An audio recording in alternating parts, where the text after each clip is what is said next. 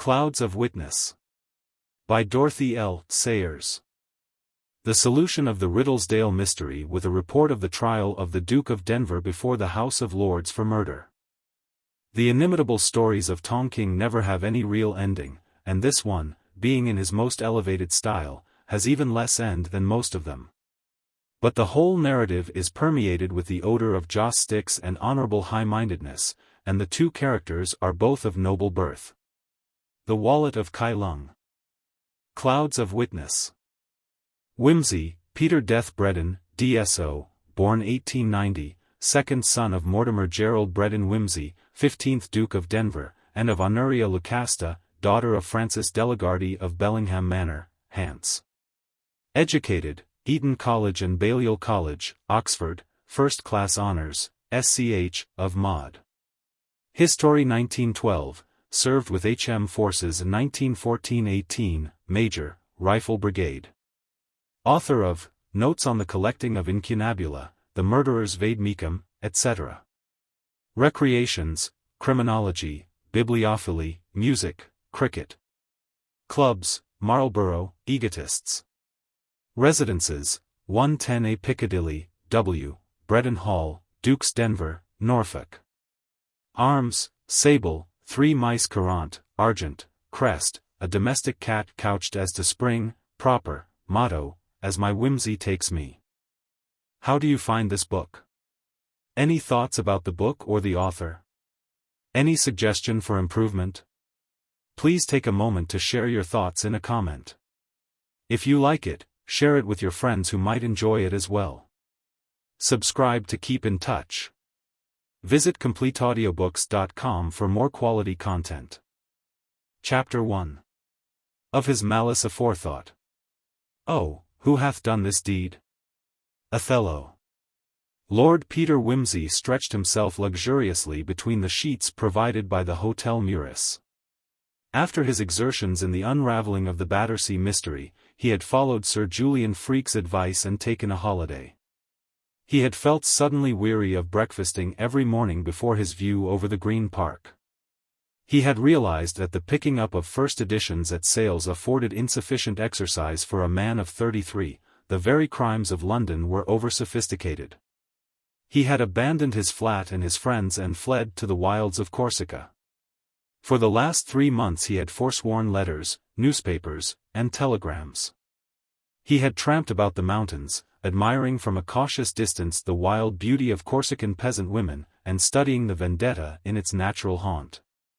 In such conditions murder seemed not only reasonable, but lovable. Bunter, his confidential man and assistant sleuth, had nobly sacrificed his civilized habits, had let his master go dirty and even unshaven, and had turned his faithful camera from the recording of fingerprints to that of craggy scenery. It had been very refreshing. Now, however, the call of the blood was upon Lord Peter.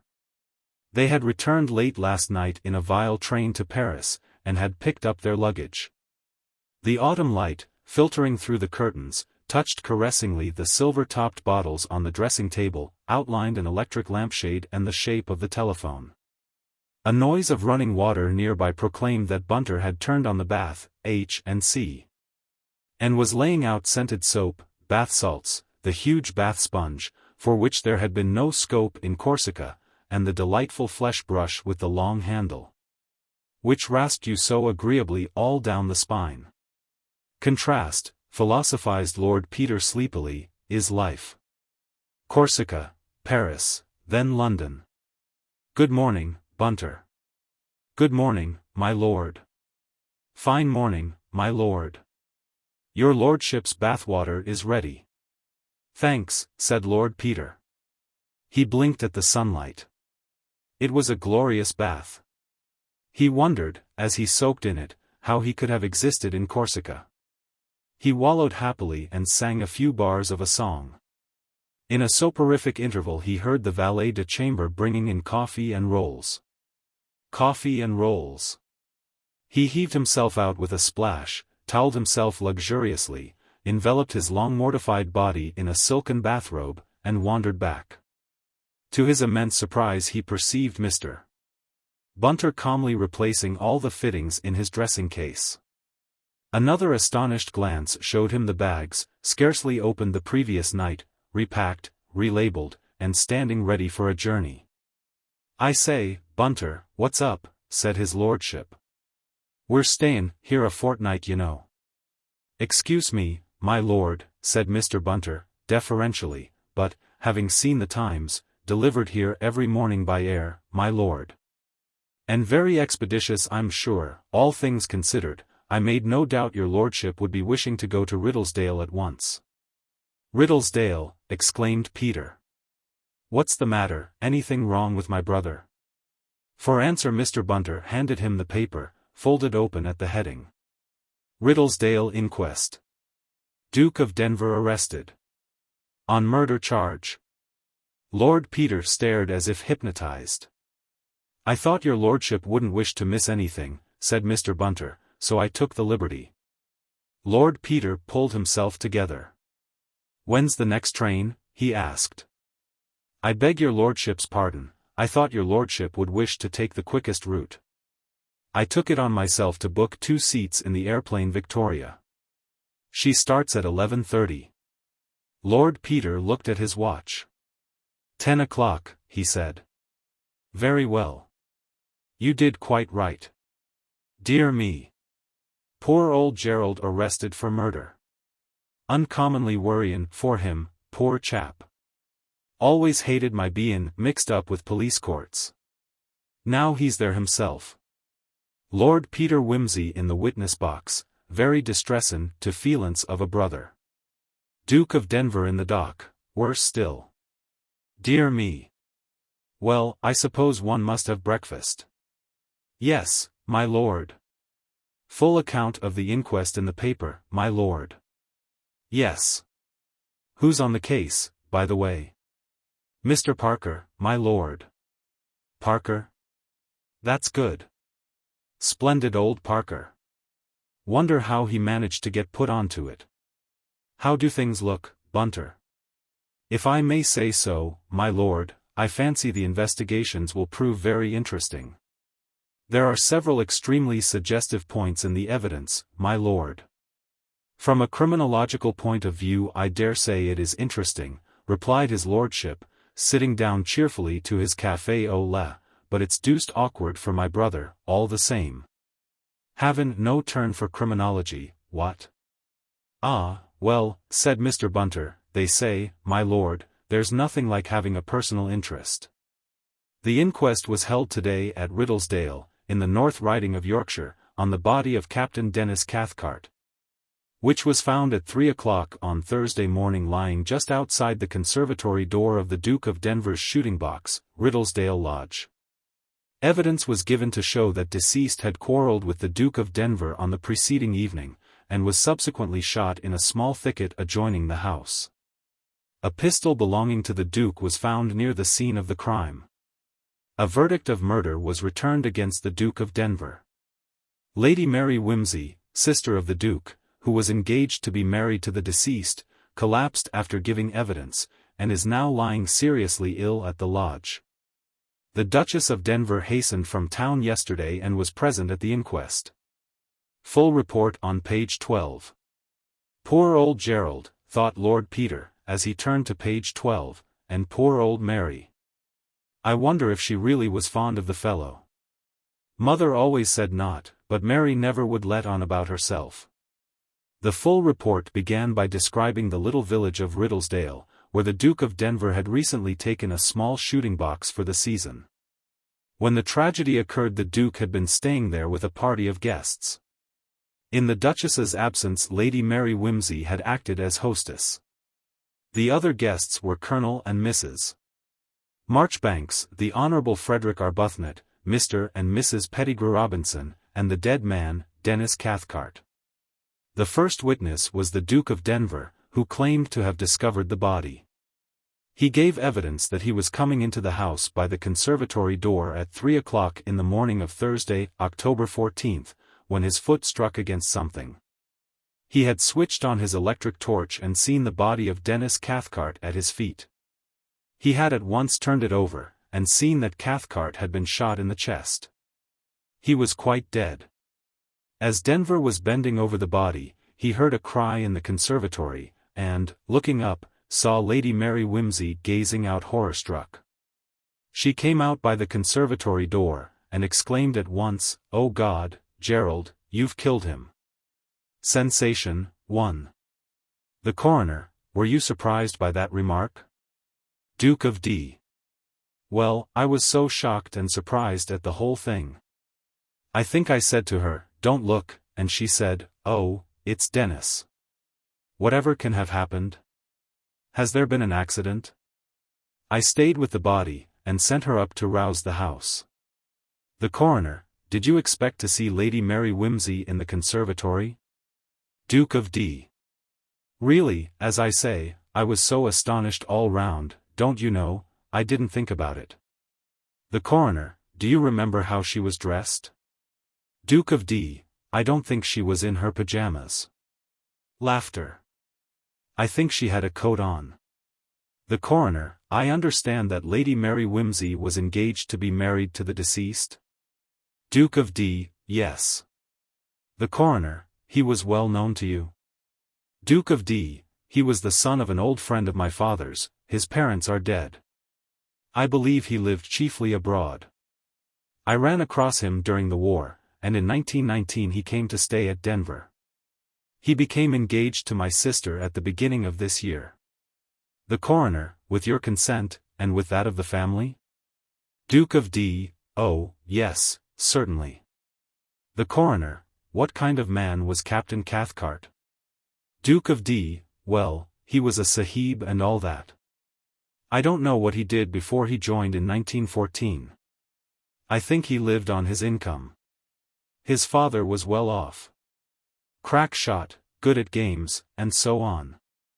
I never heard anything against him, till that evening. The coroner: what was that? Duke of D. Well, the fact is, it was deuced queer. If anybody but Tommy Freeborn had said it I should never have believed it. Sensation. The coroner: I'm afraid I must ask your grace of what exactly you had to accuse the deceased.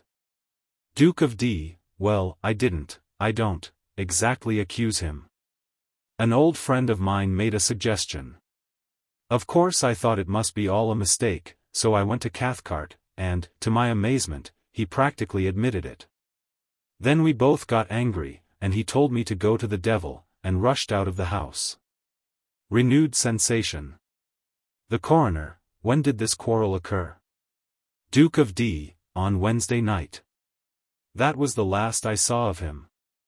Unparalleled sensation. The coroner: please, we cannot have this disturbance. Now, will your grace kindly give me, as far as you can remember it, the exact history of this quarrel? Duke of D. Well, it was like this. We'd had a long day on the moors and had dinner early, and about 9:30 we began to feel like turning in. My sister and Mrs. Pettigrew Robinson toddled on up, and we were havin' a last peg in the billiard room when Fleming, that's my man, came in with the letters.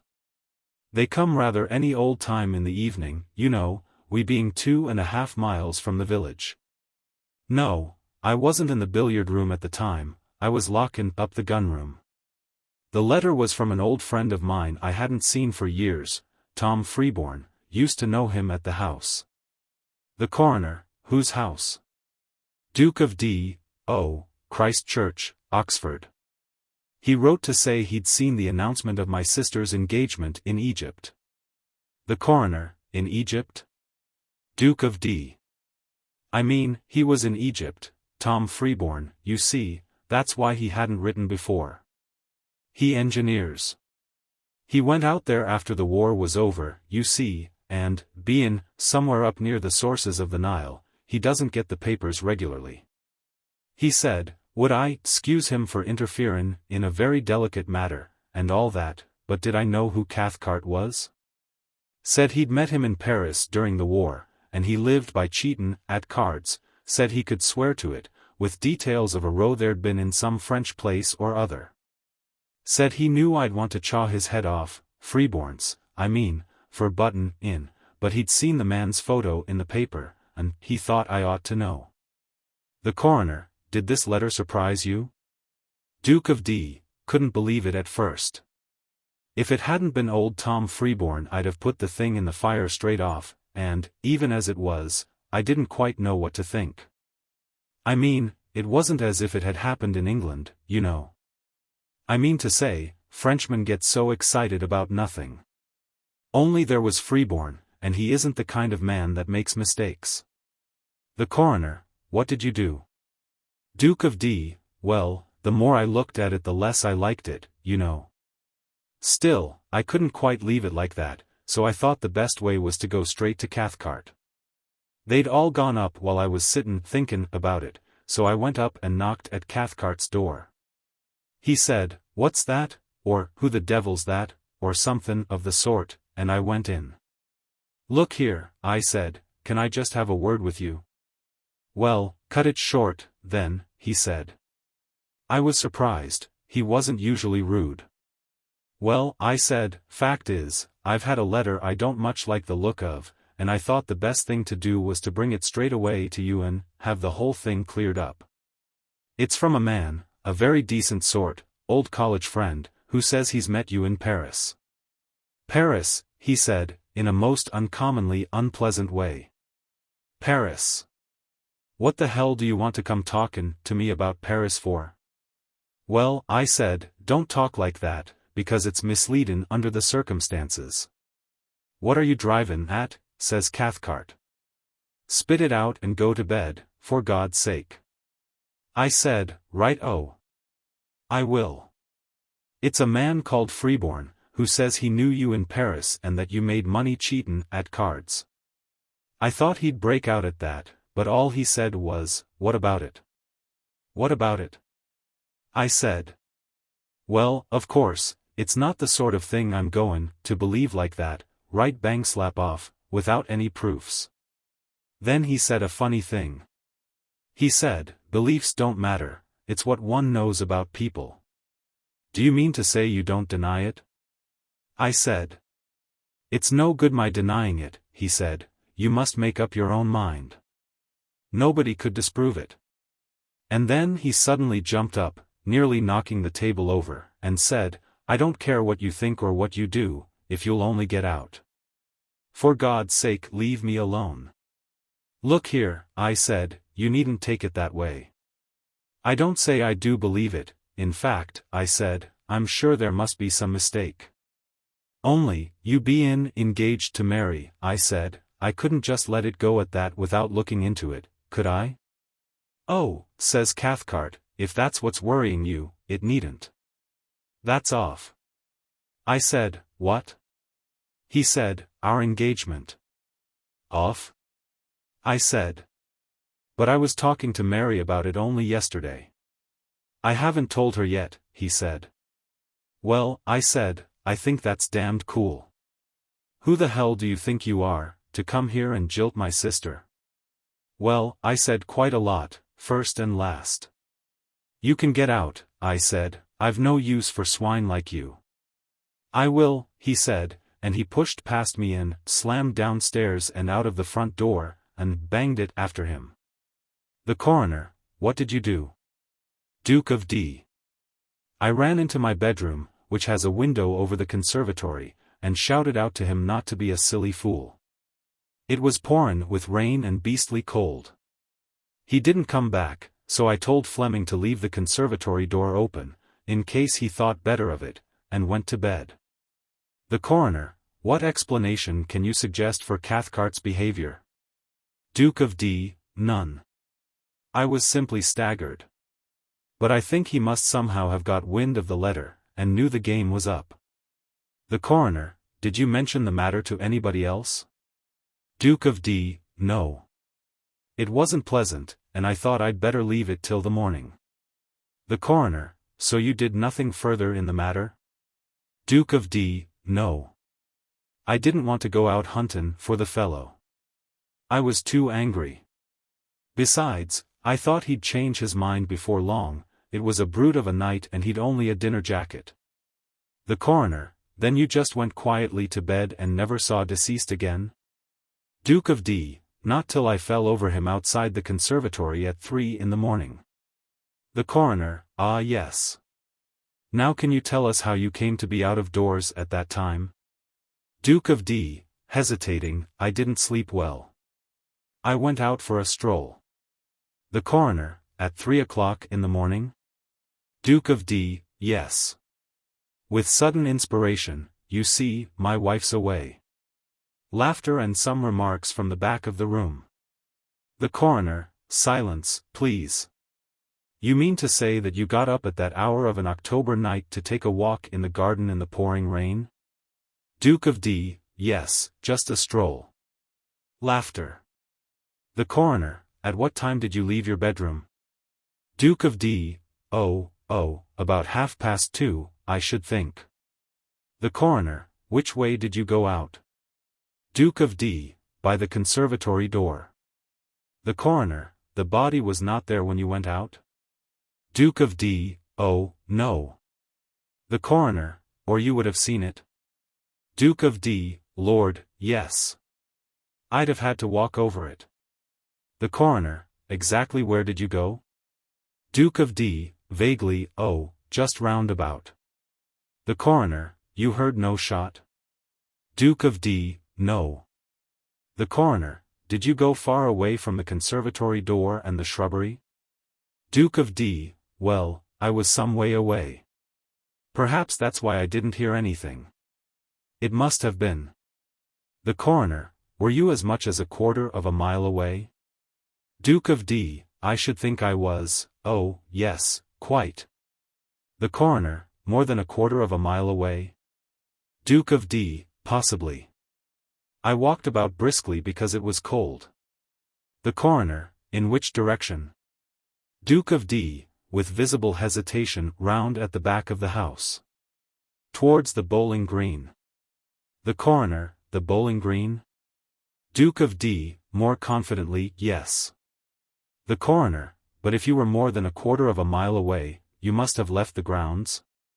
Duke of D. Yes, I think I did.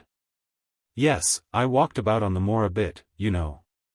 The coroner, can you show us the letter you had from Mr. Freeborn? Duke of D, certainly, if I can find it. I thought I put it in my pocket, but I couldn't find it for that Scotland Yard fellow. The coroner, can you have accidentally destroyed it? Duke of D. No, I'm sure I remember putting it. Here the witness paused in very patent confusion, and grew red. I remember now. I destroyed it. The coroner, that is unfortunate. How was that? Duke of D, I had forgotten, it has come back to me now. I'm afraid it has gone for good. The coroner, perhaps you kept the envelope? Witness shook his head. The coroner, then you can show the jury no proof of having received it? Duke of D, not unless Fleming remembers it. The coroner, yes. No doubt we can check it that way. Thank you, Your Grace. Call Lady Mary Wimsey. The noble lady, who was, until the tragic morning of October 14th, the fiancé of the deceased, aroused a murmur of sympathy on her appearance. Fair and slender, her naturally rose-pink cheeks ashy pale, she seemed overwhelmed with grief. She was dressed entirely in black, and gave her evidence in a very low tone which was at times almost inaudible. 2. After expressing his sympathy, the coroner asked, how long had you been engaged to the deceased? Witness, about 8 months. The coroner, where did you first meet him? Witness, at my sister-in-law's house in London. The coroner, when was that? Witness, I think it was June last year. The coroner, you were quite happy in your engagement? Witness, quite. The coroner, you naturally saw a good deal of Captain Cathcart. Did he tell you much about his previous life? Witness, not very much. We were not given to mutual confidences. We usually discussed subjects of common interest. The coroner, you had many such subjects? Witness, yes. The coroner, you never gathered at any time that Captain Cathcart had anything on his mind? Witness, not particularly. He had seemed a little anxious the last few days. The coroner, did he speak of his life in Paris? Witness, he spoke of theaters and amusements there. He knew Paris very well. I was staying in Paris with some friends last February, when he was there, and he took us about. That was shortly after our engagement. The coroner, did he ever speak of playing cards in Paris? Witness, I don't remember. The coroner, with regard to your marriage, had any money settlements been gone into? Witness, I don't think so. The date of the marriage was not in any way fixed. The coroner, he always appeared to have plenty of money. Witness, I suppose so, I didn't think about it. The coroner, you never heard him complain of being hard up? Witness, everybody complains of that, don't they? The coroner, was he a man of cheerful disposition? Witness, he was very moody, never the same 2 days together. The coroner, you have heard what your brother says about the deceased wishing to break off the engagement. Had you any idea of this? Witness, not the slightest. The coroner, can you think of any explanation now? Witness, absolutely none. The coroner, there had been no quarrel? Witness, no. The coroner, so far as you knew, on the Wednesday evening, you were still engaged to deceased with every prospect of being married to him shortly? Witness, yes. Yes, certainly, of course. The coroner, he was not, forgive me this very painful question, the sort of man who would have been likely to lay violent hands on himself? Witness, oh, I never thought, well, I don't know, I suppose he might have done.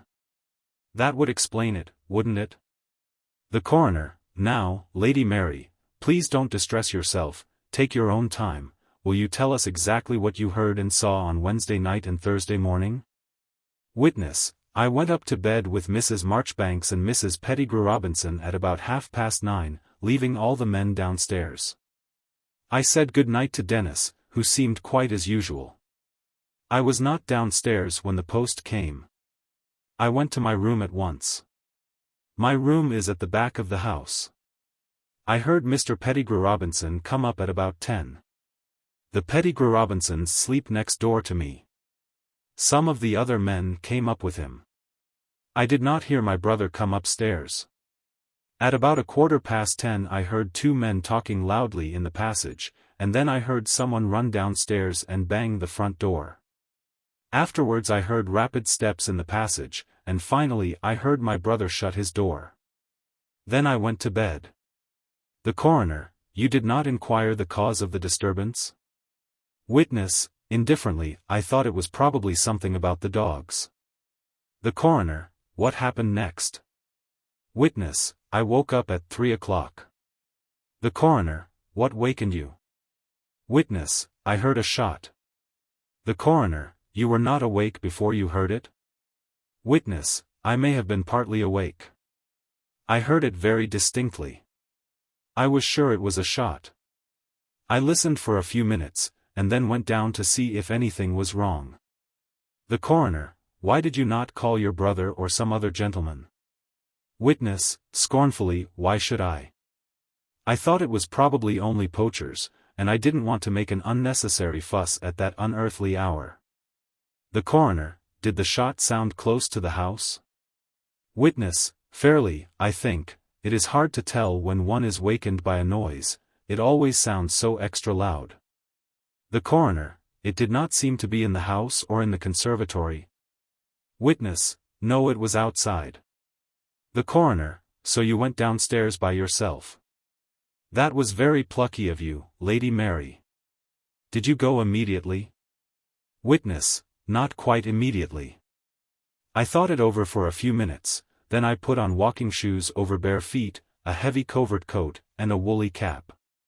It may have been 5 minutes after hearing the shot that I left my bedroom. I went downstairs and through the billiard room to the conservatory. The coroner, why did you go out that way?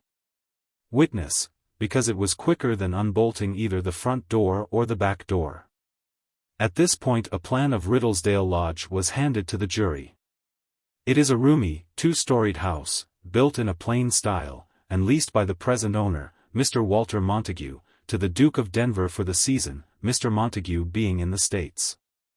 Witness, resuming, when I got to the conservatory door I saw a man outside, bending over something on the ground. When he looked up I was astonished to see my brother. The coroner, before you saw who it was, what did you expect? Witness, I hardly know, it all happened so quickly. I thought it was burglars, I think. The coroner, His Grace has told us that when you saw him you cried out, "Oh God! You've killed him." Can you tell us why you did that? Witness, very pale, I thought my brother must have come upon the burglar and fired at him in self-defense, that is, if I thought at all. The coroner, quite so. You knew that the Duke possessed a revolver? Witness, oh, yes, I think so. The coroner, what did you do next? Witness, my brother sent me up to get help. I knocked up Mr. Arbuthnot and Mr. and Mrs. Pettigrew Robinson. Then I suddenly felt very faint, and went back to my bedroom and took some sal volatile. The coroner, alone? Witness, yes, everybody was running about and calling out. I couldn't bear it, Here the witness, who up till this moment had given her evidence very collectedly, though in a low voice, collapsed suddenly, and had to be assisted from the room. The next witness called was James Fleming, the manservant. He remembered having brought the letters from Riddlesdale at 9:45 on Wednesday evening. He had taken 3 or 4 letters to the Duke in the gunroom. He could not remember at all whether one of them had had an Egyptian stamp. He did not collect stamps, his hobby was autographs. The Honourable Frederick Arbuthnot then gave evidence. He had gone up to bed with the rest at a little before 10. He had heard Denver come up by himself some time later, couldn't say how much later, he was brushing his teeth at the time. Laughter. Had certainly heard loud voices and a row going on next door and in the passage. Had heard somebody go for the stairs hell for leather. Had stuck his head out and seen Denver in the passage. Had said, "Hello, Denver, what's the row?" The Duke's reply had been inaudible. Denver had bolted into his bedroom and shouted out of the window, "Don't be an ass, man." He had seemed very angry indeed, but the Honourable Freddie attached no importance to that. One was always getting across Denver, but it never came to anything. More dust than kick in his opinion. Hadn't known Cathcart long, always found him all right. No, he didn't like Cathcart, but he was all right, you know, nothing wrong about him that he knew of. Good Lord, no, he'd never heard it suggested he cheated at cards. Well, no, of course, he didn't go about looking out for people cheating at cards, it wasn't a thing one expected. He'd been had that way in a club at Monte once, he'd had no hand in bringing it to light, hadn't noticed anything till the fun began. Had not noticed anything particular in Cathcart's manner to Lady Mary, or hers to him. Didn't suppose he ever would notice anything, did not consider himself an observing sort of man. Was not interfering by nature, had thought Wednesday evening's dust-up none of his business.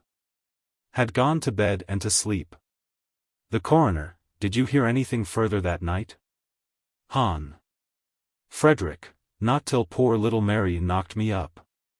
Then I toddled down and found Denver in the conservatory, bathing Cathcart's head. We thought we ought to clean the gravel and mud off his face, you know. The coroner, you heard no shot? Honourable Frederick, not a sound. But I sleep pretty heavily. Colonel and Mrs. Marchbanks slept in the room over what was called the study, more a sort of smoking room really. They both gave the same account of a conversation which they had had at 11:30. Mrs. Marchbanks had sat up to write some letters after the Colonel was in bed. They had heard voices and someone running about, but had paid no attention. It was not unusual for members of the party to shout and run about. At last the Colonel had said, "Come to bed, my dear, it's 11:30, and we're making an early start tomorrow. You won't be fit for anything."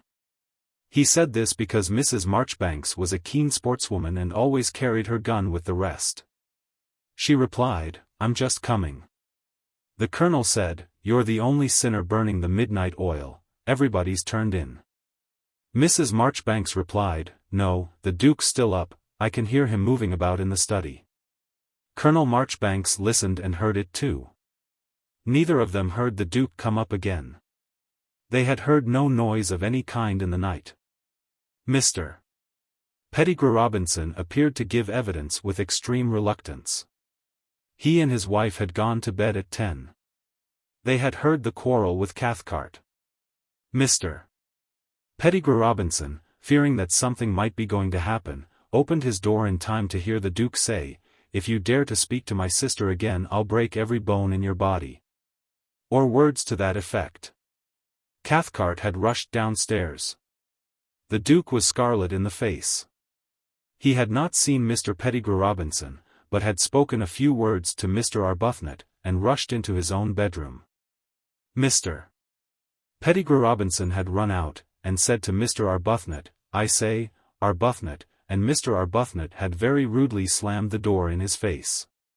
He had then gone to the Duke's door and said, "I say, Denver." The Duke had come out, pushing past him, without even noticing him, and gone to the head of the stairs. He had heard him tell Fleming to leave the conservatory door open, as Mr. Cathcart had gone out. The Duke had then returned. Mr. Pettigrew Robinson had tried to catch him as he passed, and had said again, "I say, Denver, what's up?" The Duke had said nothing, and had shut his bedroom door with great decision. Later on, however, at 11:30 to be precise, Mr. Pettigrew Robinson had heard the Duke's door open and stealthy feet moving about the passage. He could not hear whether they had gone downstairs. The bathroom and lavatory were at his end of the passage, and, if anybody had entered either of them, he thought he should have heard. He had not heard the footsteps return. He had heard his traveling clock strike 12 before falling asleep. There was no mistaking the Duke's bedroom door, as the hinge creaked in a peculiar manner. Mrs. Pettigrew Robinson confirmed her husband's evidence. She had fallen asleep before midnight, and had slept heavily. She was a heavy sleeper at the beginning of the night, but slept lightly in the early morning. She had been annoyed by all the disturbance in the house that evening, as it had prevented her from getting off. In fact, she had dropped off about 10:30, and Mr. Pettigrew Robinson had had to wake her an hour after to tell her about the footsteps. What with one thing and another, she only got a couple of hours good sleep. She woke up again at 2, and remained broad awake till the alarm was given by Lady Mary. She could swear positively that she heard no shot in the night. Her window was next to Lady Mary's, on the opposite side from the conservatory. She had always been accustomed from a child to sleep with her window open. In reply to a question from the coroner, Mrs. Pettigrew Robinson said she had never felt there was a real, true affection between Lady Mary Wimsey and deceased. They seemed very offhand, but that sort of thing was the fashion nowadays. She had never heard of any disagreement. Miss Lydia Cathcart, who had been hurriedly summoned from town, then gave evidence about the deceased man. She told the coroner that she was the captain's aunt and his only surviving relative. She had seen very little of him since he came into possession of his father's money. He had always lived with his own friends in Paris, and they were such as she could not approve of. "My brother and I never got on very well," said Miss Cathcart, "and he had my nephew educated abroad till he was 18. I fear Denis's notions were always quite French. After my brother's death Denis went to Cambridge, by his father's desire. I was left executrix of the will, and guardian till Denis came of age.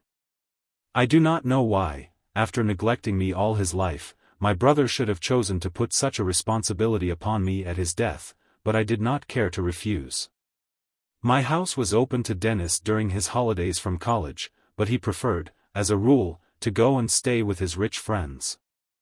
I cannot now recall any of their names. When Denis was 21 he came into £10,000 a year. I believe it was in some kind of foreign property. I inherited a certain amount under the will as executrix, but I converted it all, at once, into good, sound, British securities. I cannot say what Denis did with his. It would not surprise me at all to hear that he had been cheating at cards. I have heard that the persons he consorted with in Paris were most undesirable. I never met any of them. I have never been in France. John Hardraw, the gamekeeper, was next called. He and his wife inhabit a small cottage just inside the gate of Riddlesdale Lodge. The grounds, which measure 20 acres or so, are surrounded at this point by a strong paling. The gate is locked at night. Hardraw stated that he had heard a shot fired at about 10 minutes to 12 on Wednesday night, close to the cottage, as it seemed to him. Behind the cottage are 10 acres of preserved plantation. He supposed that there were poachers about, they occasionally came in after hares. He went out with his gun in that direction, but saw nobody. He returned home at 1 o'clock by his watch. The coroner: Did you fire your gun at any time? Witness: No. The coroner: You did not go out again? Witness: I did not. The coroner: Nor hear any other shots? Witness: Only that one. But I fell asleep after I got back, and was wakened up by the chauffeur going out for the doctor. That would be at about 3:15. The coroner: Is it not unusual for poachers to shoot so very near the cottage? Witness: Yes, rather. If poachers do come, it is usually on the other side of the preserve, towards the moor. Dar. Thorpe gave evidence of having been called to see deceased. He lived in Stapley, nearly 14 miles from Riddlesdale. There was no medical man in Riddlesdale. The chauffeur had knocked him up at 3:45 a.m., and he had dressed quickly and come with him at once. They were at Riddlesdale Lodge at 4:30. Deceased, when he saw him, he judged to have been dead 3 or 4 hours. The lungs had been pierced by a bullet, and death had resulted from loss of blood, and suffocation. Death would not have resulted immediately, deceased might have lingered some time. He had made a post-mortem investigation, and found that the bullet had been deflected from a rib. There was nothing to show whether the wound had been self-inflicted or fired from another hand, at close quarters. There were no other marks of violence. Inspector Crakes from Stapley had been brought back in the car with Dr. Thorpe.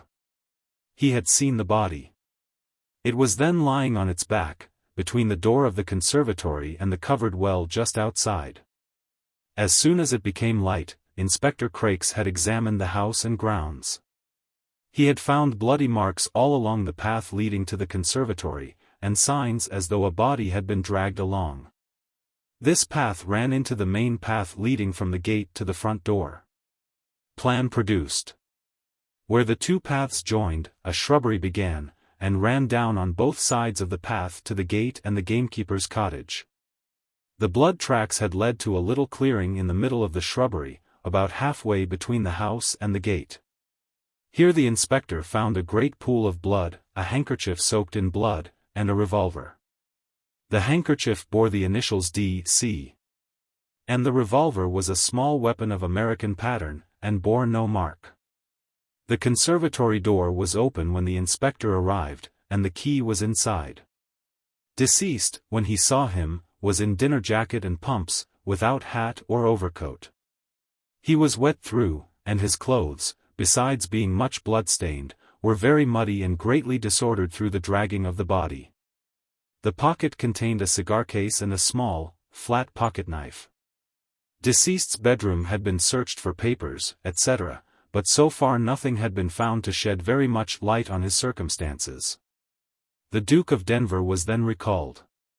The coroner: Should like to ask your grace whether you ever saw deceased in possession of a revolver? Duke of D: Not since the war.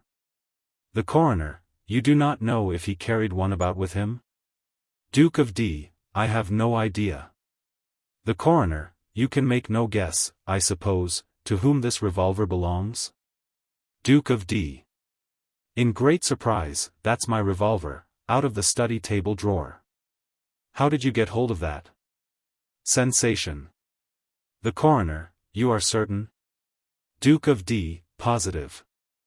I saw it there only the other day, when I was hunting out some photos of Mary for Cathcart, and I remember saying then that it was getting rusty lying about. There's the speck of rust. The coroner, did you keep it loaded?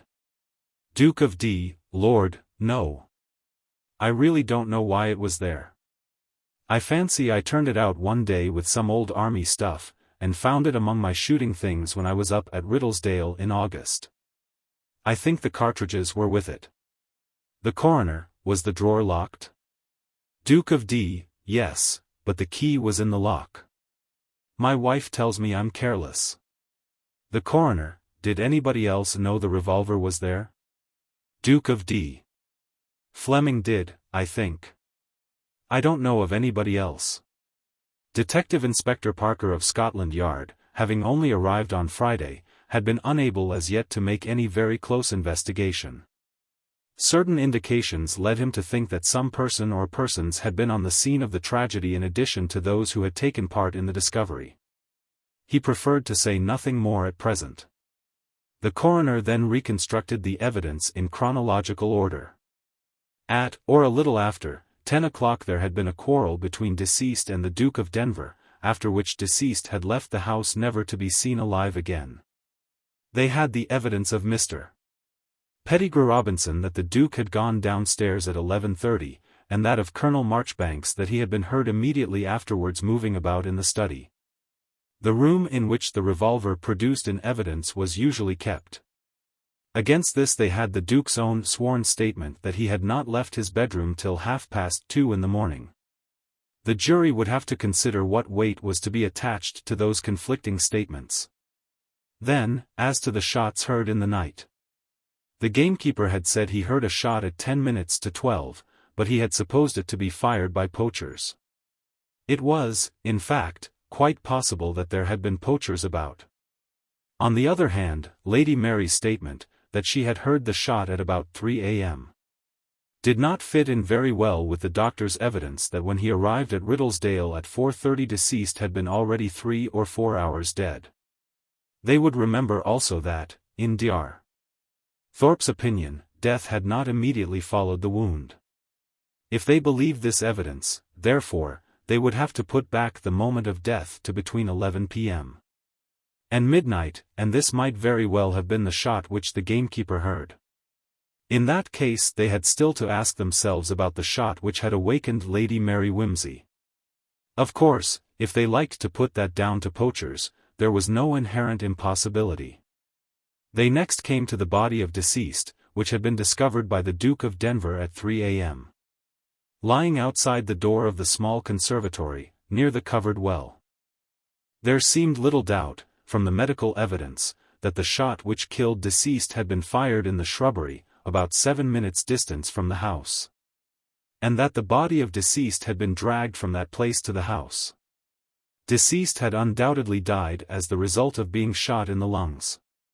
The jury would have to decide whether that shot was fired by his own hand or by the hand of another.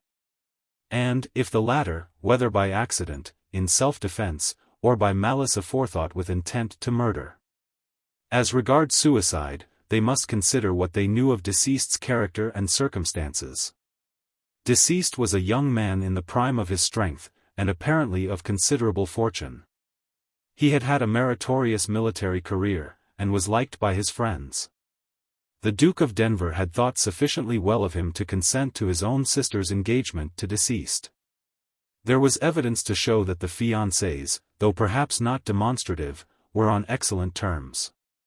The Duke affirmed that on the Wednesday night deceased had announced his intention of breaking off the engagement.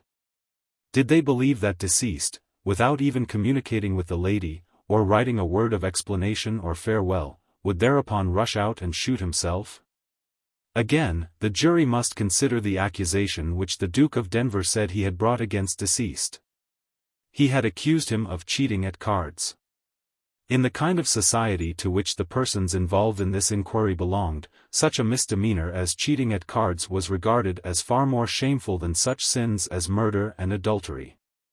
Possibly the mere suggestion of such a thing, whether well-founded or not, might well cause a gentleman of sensitive honor to make away with himself.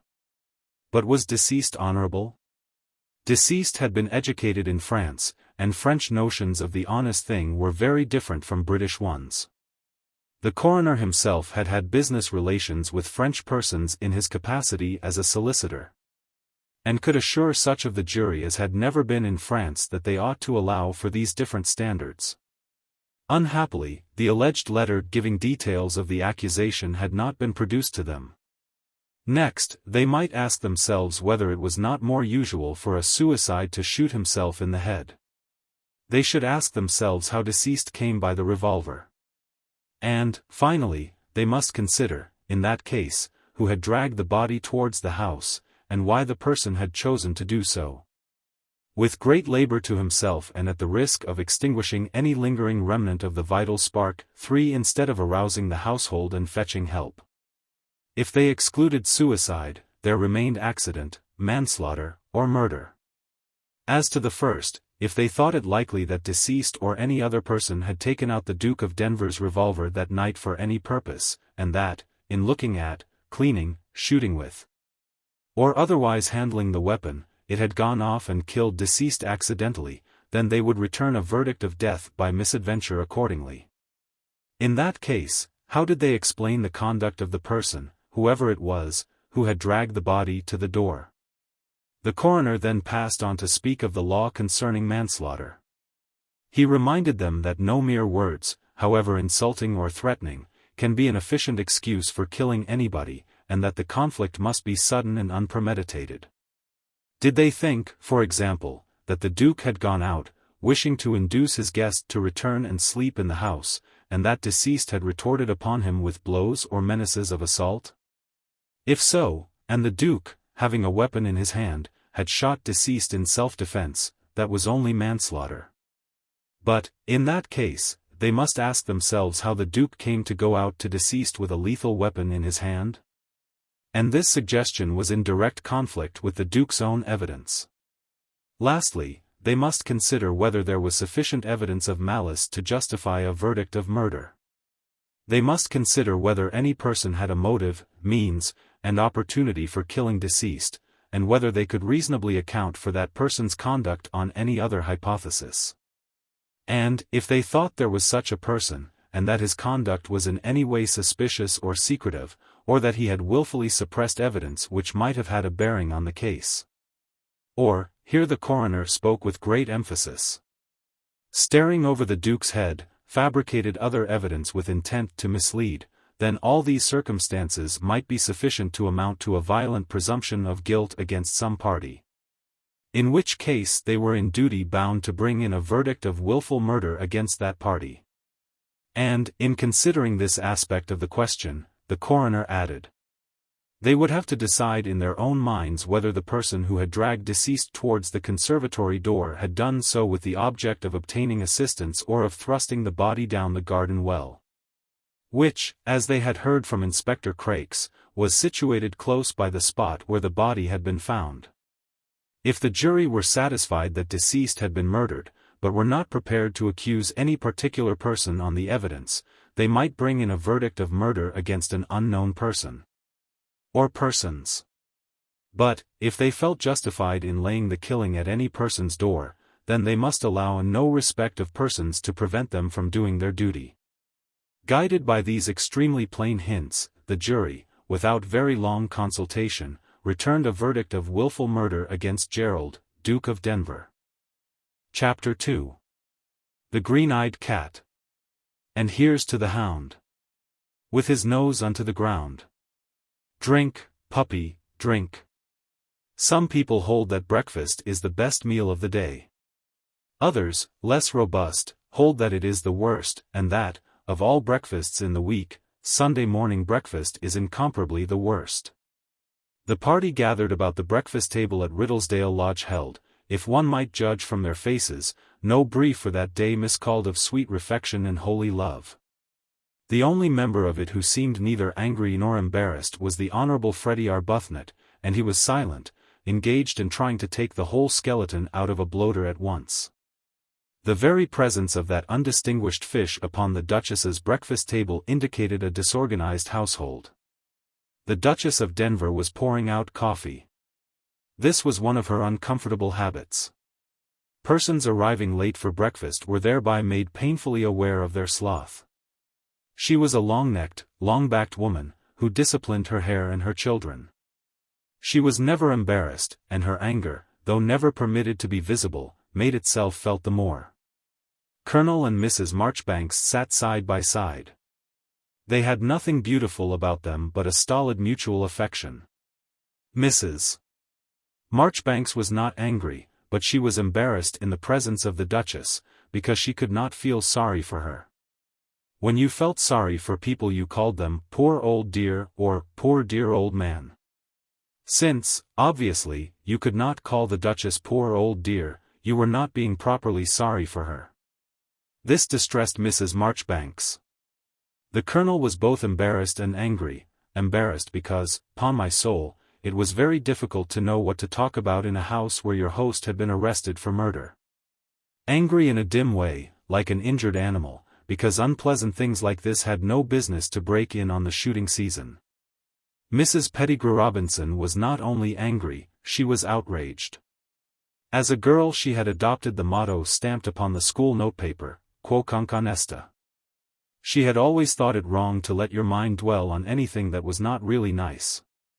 In middle life she still made a point of ignoring those newspaper paragraphs which bore such headlines as, "Assault upon a schoolteacher at Cricklewood, Death in a Pint of Stout, £75 for a Kiss." Or, she called him Hubbykins. She said she could not see what good it did you to know about such things. She regretted having consented to visit Riddlesdale Lodge in the absence of the Duchess. She had never liked Lady Mary, she considered her a very objectionable specimen of the modern independent young woman. Besides, there had been that very undignified incident connected with a Bolshevist while Lady Mary was nursing in London during the war. Nor had Mrs. Pettigrew Robinson at all cared for Captain Denis Cathcart. She did not like a young man to be handsome in that obvious kind of way. But, of course, since Mr. Pettigrew Robinson had wanted to come to Riddlesdale, it was her place to be with him. She was not to blame for the unfortunate result. Mr.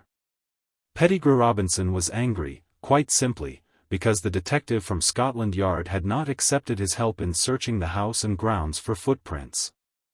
As an older man of some experience in these matters, Mr. Pettigrew Robinson was a county magistrate. He had gone out of his way to place himself at the man's disposal. Not only had the man been short with him, but he had rudely ordered him out of the conservatory, where he, Mr.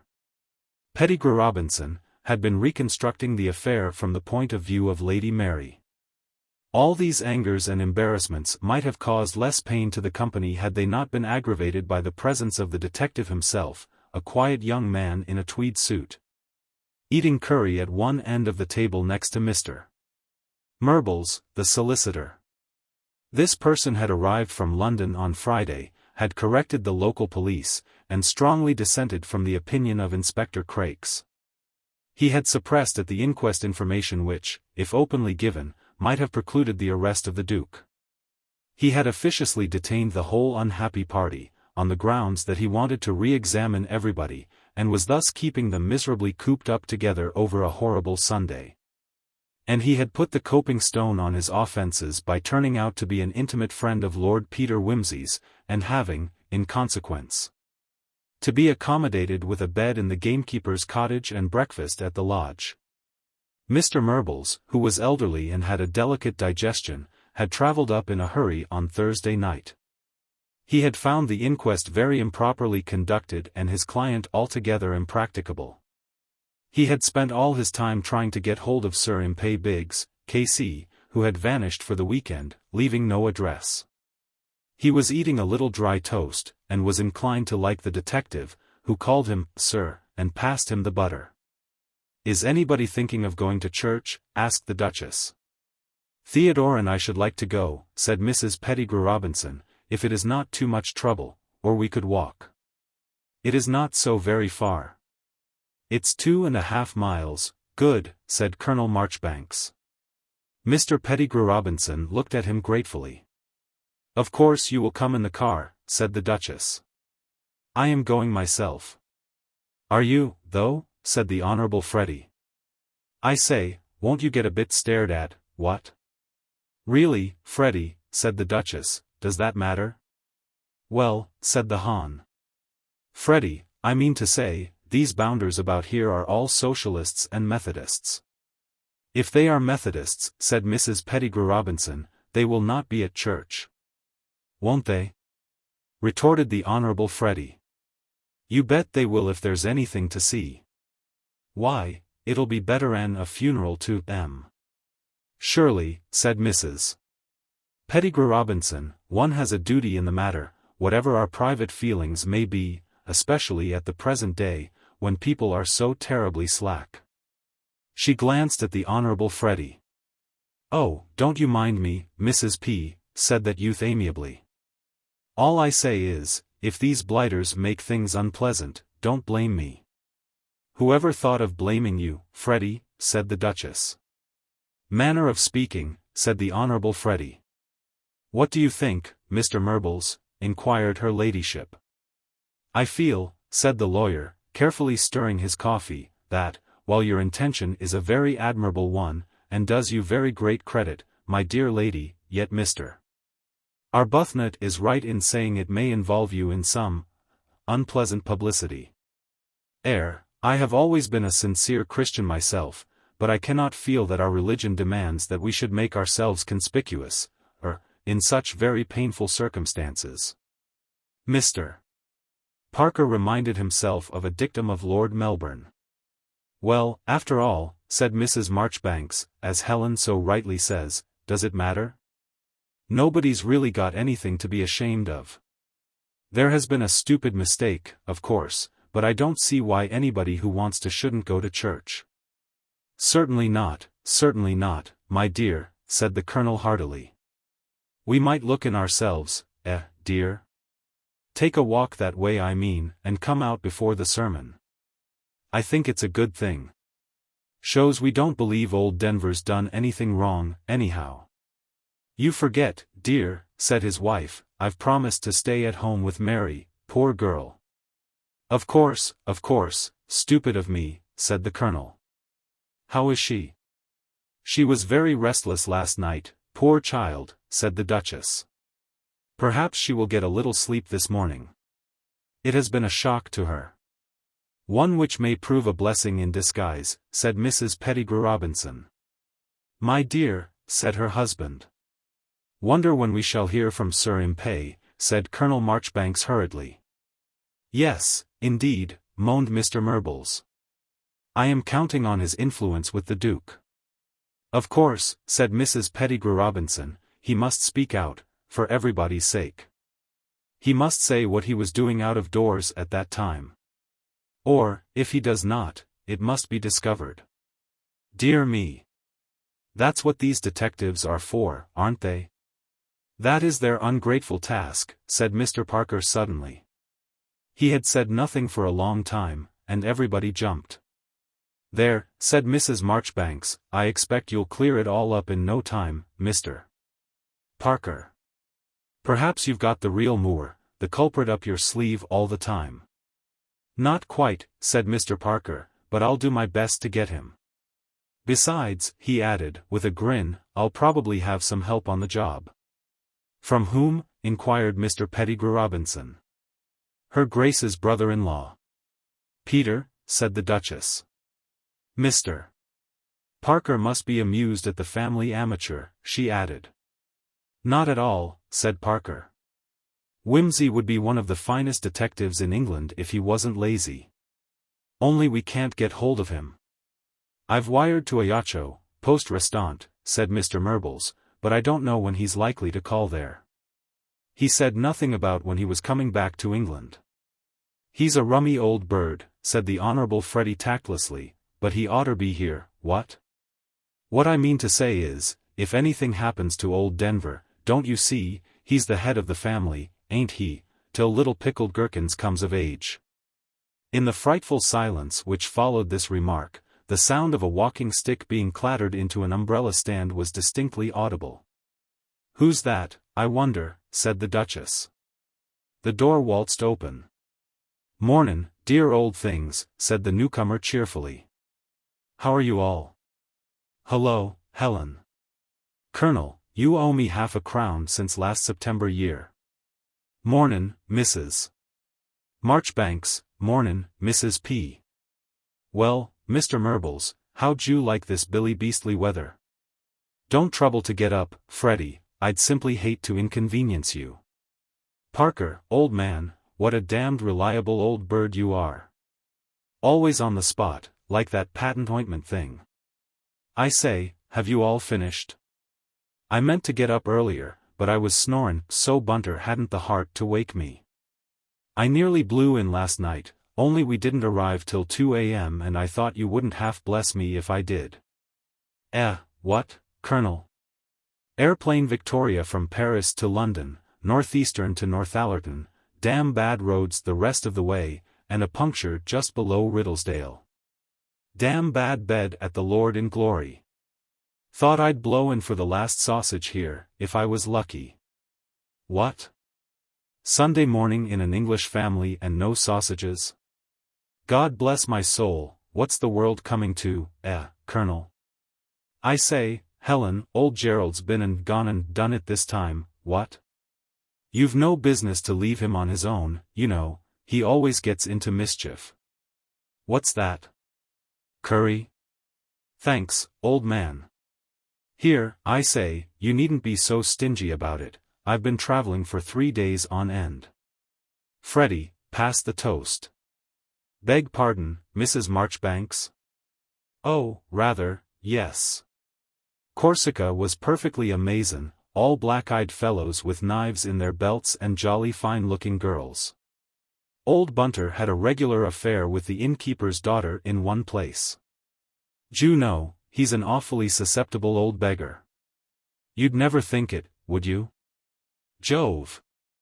I am hungry. I say, Helen, I meant to get you some fetchin' crepe de chine undies from Paris, but I saw that old Parker was gettin' ahead of me over the bloodstains, so we packed up our things and buzzed off." Mrs. Pettigrew Robinson rose. "Theodore," she said, "I think we ought to be getting ready for church." "I will order the car," said the Duchess. "Peter, of course I'm exceedingly glad to see you. Your leaving no address was most inconvenient. Ring for anything you want. It is a pity you didn't arrive in time to see Gerald." "Oh, that's all right," said Lord Peter cheerfully. "I'll look him up in quat. You know, it's rather a good idea to keep one's crimes in the family, one has so many more facilities. I'm sorry for poor old Polly, though. How is she?" "She must not be disturbed today," said the Duchess with decision. "Not a bit of it," said Lord Peter, "she'll keep. Today Parker and I hold high revel. Today he shows me all the bloody footprints. It's all right, Helen, that's not swearin', that's an adjective of quality. I hope they aren't all washed away, are they, old thing?" "No," said Parker, "I've got most of them under flowerpots." "Then pass the bread and squish," said Lord Peter, "and tell me all about it."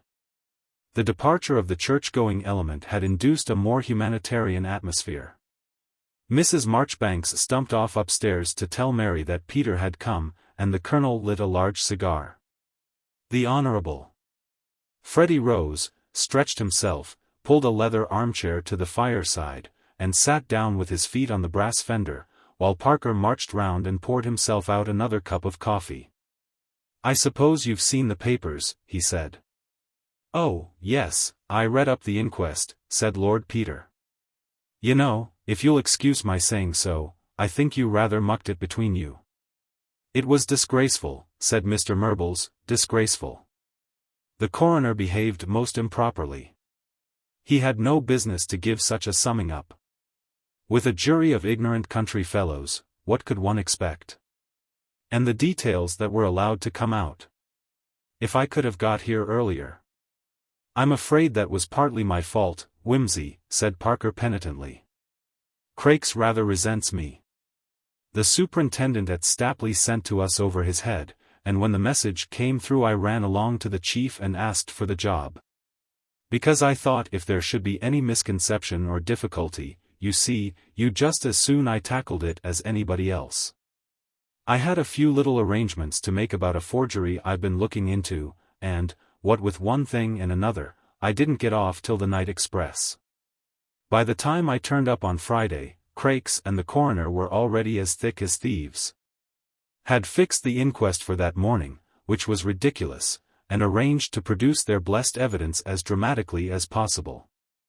I only had time to skim over the ground, disfigured, I'm sorry to say, by the Prince of Crakes and his local ruffians, and really had nothing for the jury. Cheer up, said Wimsey. I'm not blaming you. Besides, it all lends excitement to the chase.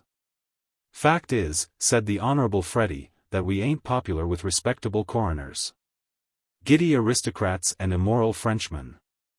I say, Peter, sorry you've missed Miss Lydia Cathcart. You'd have loved her. She's gone back to Golders Green and taken the body with her. Oh, well, said Wimsey. I don't suppose there was anything abstruse about the body. No, said Parker, the medical evidence was all right as far as it went. He was shot through the lungs, and that's all. Though, mind you, said the Honorable Freddie, he didn't shoot himself. I didn't say anything, not wishin' to upset old Denver's story, but, you know, all that stuff about his bein' so upset and go to blazes in his manner was all my whiskers. How do you know? Said Peter. Why, my dear man, Cathcart and I toddled up to bed together. I was rather fed up, havin' dropped a lot on some shares, besides missin' everything I shot at in the mornin', and lost a bet I made with the Colonel about the number of toes on the kitchen cat. And I said to Cathcart it was a hell of a damn fool world, or words to that effect. Not a bit of it, he said, it's a damn good world. I'm goin' to ask Mary for a date tomorrow, and then we'll go and live in Paris, where they understand sex. I said somethin' or other vague, and he went off whistlin'. Parker looked grave. Colonel Marchbanks cleared his throat. Well, well, he said, there's no accounting for a man like Cathcart, no accounting at all. Brought up in France, you know. Not at all like a straightforward Englishman. Always up and down, up and down. Very sad, poor fellow. Well, well, Peter, hope you and Mr. Parker will find out something about it. We mustn't have poor old Denver cooped up in jail like this, you know. Awfully unpleasant for him, poor chap, and with the birds so good this year. Well, I expect you'll be making a tour of inspection, Mr. Parker? What do you say to shoving the balls about a bit, Freddie? Right you are, said the Honorable Freddie. You'll have to give me 100, though, Colonel. Nonsense, nonsense, said that veteran, in high good humor, you play an excellent game. Mr. Murbles having withdrawn, Wimsey and Parker faced each other over the remains of the breakfast. Peter, said the detective, I don't know if I've done the right thing by coming. If you feel. Look here, old man, said his friend earnestly, let's cut out the considerations of delicacy. We're goin' to work this case like any other. If anything unpleasant turns up, I'd rather you saw it than anybody else. It's an uncommonly pretty little case, on its merits, and I'm goin' to put some damn good work into it. If you're sure it's all right. My dear man, if you hadn't been here I'd have sent for you. Now let's get to business. Of course, I'm set off with the assumption that old Gerald didn't do it. I'm sure he didn't, agreed Parker. No, no, said Wimsey, that isn't your line. Nothing rash about you, nothing trustful. You are expected to throw cold water on my hopes and doubt all my conclusions. Right-ho, said Parker. Where would you like to begin? Peter considered. I think we'll start from Cathcart's bedroom, he said. His bedroom was of moderate size, with a single window overlooking the front door. The bed was on the right-hand side, the dressing table before the window. On the left was the fireplace, with an armchair before it, and a small writing table. "Everything's as it was," said Parker. "Crakes had that much sense." "Yes," said Lord Peter. "Very well. Gerald says that when he charged Cathcart with bein' a scamp, Cathcart jumped up, nearly knockin' the table over. That's the writin' table, then, so Cathcart was sittin' in the armchair." "Yes, he was," and he pushed it back violently and rumpled up the carpet. "See? So far, so good. Now what was he doin' there?" "He wasn't readin', because there's no book about, and we know that he rushed straight out of the room and never came back." "Very good. Was he writin'?" "No. Virgin sheet of blottin' paper." "He might have been writing in pencil," suggested Parker. "That's true, old Killjoy, so he might." "Well, if he was, he shoved the paper into his pocket when Gerald came in, because it isn't here, but he didn't, because it wasn't found on his body, so he wasn't writing." "Unless he threw the paper away somewhere else," said Parker. "I haven't been all over the grounds, you know, and at the smallest computation, if we accept the shot heard by Hardraw at 11:50 as the shot, there's an hour and a half unaccounted for." "Very well. Let's say there is nothing to show he was writing. Will that do?" "Well, then." Lord Peter drew out a lens and scrutinized the surface of the armchair carefully before sitting down in it. "Nothing helpful there," he said. "To proceed, Cathcart sat where I am sitting. He wasn't writing, you're sure this room hasn't been touched?" "Certain." "Then he wasn't smoking." "Why not?" "He might have chucked the stub of a cigar or cigarette into the fire when Denver came in." "Not a cigarette," said Peter, "or we should find traces somewhere, on the floor or in the grate. That light ash blows about so." "But a cigar, well, he might have smoked a cigar without leaving a sign, I suppose. But I hope he didn't." "Why?" "Because, old son, I'd rather Gerald's account had some element of truth in it. A nervy man doesn't sit down to the delicate enjoyment of a cigar before bed, and cherish the ash with such scrupulous care. On the other hand, if Freddy's right, and Cathcart was feelin' unusually sleek and pleased with life, that's just the sort of thing he would do." "Do you think Mr. Arbuthnot would have invented all that, as a matter of fact?" said Parker thoughtfully. "He doesn't strike me that way. He'd have to be imaginative and spiteful to make it up, and I really don't think he's either." "I know," said Lord Peter. "I've known old Freddy all my life, and he wouldn't hurt a fly. Besides, he simply hasn't the wits to make up any sort of a story.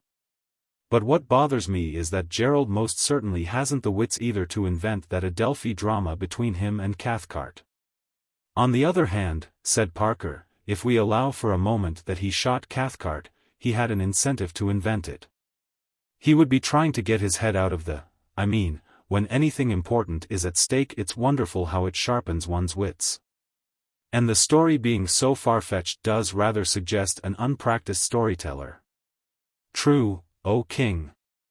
Well, you've sat on all my discoveries so far." "Never mind. My head is bloody but unbowed. Cathcart was sitting here." "So your brother said." "Curse you, I say he was, at least, somebody was. He's left the impression of his sit-me-down-upon on the cushion." "That might have been earlier in the day." "Rot. They were out all day. You needn't overdo this Sadducee attitude, Charles.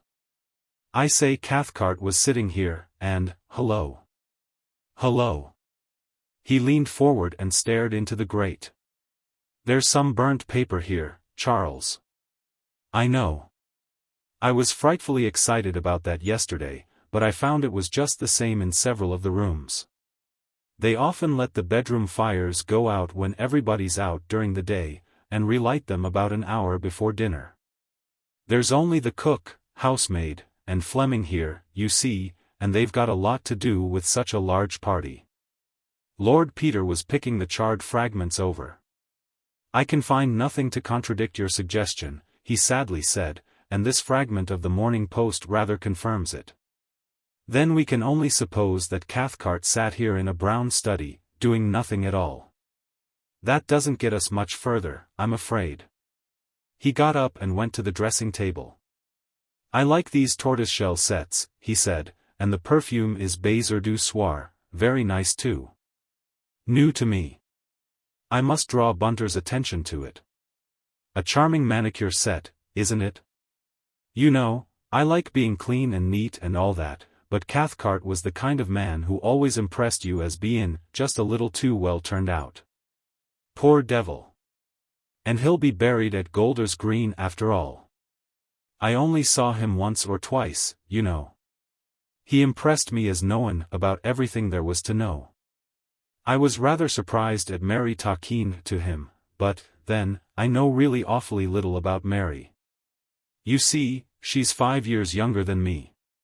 When the war broke out she'd just left school and gone to a place in Paris, and I joined up, and she came back and did nursing and social work, so I only saw her occasionally. At that time she was rather taken up with new schemes for puttin' the world to rights and hadn't a lot to say to me. And she got hold of some pacifist fellow who was a bit of a stoomer, I fancy. Then I was ill, you know, and then I got the chuck from Barbara and didn't feel much like both Aaron about other people's heart-to-hearts. And then I got mixed up in the Attenbury diamond case, and the result is I know uncommonly little about my own sister. But it looks as though her taste in men had altered. I know my mother said Cathcart had charm, that means he was attractive to women, I suppose. No man can see what makes that in another man, but mother is usually right. What's become of this fellow's papers? He left very little here, replied Parker.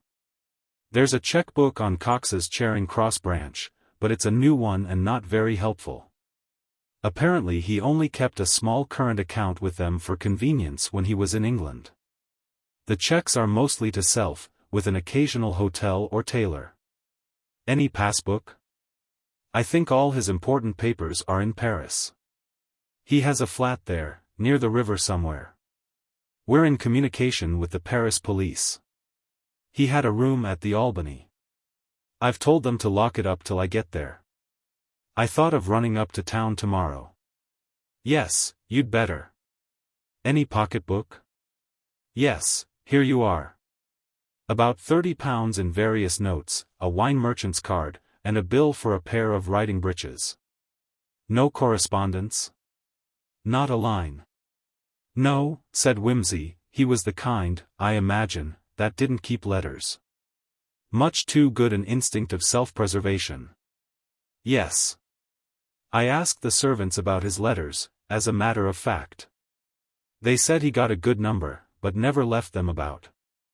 They couldn't tell me much about the ones he wrote, because all the outgoing letters are dropped into the postbag, which is carried down to the post office as it is and opened there. Or handed over to the postman when, or if, he calls. The general impression was that he didn't write much. The housemaid said she never found anything to speak of in the wastepaper basket. Well, that's uncommonly helpful. Wait a moment. Here's his fountain pen. Very handsome, Onoto with complete gold casing. Dear me. Entirely empty. Well, I don't know that one can deduce anything from that, exactly. I don't see any pencil about, by the way. I'm inclined to think you're wrong in supposing that he was writing letters. I didn't suppose anything, said Parker mildly. I dare say you're right. Lord Peter left the dressing table, looked through the contents of the wardrobe, and turned over the 2 or 3 books on the pedestal beside the bed. La Rotisserie de la Reine Padoc, L'Anneau d'Amethyste, South Wind, Our Young Friend Works Out Very True to Type, Chronique d'un Cadet de Coutres, Tut Tut, Charles, Manon Lescott. Is there anything else in this room I ought to look at? I don't think so. Where'd you like to go now? We'll follow them down. Wait a jiff. Who are in the other rooms? Oh, yes.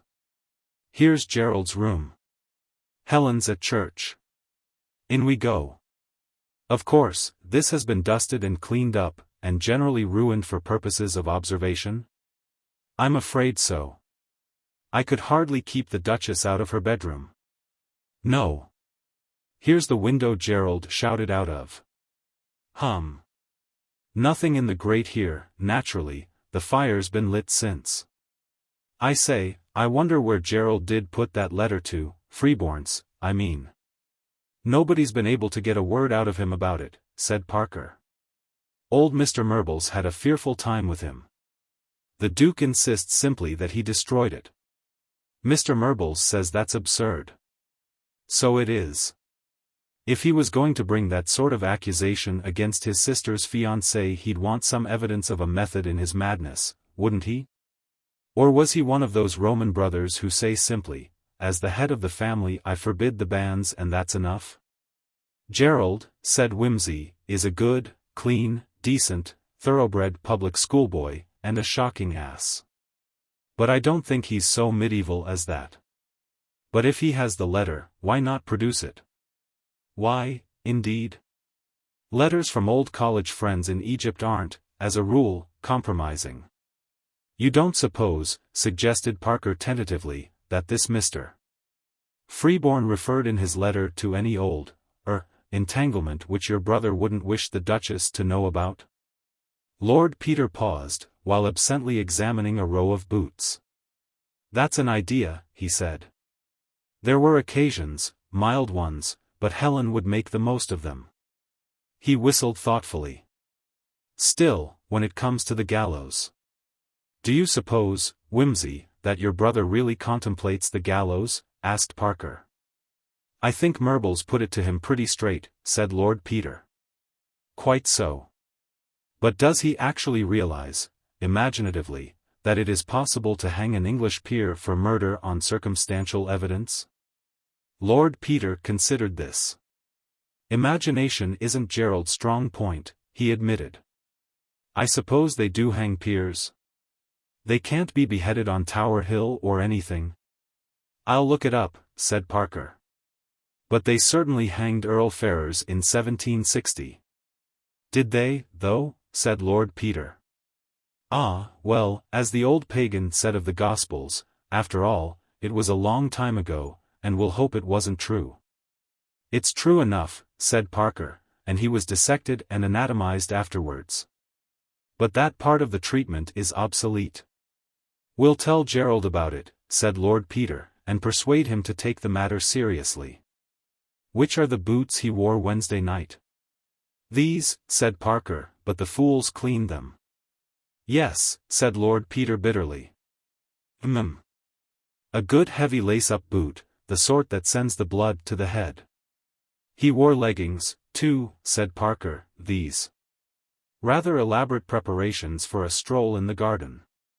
But, as you were just going to say, the night was wet. I must ask Helen if Gerald ever suffered from insomnia. I did. She said she thought not as a rule, but that he occasionally had toothache, which made him restless. It wouldn't send one out of doors on a cold night though. Well, let's get downstairs. They passed through the billiard room, where the Colonel was making a sensational break, and into the small conservatory which led from it. Lord Peter looked gloomily round at the chrysanthemums and boxes of bulbs. These damned flowers look jolly healthy, he said. Do you mean you've been letting the gardener swarm in here every day to water them? Yes, said Parker apologetically, I did. But he's had strict orders only to walk on these mats. Good, said Lord Peter. Take em up, then, and let's get to work. With his lens to his eye he crawled cautiously over the floor. They all came through this way, I suppose, he said. Yes, said Parker. I've identified most of the marks. People went in and out. Here's the Duke. He comes in from outside. He trips over the body. Parker had opened the outer door and lifted some matting, to show a trampled patch of gravel, discolored with blood. He kneels by the body. Here are his knees and toes. Afterwards he goes into the house, through the conservatory, leaving a good impression in black mud and gravel just inside the door. Lord Peter squatted carefully over the marks. "It's lucky the gravel's so soft here," he said. "Yes. It's just a patch. The gardener tells me it gets very trampled and messy just here owing to his coming to fill cans from the water trough. They fill the trough up from the well every so often, and then carry the water away in cans. It got extra bad this year, and they put down fresh gravel a few weeks ago. Pity they didn't extend their labors all down the path while they were about it," grunted Lord Peter, who was balancing himself precariously on a small piece of sacking. "Well, that bears out old Gerald so far. Here's an elephant been over this bit of box border." "Who's that?" "Oh, that's a constable. I put him at 18 stone. He's nothing. And this rubber sole with a patch on it is Crake's. He's all over the place. This squelchy-looking thing is Mr. Arbuthnot in bedroom slippers, and the galoshes are Mr. Pettigrew Robinson. We can dismiss all those. But now here, just coming over the threshold, is a woman's foot in a strong shoe. I make that out to be Lady Mary's. Here it is again, just at the edge of the well. She came out to examine the body." "Quite so," said Peter, "and then she came in again, with a few grains of red gravel on her shoes." "Well, that's all right. Hullo." On the outer side of the conservatory were some shelves for small plants, and, beneath these, a damp and dismal bed of earth, occupied, in a sprawling and lackadaisical fashion, by stringy cactus plants and a sporadic growth of maidenhair fern, and masked by a row of large chrysanthemums in pots. "What've you got?" inquired Parker, seeing his friend peering into this green retreat. Lord Peter withdrew his long nose from between two pots and said, "Who put what down here?" Parker hastened to the place. There, among the cacti, was certainly the clear mark of some oblong object, with corners, that had been stood out of sight on the earth behind the pots. "It's a good thing Gerald's gardener ain't one of those conscientious blighters that can't even let a cactus alone for the winter," said Lord Peter. "Or he'd tenderly lifted these little drooping heads, oh. Damn and blast the beastly plant for a crimson porcupine. You measure it." Parker measured it. 2.5 feet by 6 inches, he said. "And fairly heavy, for it's sunk in and broken the plants about." "Was it a bar of anything?" "I fancy not," said Lord Peter. "The impression is deeper on the farther side. I think it was something bulky set up on edge, and leaned against the glass. If you asked for my private opinion I should guess that it was a suitcase." "A suitcase," exclaimed Parker. "Why a suitcase?" "Why indeed? I think we may assume that it didn't stay here very long. It would have been exceedingly visible in the daytime. But somebody might very well have shoved it in here if they were caught with it, say at 3 o'clock in the morning, and didn't want it to be seen. Then when did they take it away?" "Almost immediately, I should say. Before daylight, anyhow, or even Inspector Crakes could hardly have failed to see it." "It's not the doctor's bag, I suppose?" "No, unless the doctor's a fool. Why put a bag inconveniently in a damp and dirty place out of the way when every law of sense and convenience would urge him to pop it down handy by the body? No. Unless Crakes or the gardener has been leaving things about, it was thrust away there on Wednesday night by Gerald, by Cathcart, or, I suppose, by Mary. Nobody else could be supposed to have anything to hide." "Yes," said Parker, "one person." "Who's that?" "The person unknown." "Who's he?" "For answer Mr. Parker proudly stepped to a row of wooden frames, carefully covered with matting. Stripping this away, with the air of a bishop unveiling a memorial, he disclosed a V-shaped line of footprints.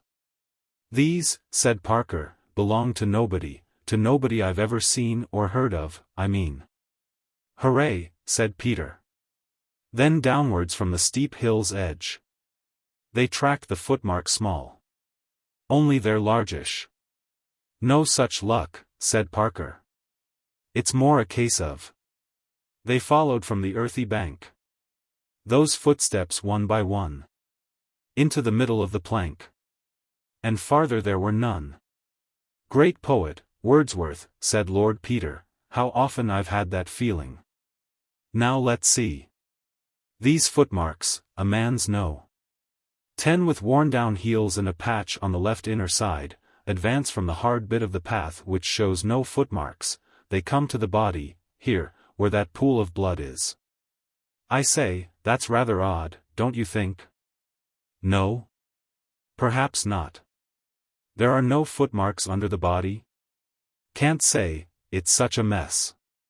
Well, the unknown gets so far, here's a footmark deeply pressed in. Was he just going to throw Cathcart into the well? He hears a sound, he starts, he turns, he runs on tiptoe, into the shrubbery, by Jove. Yes, said Parker, and the tracks come out on one of the grass paths in the wood, and there's an end of them. Well, we'll follow them later. Now where did they come from? Together the two friends followed the path away from the house. The gravel, except for the little patch before the conservatory, was old and hard, and afforded but little trace, particularly as the last few days had been rainy. Parker, however, was able to assure Wimsey that there had been definite traces of dragging and bloodstains. What sort of bloodstains? Smears? Yes, smears mostly. There were pebbles displaced, too, all the way, and now here is something odd. It was the clear impression of the palm of a man's hand heavily pressed into the earth of a herbaceous border, the fingers pointing towards the house. On the path the gravel had been scraped up in 2 long furrows. There was blood on the grass border between the path and the bed, and the edge of the grass was broken and trampled. I don't like that, said Lord Peter. Ugly, isn't it? Agreed Parker. Poor devil, said Peter. He made a determined effort to hang on here. That explains the blood by the conservatory door. But what kind of a devil drags a corpse that isn't quite dead?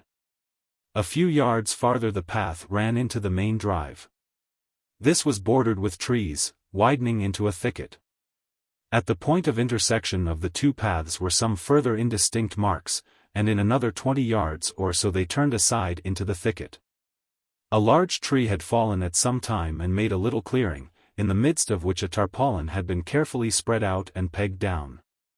The air was heavy with the smell of fungus and fallen leaves. Scene of the tragedy, said Parker briefly, rolling back the tarpaulin. Lord Peter gazed down sadly. Muffled in an overcoat and a thick grey scarf, he looked, with his long, narrow face, like a melancholy adjutant stork. The writhing body of the fallen man had scraped up the dead leaves and left a depression in the sodden ground. At one place the darker earth showed where a great pool of blood had soaked into it, and the yellow leaves of a Spanish poplar were rusted with no autumnal stain. That's where they found the handkerchief and revolver, said Parker. I looked for finger marks, but the rain and mud had messed everything up. Wimsey took out his lens, lay down, and conducted a personal tour of the whole space slowly on his stomach, Parker moving mutely after him. He paced up and down for some time, said Lord Peter. He wasn't smoking. He was turning something over in his mind, or waiting for somebody. What's this? Aha! Here's our number 10 foot again, coming in through the trees on the farther side. No signs of a struggle. That's odd. Cathcart was shot close up, wasn't he? Yes, it singed his shirt front. Quite so. Why did he stand still to be shot at? I imagine, said Parker, that if he had an appointment with number 10 Boots it was somebody he knew, who could get close to him without arousing suspicion. Then the interview was a friendly one, on Cathcart's side, anyhow. But the revolver's a difficulty. How did number 10 get hold of Gerald's revolver? The conservatory door was open, said Parker dubiously. Nobody knew about that except Gerald and Fleming, retorted Lord Peter. Besides, do you mean to tell me that no? 10 walked in here, went to the study, fetched the revolver, walked back here, and shot Cathcart? It seems a clumsy method. If he wanted to do any shooting, why didn't he come armed in the first place? It seems more probable that Cathcart brought the revolver, said Parker. Then why no signs of a struggle? Perhaps Cathcart shot himself, said Parker. Then why should number 10 drag him into a conspicuous position and then run away? Wait a minute, said Parker. How's this? No. 10 has an appointment with Cathcart, to blackmail him, let's say. He somehow gets word of his intention to him between 9:45 and 10:15. That would account for the alteration in Cathcart's manner, and allow both Mr. Arbuthnot and the Duke to be telling the truth. Cathcart rushes violently out after his row with your brother. He comes down here to keep his appointment. He paces up and down waiting for number 10. Number 10 arrives and parleys with Cathcart. Cathcart offers him money. Number 10 stands out for more. Cathcart says he really hasn't got it. Number 10 says in that case he blows the gaff. Cathcart retorts, in that case you can go to the devil. I'm going there myself. Cathcart, who has previously got hold of the revolver, shoots himself. Number 10 is seized with remorse. He sees that Cathcart isn't quite dead. He picks him up and part drags, part carries him to the house. He is smaller than Cathcart and not very strong, and finds it a hard job. They have just got to the conservatory door when Cathcart has a final hemorrhage and gives up the ghost. No. 10 suddenly becomes aware that his position in somebody else's grounds, alone with a corpse at 3 a.m., wants some explaining. He drops Cathcart, and bolts. Enter the Duke of Denver and falls over the body. Tableau. That's good, said Lord Peter, that's very good. But when do you suppose it happened? Gerald found the body at 3 a.m. The doctor was here at 4:30, and said Cathcart had been dead several hours. Very well. Now, how about that shot my sister heard at 3 o'clock? Look here, old man, said Parker, I don't want to appear rude to your sister. May I put it like this? I suggest that shot at 3 a.m. was poachers. Poachers by all means, said Lord Peter. Well, really, Parker, I think that hangs together. Let's adopt that explanation provisionally. The first thing to do is now to find number 10, since he can bear witness that Cathcart committed suicide. And that, as far as my brother is concerned, is the only thing that matters a rap. But for the satisfaction of my own curiosity I'd like to know, what was number 10 blackmailing Cathcart about? Who hid a suitcase in the conservatory? And what was Gerald doing in the garden at 3 a.m.? Well, said Parker, suppose we begin by tracing where number 10 came from. Hi, cried Wimsey, as they returned to the trail. Here's something, here's real treasure trove, Parker. From amid the mud and the fallen leaves he retrieved a tiny, glittering object, a flash of white and green between his fingertips. It was a little charm such as women hang upon a bracelet, a diminutive diamond cat with eyes of bright emerald. Chapter 3. Mudstains and Bloodstains. Other things are all very well in their way, but give me blood. We say, there it is. That's blood. It is an actual matter of fact. We point it out. It admits of no doubt. We must have blood, you know. David Copperfield. Hitherto, said Lord Peter, as they picked their painful way through the little wood on the trail of Gents No. 10s, I have always maintained that those obliging criminals who strew their tracks with little articles of personal adornment, here he is, on a squashed fungus, were an invention of detective fiction for the benefit of the author. I see that I have still something to learn about my job. Well, you haven't been at it very long, have you? Said Parker. Besides, we don't know that the diamond cat is the criminal's. It may belong to a member of your own family, and have been lying here for days. It may belong to Mr. What's-his-name in the States, or to the last tenant but one, and have been lying here for years. This broken branch may be our friend, I think it is.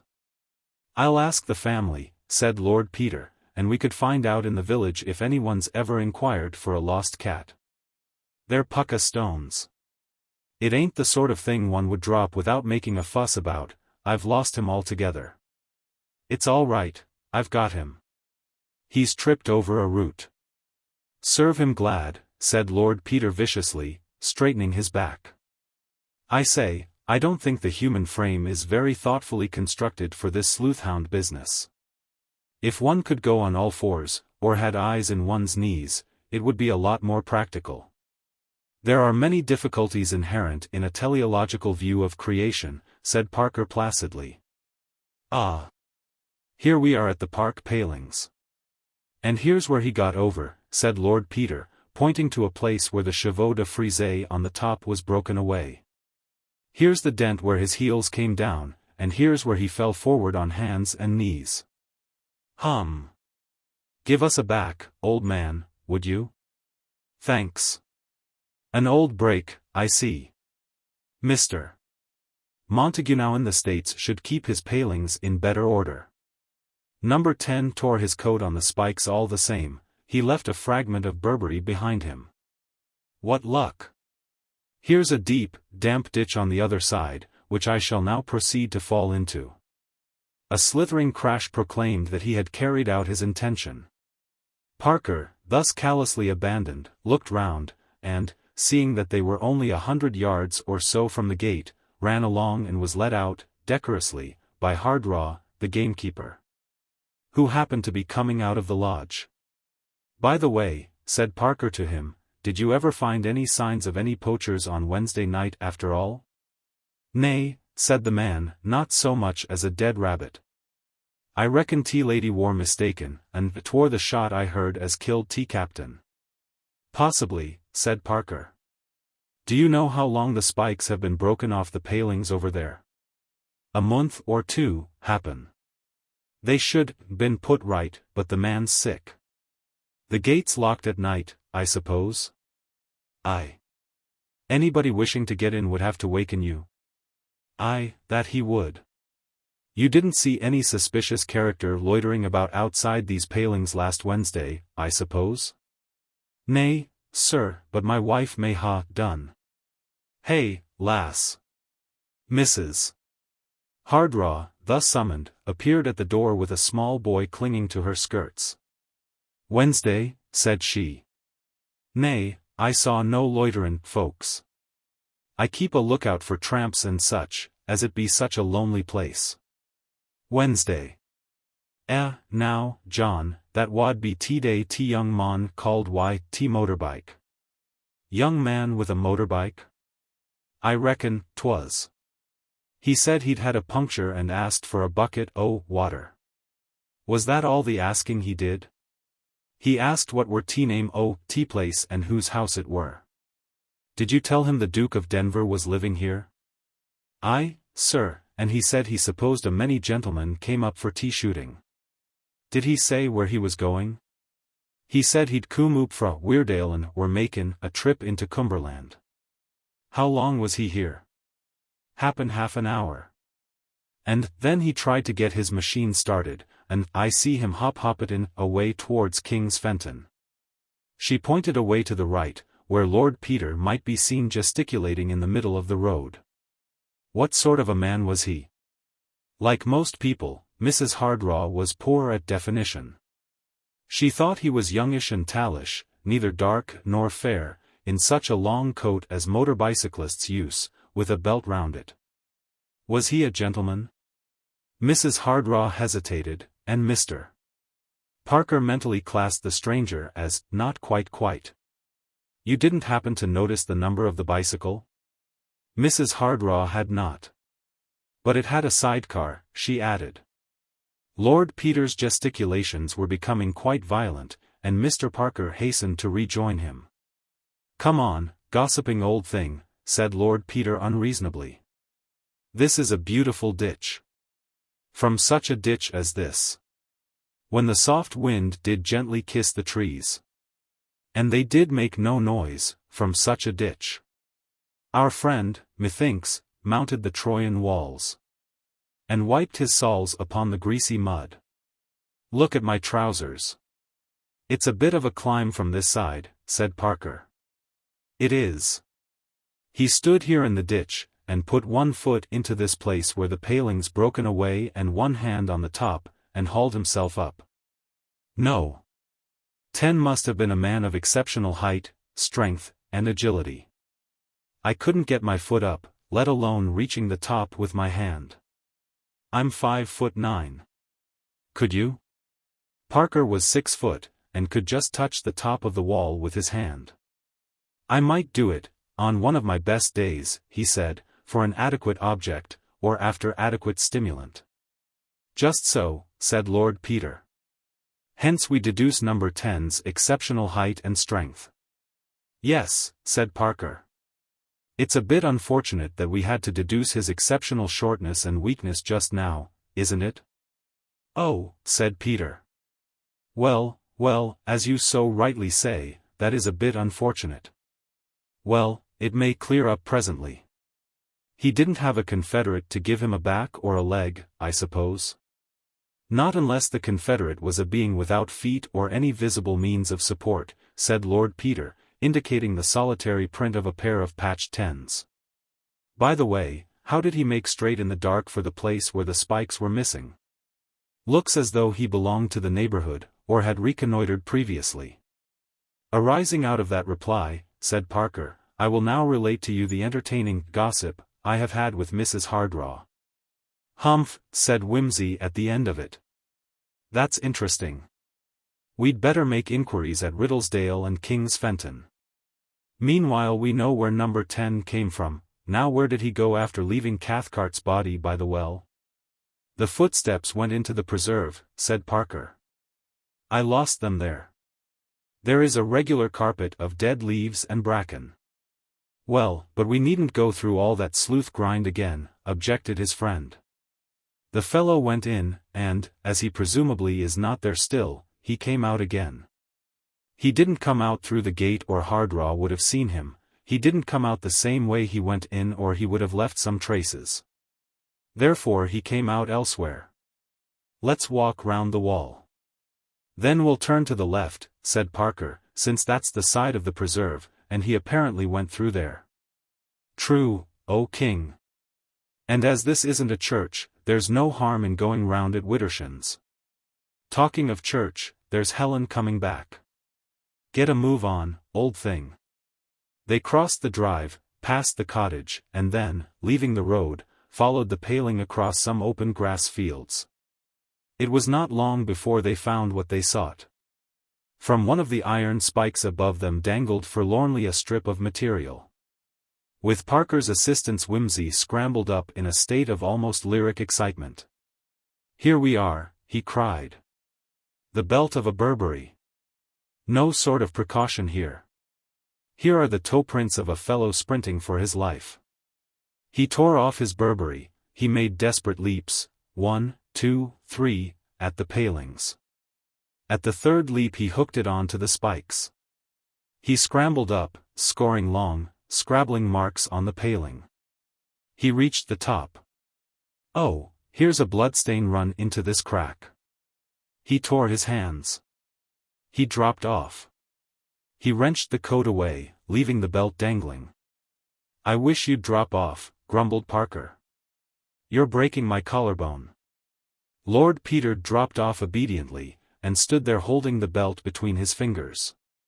His narrow grey eyes wandered restlessly over the field. Suddenly he seized Parker's arm and marched briskly in the direction of the wall on the farther side, a low erection of unmortared stone in the fashion of the country.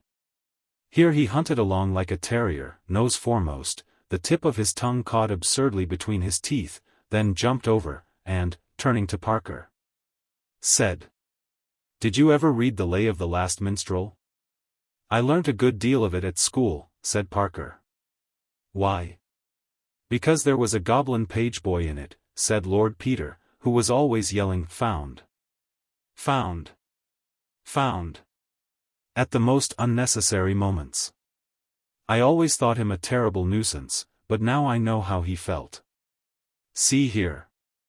Close under the wall, and sunk heavily into the narrow and muddy lane which ran up here at right angles to the main road, was the track of a sidecar combination. Very nice too, said Mr. Parker approvingly. New Dunlop tire on the front wheel. Old tire on the back. Gator on the sidecar tire. Nothing could be better. Tracks come in from the road and go back to the road. Fellow shoved the machine in here in case anybody of an inquisitive turn of mind should pass on the road and make off with it, or take its number. Then he went round on Shank's mare to the gap he'd spotted in the daytime and got over. After the Cathcart affair he took fright, bolted into the preserve, and took the shortest way to his bus, regardless. Well, now. He sat down on the wall, and, drawing out his notebook, began to jot down a description of the man from the data already known. Things begin to look a bit more comfortable for old Jerry, said Lord Peter. He leaned on the wall and began whistling softly, but with great accuracy, that elaborate passage of Bach which begins, "Let Zion's children." "I wonder," said the Hon. "Freddie Arbuthnot, what damn silly fool invented Sunday afternoon." He shoveled coals onto the library fire with a vicious clatter, waking Colonel Marchbanks, who said, "Yes, quite right," and fell asleep again instantly. "Don't you grumble, Freddie," said Lord Peter, who had been occupied for some time in opening and shutting all the drawers of the writing table in a thoroughly irritating manner, and idly snapping to and fro the catch of the French window. "Think how dull old Jerry must feel. S'pose I'd better write him a line." He returned to the table and took a sheet of paper. "Do people use this room much to write letters in, do you know?" "No idea," said the Honorable Freddie. "Never write 'em myself. Where's the point of writin' when you can wire? Encourages people to write back, that's all. I think Denver writes here when he writes anywhere, and I saw the Colonel Restlin with pen and ink a day or two ago, didn't you, Colonel?" The Colonel grunted, answering to his name like a dog that wags its tail in its sleep. "What's the matter? Ain't there any ink?" "I only wondered," replied Peter placidly. He slipped a paper knife under the top sheet of the blotting pad and held it up to the light. "Quite right, old man. Give you full marks for observation. Here's Jerry's signature, and the Colonel's, and a big, sprawly hand, which I should judge to be feminine." He looked at the sheet again, shook his head, folded it up, and placed it in his pocketbook. "Doesn't seem to be anything there," he commented, "but you never know. 5 something of fine something, grouse, probably, OE, is foe, is found, I suppose. Well, it can't do any harm to keep it." He spread out his paper and began. "Dear Jerry, here I am, the family sleuth on the trail, and it's damned exciting." The Colonel snored. Sunday afternoon. Parker had gone with the car to King's Fenton, with orders to look in at Riddlesdale on the way and inquire for a green-eyed cat, also for a young man with a sidecar. The Duchess was lying down. Mrs. Pettigrew Robinson had taken her husband for a brisk walk. Upstairs, somewhere, Mrs. Marchbanks enjoyed a perfect communion of thought with her husband. Lord Peter's pen gritted gently over the paper, stopped, moved on again, stopped altogether. He leaned his long chin on his hands and stared out of the window, against which there came sudden little swishes of rain, and from time to time a soft, dead leaf. The Colonel snored. The fire tinkled. The Honorable Freddie began to hum and tap his fingers on the arms of his chair. The clock moved slothfully on to 5 o'clock, which brought tea-time and the Duchess. "How's Mary?" asked Lord Peter, coming suddenly into the firelight. "I'm really worried about her," said the Duchess. "She is giving way to her nerves in the strangest manner. It is so unlike her. She will hardly let anybody come near her. I have sent for Dr. Thorpe again." "Don't you think she'd be better if she got up and came downstairs a bit?" suggested Wimsey. "Gets broodin' about things all by herself, I shouldn't wonder. Wants a bit of Freddie's intellectual conversation to cheer her up." You forget. Poor girl, said the Duchess, she was engaged to Captain Cathcart. Everybody isn't as callous as you are. Any more letters, Your Grace? Asked the footman, appearing with the post-bag. Oh, are you going down now? Said Wimsey. Yes, here you are, and there's one other, if you don't mind waitin' a minute while I write it. Wish I could write at the rate people do on the cinema, he added, scribbling rapidly as he spoke. Dear Lillian, your father has killed Mr. William Snooks, and unless you send me £1,000 by bearer, I shall disclose all to your husband, sincerely, Earl of Digglesbrake. That's the style, and all done in one scrape of the pen. Here you are, Fleming. The letter was addressed to Her Grace the Dowager Duchess of Denver. From the Morning Post of Monday, November, 19. Abandoned motorcycle. A singular discovery was made yesterday by a cattle drover. He is accustomed to water his animals in a certain pond lying a little off the road about 12 miles south of Ripley. On this occasion he saw that one of them appeared to be in difficulties. On going to the rescue, he found the animal entangled in a motorcycle, which had been driven into the pond and abandoned. With the assistance of a couple of workmen he extricated the machine. It is a Douglas, with dark grey sidecar. The number plates and license holder have been carefully removed. The pond is a deep one, and the outfit was entirely submerged. It seems probable, however, that it could not have been there for more than a week, since the pond is much used on Sundays and Mondays for the watering of cattle. The police are making search for the owner. The front tire of the bicycle is a new Dunlop, and the sidecar tire has been repaired with a gator. The machine is a 1914 model, much worn. That seems to strike a chord, said Lord Peter musingly. He consulted a timetable for the time of the next train to Ripley, and ordered the car. And send Bunter to me, he added. That gentleman arrived just as his master was struggling into an overcoat. What was that thing in last Thursday's paper about a number plate, Bunter? Inquired his lordship. Mr. Bunter produced, apparently by legerdemain, a cutting from an evening paper. Numberplate mystery. The Reverend Nathaniel Foulis, of St. Simon's, North Felcote, was stopped at 6 o'clock this morning for riding a motorcycle without number plates. The reverend gentleman seemed thunderstruck when his attention was called to the matter. He explained that he had been sent for in great haste at 4 a.m. to administer the sacrament to a dying parishioner 6 miles away. He hastened out on his motorcycle, which he confidingly left by the roadside while executing his sacred duties. Mr. Foulis left the house at 5:30 without noticing that anything was wrong. Mr. Foulis is well known in North Felcote and the surrounding country, and there seems little doubt that he has been the victim of a senseless practical joke.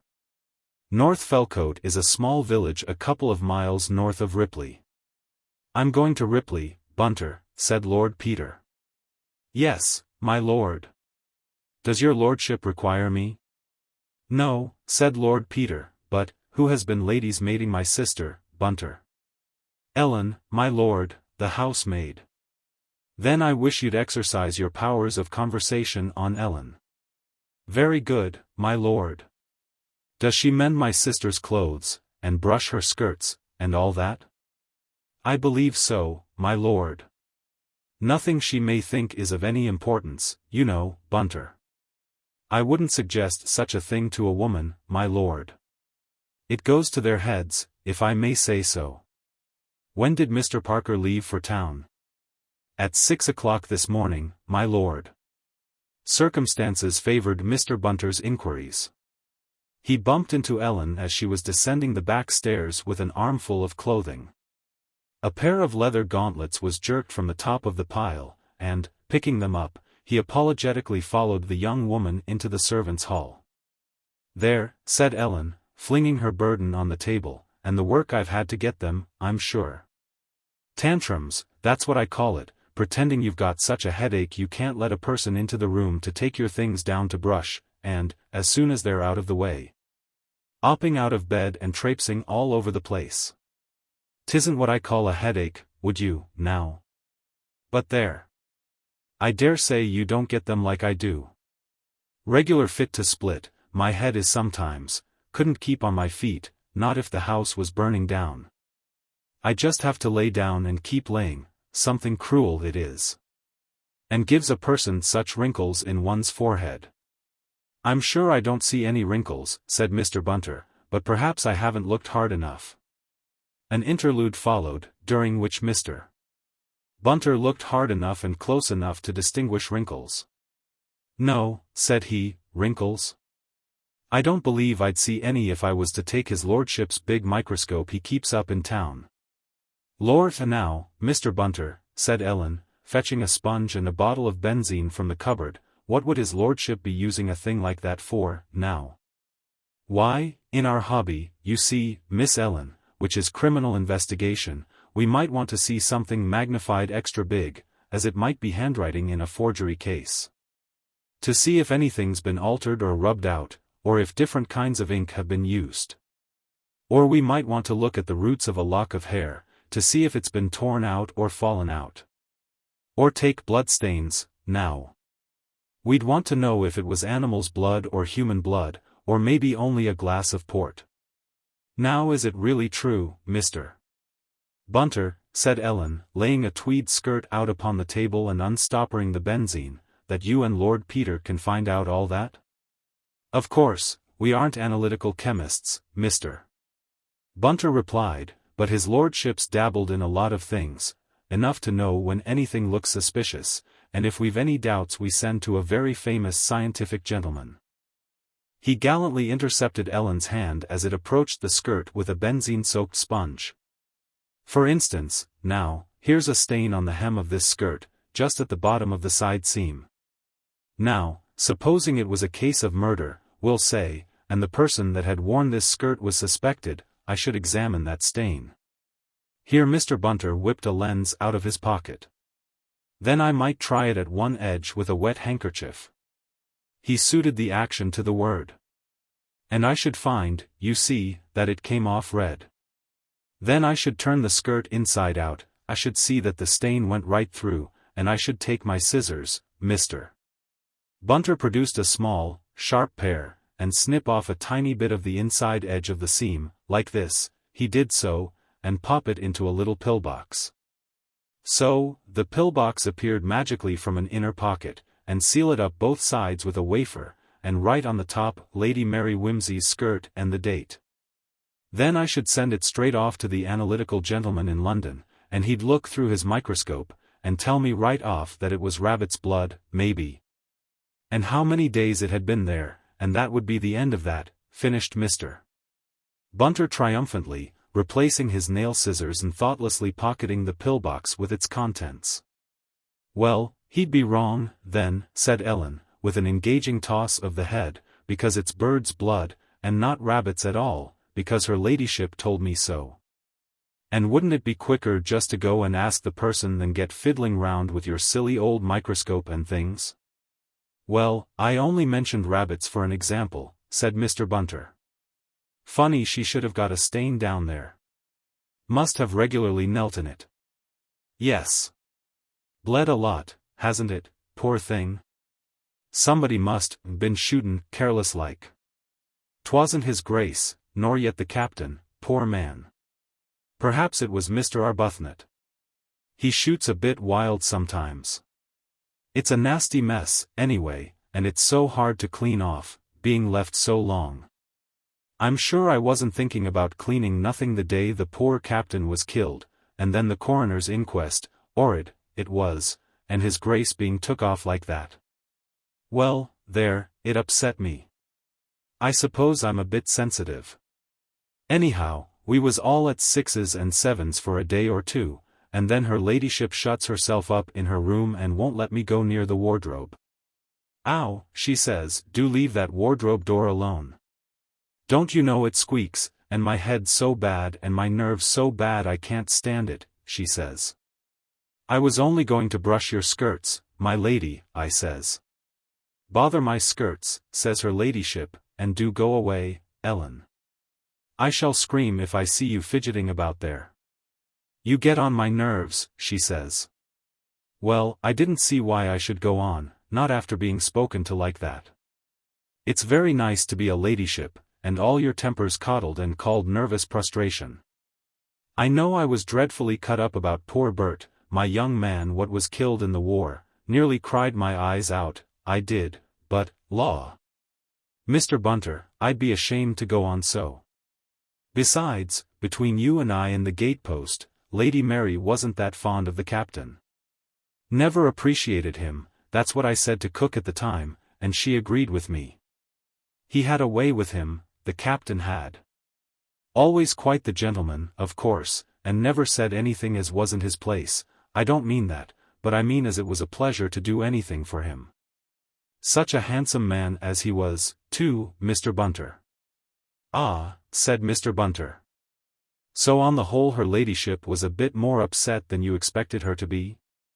Well, to tell you the truth, Mr. Bunter, I think it's just temper. She wanted to get married and away from home. Drat this stain. It's regular dried in. She and His Grace never could get on, and when she was away in London during the war she had a rare old time, nursing officers. And going about with all kinds of queer people His Grace didn't approve of. Then she had some sort of a love affair with some quite low-down sort of fellow, so Cook says. I think he was one of them dirty Russians as wants to blow us all to smithereens, as if there hadn't been enough people blown up in the war already. Anyhow, His Grace made a dreadful fuss, and stopped supplies, and sent for her ladyship home, and ever since then she's been just mad to be off with somebody. Full of notions, she is. Makes me tired, I can tell you. Now, I'm sorry for His Grace. I can see what he thinks. Poor gentleman. And then to be taken up for murder and put in jail, just like one of them nasty tramps. Fancy. Ellen, having exhausted her breath and finished cleaning off the bloodstains, paused and straightened her back. Hard work it is, she said, rubbing, I quite ache. If you would allow me to help you, said Mr. Bunter, appropriating the hot water, the benzene bottle, and the sponge. He turned up another breadth of the skirt. Have you got a brush handy, he asked, to take this mud off? You're as blind as a bat, Mr. Bunter, said Ellen, giggling. Can't you see it just in front of you? Ah, yes, said the valet. But that's not as hard a one as I'd like. Just you run and get me a real hard one, there's a dear good girl, and I'll fix this for you. Cheek, said Ellen. But, she added, relenting before the admiring gleam in Mr. Bunter's eye, I'll get the clothes brush out of the hall for you. That's as hard as a brickbat, that is. No sooner was she out of the room than Mr. Bunter produced a pocket-knife and 2 more pillboxes. In a twinkling of an eye he had scraped the surface of the skirt in 2 places and written 2 fresh labels. Gravel from Lady Mary's skirt, about 6 inches. From hem. Silver sand from hem of Lady Mary's skirt. He added the date, and had hardly pocketed the boxes when Ellen returned with the clothes brush. The cleaning process continued for some time, to the accompaniment of desultory conversation. A third stain on the skirt caused Mr. Bunter to stare critically. Hello, he said. Her ladyship's been trying her hand at cleaning this herself. What? Cried Ellen. She peered closely at the mark, which at one edge was smeared and whitened, and had a slightly greasy appearance. Well, I never, she exclaimed, so she has. Whatever's that for, I wonder? And her pretending to be so ill she couldn't raise her head off the pillow. She's a sly one, she is. Couldn't it have been done before, suggested Mr. Bunter.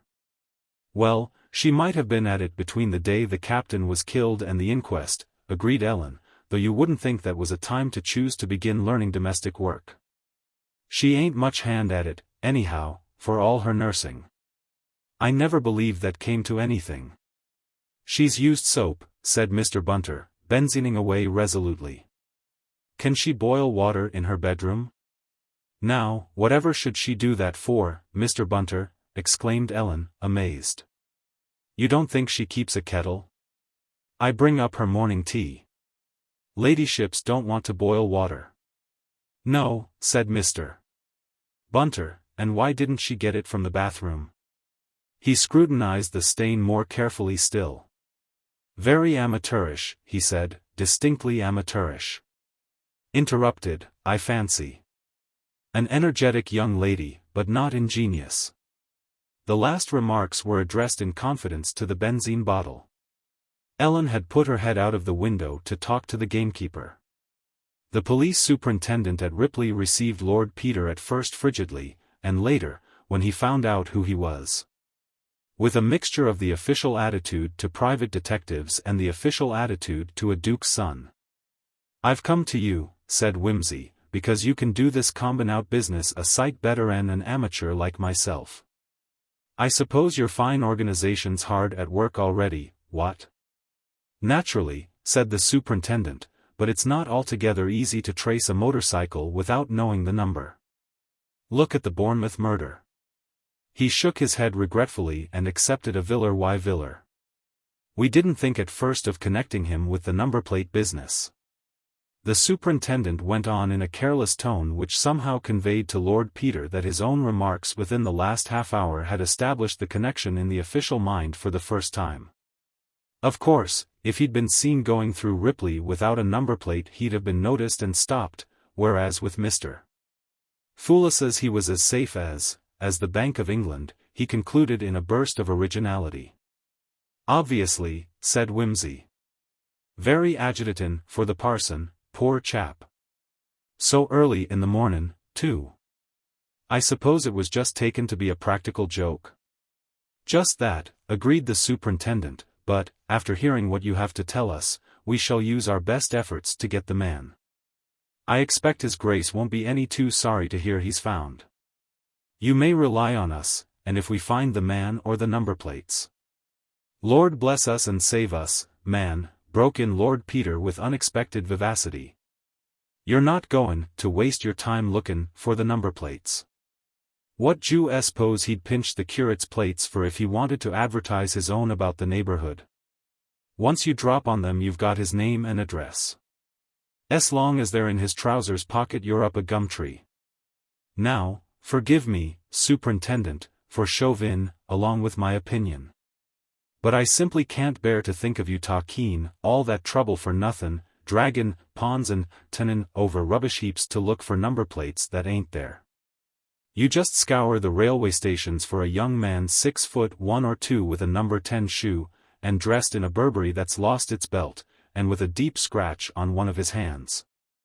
And look here, here's my address, and I'll be very grateful if you'll let me know anything that turns up.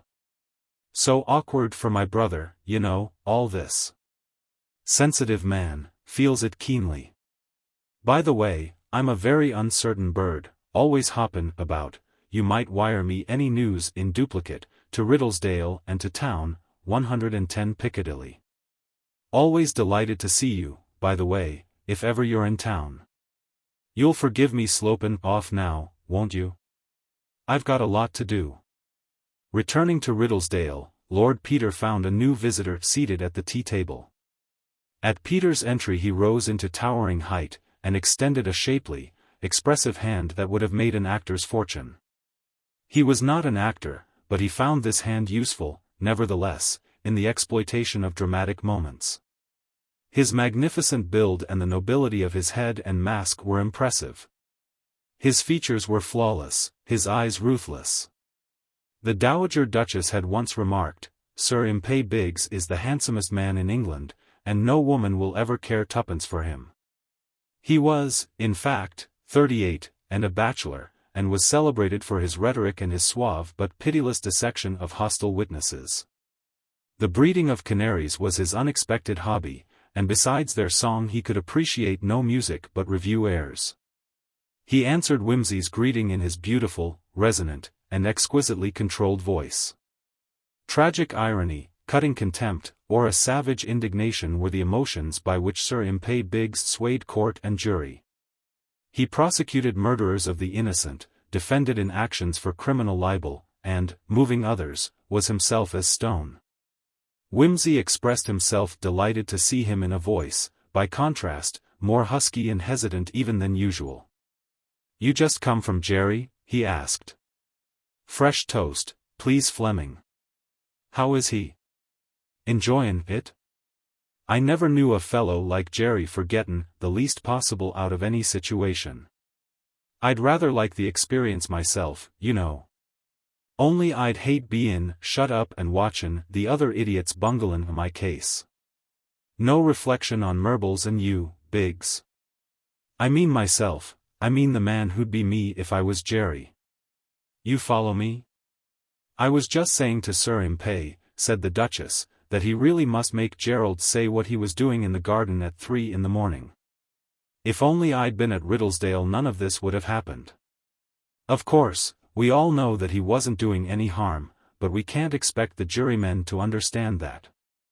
The lower orders are so prejudiced.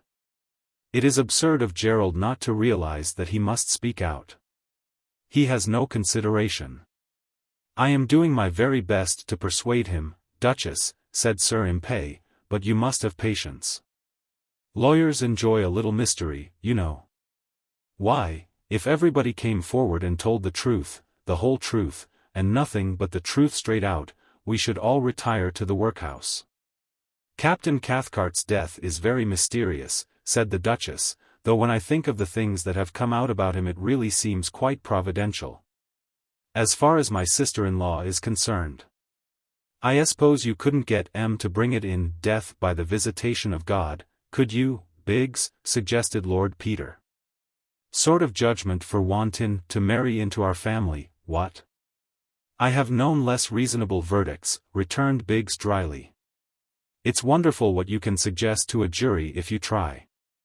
I remember once at the Liverpool Assizes." He steered skillfully away into a quiet channel of reminiscence. Lord Peter watched his statuesque profile against the fire. It reminded him of the severe beauty of the charioteer of Delphi and was about as communicative. It was not until after dinner that Sir Impey opened his mind to Wimsey. The Duchess had gone to bed, and the two men were alone in the library.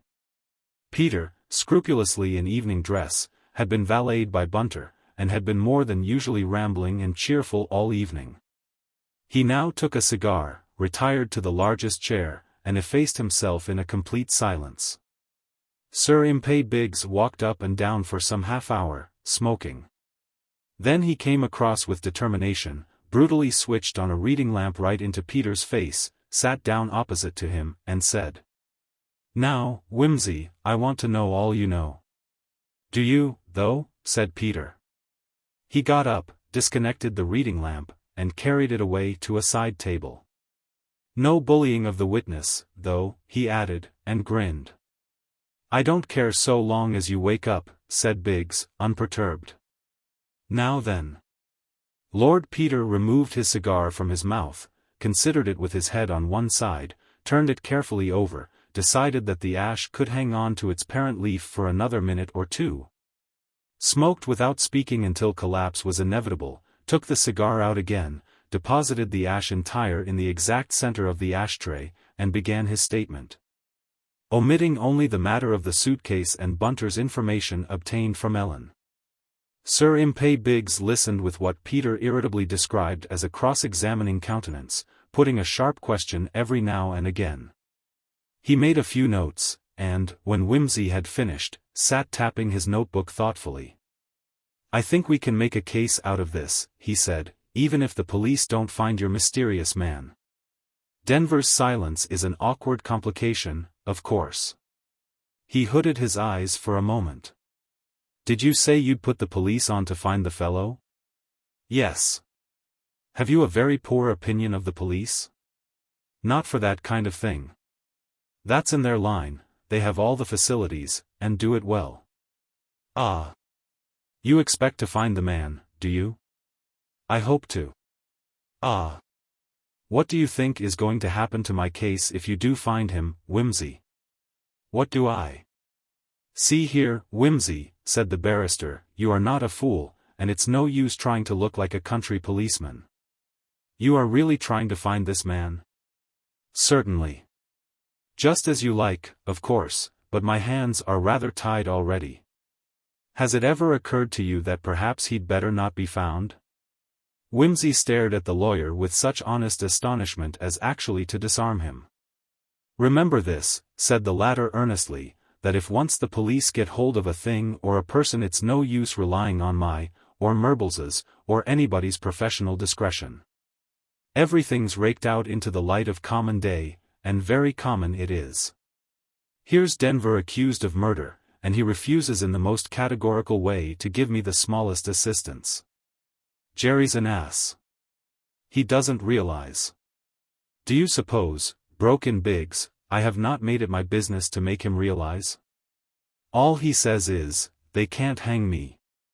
I didn't kill the man, though I think it's a jolly good thing he's dead. It's no business of theirs what I was doing in the garden. Now I ask you, Wimsey, is that a reasonable attitude for a man in Denver's position to take up? Peter muttered something about, never had any sense. Had anybody told Denver about this other man? Something vague was said about footsteps at the inquest, I believe. That Scotland Yard man is your personal friend, I'm told? Yes. So much the better. He can hold his tongue. Look here, Biggs, this is all damned impressive and mysterious, but what are you gettin' at? Why shouldn't I lay hold of the beggar if I can? I'll answer that question by another. Sir Impey leaned forward a little. Why is Denver screening him? Sir Impey Biggs was accustomed to boast that no witness could perjure himself in his presence undetected. As he put the question, he released the other's eyes from his, and glanced down with finest cunning at Wimsey's long, flexible mouth and nervous hands.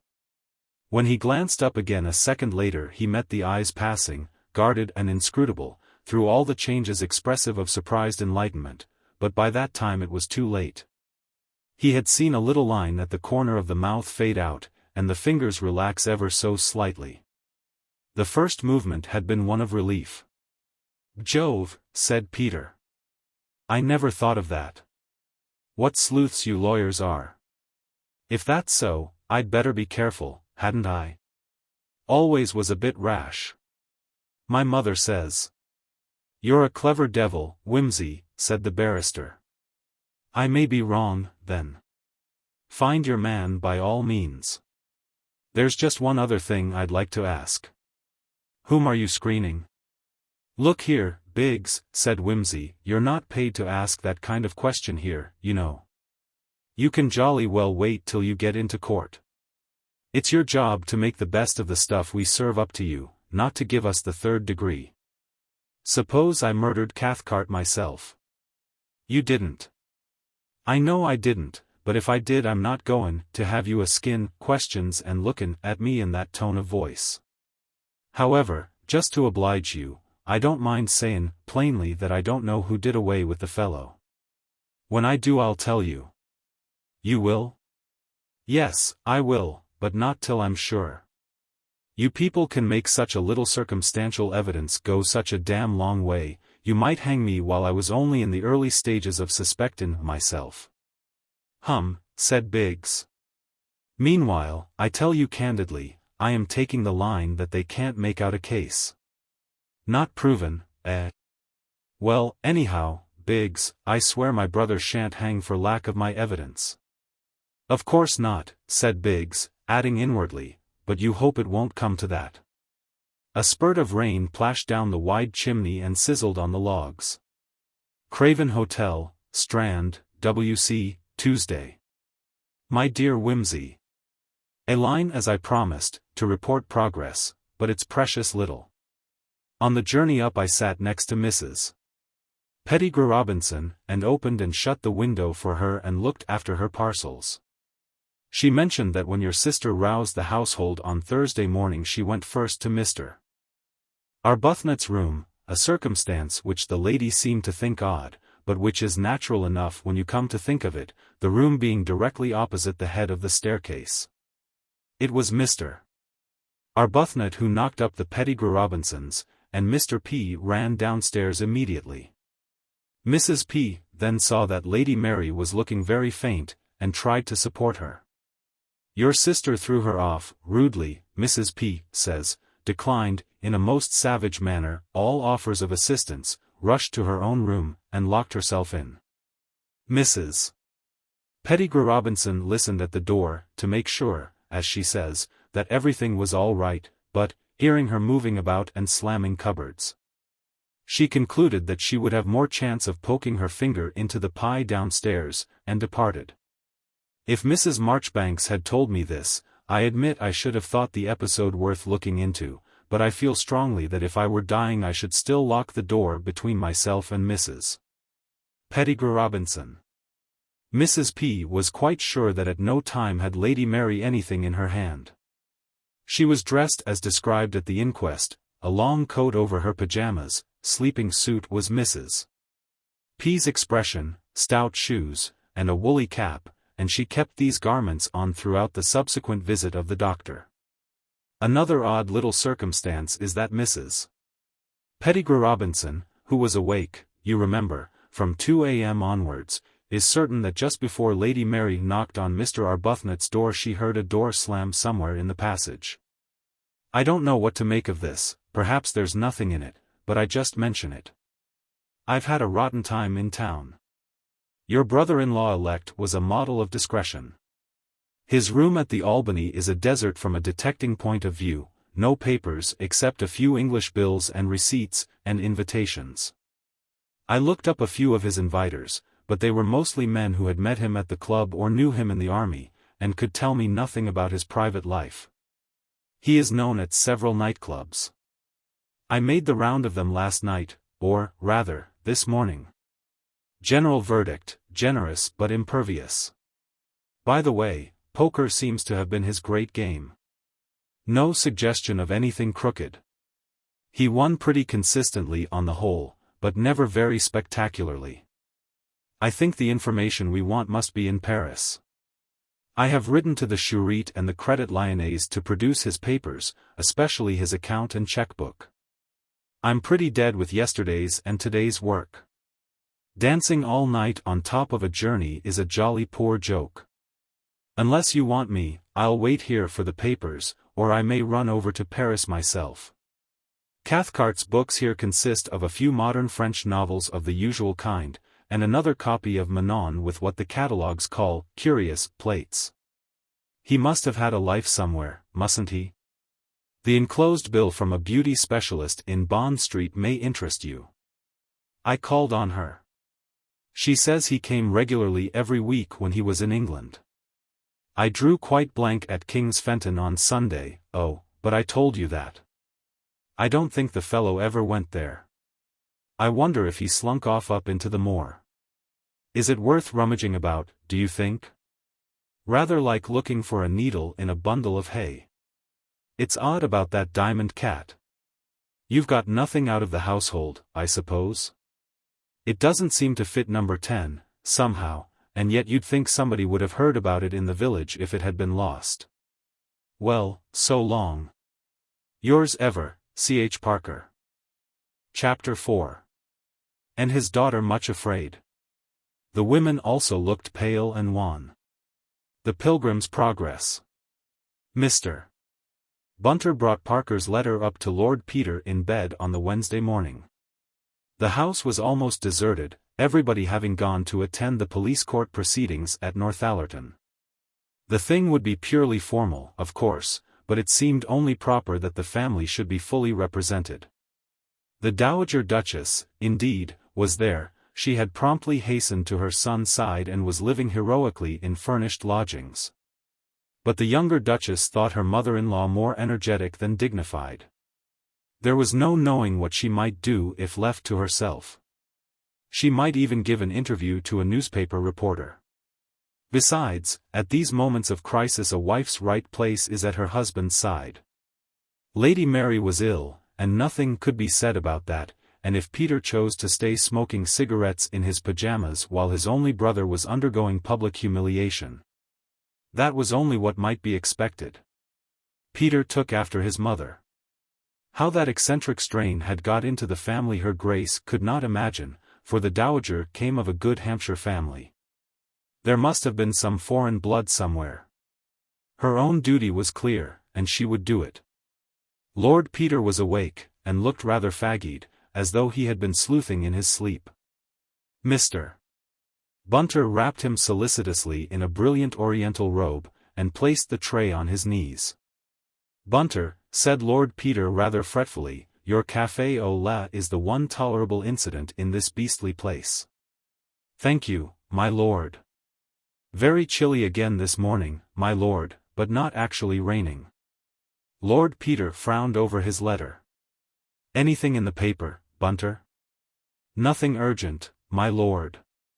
A sale next week at Northbury Hall, Mr. Fleetwhite's library, my lord, a Caxton confessio amontis.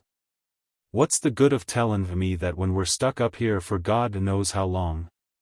I wish to heaven I'd stuck to books and never touched crime. Did you send those specimens up to Lubbock?" "Yes, my lord," said Bunter gently. Dr. Lubbock was the analytical gentleman. "Must have facts," said Lord Peter, "facts. When I was a small boy I always hated facts. Thought of them as nasty, hard things, all knobs. Uncompromising. Yes, my lord. My old mother." "Your mother, Bunter? I didn't know you had one. I always imagined you were turned out ready-made, so to speak. 'Scuse me. Infernally rude of me. Beg your pardon, I'm sure." "Not at all, my lord. My mother lives in Kent, my lord, near Maidstone. 75, my lord, and an extremely active woman for her years, if you'll excuse my mentioning it. I was one of 7. That is an invention, Bunter. I know better. You are unique. But I interrupted you. You were going to tell me about your mother. She always says, my lord, that facts are like cows. If you look them in the face hard enough they generally run away. She is a very courageous woman, my lord." Lord Peter stretched out his hand impulsively, but Mr. Bunter was too well trained to see it. He had, indeed, already begun to strop a razor.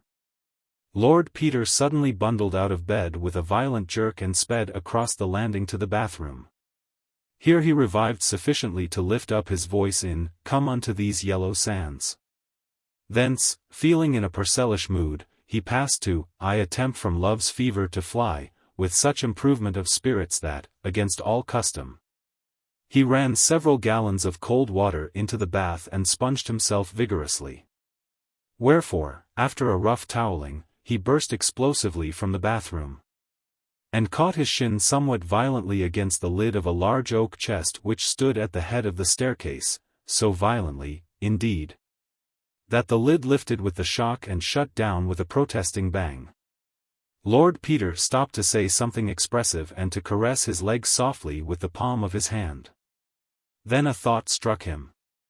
He set down his towels, soap, sponge, loofah, bath-brush, and other belongings, and quietly lifted the lid of the chest.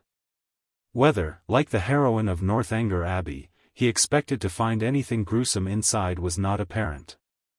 It is certain that, like her, he beheld nothing more startling than certain sheets and counterpanes neatly folded at the bottom.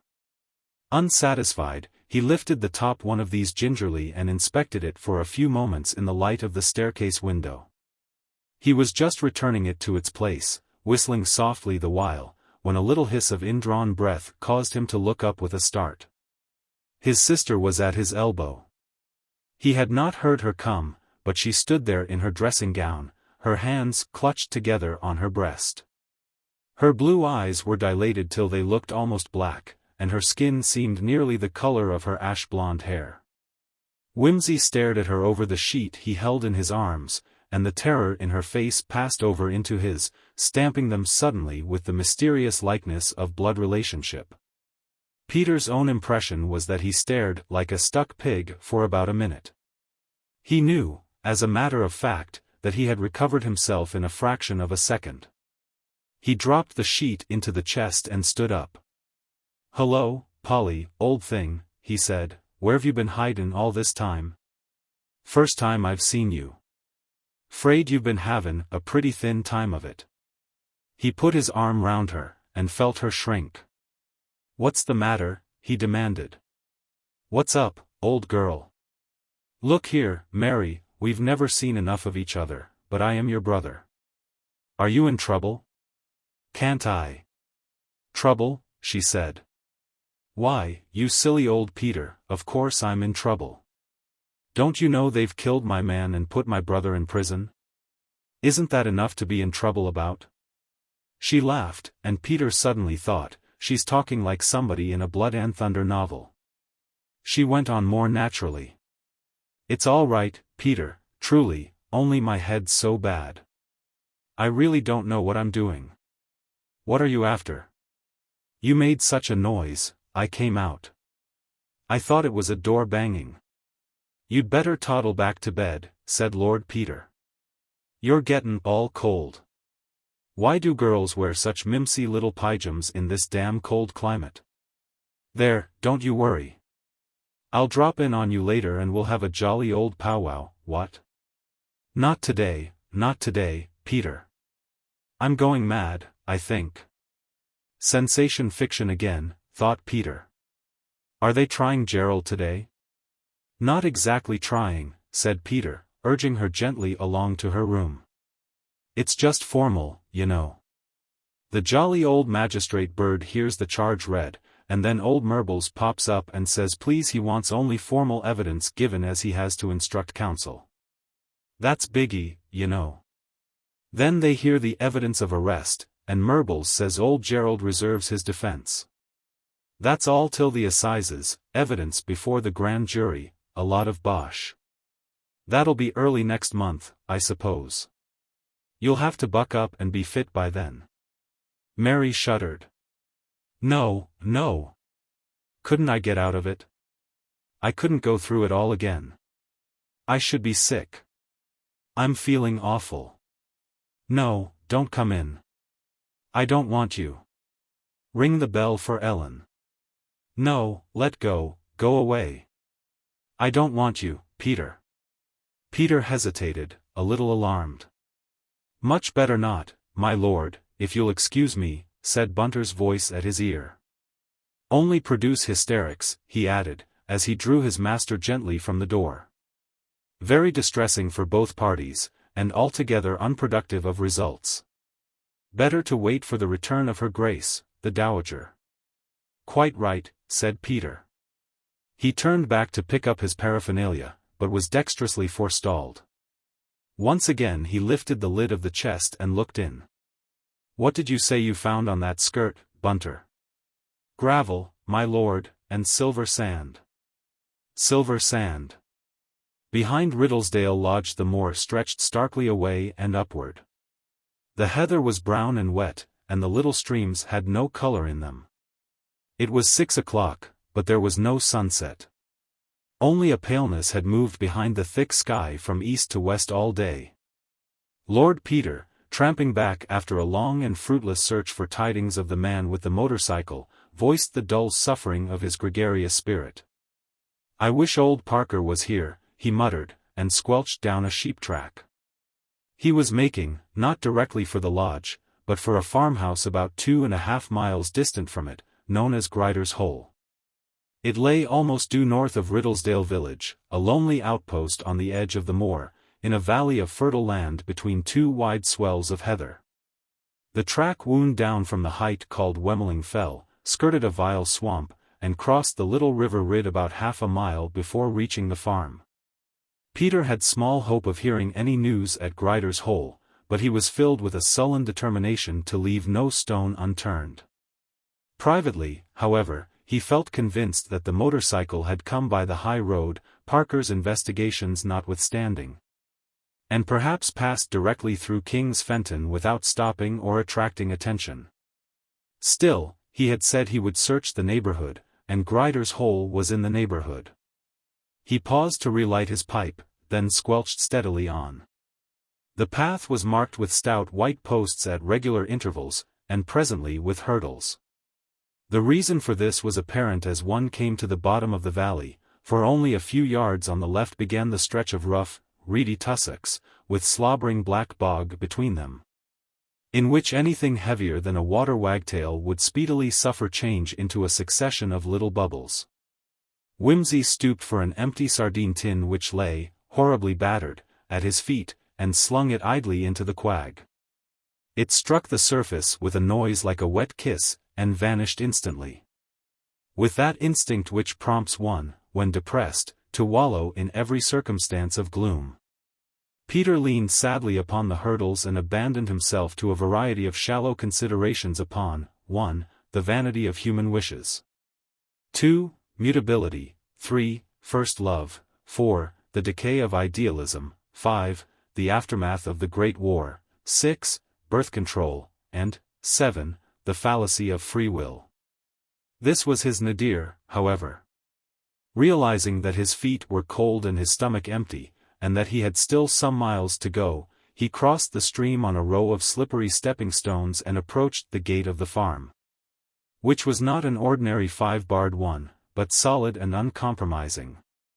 A man was leaning over it, sucking a straw. He made no attempt to move at Wimsey's approach. "Good evening," said that nobleman in a sprightly manner, laying his hand on the catch. "Chilly, ain't it?" The man made no reply, but leaned more heavily, and breathed. He wore a rough coat and breeches, and his leggings were covered with manure. "Seasonable, of course, what?" said Peter. "Good for the sheep, I dare say. Makes their wool curl, and so on."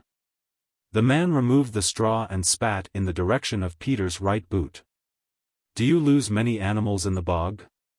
went on Peter, carelessly unlatching the gate, and leaning upon it in the opposite direction. "I see you have a good wall all round the house. Must be a bit dangerous in the dark, what, if you're thinkin' of talkin' a little evenin' stroll with a friend?" The man spat again, pulled his hat over his forehead, and said briefly, "What dost a want?" "Well," said Peter, "I thought of payin' a little friendly call on on the owner of this farm, that is to say. Country neighbors, and all that. Lonely kind of country, don't you see? Is he in, d'ye think?" The man grunted. "I'm glad to hear it," said Peter. "It's so uncommonly jolly finned in, all you Yorkshire people so kind and hospitable, what?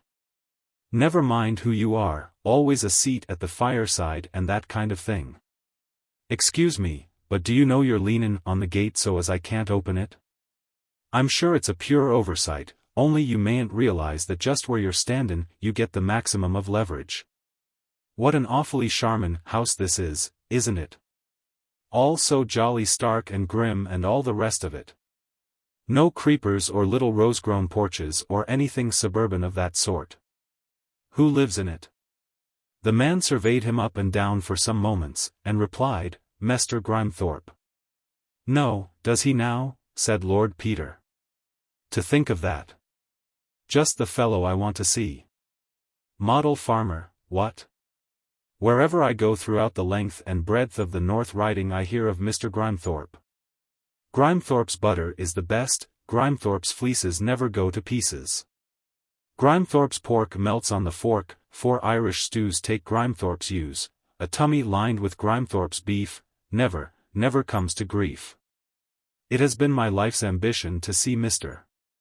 Grimethorpe in the flesh. And you no doubt are his sturdy henchman and right-hand man. You leap from bed before the breaking day, to milk the kine amid the scented hay.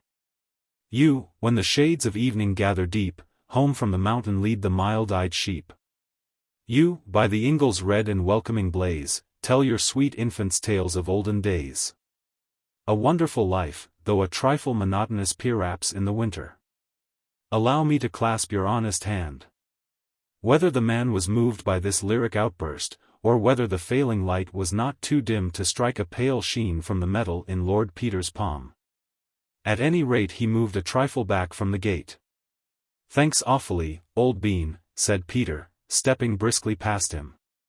"I take it I shall find Mr. Grimethorpe in the house?" The man said nothing till Wimsey had proceeded about a dozen yards up the flagged path, then he hailed him, but without turning round. Mester. Yes, old thing, said Peter affably, returning. Happen he'll set dog on the. You don't say so, said Peter. The faithful hound welcomes the return of the prodigal. Scene of family rejoicing. My own long-lost boy. Sobs and speeches, beer all round for the delighted tenantry. Glees by the old fireside, till the rafters ring and all the smoked hams tumble down to join in the revelry. Good night, sweet prince, until the cows come home and the dogs eat Jezebel in the portion of Jezreel when the hounds of spring are on winter's traces. I suppose, he added to himself, they will have finished tea. As Lord Peter approached the door of the farm his spirits rose. He enjoyed paying this kind of visit. Although he had taken to detecting as he might, with another conscience or constitution, have taken to Indian hemp, for its exhilarating properties, at a moment when life seemed dust and ashes. He had not primarily the detective temperament. He expected next to nothing from inquiries at Grider's Hole, and, if he had, he might probably have extracted all the information he wanted by a judicious display of treasury notes to the glum man at the gate. Parker would in all likelihood have done so. He was paid to detect and to do nothing else. And neither his natural gifts nor his education, at Barrow-in-Furness Grammar School, prompted him to stray into sidetracks at the beck of an ill-regulated imagination. But to Lord Peter the world presented itself as an entertaining labyrinth of side issues. He was a respectable scholar in 5 or 6 languages, a musician of some skill and more understanding, something of an expert in toxicology, a collector of rare editions, an entertaining man about town, and a common sensationalist. He had been seen at 12:30 on a Sunday morning walking in Hyde Park in a top hat and frock coat, reading the news of the world. His passion for the unexplored led him to hunt up obscure pamphlets in the British Museum, to unravel the emotional history of income tax collectors, and to find out where his own drains led to. In this case, the fascinating problem of a Yorkshire farmer who habitually set the dogs on casual visitors imperatively demanded investigation in a personal interview. The result was unexpected. His first summons was unheeded, and he knocked again. This time there was a movement, and a surly male voice called out. Well, let un in then, dang un, and dang thee, emphasized by the sound of something falling or thrown across the room. The door was opened unexpectedly by a little girl of about 7, very dark and pretty, and rubbing her arm as though the missile had caught her there. She stood defensively, blocking the threshold, till the same voice growled impatiently. Well, who is it? Good evening, said Wimsey, removing his hat. I hope you'll excuse me droppin' in like this. I'm livin' at Riddlesdale Lodge. What of it? Demanded the voice. Above the child's head Wimsey saw the outline of a big, thick-set man smoking in the inglenook of an immense fireplace. There was no light but the firelight, for the window was small, and dusk had already fallen. It seemed to be a large room, but a high oak settle on the farther side of the chimney ran out across it, leaving a cavern of impenetrable blackness beyond. May I come in? Said Wimsey. If the must, said the man ungraciously. Shoot door, lass, what art starin' at? Go to tea moot her and bid her mend tea manners for thee. This seemed a case of the pot lecturing the kettle on cleanliness, but the child vanished hurriedly into the blackness behind the settle, and Peter walked in. Are you Mr. Grimethorpe? He asked politely. What if I am? Retorted the farmer. I've no call to be ashamed, oh, my name. Rather not, said Lord Peter, nor of your farm. Delightful place, what? My name's Wimsey, by the way, Lord Peter Wimsey, in fact, the Duke of Denver's brother, you know.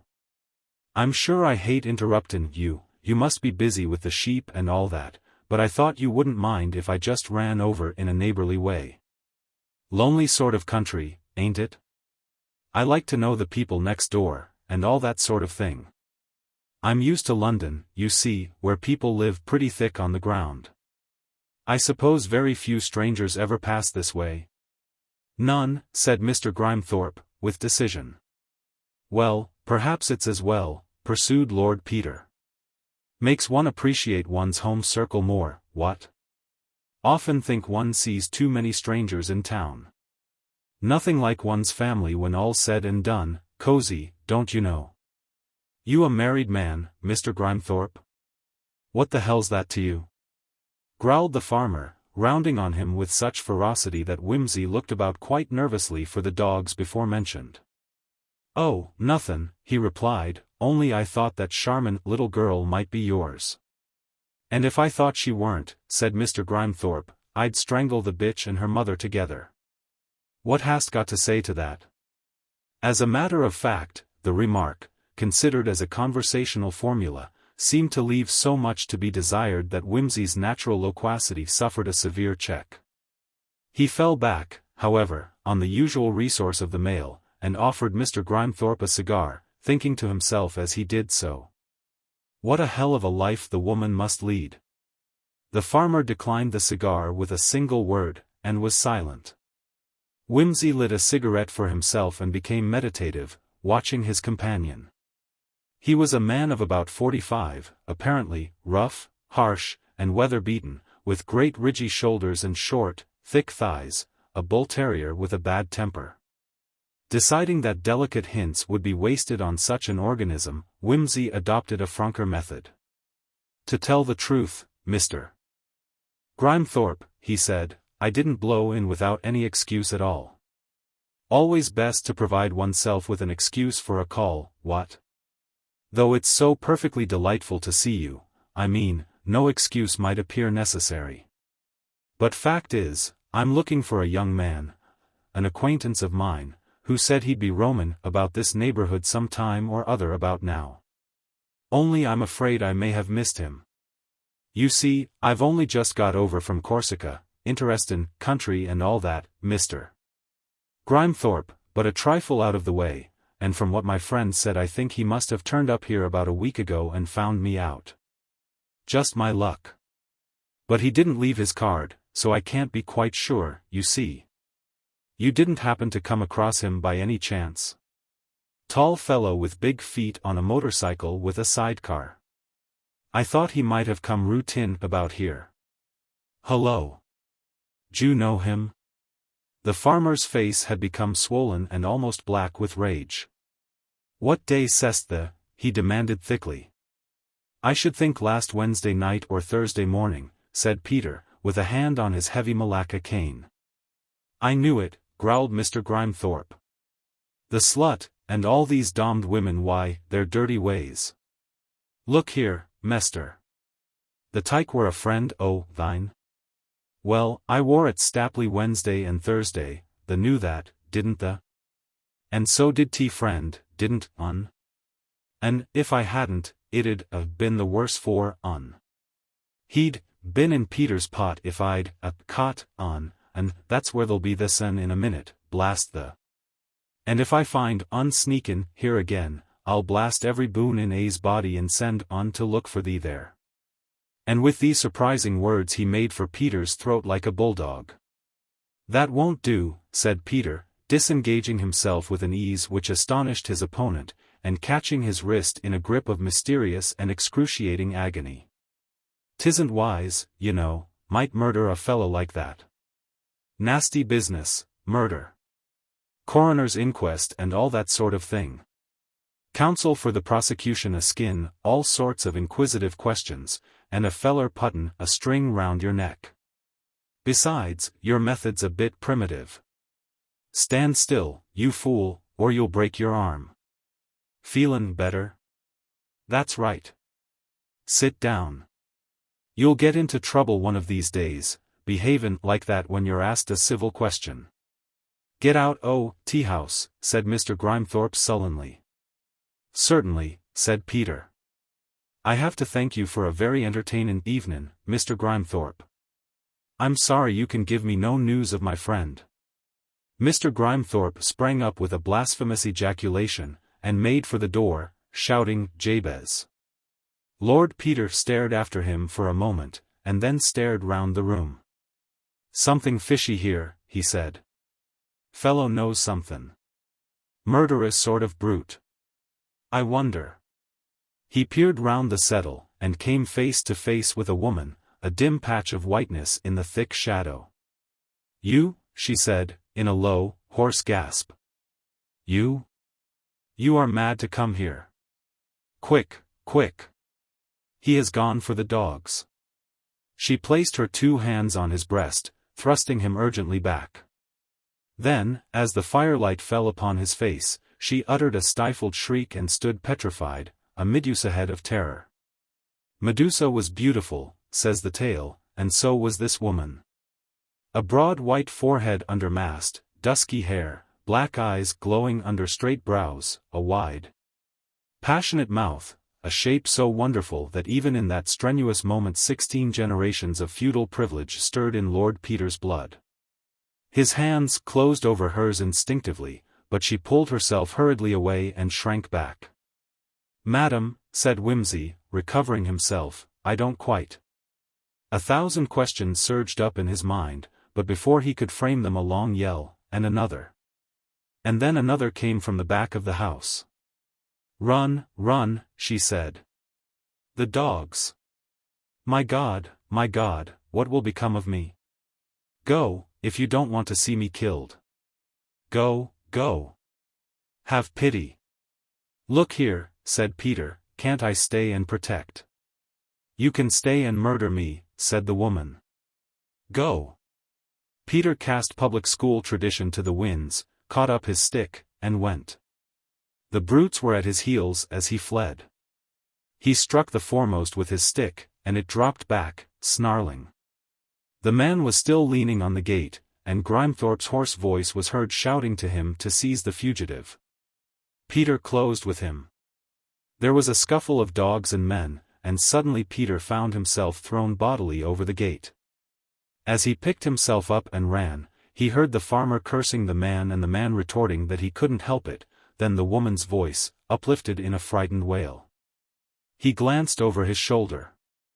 The man and the woman and a second man who had now joined the party, were beating the dogs back, and seemed to be persuading Grimethorpe not to let them through.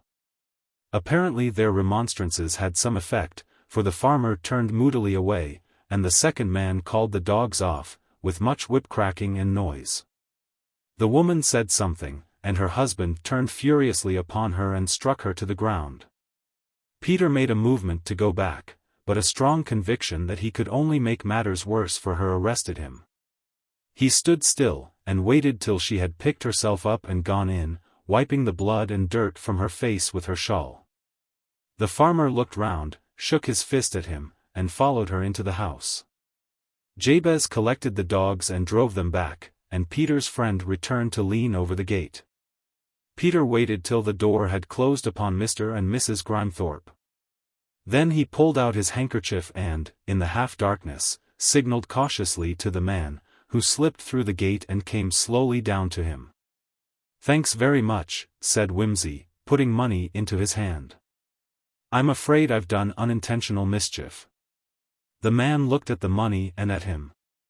"'Tes tea master's way why them as cooms tea look at tea missus," he said. "Thes best keep away if so be the whatna have her blood on the hide." "See here," said Peter, "did you by any chance meet a young man with a motorcycle wanderin' round here last Wednesday or thereabouts?" "Nay." "Wednesday? 'Twould be day tea mester went to Stapley, reckon, after machines." "Nay, seed nout." "All right. If you find anybody who did, let me know. Here's my name, and I'm staying at Riddlesdale Lodge. Good night, many thanks." The man took the card from him and slouched back without a word of farewell. Lord Peter walked slowly, his coat collar turned up and his hat pulled over his eyes. This cinematographic episode had troubled his logical faculty. With an effort he sorted out his ideas and arranged them in some kind of order. "First item," said he, "Mr. Grimethorpe. A gentleman who will stick at nothing. Hefty. Unamiable. Inhospitable. Dominant characteristic, jealousy of his very astonishing wife. Was at Stapley last Wednesday and Thursday buying machinery. Helpful gentleman at the gate corroborates this, by the way, so that at this stage of the proceedings one may allow it to be a sound alibi.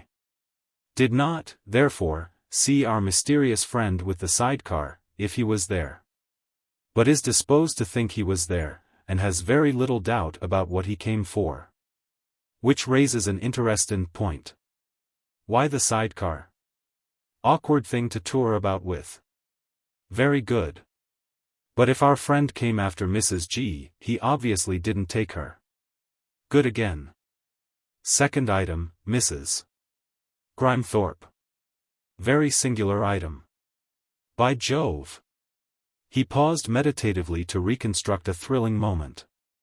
Let us at once admit that if number 10 came for the purpose suspected, he had every excuse for it. Well.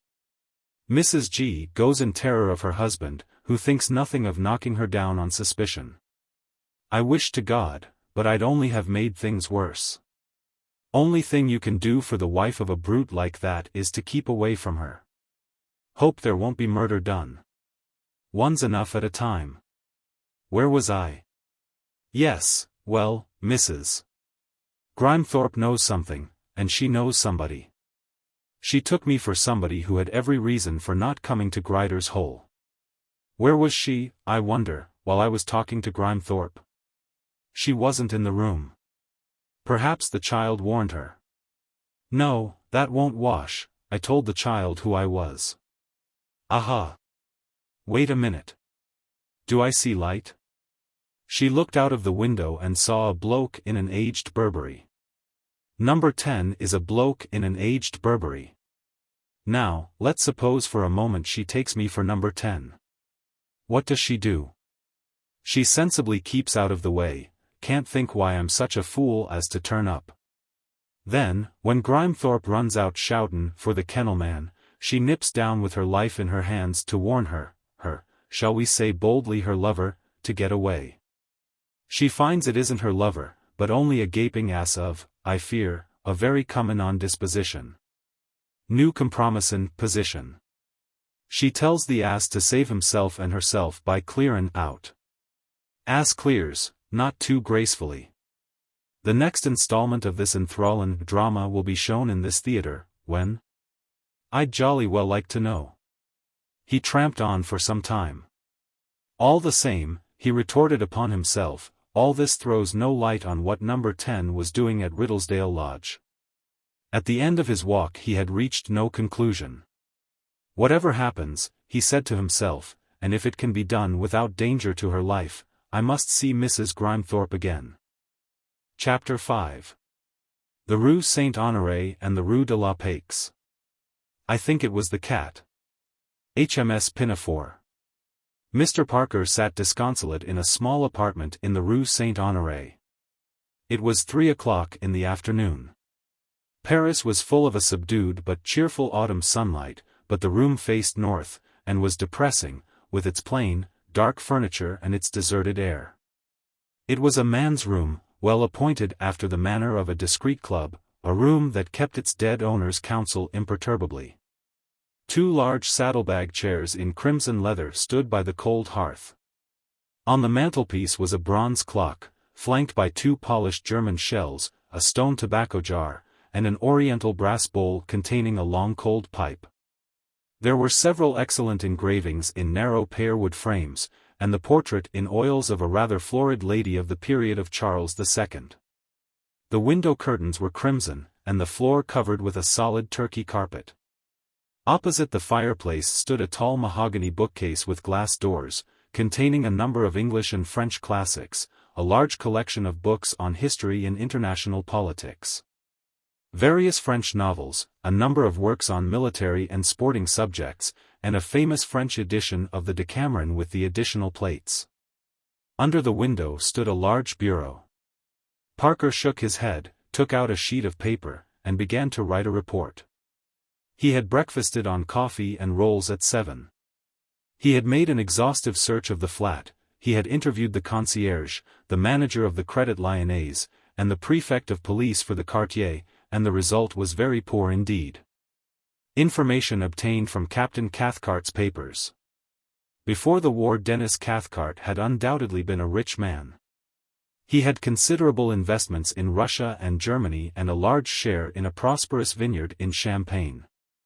After coming into his property at the age of 21, he had concluded his 3 years' residence at Cambridge, and had then travelled a good deal, visiting persons of importance in various countries, and apparently studying with a view to a diplomatic career. During the period from 1913 to 1918, the story told by the books became intensely interesting, baffling, and depressing. At the outbreak of war, he had taken a commission in the 15th Shires.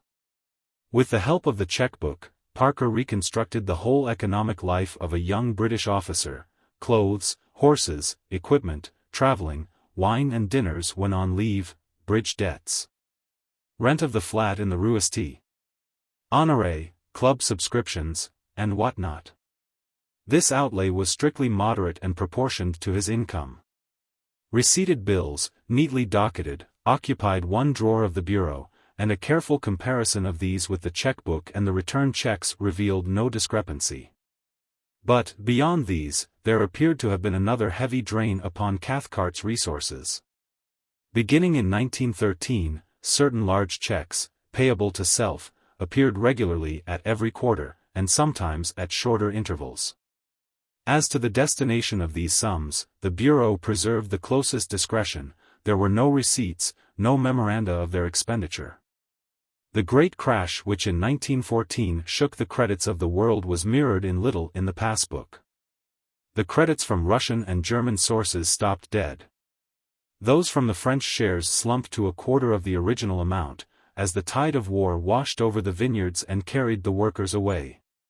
For the first year or so there were substantial dividends from capital invested in French rent.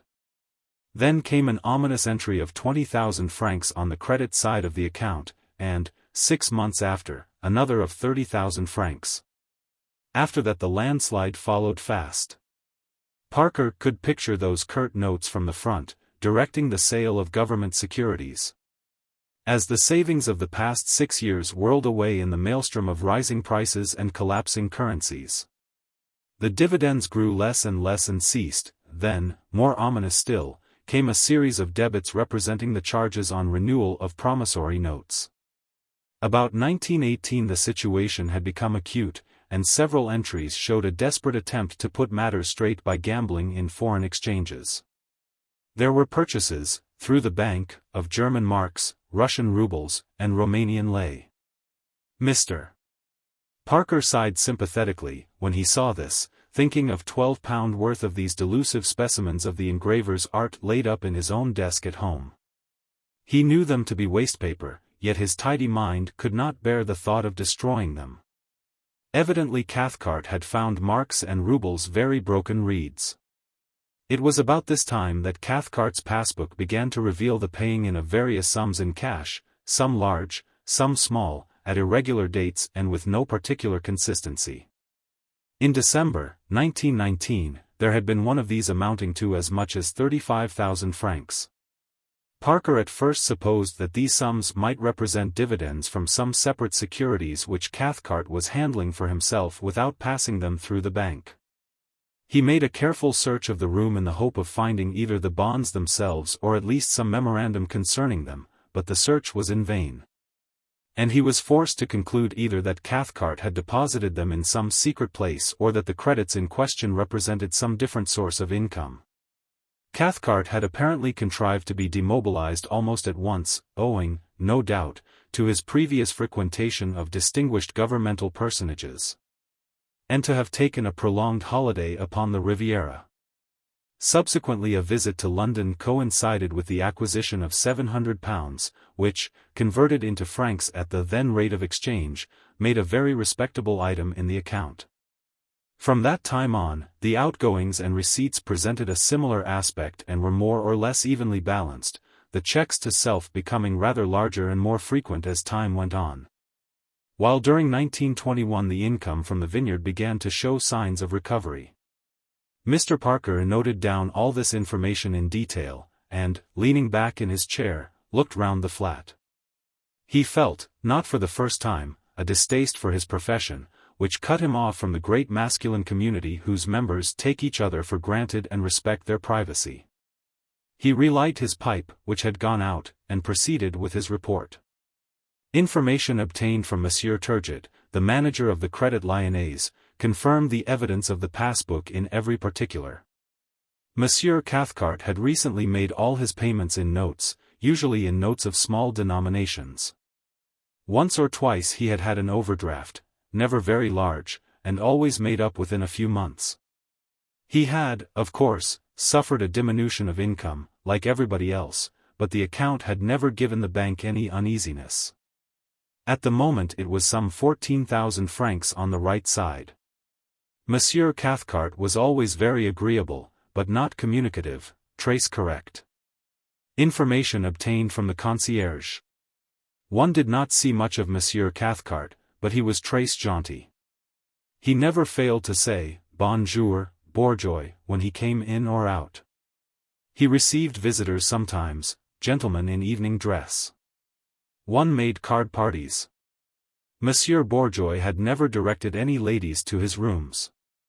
Except once, last February, when he had given a lunch party to some ladies trace comme il faut who brought with them his fiancée, une jolie blonde. Monsieur Cathcart used the flat as a pied-à-terre, and often he would shut it up and go away for several weeks or months. He was un jeune trace range. He had never kept a valet. Madame Leblanc, the cousin of one's late wife, kept his apartment clean. Madame Leblanc was very respectable. But certainly Monsieur might have Madame Leblanc's address. Information obtained from Madame Leblanc. Monsieur Cathcart was a charming young man, and very pleasant to work for. Very generous and took a great interest in the family. Madame Leblanc was desolated to hear that he was dead, and on the eve of his marriage to the daughter of the English milady. Madame Leblanc had seen Mademoiselle last year when she visited Monsieur Cathcart in Paris. She considered the young lady very fortunate. Very few young men were as serious as Monsieur Cathcart, especially when they were so good-looking. Madame Leblanc had had experience of young men, and she could relate many histories if she were disposed, but none of Monsieur Cathcart. He would not always be using his rooms. He had the habit of letting her know when he would be at home, and she then went round to put the flat in order. He kept his things very tidy. He was not like English gentlemen in that respect. Madame Leblanc had known many of them, who kept their affairs sans dessus. Monsieur Cathcart was always very well dressed. He was particular about his bath. He was like a woman for his toilet, the poor gentleman. And so he was dead. Le pauvre garçon. Really it had taken away Madame Leblanc's appetite. Information obtained from Monsieur the Prefect of Police. Absolutely nothing. Monsieur Cathcart had never caught the eye of the police in any way. With regard to the sums of money mentioned by Monsieur Parker, if Monsieur would give him the numbers of some of the notes, efforts would be made to trace them. Where had the money gone? Parker could think only of two destinations, an irregular establishment or a blackmailer. Certainly a handsome man like Cathcart might very well have a woman or two in his life, even without the knowledge of the concierge. Certainly a man who habitually cheated at cards, if he did cheat at cards, might very well have got himself into the power of somebody who knew too much. It was noteworthy that his mysterious receipts in cash began just as his economies were exhausted. It seemed likely that they represented irregular gains from gambling, in the casinos, on the exchange, or, if Denver's story had any truth in it, from crooked play. On the whole, Parker rather inclined to the blackmailing theory. It fitted in with the rest of the business, as he and Lord Peter had reconstructed it at Riddlesdale. 2 or 3 things, however, still puzzled Parker. Why should the blackmailer have been trailing about the Yorkshire moors with a cycle and sidecar? Whose was the green-eyed cat? It was a valuable trinket. Had Cathcart offered it as part of his payment? That seemed somehow foolish. One could only suppose that the blackmailer had tossed it away with contempt. The cat was in Parker's possession, and it occurred to him that it might be worthwhile to get a jeweler to estimate its value. But the sidecar was a difficulty, the cat was a difficulty, and, more than all, Lady Mary was a difficulty. Why had Lady Mary lied at the inquest? For that she had lied, Parker had no manner of doubt. He disbelieved the whole story of the second shot which had awakened her. What had brought her to the conservatory door at 3 o'clock in the morning?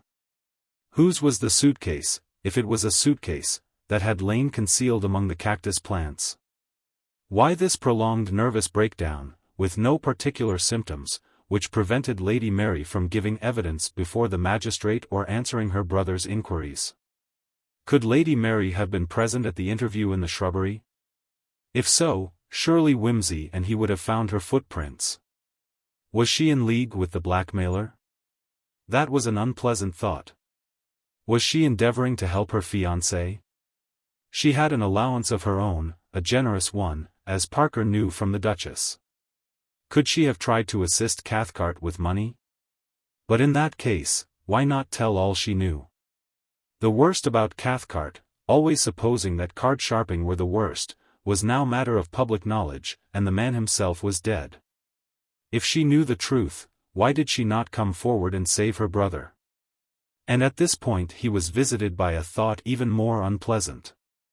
If, after all, it had not been Denver whom Mrs. Marchbanks had heard in the library, but someone else, someone who had likewise an appointment with the blackmailer, someone who was on his side as against Cathcart, who knew that there might be danger in the interview. Had he himself paid proper attention to the grass lawn between the house and the thicket? Might Thursday morning perhaps have revealed here and there a trodden blade that rain and sap had since restored to uprightness? Had Peter and he found all the footsteps in the wood? Had some more trusted hand fired that shot at close quarters? Once again, whose was the green-eyed cat? Surmises and surmises, each uglier than the last, thronged into Parker's mind. He took up a photograph of Cathcart with which Wimsey had supplied him, and looked at it long and curiously. It was a dark, handsome face. The hair was black, with a slight wave, the nose large and well-shaped, the big, dark eyes at once pleasing and arrogant. The mouth was good, though a little thick, with a hint of sensuality in its close curves. The chin showed a cleft. Frankly, Parker confessed to himself, it did not attract him. He would have been inclined to dismiss the man as a Byronic blighter, but experience told him that this kind of face might be powerful with a woman either for love or hatred. Coincidences usually have the air of being practical jokes on the part of Providence. Mr. Parker was shortly to be favored, if the term is a suitable one, with a special display of this Olympian humor. As a rule, that kind of thing did not happen to him, it was more in Wimsey's line. Parker had made his way from modest beginnings to a respectable appointment in the CID. Rather by a combination of hard work, shrewdness, and caution than by spectacular displays of happy guesswork or any knack for taking fortune's tide at the flood. This time, however, he was given up leading from above, and it was only part of the nature of things and men that he should have felt distinctly ungrateful for it. He finished his report, replaced everything tidily in the desk and went round to the police station to arrange with the prefect about the keys and the fixing of the seals. It was still early evening and not too cold. He determined, therefore, to banish gloomy thoughts by a café cognac in the Bull, Michigan, followed by a stroll through the Paris of the shops. Being of a kindly, domestic nature, indeed, he turned over in his mind the idea of buying something Parisian for his elder sister, who was unmarried and lived a rather depressing life in Barrow-in-Furness. Parker knew that she would take pathetic delight in some filmy scrap of lace underwear which no one but herself would ever see. Mr. Parker was not the kind of man to be deterred by the difficulty of buying ladies' underwear in a foreign language. He was not very imaginative. He remembered that a learned judge had one day asked in court what a camisole was, and recollected that there had seemed to be nothing particularly embarrassing about the garment when explained. He determined that he would find a really Parisian shop, and ask for a camisole. That would give him a start, and then mademoiselle would show him other things without being asked further. Accordingly, towards 6 o'clock, he was strolling along the Rue de la Paix with a little carton under his arm. He had spent rather more money than he intended, but he had acquired knowledge. He knew for certain what a camisole was, and he had grasped for the first time in his life that crepe de chine had no recognizable relation to crepe, and was astonishingly expensive for its bulk. The young lady had been charmingly sympathetic, and, without actually insinuating anything, had contrived to make her customer feel just a little bit of a dog. He felt that his French accent was improving. The street was crowded with people, slowly sauntering past the brilliant shop windows. Mr. Parker stopped and gazed nonchalantly over a gorgeous display of jewelry, as though hesitating between a pearl necklace valued at 80,000 francs and a pendant of diamonds and aquamarines set in platinum. And there, balefully winking at him from under a label inscribed Bonne Fortune, hung a green-eyed cat. The cat stared at Mr. Parker, and Mr. Parker stared at the cat. It was no ordinary cat. It was a cat with a personality. Its tiny arched body sparkled with diamonds, and its platinum paws, set close together. And its erect and glittering tail were instinct in every line with the sensuous delight of friction against some beloved object. Its head, cocked slightly to one side, seemed to demand a titillating finger under the jaw. It was a minute work of art, by no journeyman hand. Mr. Parker fished in his pocketbook. He looked from the cat in his hand to the cat in the window. They were alike. They were astonishingly alike. They were identical. Mr. Parker marched into the shop. "I have here," said Mr. Parker to the young man at the counter, "a diamond cat which greatly resembles one which I perceive in your window. Could you have the obligingness to inform me what would be the value of such a cat?"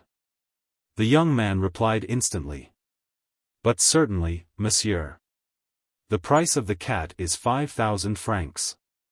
It is, as you perceive, made of the finest materials. Moreover, it is the work of an artist. It is worth more than the market value of the stones. It is, I suppose, a mascot?" "Yes, monsieur. It brings great good luck, especially at cards. Many ladies buy these little objects. We have here other mascots, but all of this special design are of similar quality and price. Monsieur may rest assured that his cat is a cat of pedigree." "I suppose that such cats are everywhere obtainable in Paris," said Mr. Parker nonchalantly. "But no, monsieur. If you desire to match your cat, I recommend you to do it quickly. Monsieur Briquet had only a score of these cats to begin with, and there are now only 3 left, including the one in the window. I believe that he will not make any more. To repeat a thing often is to vulgarize it. There will, of course, be other cats." "I don't want another cat," said Mr. Parker, suddenly interested. "Do I understand you to say that cats such as this are only sold by Monsieur Briquet? That my cat originally came from this shop?" "Undoubtedly, monsieur, it is one of our cats. These little animals are made by a workman of ours, a genius who is responsible for many of our finest articles. It would, I imagine, be impossible to find out to whom this cat was originally sold. If it was sold over the counter for cash it would be difficult, but if it was entered in our books it might not be impossible to discover, if monsieur desired it." "I do desire it very much," said Parker, producing his card. "I am an agent of the British police, and it is of great importance that I should know to whom this cat originally belonged." "In that case," said the young man, "I shall do better to inform monsieur the proprietor." He carried away the card into the back premises, and presently emerged with a stout gentleman, whom he introduced as Monsieur Briquet. In Monsieur Briquet's private office the books of the establishment were brought out and laid on the desk. "You will understand, monsieur," said Monsieur Briquet, "that I can only inform you of the names and addresses of such purchasers of these cats as have had an account sent them. It is, however, unlikely that an object of such value was paid for in cash. Still, with rich Anglo-Saxons, such an incident may occur. We need not go back further than the beginning of the year, when these cats were made. He ran a podgy finger down the pages of the ledger. The first purchase was on January 19th. Mr. Parker noted various names and addresses, and at the end of half an hour Monsieur Briquet said in a final manner. "That is all, monsieur. How many names have you there?" 13, said Parker. "And there are still 3 cats in stock. The original number was 20, so that 4 must have been sold for cash. If monsieur wishes to verify the matter we can consult the daybook." The search in the daybook was longer and more tiresome, but eventually 4 cats were duly found to have been sold. One on January 31st, another on February 6th, the third on May 17th, and the last on August 9th. Mr. Parker had risen, and embarked upon a long string of compliments and thanks, when a sudden association of ideas and dates prompted him to hand Cathcart's photograph to Monsieur Briquet and ask whether he recognized it. Monsieur Briquet shook his head. "I am sure he is not one of our regular customers," he said, "and I have a very good memory for faces. I make a point of knowing anyone who has any considerable account with me. And this gentleman has not everybody's face. But we will ask my assistants." The majority of the staff failed to recognize the photograph, and Parker was on the point of putting it back in his pocketbook when a young lady, who had just finished selling an engagement ring to an obese and elderly Jew, arrived, and said, without any hesitation, "Mais oui, je l'ai vu, monsieur là. It is the Englishman who bought a diamond cat for the jolie blonde." "Mademoiselle," said Parker eagerly, "I beseech you to do me the favor to remember all about it." "Parfaitement," said she. "It is not the face one would forget, especially when one is a woman. The gentleman bought a diamond cat and paid for it. No, I am wrong. It was the lady who bought it, and I remember now to have been surprised that she should pay like that at once in money, because ladies do not usually carry such large sums. The gentleman bought 2. He bought a diamond and tortoiseshell comb for the lady to wear, and then she said she must give him something pour porter bonheur, and asked me for a mascot that was good for cards. I showed her some jewels more suitable for a gentleman, but she saw these cats and fell in love with them, and said he should have a cat and nothing else. She was sure it would bring him good hands. She asked me if it was not so, and I said, undoubtedly, and monsieur must be sure never to play without it, and he laughed very much, and promised always to have it upon him when he was playing." "And how was she, this lady?" "Blonde, monsieur, and very pretty, rather tall and svelte, and very well dressed. A big hat and dark blue costume." "Quoi encore?" "Voyons, yes, she was a foreigner." "English?" "I do not know. She spoke French very, very well, almost like a French person, but she had just the little suspicion of accent." "What language did she speak with the gentleman?" "French, monsieur. You see, we were speaking together, and they both appealed to me continually, and so all the talk was in French. The gentleman spoke French à merveille. It was only by his clothes and a je ne sais quoi in his appearance that I guessed he was English. The lady spoke equally fluently, but one remarked just the accent from time to time. Of course, I went away from them once or twice to get goods from the window, and they talked then. I do not know in what language. Now, mademoiselle, can you tell me how long ago this was?" "Ah, mon Dieu, c'est plus difficile. Monsieur sait que les jours se suivent et se ressemblent. Voyons. We can see by the daybook," put in Monsieur Briquet, "on what occasion a diamond comb was sold with a diamond cat." "Of course," said Parker hastily. "Let us go back." They went back and turned to the January volume, where they found no help. But on February 6 they read, "Pain en écale et diamants. F. 7500. Chat en diamants, des C. 5. F. 5000. "That settles it," said Parker gloomily. "Monsieur does not appear content," suggested the jeweler. Monsieur, said Parker, I am more grateful than I can say for your very great kindness, but I will frankly confess that, of all the 12 months in the year, I had rather it had been any other.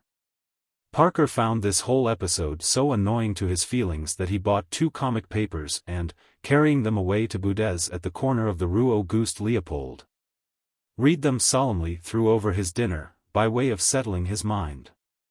Then, returning to his modest hotel, he ordered a drink, and sat down to compose a letter to Lord Peter. It was a slow job, and he did not appear to relish it very much. His concluding paragraph was as follows. I have put all these things down for you without any comment. You will be able to draw your own inferences as well as I can, better, I hope, for my own are perplexing and worrying me no end. They may be all rubbish, I hope they are. I dare say something will turn up at your end to put quite a different interpretation upon the facts. But I do feel that they must be cleared up. I would offer to hand over the job, but another man might jump at conclusions even faster than I do, and make a mess of it. But of course, if you say so, I will be taken suddenly ill at any moment. Let me know. If you think I'd better go on grubbing about over here, can you get hold of a photograph of Lady Mary Wimsey? And find out if possible about the diamond comb and the green-eyed cat, also at exactly what date Lady Mary was in Paris in February. Does she speak French as well as you do? Let me know how you are getting on. Yours ever, Charles Parker. He reread the letter and report carefully and sealed them up.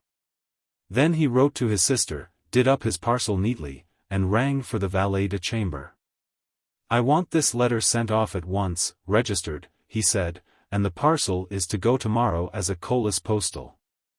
After which he went to bed, and read himself to sleep with a commentary on the Epistle to the Hebrews. Lord Peter's reply arrived by return. Dear Charles, don't worry. I don't like the look of things myself frightfully, but I'd rather you tackled the business than anyone else. As you say, the ordinary police bloke doesn't mind whom he arrests, provided he arrests someone, and is altogether a most damnable fellow to have poking into one's affairs. I'm putting my mind to getting my brother cleared, that is the first consideration, after all, and really anything else would be better than having Jerry hanged for a crime he didn't commit. Whoever did it, it's better the right person should suffer than the wrong. So go ahead. I enclose 2 photographs, all I can lay hands on for the moment. The one in nursing kit is rather rotten, and the others all smothered up in a big hat. I had a damn queer little adventure here on Wednesday, which I'll tell you about when we meet. I've found a woman who obviously knows more than she ought, and a most promising ruffian, only I'm afraid he's got an alibi. Also I've got a faint suggestion of a clue about number 10. Nothing much happened at Northallerton, except that Jerry was of course committed for trial. My mother is here, thank God. And I'm hoping she'll get some sense out of Mary, but she's been worse the last 2 days, Mary, I mean, not my mother, beastly sick and all that sort of thing. Dar. Thin Gummy, who is an ass, can't make it out. Mother says it's as clear as noonday, and she'll stop it if I have patience a day or 2. I made her ask about the comb and the cat. M. Denies the cat altogether, but admits to a diamond comb bought in Paris, says she bought it herself. It's in town, I'll get it and send it on. She says she can't remember where she bought it, has lost the bill, but it didn't cost anything like 7,500 francs. She was in Paris from February 2nd to February 20th. My chief business now is to see Lubbock and clear up a little matter concerning Silver Sand. The assizes will be the first week in November, in fact, the end of next week. This rushes things a bit, but it doesn't matter, because they can't try him there, nothing will matter but the grand jury, who are bound to find a true bill on the face of it. After that we can hang matters up as long as we like. It's going to be a deuce of a business, Parliament sitting and all. Old Biggs is fearfully perturbed under that marble outside of his. I hadn't really grasped what a fuss it was to try peers. It's only happened about once in every 60 years, and the procedure's about as old as Queen Elizabeth. They have to appoint a Lord High Steward for the occasion, and God knows what. They have to make it frightfully clear in the commission that it is only for the occasion, because, somewhere about Richard III's time, the LHS was such a terrifically big pot that he got to ruling the roost. So when Henry IV came to the throne, and the office came into the hands of the crown, he jolly well kept it there, and now they only appoint a man pro tem for the coronation and shows like Jerry's. The king always pretends not to know there isn't a LHS till the time comes, and is no end surprised at having to think of somebody to take on the job. Did you know all this? I didn't. I got it out of Biggie. Cheer up. Pretend you don't know that any of these people are relations of mine.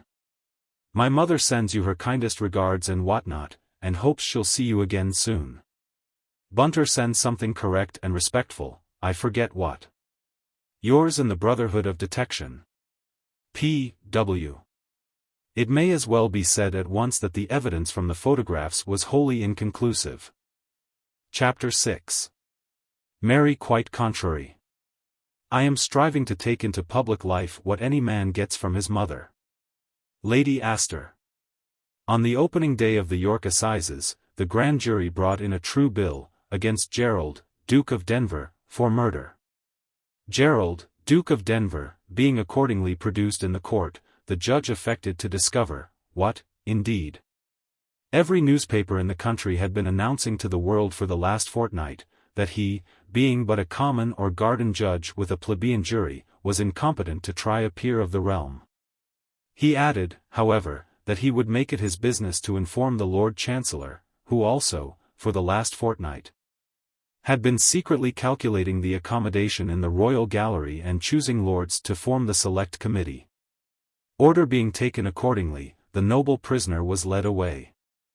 A day or two later, in the gloom of a London afternoon, Mr. Charles Parker rang the bell of a second-floor flat at No. 110 Piccadilly.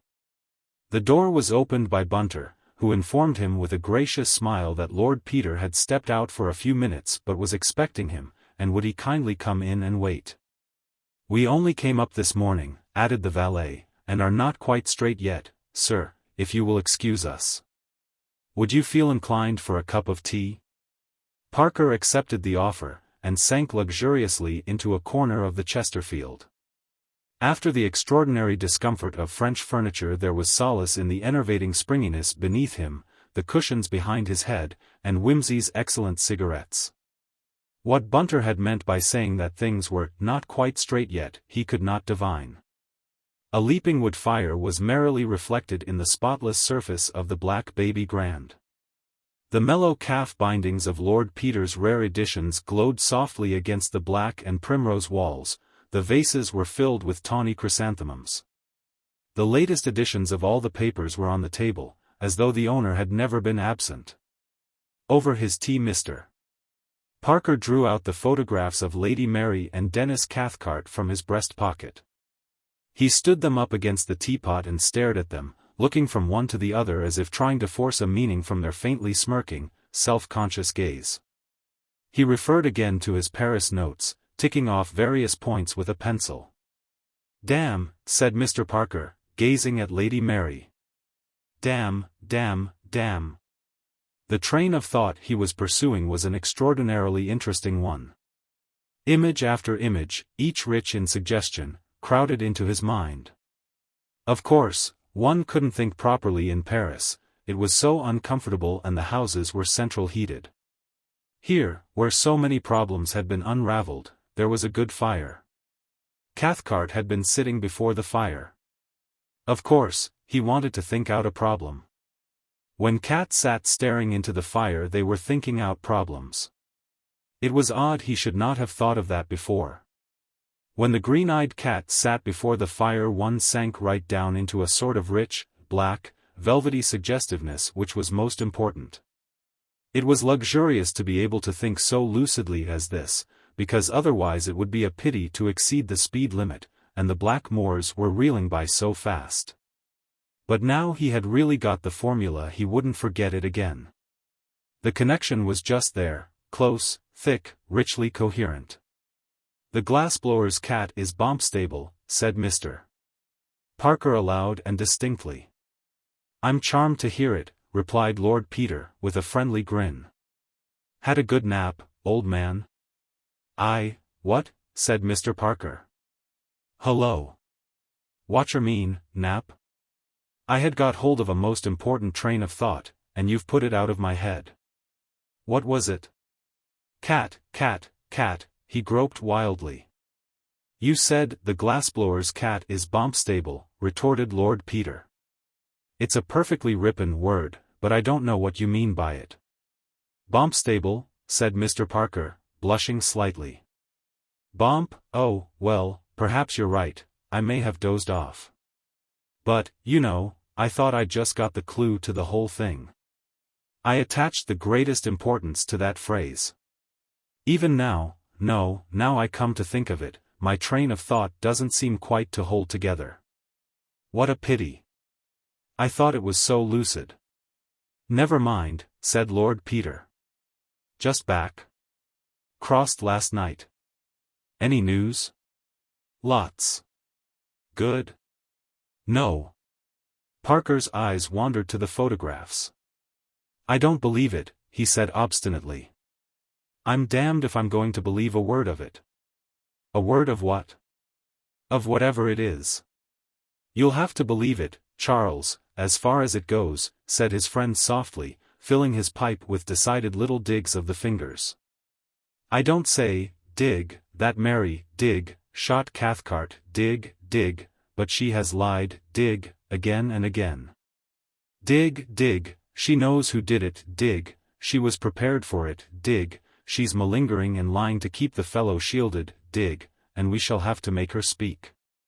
Here he struck a match and lit the pipe in a series of angry little puffs. If you can think, said Mr.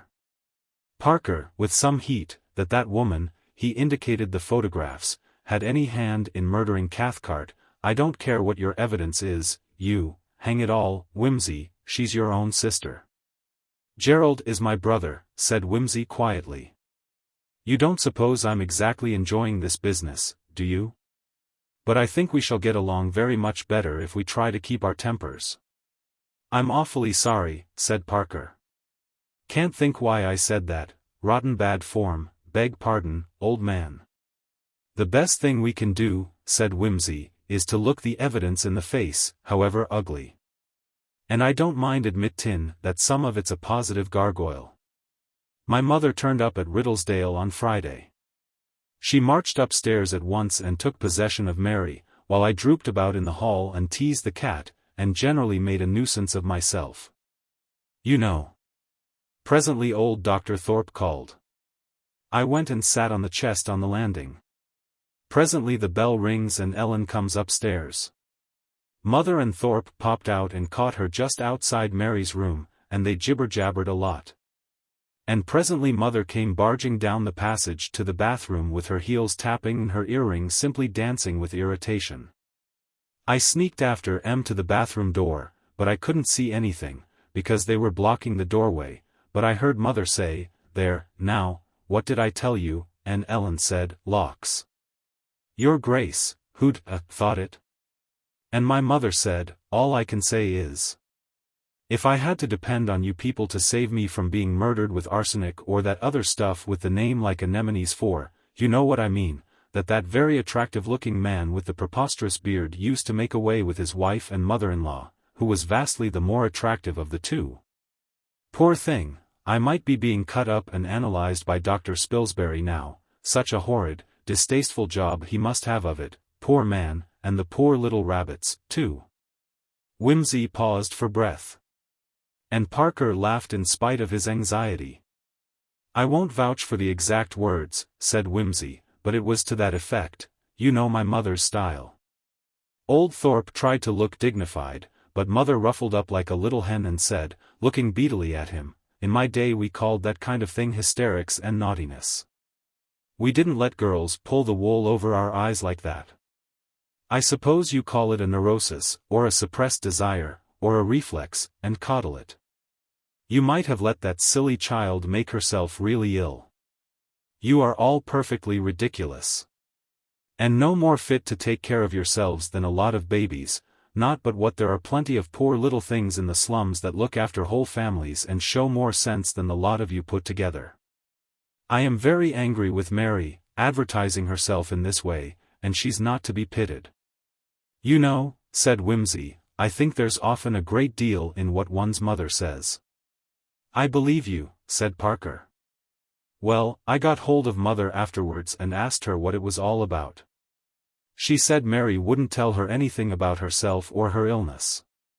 Just asked to be let alone. Then Thorpe came along and talked about nervous shock, said he couldn't understand these fits of sickness, or the way Mary's temperature hopped about. Mother listened, and told him to go and see what the temperature was now. Which he did, and in the middle Mother called him away to the dressing table. But bein' a wily old bird, you see, she kept her eyes on the looking-glass, and nipped round just in time to catch Mary stimulatin' the thermometer to terrific leaps on the hot water bottle. Well, I'm damned, said Parker. So was Thorpe.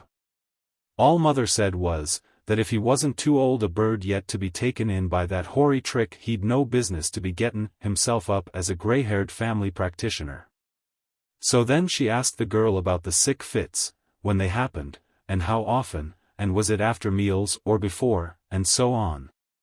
And at last she got out of them that it generally happened a bit after breakfast and occasionally at other times. Mother said she couldn't make it out at first, because she'd hunted all over the room for bottles and things, till at last she asked who made the bed, thinkin', you see, Mary might have hidden something under the mattress. So Ellen said she usually made it while Mary had her bath. When's that? Says Mother. Just before her breakfast, bleats the girl. God forgive you all for a set of nincompoops, says my mother. Why didn't you say so before? So away they all trailed to the bathroom, and there, sittin' up quietly on the bathroom shelf among the bath salts and the elements embrocation and the crushin' feelings and the toothbrushes and things, was the family bottle of ipecacuanha, 3/4 empty. Mother said, well, I told you what she said. By the way, how do you spell ipecacuanha? Mr. Parker spelt it. Damn you, said Lord Peter. I did think I'd stumped you that time. I believe you went and looked it up beforehand. No decent-minded person would know how to spell ipecacuanha out of his own head. Anyway, as you were saying, it's easy to see which side of the family has the detective instinct. I didn't say so. I know. Why didn't you? I think my mother's talents deserve a little acknowledgement. I said so to her, as a matter of fact, and she replied in these memorable words, my dear child, you can give it a long name if you like, but I'm an old-fashioned woman and I call it motherwit. And it's so rare for a man to have it that if he does you write a book about him and call him Sherlock Holmes. However, apart from all that, I said to Mother, in private, of course, it's all very well. But I can't believe that Mary has been going to all this trouble to make herself horribly sick and frighten us all just to show off. Surely she isn't that sort. Mother looked at me as steady as an owl, and quoted a whole lot of examples of hysteria, ending up with the servant girl who threw paraffin about all over somebody's house to make them think it was haunted. And finished up, that if all these newfangled doctors went out of their way to invent subconsciousness and kleptomania, and complexes and other fancy descriptions to explain away when people had done naughty things, she thought one might just as well take advantage of the fact. Wimsey, said Parker, much excited, did she mean she suspected something? My dear old chap, replied Lord Peter, whatever can be known about Mary by putting 2 and 2 together my mother knows. I told her all we knew up to that point, and she took it all in her funny way, you know, never answering anything directly. And then she put her head on one side and said, if Mary had listened to me, and done something useful instead of that V.A.D. work, which never came to much, if you ask me, not that I have anything against V.A.D.'s in a general way, but that silly woman Mary worked under was the most terrible snob on God's earth, and there were very much more sensible things which Mary might really have done well.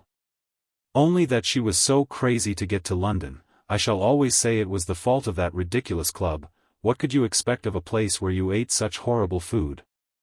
All packed into an underground cellar painted pink and talking away at the tops of their voices, and never any evening dress, only Soviet jumpers and side whiskers. Anyhow, I've told that silly old man what to say about it, and they'll never be able to think of a better explanation for themselves. Indeed, you know, said Peter, I think if any of them start getting inquisitive, they'll have Mother down on them like a ton of bricks. What do you really think yourself? Asked Parker. I haven't come yet to the unpleasantest bit of the lot, said Peter. I've only just heard it, and it did give me a nasty jar, I'll admit. Yesterday I got a letter from Lubbock saying he would like to see me, so I trotted up here and dropped in on him this morning. You remember I sent him a stain off one of Mary's skirts which Bunter had cut out for me? I had taken a squint at it myself, and didn't like the look of it, so I sent it up to Lubbock, ex abundantia catelli, and I'm sorry to say he confirms me. It's human blood, Charles, and I'm afraid it's Cathcart's. But, I've lost the thread of this a bit. Well, the skirt must have got stained the day Cathcart died, as that was the last day on which the party was out on the moors, and if it had been there earlier Ellen would have cleaned it off. Afterwards Mary strenuously resisted Ellen's efforts to take the skirt away, and made an amateurish effort to tidy it up herself with soap. So I think we may conclude that Mary knew the stains were there, and wanted to avoid discovery. She told Ellen that the blood was from a grouse, which must have been a deliberate untruth. Perhaps, said Parker, struggling against hope to make out a case for Lady Mary, she only said, oh. One of the birds must have bled, or something like that. I don't believe, said Peter, that one could get a great patch of human blood on one's clothes like that and not know what it was. She must have knelt right in it. It was 3 or 4 inches across. Parker shook his head dismally, and consoled himself by making a note. Well, now, went on Peter, on Wednesday night everybody comes in and dines and goes to bed except Cathcart, who rushes out and stays out. At 11:50 the gamekeeper, Hardraw, hears a shot which may very well have been fired in the clearing where the, well, let's say the accident, took place. The time also agrees with the medical evidence about Cathcart having already been dead 3 or 4 hours when he was examined at 4:30. Very well. At 3 a.m. Jerry comes home from somewhere or other and finds the body. As he is bending over it, Mary arrives in the most apropos manner from the house in her coat and cap and walking shoes. Now what is her story? She says that at 3 o'clock she was awakened by a shot. Now nobody else heard that shot, and we have the evidence of Mrs. Pettigrew Robinson, who slept in the next room to Mary, with her window open according to her immemorial custom, that she lay broad awake from 2 a.m. till a little after 3 a.m. when the alarm was given, and heard no shot. According to Mary, the shot was loud enough to waken her on the other side of the building. It's odd, isn't it, that the person already awake should swear so positively that she heard nothing of a noise loud enough to waken a healthy young sleeper next door? And, in any case, if that was the shot that killed Cathcart, he can barely have been dead when my brother found him, and again, in that case, how was there time for him to be carried up from the shrubbery to the conservatory? We've been over all this ground, said Parker, with an expression of distaste. We agreed that we couldn't attach any importance to the story of the shot. I'm afraid we've got to attach a great deal of importance to it, said Lord Peter gravely. Now, what does Mary do? Either she thought the shot. There was no shot. I know that. But I'm examining the discrepancies of her story. She said she did not give the alarm because she thought it was probably only poachers. But, if it was poachers, it would be absurd to go down and investigate. So she explains that she thought it might be burglars. Now how does she dress to go and look for burglars? What would you or I have done? I think we would have taken a dressing gown, a stealthy kind of pair of slippers, and perhaps a poker or a stout stick, not a pair of walking shoes, a coat, and a cap, of all things. It was a wet night, mumbled Parker. My dear chap, if it's burglars you're looking for, you don't expect to go and hunt them round the garden. Your first thought is that they're getting into the house, and your idea is to slip down quietly and survey them from the staircase or behind the dining room door. Anyhow, fancy a present-day girl, who rushes about bareheaded in all weathers, stopping to embellish herself in a cap for a burglar hunt. Damn it all, Charles, it won't wash, you know. And she walks straight off to the conservatory and comes upon the corpse, exactly as if she knew where to look for it beforehand. Parker shook his head again. Well, now. She sees Gerald stooping over Cathcart's body. What does she say? Does she ask what's the matter? Does she ask who it is? She exclaims, "Oh God! Gerald, you've killed him," and then she says, as if on second thoughts, "Oh, it's Denis.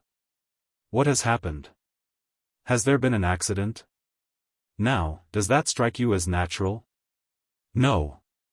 But it rather suggests to me that it wasn't Cathcart she expected to see there, but somebody else. Does it?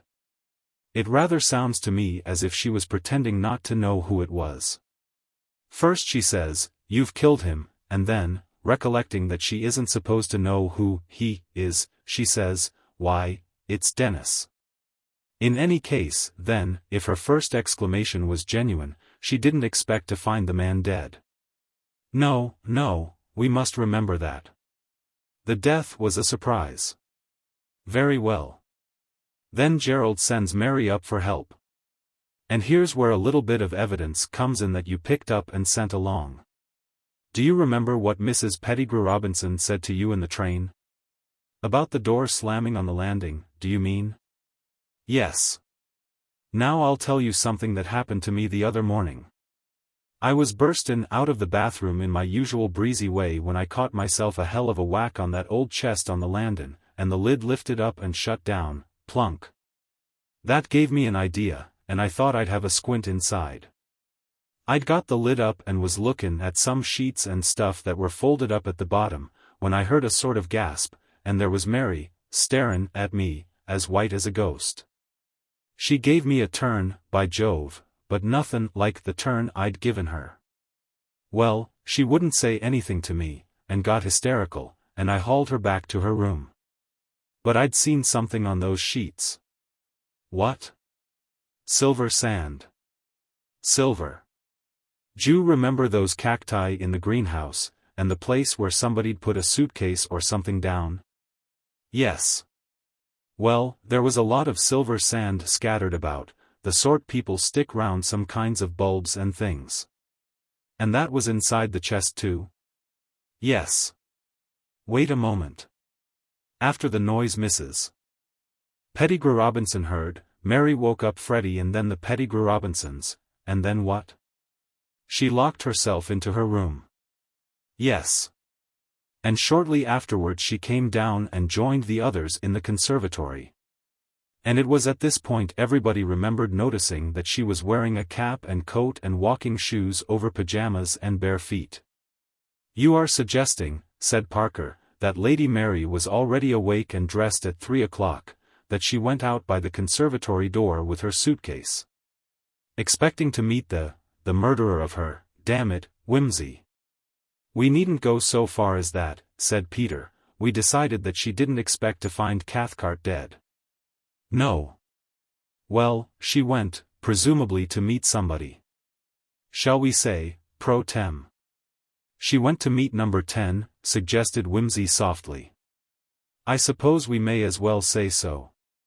When she turned on the torch and saw the Duke stooping over Cathcart she thought, by Jove, Wimsey, I was right after all. When she said, you've killed him, she meant number 10, she thought it was no. 10's body. Of course, cried Wimsey. I'm a fool. Yes. Then she said, it's Denis, what has happened? That's quite clear. And, meanwhile, what did she do with the suitcase? I see it all now, cried Parker. When she saw that the body wasn't the body of number 10, she realized that number 10 must be the murderer. So her game was to prevent anybody knowing that no 10 had been there. So she shoved the suitcase behind the cacti. Then, when she went upstairs, she pulled it out again, and hid it in the oak chest on the landing. She couldn't take it to her room, of course, because if anybody'd heard her come upstairs it would seem odd that she should run to her room before calling the others. Then she knocked up Arbuthnot and the Pettigrew Robinsons. She'd be in the dark, and they'd be flustered and wouldn't see exactly what she had on. Then she escaped from Mrs. P.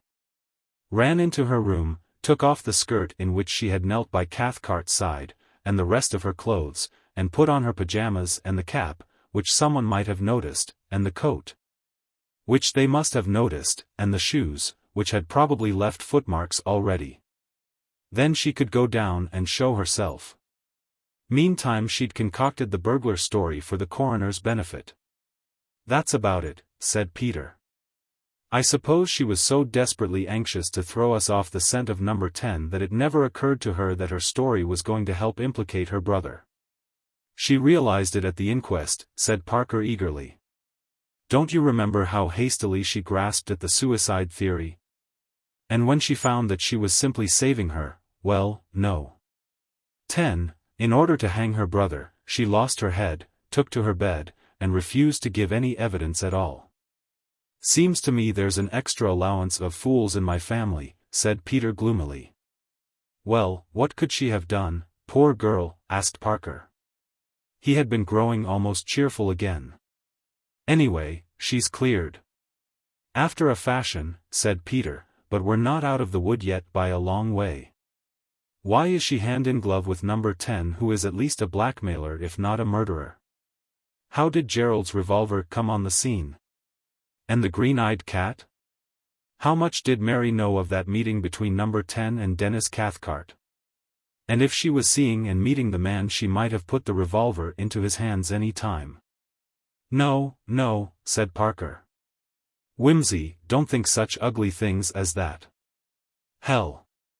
cried Peter, exploding.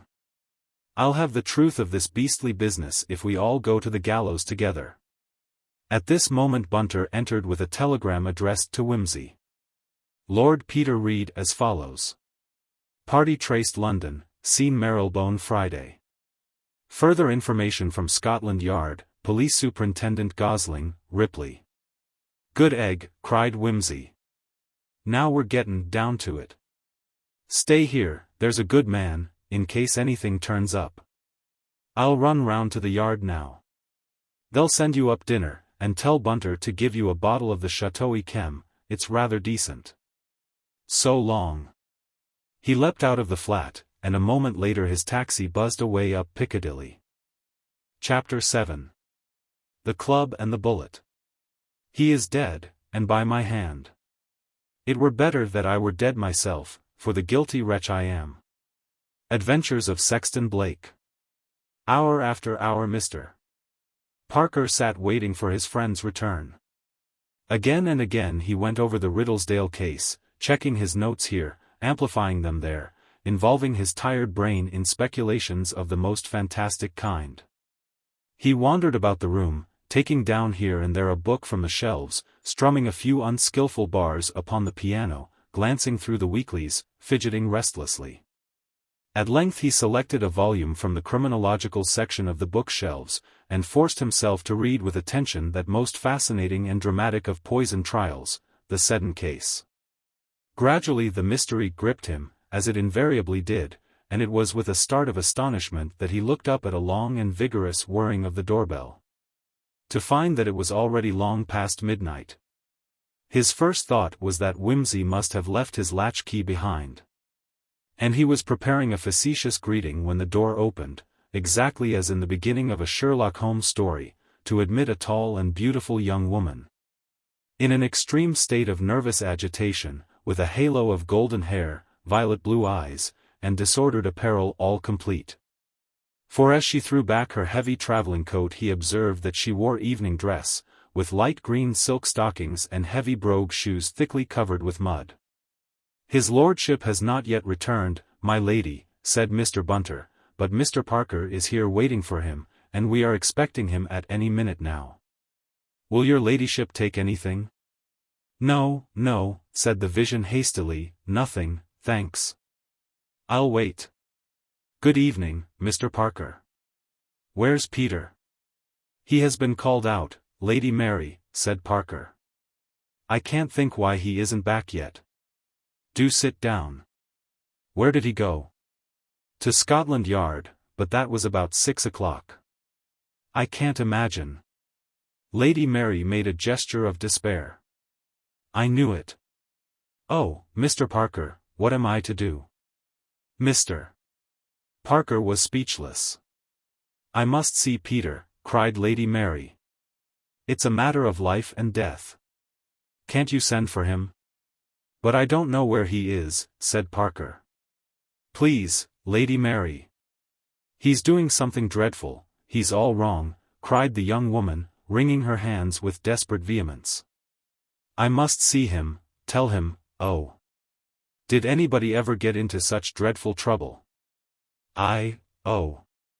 Here the lady laughed loudly and burst into tears. Lady Mary, I beg you, please don't, cried Mr. Parker anxiously, with a strong feeling that he was being incompetent and rather ridiculous. Please sit down. Drink a glass of wine. You'll be ill if you cry like that. If it is crying, he added dubiously to himself. It sounds like hiccups. Bunter. Mr. Bunter was not far off. In fact, he was just outside the door with a small tray. With a respectful, allow me, sir, he stepped forward to the writhing Lady Mary and presented a small phial to her nose. The effect was startling. The patient gave 2 or 3 fearful whoops, and sat up, erect and furious. How dare you, Bunter, said Lady Mary. Go away at once. Your ladyship had better take a drop of brandy, said Mr. Bunter, replacing the stopper in the smelling bottle, but not before Parker had caught the pungent reek of ammonia. This is the 1800 Napoleon brandy, my lady. Please don't snort so, if I may make the suggestion. His lordship would be greatly distressed to think that any of it should be wasted. Did your ladyship dine on the way up? No. Most unwise, my lady, to undertake a long journey on a vacant interior. I will take the liberty of sending in an omelette for your ladyship. Perhaps you would like a little snack of something yourself, sir, as it is getting late? Anything you like, said Mr. Parker, waving him off hurriedly. Now, Lady Mary, you're feeling better, aren't you? Let me help you off with your coat. No more of an exciting nature was said until the omelette was disposed of, and Lady Mary comfortably settled on the Chesterfield. She had by now recovered her poise. Looking at her, Parker noticed how her recent illness, however produced, had left its mark upon her. Her complexion had nothing of the brilliance which he remembered. She looked strained and white, with purple hollows under her eyes. I am sorry I was so foolish just now, Mr. Parker, she said, looking into his eyes with a charming frankness and confidence, but I was dreadfully distressed, and I came up from Riddlesdale so hurriedly. Not at all, said Parker meaninglessly. Is there anything I can do in your brother's absence? I suppose you and Peter do everything together? I think I may say that neither of us knows anything about this investigation which he has not communicated to the other. If I tell you, it's the same thing? Exactly the same thing. If you can bring yourself to honor me with your confidence. Wait a minute, Mr. Parker. I'm in a difficult position. I don't quite know what I ought. Can you tell me just how far you've got, what you have discovered? Mr. Parker was a little taken aback. Although the face of Lady Mary had been haunting his imagination ever since the inquest, and although the agitation of his feelings had risen to boiling point during this romantic interview, the official instinct of caution had not wholly deserted him. Holding, as he did, proofs of Lady Mary's complicity in the crime, whatever it was, he was not so far gone as to fling all his cards on the table. I'm afraid, he said, that I can't quite tell you that. You see, so much of what we've got is only suspicion as yet. I might accidentally do great mischief to an innocent person. Ah! You definitely suspect somebody, then? Indefinitely would be a better word for it, said Mr. Parker with a smile. But if you have anything to tell us which may throw light on the matter, I beg you to speak. We may be suspecting a totally wrong person. I shouldn't be surprised, said Lady Mary, with a sharp, nervous little laugh. Her hand strayed to the table and began pleating the orange envelope into folds. What do you want to know? She asked suddenly, with a change of tone. Parker was conscious of a new hardness in her manner, a something braced and rigid. He opened his notebook, and as he began his questioning his nervousness left him. The official reasserted himself. You were in Paris last February? Lady Mary assented. Do you recollect going with Captain Cathcart? Oh. By the way, you speak French, I presume? Yes, very fluently. As well as your brother, practically without accent? Quite as well. We always had French governesses as children, and mother was very particular about it. I see. Well, now, do you remember going with Captain Cathcart on February 6th to a jeweller's in the Rue de la Paix and buying, or his buying for you? A tortoiseshell comb set with diamonds and a diamond and platinum cat with emerald eyes? He saw a lurking awareness come into the girl's eyes. Is that the cat you have been making inquiries about in Riddlesdale? She demanded. It being never worth while to deny the obvious, Parker replied, yes. It was found in the shrubbery, wasn't it? Had you lost it? Or was it Cathcart's? If I said it was his, I should be ready to believe you. Was it his? No, a long breath, it was mine. When did you lose it? That night. Where? I suppose in the shrubbery. Wherever you found it. I didn't miss it till later. Is it the one you bought in Paris? Yes. Why did you say before that it was not yours? I was afraid. And now? I am going to speak the truth. Parker looked at her again. She met his eye frankly, but there was a tenseness in her manner which showed that it had cost her something to make her mind up.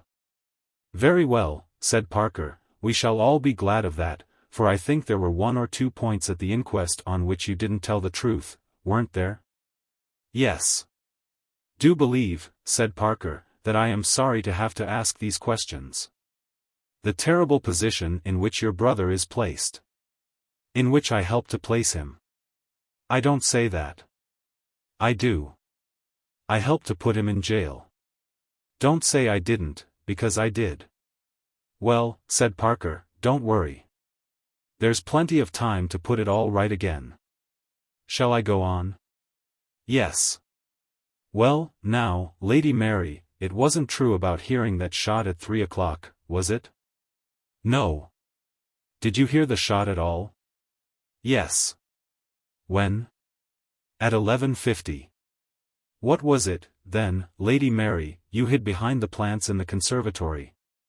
I hid nothing there. And in the oak chest on the landing? My skirt. You went out, why, to meet Cathcart? Yes. Who was the other man? What other man? The other man who was in the shrubbery. A tall, fair man dressed in a Burberry? There was no other man. Oh, pardon me, Lady Mary. We saw his footmarks all the way up from the shrubbery to the conservatory. It must have been some tramp. I know nothing about him. But we have proof that he was there, of what he did, and how he escaped. For heaven's sake, and your brother's sake, Lady Mary, tell us the truth, for that man in the Burberry was the man who shot Cathcart. No, said the girl, with a white face, that is impossible. Why impossible? I shot Denis Cathcart myself. So that's how the matter stands, you see, Lord Peter, said the Chief of Scotland Yard, rising from his desk with a friendly gesture of dismissal. The man was undoubtedly seen at Marylebone on the Friday morning, and, though we have unfortunately lost him again for the moment, I have no doubt whatever that we shall lay hands on him before long. The delay has been due to the unfortunate illness of the porter Morrison, whose evidence has been so material. But we are wasting no time now. I'm sure I may leave it to you with every confidence, Sir Andrew, replied Wimsey, cordially shaking hands. I'm diggin' away too. Between us we ought to get somethin', you in your small corner and I in mine, as the hymn says, or is it a hymn? I remember readin' it in a book about missionaries when I was small. Did you want to be a missionary in your youth? I did.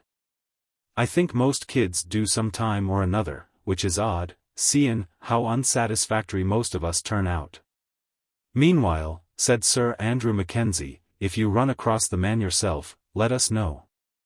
I would never deny your extraordinary good fortune, or it may be good judgment, in running across the criminals we may be wanting. If I catch the bloke, said Lord Peter, I'll come and shriek under your windows till you let me in, if it's the middle of the night and you in your little nightshirt. And talking of nightshirts reminds me that we hope to see you down at Denver one of these days, as soon as this business is over. Mother sends kind regards, of course. Thanks very much, replied Sir Andrew. I hope you feel that all is going well. I had Parker in here this morning to report, and he seemed a little dissatisfied. He's been doing a lot of ungrateful routine work, said Wimsey, and being altogether the fine, sound man he always is. He's been a damn good friend to me, Sir Andrew, and it's a real privilege to be allowed to work with him. Well, so long, Chief. He found that his interview with Sir Andrew Mackenzie had taken up a couple of hours, and that it was nearly 8 o'clock. He was just trying to make up his mind where to dine when he was accosted by a cheerful young woman with bobbed red hair, dressed in a short checked skirt, brilliant jumper, corduroy jacket, and a rakish green velvet tam o' shanter. Surely, said the young woman, extending a shapely, ungloved hand, it's Lord Peter Wimsey. How are you? And how's Mary? Jove, said Wimsey gallantly, it's Miss Tarrant. How perfectly rippin' to see you again. Absolutely delightful. Thanks, Mary ain't as fit as she might be, worryin' about this murder business, you know. You've heard that we're what the poor so kindly and tactfully call in trouble, I expect, what? Yes, of course, replied Miss Tarrant eagerly, and, of course, as a good socialist, I can't help rejoicing rather when a peer gets taken up, because it does make him look so silly, you know. And the House of Lords is silly, isn't it? But, really, I'd rather it was anybody else's brother. Mary and I were such great friends, you know, and, of course, you do investigate things, don't you, not just live on your estates in the country and shoot birds? So I suppose that makes a difference. That's very kind of you, said Peter. If you can prevail upon yourself to overlook the misfortune of my birth and my other deficiencies, perhaps you would honor me by comin' along and havin' a bit of dinner somewhere, what? Oh, I'd have loved to, cried Miss Tarrant, with enormous energy, but I've promised to be at the club tonight. There's a meeting at 9. Mr. Koch, the labor leader, you know, is going to make a speech about converting the army and navy to communism. We expect to be raided, and there's going to be a grand hunt for spies before we begin. But look here, do come along and dine with me there, and, if you like, I'll try to smuggle you into the meeting, and you'll be seized and turned out. I suppose I oughtn't to have told you anything about it, because you ought to be a deadly enemy, but I can't really believe you're dangerous. I'm just an ordinary capitalist, I expect, said Lord Peter, highly obnoxious. Well, come to dinner, anyhow. I do so want to hear all the news. Peter reflected that the dinner at the Soviet Club would be worse than execrable, and was just preparing an excuse when it occurred to him that Miss Tarrant might be able to tell him a good many of the things that he didn't know, and really ought to know, about his own sister. Accordingly, he altered his polite refusal into a polite acceptance, and, plunging after Miss Tarrant, was led at a reckless pace and by a series of grimy shortcuts into Gerrard Street, where an orange door, flanked by windows with magenta curtains, sufficiently indicated the Soviet Club. The Soviet Club, being founded to accommodate free thinking rather than high living, had that curious amateur air which pervades all worldly institutions planned by unworldly people. Exactly why it made Lord Peter instantly think of mission teas he could not say, unless it was that all the members looked as though they cherished a purpose in life. And that the staff seemed rather sketchily trained and strongly in evidence. Wimsey reminded himself that in so democratic an institution one could hardly expect the assistants to assume that air of superiority which marks the servants in a West End club.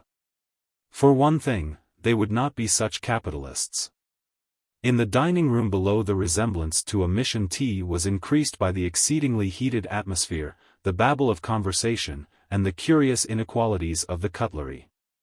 Miss Tarrant secured seats at a rather crummy table near the serving hatch, and Peter wedged himself in with some difficulty next to a very large, curly-haired man in a velvet coat, who was earnestly conversing with a thin, eager young woman in a Russian blouse, Venetian beads, a Hungarian shawl and a Spanish comb, looking like a personification of the United Front of the Internationale.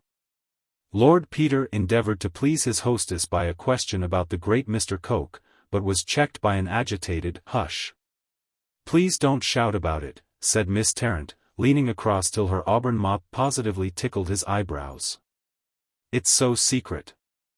"I'm awfully sorry," said Wimsey apologetically. "I say, d'you know you're dipping those jolly little beads of yours in the soup?" "Oh, am I?" cried Miss Tarrant, withdrawing hastily. "Oh, thank you so much. Especially as the color runs. I hope it isn't arsenic or anything." Then, leaning forward again, she whispered hoarsely, "The girl next me is Erica Heath Warburton, the writer, you know." Wimsey looked with a new respect at the lady in the Russian blouse. Few books were capable of calling up a blush to his cheek, but he remembered that one of Miss Heath Warburton's had done it. The authoress was just saying impressively to her companion, "Ever know a sincere emotion to express itself in a subordinate clause?" "Joyce has freed us from the superstition of syntax," agreed the curly man. "Scenes which make emotional history," said Miss Heath Warburton, "should ideally be expressed in a series of animal squeals." "The D.H. Lawrence formula," said the other. "Or even Dada," said the authoress. "We need a new notation," said the curly-haired man, putting both elbows on the table and knocking Wimsey's bread onto the floor. "Have you heard Robert Snoates recite his own verse to the tom-tom and the penny whistle?" Lord Peter with difficulty detached his attention from this fascinating discussion to find that Miss Tarrant was saying something about Mary. "One misses your sister very much," she said. "Her wonderful enthusiasm. She spoke so well at meetings. She had such a real sympathy with the worker." "It seems astonishing to me," said Wimsey, "seeing Mary's never had to do a stroke of work in her life." "Oh," cried Miss Tarrant, "but she did work. She worked for us. Wonderfully. She was secretary to our propaganda society for nearly 6 months. And then she worked so hard for Mr. Goyles. To say nothing of her nursing in the war. Of course, I don't approve of England's attitude in the war, but nobody would say the work wasn't hard." "Who is Mr. Goyles?" "Oh, one of our leading speakers, quite young, but the government are really afraid of him. I expect he'll be here tonight. He has been lecturing in the north, but I believe he's back now." "I say, do look out," said Peter. "Your beads are in your plate again." "Are they? Well, perhaps they'll flavor the mutton. I'm afraid the cooking isn't very good here, but the subscription's so small, you see. I wonder Mary never told you about Mr. Goyles. They were so very friendly, you know, some time ago. Everybody thought she was going to marry him, but it seemed to fall through. And then your sister left town. Do you know about it?" "That was the fellow, was it?" "Yes, well, my people didn't altogether see it, you know. Thought Mr. Goyles wasn't quite the son-in-law they'd take to. Family row and so on. Wasn't there myself, besides, Mary'd never listened to me. Still, that's what I gathered." Another instance of the absurd, old-fashioned tyranny of parents, said Miss Tarrant warmly. You wouldn't think it could still be possible, in post-war times. I don't know, said Wimsey, that you could exactly call it that. Not parents exactly. My mother's a remarkable woman. I don't think she interfered. Fact, I fancy she wanted to ask Mr. Goyles to Denver. But my brother put his foot down. Oh, well, what can you expect, said Miss Tarrant scornfully. But I don't see what business it was of his. Oh, none, agreed Wimsey. Only, owin' to my late father's circumscribed ideas of what was owin' to women, my brother has the handlin' of Mary's money till she marries with his consent. I don't say it's a good plan, I think it's a rotten plan. But there it is. Monstrous, said Miss Tarrant, shaking her head so angrily that she looked like shock-headed Peter. Barbarous. Simply feudal, you know. But, after all, what's money? Nothing, of course, said Peter. But if you've been brought up to havin' it, it's a bit awkward to drop it suddenly. Like baths, you know. I can't understand how it could have made any difference to Mary, persisted Miss Tarrant mournfully. She liked being a worker. We once tried living in a workman's cottage for 8 weeks, 5 of us, on 18 shillings a week. It was a marvelous experience, on the very edge of the New Forest. In the winter? Well, no, we thought we'd better not begin with winter. But we had 9 wet days, and the kitchen chimney smoked all the time. You see, the wood came out of the forest, so it was all damp. I see. It must have been uncommonly interesting. It was an experience I shall never forget, said Miss Tarrant. One felt so close to the earth and the primitive things. If only we could abolish industrialism. I'm afraid, though, we shall never get it put right without a bloody revolution, you know. It's very terrible, of course, but salutary and inevitable. Shall we have coffee? We shall have to carry it upstairs ourselves, if you don't mind. The maids don't bring it up after dinner. Miss Tarrant settled her bill and returned, thrusting a cup of coffee into his hand. It had already overflowed into the saucer, and as he groped his way round a screen and up a steep and twisted staircase it overflowed quite an amount more. Emerging from the basement, they almost ran into a young man with fair hair who was hunting for letters in a dark little row of pigeonholes. Finding nothing, he retreated into the lounge. Miss Tarrant uttered an exclamation of pleasure. "Why, there is Mr. Goyles," she cried. Wimsey glanced across, and at the sight of the tall, slightly stooping figure with the untidy fair hair and the gloved right hand he gave an irrepressible little gasp. "Won't you introduce me?" he said. "I'll fetch him," said Miss Tarrant. She made off across the lounge and addressed the young agitator, who started, looked across at Wimsey, shook his head, appeared to apologize, gave a hurried glance at his watch, and darted out by the entrance. Wimsey sprang forward in pursuit. "Extraordinary," cried Miss Tarrant, with a blank face. "He says he has an appointment, but he can't surely be missing the—" "Excuse me," said Peter. He dashed out, in time to perceive a dark figure retreating across the street. He gave chase. The man took to his heels, and seemed to plunge into the dark little alley which leads into the Charing Cross Road. Hurrying in pursuit, Wimsey was almost blinded by a sudden flash and smoke nearly in his face. A crashing blow on the left shoulder and a deafening report whirled his surroundings away. He staggered violently, and collapsed onto a second-hand brass bedstead. Chapter 8. Mr. Parker takes notes. A man was taken to the zoo and shown the giraffe. After gazing at it a little in silence, "I don't believe it," he said. Parker's first impulse was to doubt his own sanity, his next, to doubt Lady Mary's. Then, as the clouds rolled away from his brain, he decided that she was merely not speaking the truth. "Come, Lady Mary," he said encouragingly, but with an accent of reprimand as to an over-imaginative child, "you can't expect us to believe that, you know." "But you must," said the girl gravely. It's a fact. I shot him. I did, really. I didn't exactly mean to do it, it was a sort of accident. Mr. Parker got up and paced about the room. You have put me in a terrible position, Lady Mary, he said. You see, I'm a police officer. I never imagined. It doesn't matter, said Lady Mary. Of course you'll have to arrest me, or detain me, or whatever you call it. That's what I came for.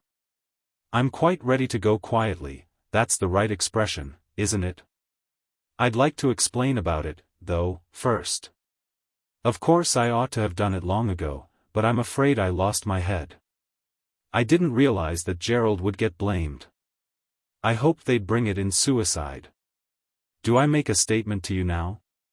Or do I do it at the police station? Parker groaned. They won't punish me so badly if it was an accident, will they? There was a quiver in the voice. No, of course not, of course not. But if only you had spoken earlier. No, said Parker, stopping suddenly short in his distracted pacing and sitting down beside her. It's impossible, absurd. He caught the girl's hand suddenly in his own. Nothing will convince me, he said. It's absurd. It's not like you. But an accident. I don't mean that, you know I don't mean that. But that you should keep silence. I was afraid. I'm telling you now. No, no, no, cried the detective. You're lying to me. Nobly, I know, but it's not worth it. No man could be worth it. Let him go, I implore you. Tell the truth. Don't shield this man. If he murdered Denis Cathcart. No. The girl sprang to her feet, wrenching her hand away. There was no other man. How dare you say it or think it? I killed Denis Cathcart, I tell you, and you shall believe it. I swear to you that there was no other man. Parker pulled himself together. Sit down, please. Lady Mary, you are determined to make this statement? Yes. Knowing that I have no choice but to act upon it? If you will not hear it I shall go straight to the police. Parker pulled out his notebook. Go on, he said. With no other sign of emotion than a nervous fidgeting with her gloves, Lady Mary began her confession in a clear, hard voice, as though she were reciting it by heart.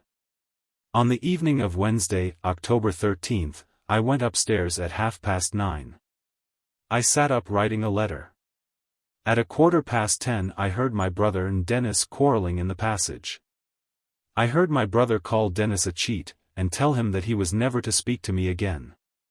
I heard Denis run out. I listened for some time, but did not hear him return. At 11:30 I became alarmed. I changed my dress and went out to try and find Denis and bring him in. I feared he might do something desperate. After some time I found him in the shrubbery.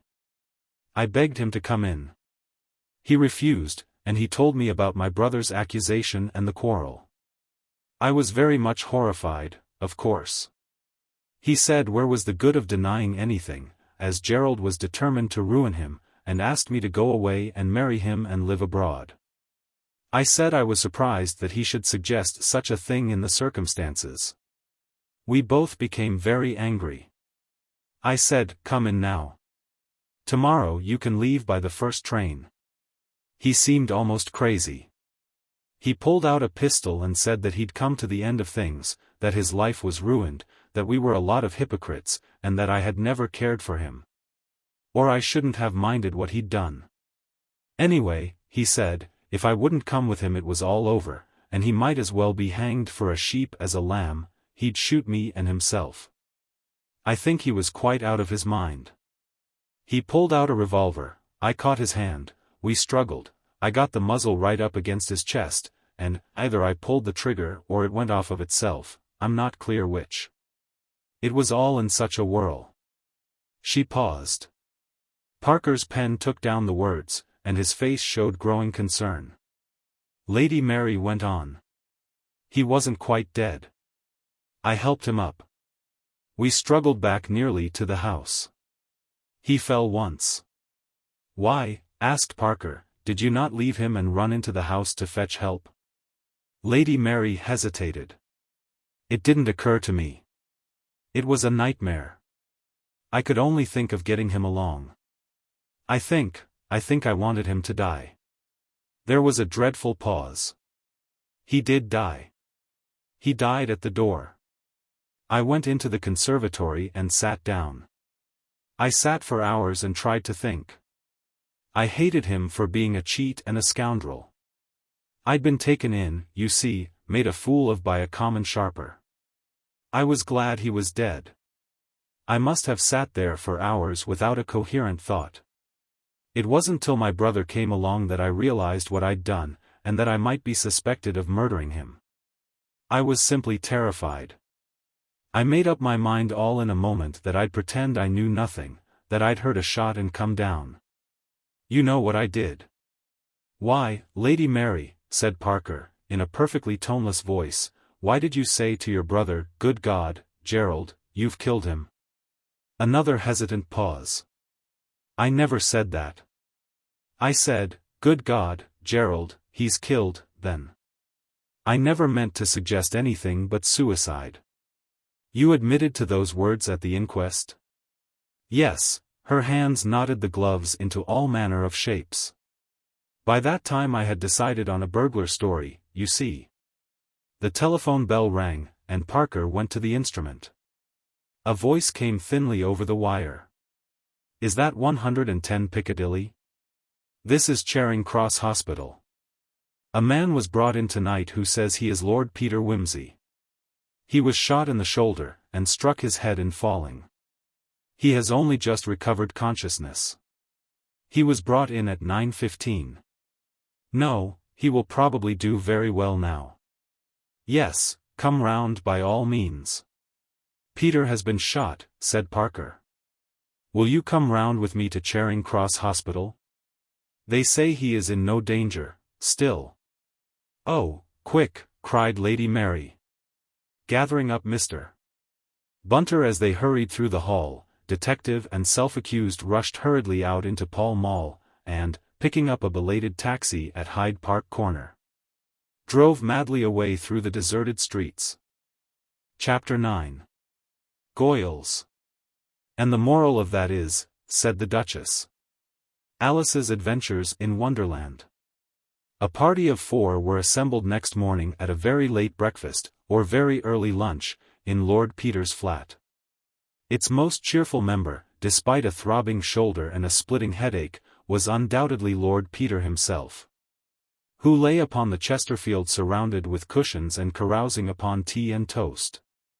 Having been brought home in an ambulance, he had instantly fallen into a healing sleep, and had woken at 9 o'clock aggressively clear and active in mind. In consequence, Mr. Parker had been dispatched in a hurry, half-fed and burdened with the secret memory of last night's disclosures, to Scotland Yard. Here he had set in motion the proper machinery for catching Lord Peter's assassin. Only don't you say anything about the attack on me, said his lordship. Tell M he's to be detained in connection with the Riddlesdale case. That's good enough for them. It was now 11, and Mr. Parker had returned, gloomy and hungry, and was consuming a belated omelette and a glass of claret. Lady Mary Wimsey was hunched up in the window seat. Her bobbed golden hair made a little blur of light about her in the pale autumn sunshine. She had made an attempt to breakfast earlier, and now sat gazing out into Piccadilly. Her first appearance that morning had been made in Lord Peter's dressing-gown, but she now wore a serge skirt and jade-green jumper, which had been brought to town for her by the 4th member of the party, now composedly eating a mixed grill and sharing the decanter with Parker. This was a rather short, rather plump, very brisk elderly lady, with bright black eyes like a bird's, and very handsome white hair exquisitely dressed. Far from looking as though she had just taken a long night journey, she was easily the most composed and trim of the 4. She was, however, annoyed, and said so at considerable length. This was the Dowager Duchess of Denver. It is not so much, Mary, that you went off so abruptly last night, just before dinner, too, inconveniencing and alarming us very much. Indeed, poor Helen was totally unable to eat her dinner. Which was extremely distressing to her feelings, because, you know, she always makes such a point of never being upset about anything. I really don't know why. For some of the greatest men have not minded showing their feelings. I don't mean Southerners necessarily, but, as Mr. Chesterton very rightly points out, Nelson, too, who was certainly English if he wasn't Irish or Scotch, I forget, but United Kingdom. Anyway, if that means anything nowadays with a free state, such a ridiculous title, especially as it always makes one think of the Orange Free State. And I'm sure they wouldn't care to be mixed up with that, being so very green themselves. And going off without even proper clothes, and taking the car, so that I had to wait till the 1:15 from Northallerton, a ridiculous time to start, and such a bad train, too. Not getting up till 10:30. Besides, if you must run off to town, why do it in that unfinished manner? If you had only looked up the trains before starting you would have seen you would have half an hour's wait at Northallerton, and you could quite easily have packed a bag. It's so much better to do things neatly and thoroughly, even stupid things. And it was very stupid of you indeed to dash off like that, to embarrass and bore poor Mr. Parker with a lot of twaddle, though I suppose it was Peter you meant to see. You know, Peter, if you will haunt low places full of Russians and sucking socialists taking themselves seriously, you ought to know better than to encourage them by running after them. However futile, and given to drinking coffee and writing poems with no shape to them, and generally ruining their nerves. And, in any case, it makes not the slightest difference. I could have told Peter all about it myself, if he doesn't know already, as he probably does. Lady Mary turned very white at this and glanced at Parker, who replied rather to her than to the Dowager. No, Lord Peter and I haven't had time to discuss anything yet. Lest it should ruin my shattered nerves and bring a fever to my aching brow, added that nobleman amiably. You're a kind, thoughtful soul, Charles, and I don't know what I should do without you. I wish that rotten old second-hand dealer had been a bit brisker about talking in his stock-in-trade for the night, though. Perfectly extraordinary number of knobs there are on a brass bedstead. Saw it comin', you know, and couldn't stop myself. However, what's a mere brass bedstead? The great detective, though at first stunned and dizzy from his brutal treatment by the 15 veiled assassins all armed with meat choppers, soon regained his senses. Thanks to his sound constitution and healthy manner of life. Despite the severe gassing he had endured in the underground room. A telegram? Oh, thanks, Bunter. Lord Peter appeared to read the message with great inward satisfaction, for his long lips twitched at the corners.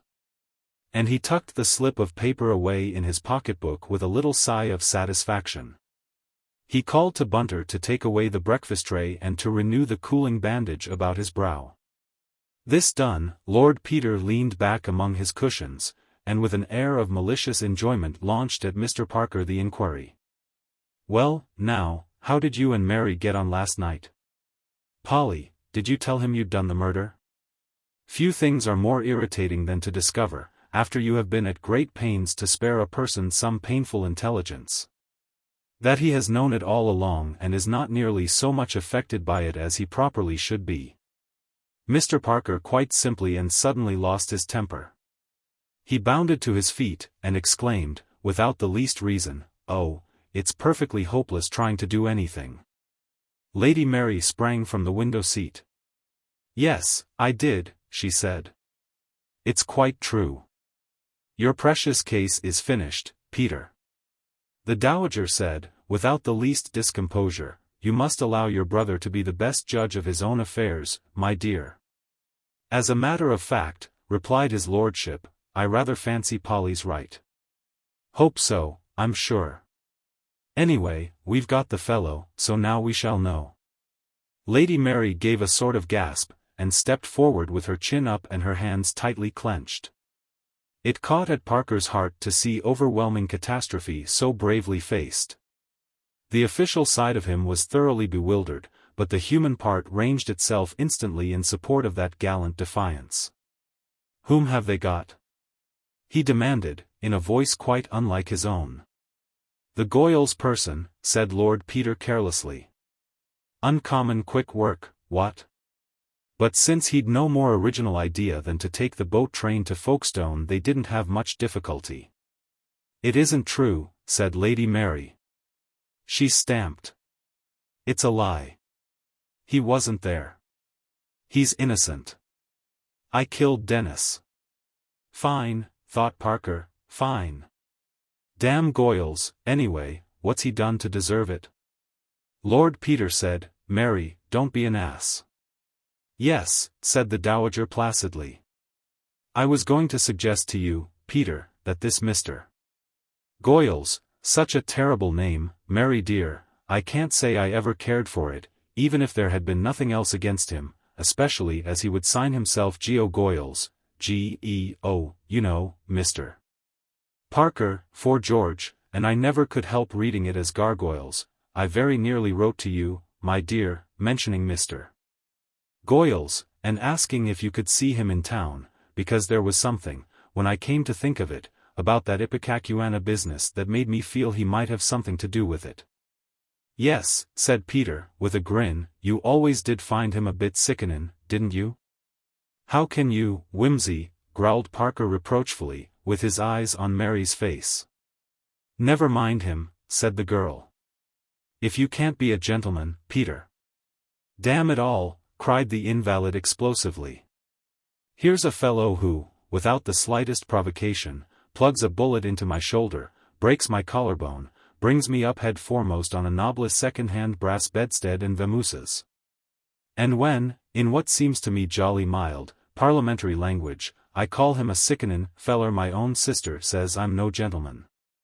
Look at me. In my own house, forced to sit here with a perfectly beastly headache, and lap up toast and tea, while you people distend and bloat yourselves on mixed grills and omelettes and a damn good vintage claret." "Silly boy," said the Duchess, "don't get so excited. And it's time for your medicine. Mr. Parker, kindly touch the bell." Mr. Parker obeyed in silence. Lady Mary came slowly across, and stood looking at her brother. "Peter," she said, "what makes you say that he did it?"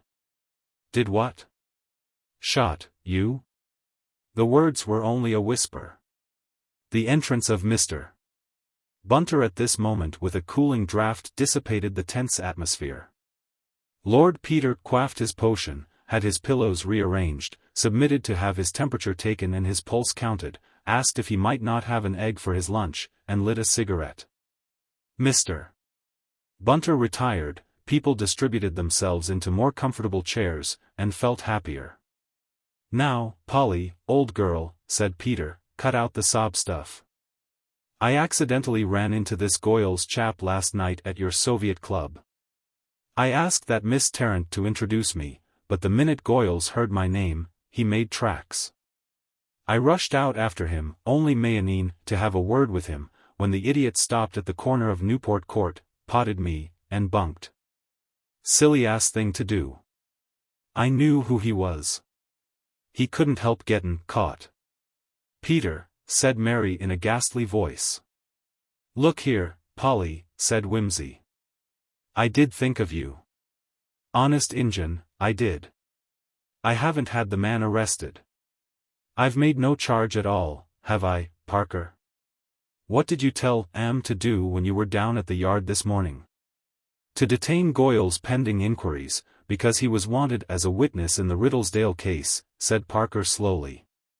"He knows nothing about it," said Mary, doggedly now. "He wasn't anywhere near. He is innocent of that." "Do you think so?" said Lord Peter gravely. "If you know he is innocent, why tell all these lies to screen him? It won't do, Mary. You know he was there, and you think he is guilty." "No." "Yes," said Wimsey, grasping her with his sound hand as she shrank away. "Mary, have you thought what you are doing? You are perjuring yourself and putting Gerald in peril of his life, in order to shield from justice a man whom you suspect of murdering your lover and who has most certainly tried to murder me." "Oh," cried Parker, in an agony, "all this interrogation is horribly irregular." "Never mind him," said Peter. "Do you really think you're doing the right thing, Mary?" The girl looked helplessly at her brother for a minute or two. Peter cocked up a whimsical, appealing eye from under his bandages. The defiance melted out of her face. "I'll tell the truth," said Lady Mary. "Good egg," said Peter, extending a hand. "I'm sorry. I know you like the fellow, and we appreciate your decision enormously. Truly, we do. Now, sail ahead, old thing, and you take it down, Parker." "Well, it really all started years ago with George.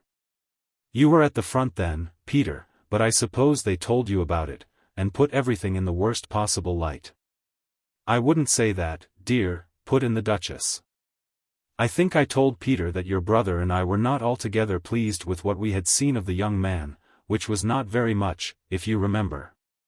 He invited himself down one weekend when the house was very full, and he seemed to make a point of consulting nobody's convenience but his own. And you know, dear, you even said yourself you thought he was unnecessarily rude to poor old Lord Mountweasel." "He said what he thought," said Mary.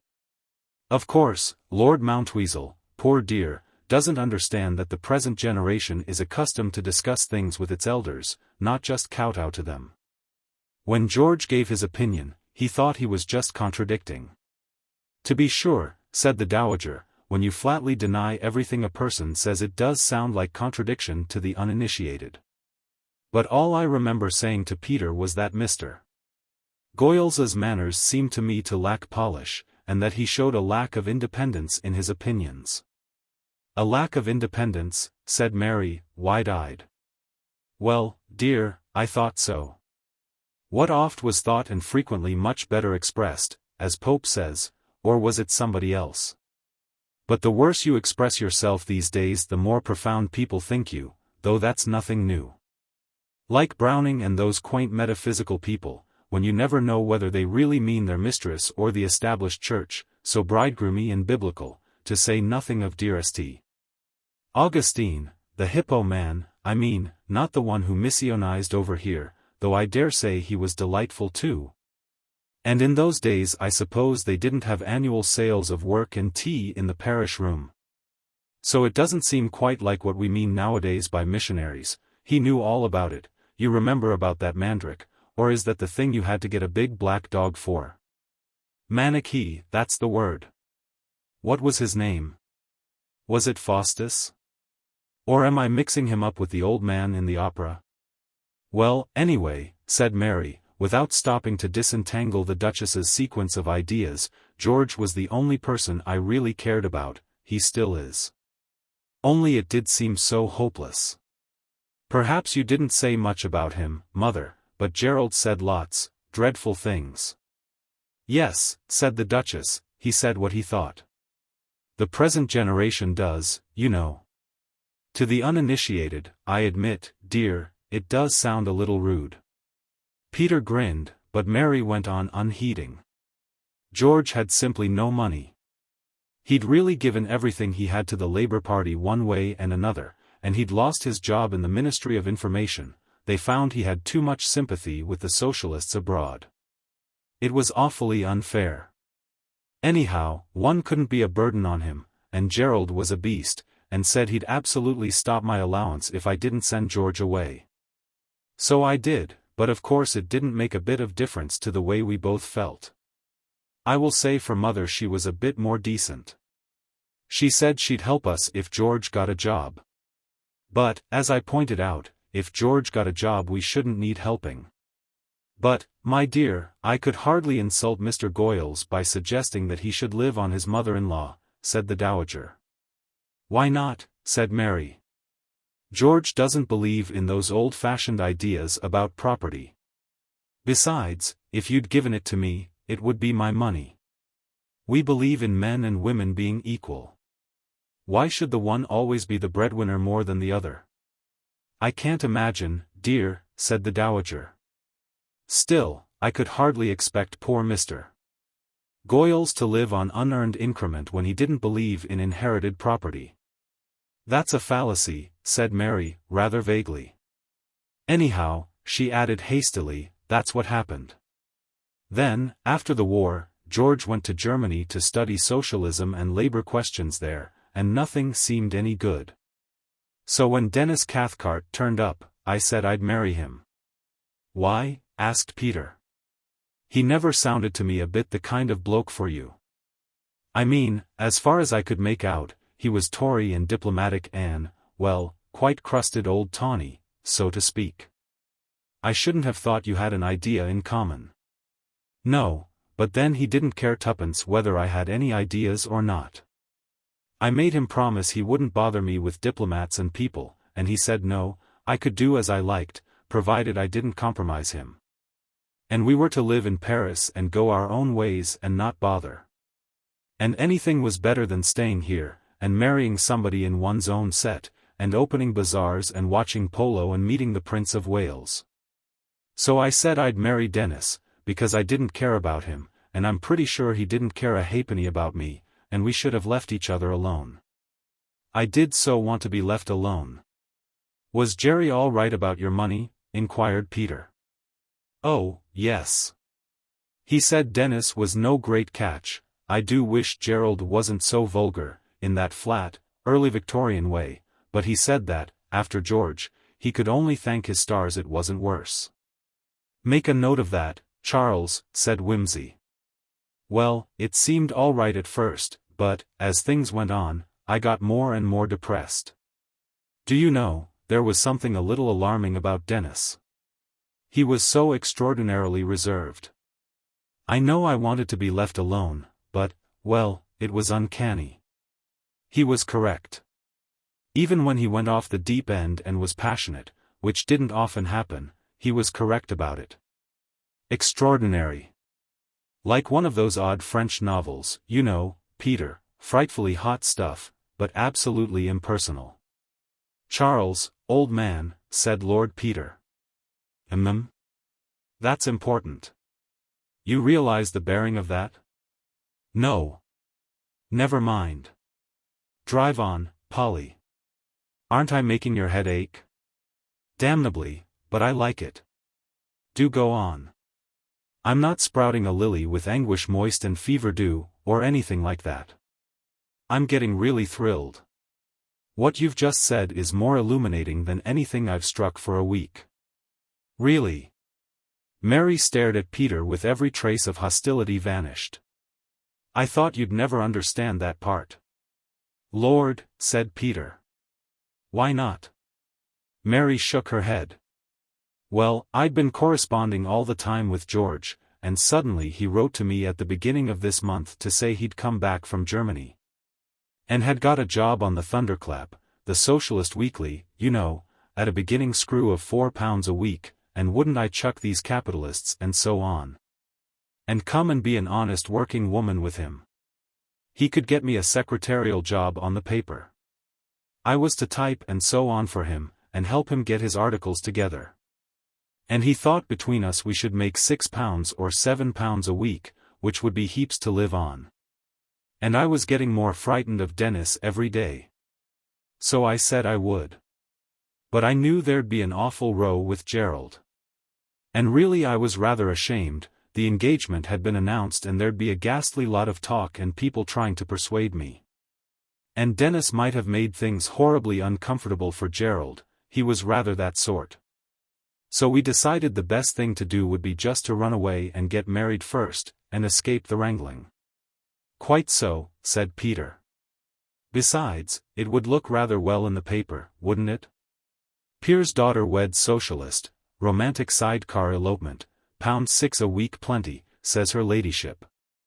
Pig, said Lady Mary. Very good, said Peter, I get you. So it was arranged that the romantic Goyles should fetch you away from Riddlesdale. Why Riddlesdale? It would be twice as easy from London or Denver. No.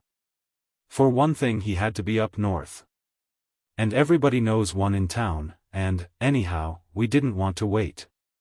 Besides, One would miss the young Lachinvar touch. Well, then, why at the unearthly hour of 3 a.m.? He had a meeting on Wednesday night at Northallerton.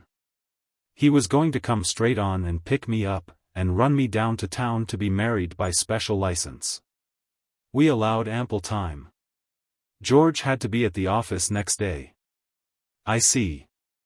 Well, I'll go on now, and you stop me if I'm wrong. You went up at 9:30 on Wednesday night. You packed a suitcase. Did you think of writing any sort of letter to comfort your sorrowing friends and relations? Yes, I wrote one. But of course. Then you went to bed, I fancy, or, at any rate, turned the clothes back and lay down. Yes. I lay down. It was a good thing I did, as it happened. True, you wouldn't have had much time to make the bed look probable in the morning, and we should have heard about it. By the way, Parker, when Mary confessed her sins to you last night, did you make any notes? Yes, said Parker, if you can read my shorthand. Quite so, said Peter. Well, the rumpled bed disposes of your story about never having gone to bed at all, doesn't it? And I thought it was such a good story. Want of practice, replied her brother kindly. You'll do better, next time. It's just as well, really, that it's so hard to tell a long, consistent lie. Did you, as a matter of fact, hear Gerald go out at 11:30, as Pettigrew Robinson, damn his ears, said?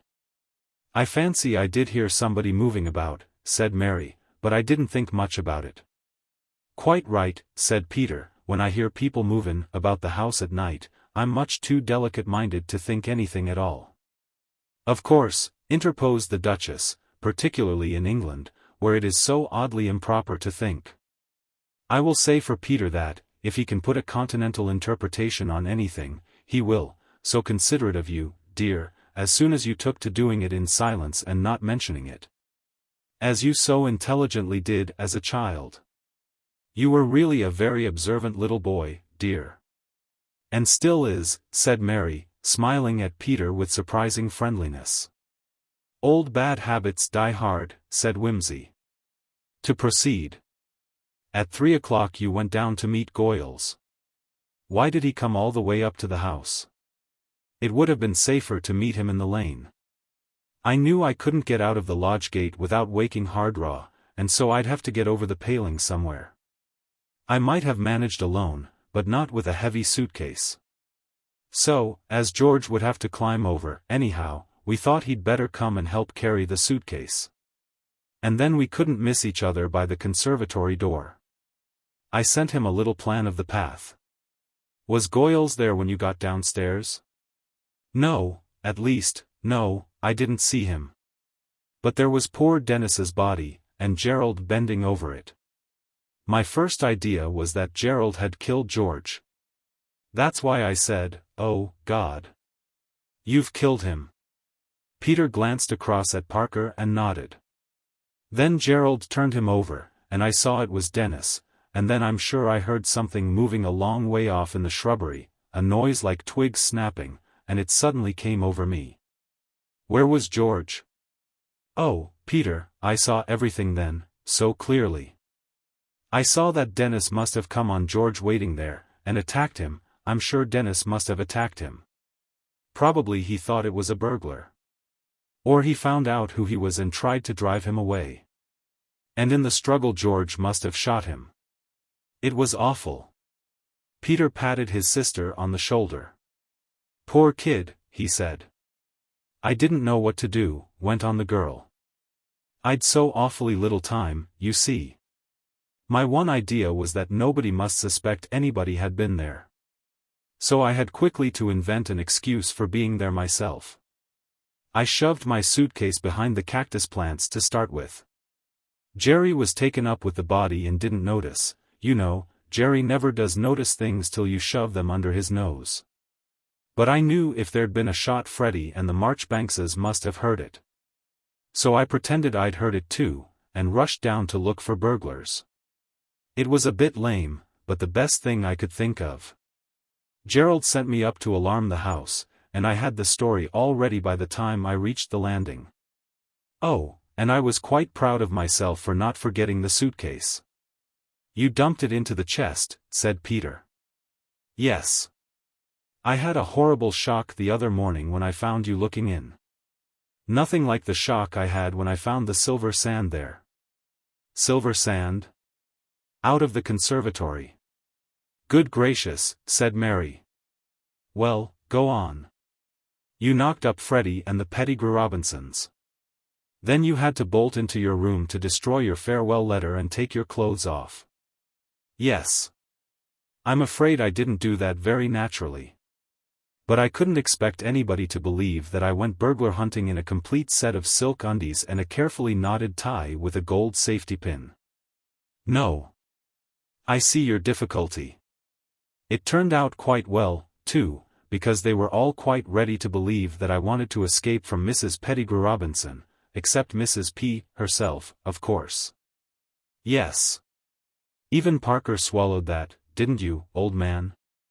Oh, quite so, said Parker gloomily. I made a dreadful mistake about that shot, resumed Lady Mary. You see, I explained it all so elaborately, and then I found that nobody had heard a shot at all. And afterwards they discovered that it had all happened in the shrubbery, and the time wasn't right, either. Then at the inquest I had to stick to my story, and it got to look worse and worse, and then they put the blame on Gerald. In my wildest moments I'd never thought of that. Of course, I see now how my wretched evidence helped. Hence the ipecacuanha, said Peter.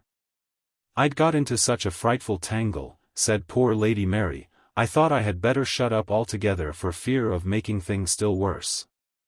And did you still think Goyles had done it? I didn't know what to think, said the girl. I don't know. Peter, who else could have done it? Honestly, old thing, said his lordship, if he didn't do it, I don't know who did. He ran away, you see, said Lady Mary. He seems rather good at shootin' and runnin' away, said Peter grimly. If he hadn't done that to you, said Mary slowly, I'd never have told you. I'd have died first. But of course, with his revolutionary doctrines, and when you think of Red Russia and all the blood spilt in riots and insurrections and things, I suppose it does teach a contempt for human life. My dear, said the Duchess, it seems to me that Mr. Goyles shows no especial contempt for his own life. You must try to look at the thing fairly. Shooting people and running away is not very heroic, according to our standards. The thing I don't understand, struck in Wimsey hurriedly, is how Gerald's revolver got into the shrubbery. The thing I should like to know about, said the Duchess, was Denis really a card sharper? The thing I should like to know about, said Parker, is the green-eyed cat. Denis never gave me a cat, said Mary. That was a taradiddle. Were you ever in a jeweller's with him in the Rue de la Paix? Oh, yes, heaps of times. And he gave me a diamond and tortoise-shell comb. But never a cat. Then we may disregard the whole of last night's elaborate confession, said Lord Peter, looking through Parker's notes, with a smile. It's really not bad, Polly, not bad at all. You've quite a talent for romantic fiction, no, I mean it. Just here and there you need more attention to detail. For instance, you couldn't have dragged that badly wounded man all up the path to the house without getting blood all over your coat, you know. By the way, did Goyles know Cathcart at all? Not to my knowledge. Because Parker and I had an alternative theory, which would clear Goyles from the worst part of the charge, anyhow. Tell her, old man, it was your idea. Thus urged, Parker outlined the blackmail and suicide theory. That sounds plausible, said Mary, academically speaking, I mean. But it isn't a bit like George, I mean, blackmail is so beastly, isn't it? Well, said Peter, I think the best thing is to go and see Goyles. Whatever the key to Wednesday night's riddle is, he holds it. Parker, old man, we're nearing the end of the chase. Chapter 10. Nothing abides at the noon. Alas! Said Haya, the sentiments which this person expressed with irreproachable honorableness. When the sun was high in the heavens and the probability of secretly leaving an undoubtedly well-appointed home was engagingly remote, seemed to have an entirely different significance when recalled by night in a damp orchard, and on the eve of their fulfillment. The wallet of Kai Lung. And his short minute, afternoon, is night. Dawn. Mr. Goyles was interviewed the next day at the police station. Mr. Murbles was present, and Mary insisted on coming. The young man began by blustering a little, but the solicitor's dry manner made its impression. "Lord Peter Wimsey identifies you," said Mr. Murbles, "as the man who made a murderous attack upon him last night. With remarkable generosity, he has forborne to press the charge. Now we know further that you were present at Riddlesdale Lodge on the night when Captain Cathcart was shot. You will no doubt be called as a witness in the case. But you would greatly assist justice by making a statement to us now. This is a purely friendly and private interview, Mr. Goyles. As you see, no representative of the police is present. We simply ask for your help. I ought, however, to warn you that, whereas it is, of course, fully competent for you to refuse to answer any of our questions, a refusal might lay you open to the gravest imputations. In fact," said Goyles, "it's a threat. If I don't tell you, you'll have me arrested on suspicion of murder." "Dear me, no, Mr. Goyles," returned the solicitor. "We should merely place what information we hold in the hands of the police, who would then act as they thought fit. God bless my soul, no, anything like a threat would be highly irregular. In the matter of the assault upon Lord Peter, his lordship will, of course, use his own discretion." "Well," said Goyles sullenly, "it's a threat, call it what you like. However, I don't mind speaking, especially as you'll be jolly well disappointed. I suppose you gave me away, Mary." Mary flushed indignantly. "My sister has been extraordinarily loyal to you, Mr. Goyles," said Lord Peter. "I may tell you, indeed, that she put herself into a position of grave personal inconvenience, not to say danger, on your behalf. You were traced to London in consequence of your having left unequivocal traces in your exceedingly hasty retreat. When my sister accidentally opened a telegram addressed to me at Riddlesdale by my family name, she hurried immediately to town, to shield you if she could, at any cost to herself. Fortunately I had already received a duplicate wire at my flat. Even then I was not certain of your identity when I accidentally ran across you at the Soviet Club. Your own energetic efforts, however, to avoid an interview gave me complete certainty, together with an excellent excuse for detaining you. In fact, I'm uncommonly obliged to you for your assistance." Mr. Goyles looked resentful. "I don't know how you could think, George," said Mary. "Never mind what I think," said the young man, roughly. "I gather you've told them all about it now, anyhow. Well, I'll tell you my story as shortly as I can, and you'll see I know damn all about it. If you don't believe me I can't help it. I came along at about 2:45, and parked the bus in the lane." "Where were you at 11:50?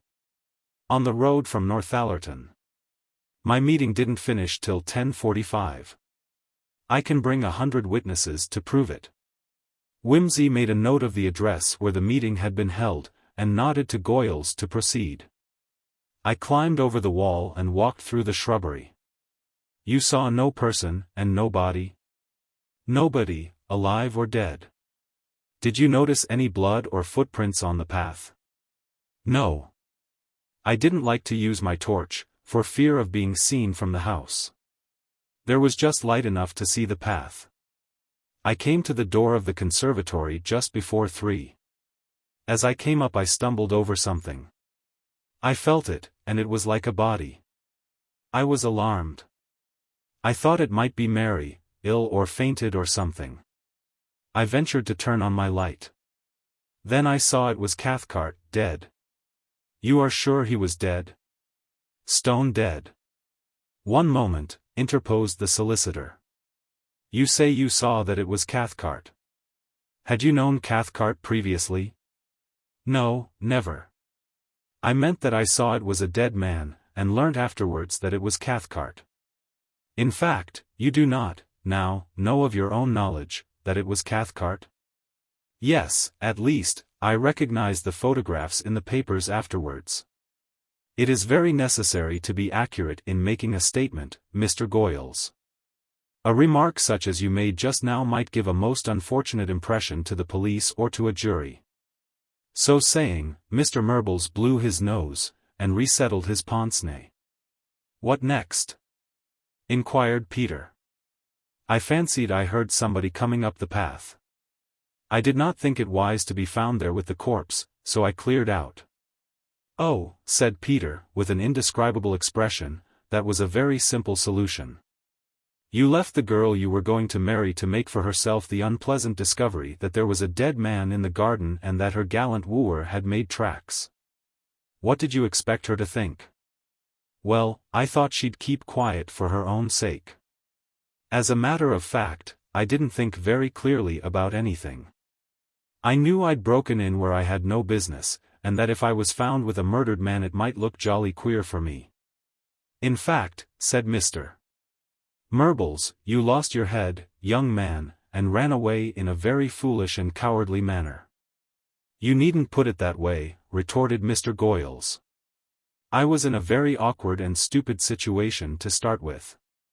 Yes, said Lord Peter ironically, and 3 a.m. is a nasty, chilly time of day. Next time you arrange an elopement, make it for 6 o'clock in the evening, or 12 o'clock at night. You seem better at framing conspiracies than carrying them out. A little thing upsets your nerves, Mr. Goyles. I don't really think, you know, that a person of your temperament should carry firearms. What in the world, you blithering young ass, made you loose off that popgun at me last night? You would have been in a damned awkward situation then, if you'd accidentally hit me in the head or the heart or anywhere that mattered. If you're so frightened of a dead body, why go about shootin' at people? Why? That's what beats me. If you're tellin' the truth now, you never stood in the slightest danger. Lord! And to think of the time and trouble we've had to waste catchin' you, you ass. And poor old Mary, workin' away and half killin' herself, because she thought at least you wouldn't have run away unless there was somethin' to run from. You must make allowance for a nervous temperament, said Mary in a hard voice. If you knew what it felt like to be shadowed and followed and badgered, began Mr. Goyles. But I thought you Soviet Club people enjoyed being suspected of things, said Lord Peter. Why, it ought to be the proudest moment of your life when you're really looked on as a dangerous fellow. It's the sneering of men like you, said Goyles passionately, that does more to breed hatred between class and class. Never mind about that, interposed Mr. Murbles. The law's the law for everybody, and you have managed to put yourself in a very awkward position, young man. He touched a bell on the table, and Parker entered with a constable. We shall be obliged to you, said Mr. Murbles, if you will kindly have this young man kept under observation. We make no charge against him so long as he behaves himself, but he must not attempt to abscond before the Riddlesdale case comes up for trial. Certainly not, sir, said Mr. Parker. One moment, said Mary. Mr. Goyles, here is the ring you gave me. Goodbye. When next you make a public speech calling for decisive action I will come and applaud it. You speak so well about that sort of thing. But otherwise, I think we had better not meet again. Of course, said the young man bitterly, your people have forced me into this position, and you turn round and sneer at me too. I didn't mind thinking you were a murderer, said Lady Mary spitefully, but I do mind your being such an ass. Before Mr. Goyles could reply, Mr. Parker, bewildered but not wholly displeased, maneuvered his charge out of the room. Mary walked over to the window, and stood biting her lips. Presently Lord Peter came across to her. I say, Polly, old Murbles has asked us to lunch. Would you like to come? Sir Impey Biggs will be there. I don't want to meet him today. It's very kind of Mr. Murbles. Oh, come along, old thing. Biggs is some celebrity, you know, and perfectly toppin' to look at, in a marble-eye kind of way. He'll tell you all about his canaries. Mary giggled through her obstinate tears. It's perfectly sweet of you, Peter, to try and amuse the baby. But I can't. I'd make a fool of myself. I've been made enough of a fool of for one day. Bosh, said Peter. Of course, Goyles didn't show up very well this morning, but, then, he was in an awfully difficult position. Do come. I hope Lady Mary consents to adorn my bachelor establishment, said the solicitor, coming up. I shall esteem it a very great honor. I really do not think I have entertained a lady in my chambers for 20 years, dear me, 20 years indeed it must be. In that case, said Lady Mary, I simply can't refuse. Mr. Murbles inhabited a delightful old set of rooms in Staple Inn, with windows looking out upon the formal garden, with its odd little flower beds and tinkling fountain. The chambers kept up to a miracle the old-fashioned law atmosphere which hung about his own prim person. His dining room was furnished in mahogany, with a Turkey carpet and crimson curtains. On his sideboard stood some pieces of handsome Sheffield plate and a number of decanters with engraved silver labels round their necks. There was a bookcase full of large volumes bound in law calf, and an oil painting of a harsh-featured judge over the mantelpiece. Lady Mary felt a sudden gratitude for this discreet and solid Victorianism. I fear we may have to wait a few moments for Sir Impey, said Mr. Murbles, consulting his watch. He is engaged in Quengle and Hamper versus Truth, but they expect to be through this morning. In fact, Sir Impey fancied that midday would see the end of it. Brilliant man, Sir Impey. He is defending truth. Astonishing position for a lawyer, what? Said Peter. The newspaper, said Mr. Murbles, acknowledging the pleasantry with a slight unbending of the lips, against these people who profess to cure 59 different diseases with the same pill. Quengle and Hamper produced some of their patients in court to testify to the benefits they'd enjoyed from the cure. To hear Sir Impey handling them was an intellectual treat. His kindly manner goes a long way with old ladies. When he suggested that one of them should show her leg to the bench, the sensation in court was really phenomenal. And did she show it? Inquired Lord Peter. Panting for the opportunity, my dear Lord Peter, panting for the opportunity. I wonder they had the nerve to call her. Nerve, said Mr. Murbles. The nerve of men like Quengle and Hamper has not its fellow in the universe, to adopt the expression of the great Shakespeare. But Sir Impey is not the man to take liberties with. We are really extremely fortunate to have secured his help. Ah, I think I hear him. A hurried footstep on the stair indeed announced the learned counsel, who burst in, still in wig and gown, and full of apology.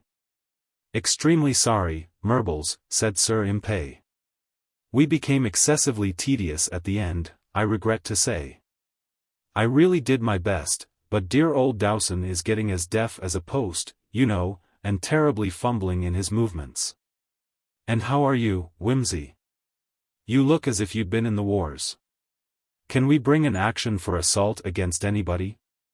Much better than that, put in Mr. Murbles, attempted murder, if you please. Excellent, excellent, said Sir Impey. Ah, but we've decided not to prosecute, said Mr. Murbles, shaking his head. Really? Oh, my dear Wimsey, this will never do. Lawyers have to live, you know. Your sister? I hadn't the pleasure of meeting you at Riddlesdale, Lady Mary. I trust you are fully recovered. Entirely, thank you, said Mary with emphasis. Mr. Parker, of course your name is very familiar. Wimsey, here, can't do a thing without you, I know. Murbles, are these gentlemen full of valuable information? I am immensely interested in this case. Not just this moment, though, put in the solicitor. Indeed, no. Nothing but that excellent saddle of mutton has the slightest attraction for me just now. Forgive my greed. Well, well, said Mr. Murbles, beaming mildly, let's make a start. I fear, my dear young people, I am old-fashioned enough not to have adopted the modern practice of cocktail drinking. Quite right too, said Wimsey emphatically. Ruins the palate and spoils the digestion. Not an English custom, rank sacrilege in this old inn. Came from America, result, prohibition. That's what happens to people who don't understand how to drink. God bless me, sir, why, you're giving us the famous claret. It's a sin so much as to mention a cocktail in its presence. Yes, said Mr. Murbles, yes, that's the Lafite 75. It's very seldom, I bring it out for anybody under 50 years of age, but you, Lord Peter, have a discrimination which would do honor to one of twice your years. Thanks very much, sir, that's a testimonial I deeply appreciate. May I circulate the bottle, sir? Do, we will wait on ourselves, Simpson, thank you. After lunch, continued Mr. Murbles, I will ask you to try something really curious. An odd old client of mine died the other day, and left me a dozen of 47 port. Gad, said Peter. 47. It'll hardly be drinkable, will it, sir? I very greatly fear, replied Mr. Murbles, that it will not. A great pity. But I feel that some kind of homage should be paid to so notable an antiquity. It would be something to say that one had tasted it, said Peter. Like goin' to see the divine Sarah, you know. Voice gone, bloom gone, savor gone, but still a classic. Ah, said Mr. Murbles. I remember her in her great days. We old fellows have the compensation of some very wonderful memories. Quite right, sir, said Peter, and you'll pile up plenty more yet. But what was this old gentleman doing to let a vintage like that get past its prime? Mr. Featherstone was a very singular man, said Mr. Murbles. And yet, I don't know. He may have been profoundly wise. He had the reputation for extreme avarice. Never bought a new suit, never took a holiday, never married, lived all his life in the same dark, narrow chambers he occupied as a briefless barrister. Yet he inherited a huge income from his father, all of which he left to accumulate. The port was laid down by the old man, who died in 1860, when my client was 34. He, the son, was 96 when he deceased. He said no pleasure ever came up to the anticipation, and so he lived like a hermit, doing nothing, but planning all the things he might have done. He wrote an elaborate diary, containing, day by day, the record of this visionary existence which he had never dared put to the test of actuality. The diary described minutely a blissful wedded life with the woman of his dreams. Every Christmas and Easter day a bottle of the 47 was solemnly set upon his table and solemnly removed, unopened, at the close of his frugal meal. An earnest Christian, he anticipated great happiness after death, but, as you see, he put the pleasure off as long as possible. He died with the words, "He is faithful that promised," feeling to the end the need of assurance. A very singular man, very singular indeed, far removed from the adventurous spirit of the present generation. How curious and pathetic, said Mary. Perhaps he had at some time set his heart on something unattainable, said Parker. Well, I don't know, said Mr. Murbles. People used to say that the dream lady had not always been a dream, but that he never could bring himself to propose. Ah, said Sir Impey briskly, the more I see and hear in the courts the more I am inclined to feel that Mr. Featherstone chose the better part. And are determined to follow his example, in that respect at any rate? Sir Impey, replied Mr. Murbles, with a mild chuckle. Mr. Parker glanced towards the window. It was beginning to rain. Truly enough, the 47 port was a dead thing, the merest ghost of its old flame and flavor hung about it. Lord Peter held his glass poised a moment. It is like the taste of a passion that has passed its noon and turned to weariness, he said, with sudden gravity. The only thing to do is to recognize bravely that it is dead, and put it away.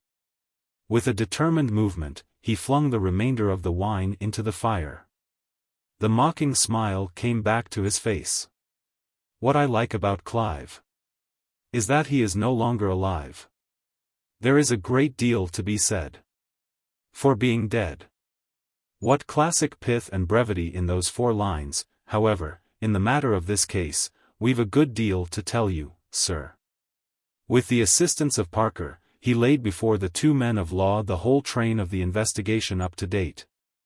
Lady Mary coming loyally up to the scratch with her version of the night's proceedings. In fact, you see, said Peter, this Mr. Goyles has lost a lot by not being a murderer. We feel he would have cut a fine, sinister figure as a midnight assassin. But things being as they are, you see, we must make what we can of him as a witness, what? Well, Lord Peter, said Mr. Murbles slowly, I congratulate you and Mr. Parker on a great deal of industry and ingenuity in working the matter out. I think we may say we have made some progress, said Parker. If only negatively, added Peter. Exactly, said Sir Impey, turning on him with staggering abruptness. Very negatively indeed. And, having seriously hampered the case for the defense, what are you going to do next? That's a nice thing to say, cried Peter indignantly, when we've cleared up such a lot of points for you. I dare say, said the barrister, but they're the sorts of points which are much better left muffled up. Damn it all, we want to get at the truth. Do you? Said Sir Impey drily. I don't. I don't care tuppence about the truth. I want a case. It doesn't matter to me who killed Cathcart, provided I can prove it wasn't Denver. It's really enough if I can throw reasonable doubt on its being Denver. Here's a client comes to me with a story of a quarrel, a suspicious revolver, a refusal to produce evidence of his statements, and a totally inadequate and idiotic alibi. I arrange to obfuscate the jury with mysterious footprints, a discrepancy as to time, a young woman with a secret, and a general vague suggestion of something between a burglary and a crime passional. And here you come explaining the footprints, exculpating the unknown man, abolishing the discrepancies, clearing up the motives of the young woman, and most carefully throwing back suspicion to where it rested in the first place. What do you expect?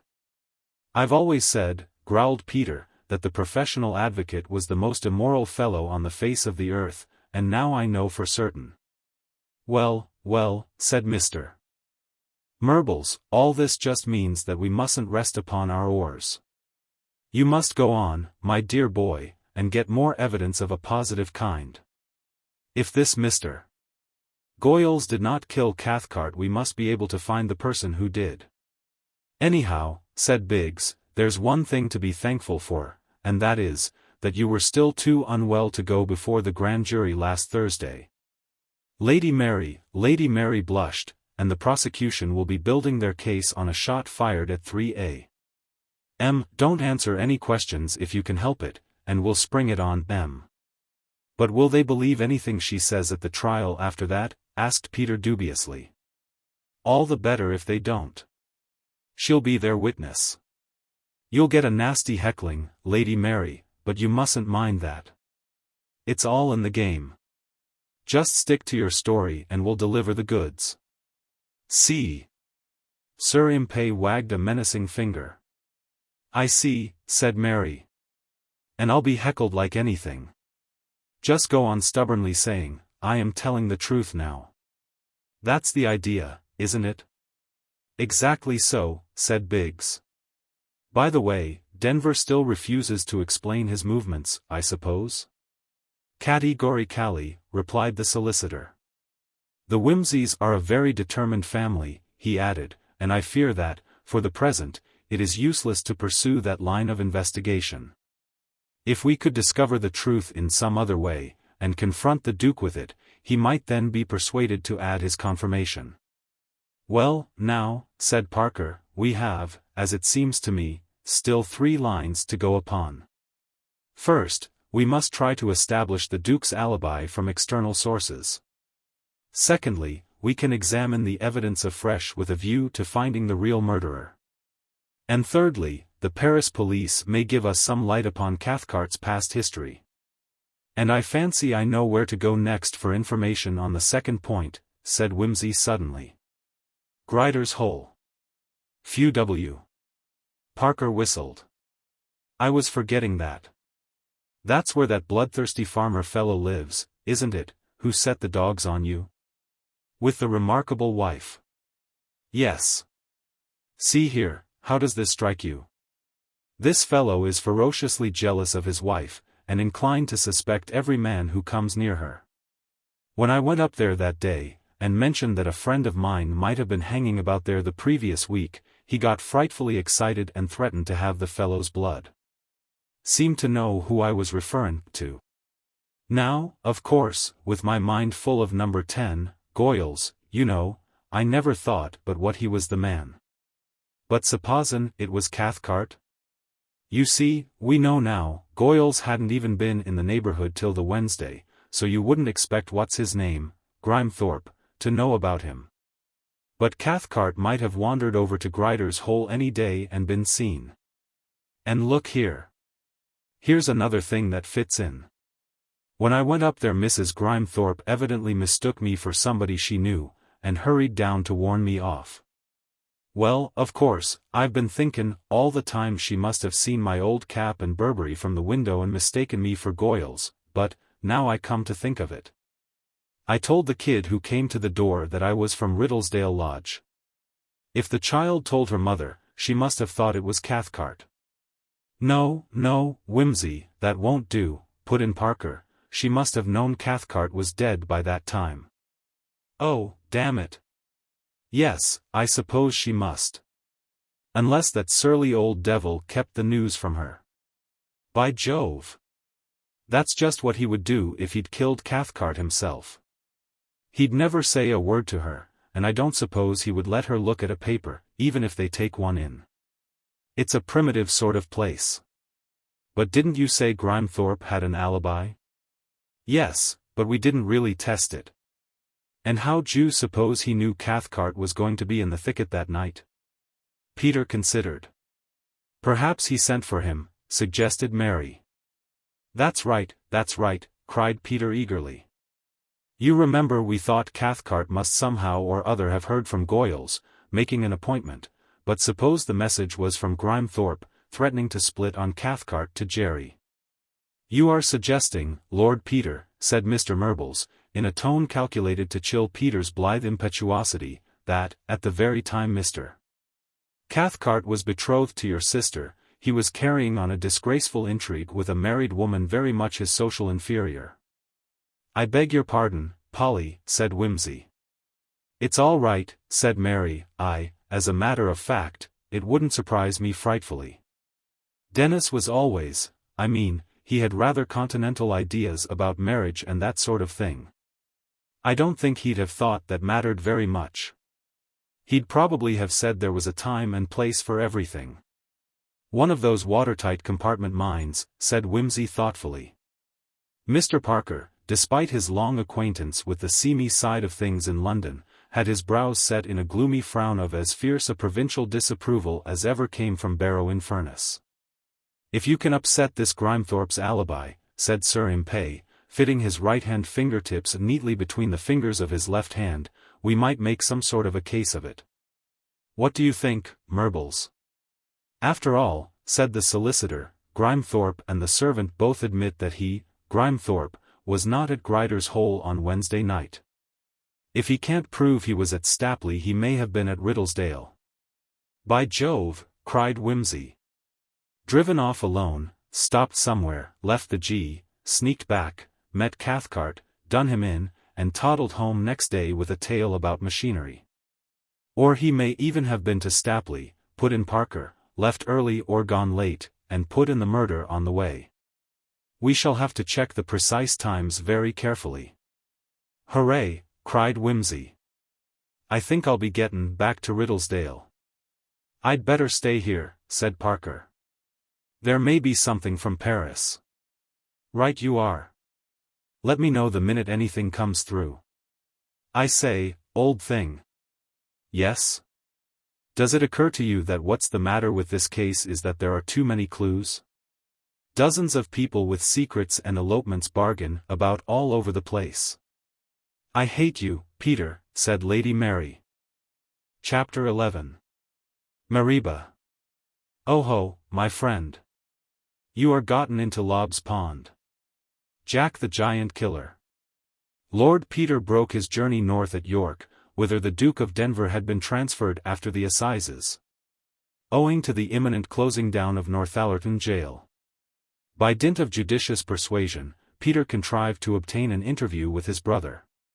He found him looking ill at ease, and pulled down by the prison atmosphere, but still unquenchably defiant. Bad luck, old man, said Peter, but you're keepin' your tail up fine.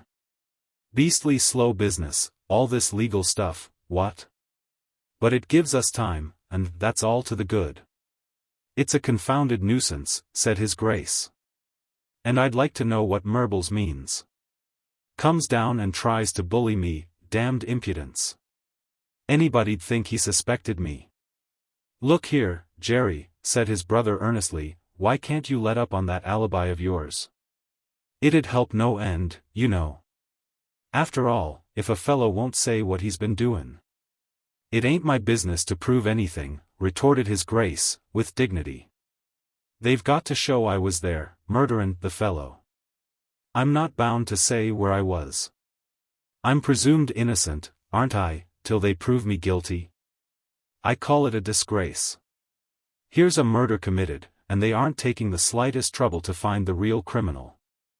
I give 'em my word of honor, to say nothin' of an oath, that I didn't kill Cathcart, though, mind you, the swine deserved it, but they pay no attention. Meanwhile, the real man's escapin' at his confounded leisure. If I were only free, I'd make a fuss about it. Well, why the devil don't you cut it short, then, urged Peter.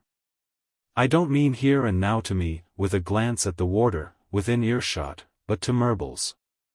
Then we could get to work. I wish you'd jolly well keep out of it, grunted the Duke. Isn't it all damnable enough for Helen, poor girl, and mother, and everyone, without you makin' it an opportunity to play Sherlock Holmes? I'd have thought you'd have had the decency to keep quiet, for the family's sake.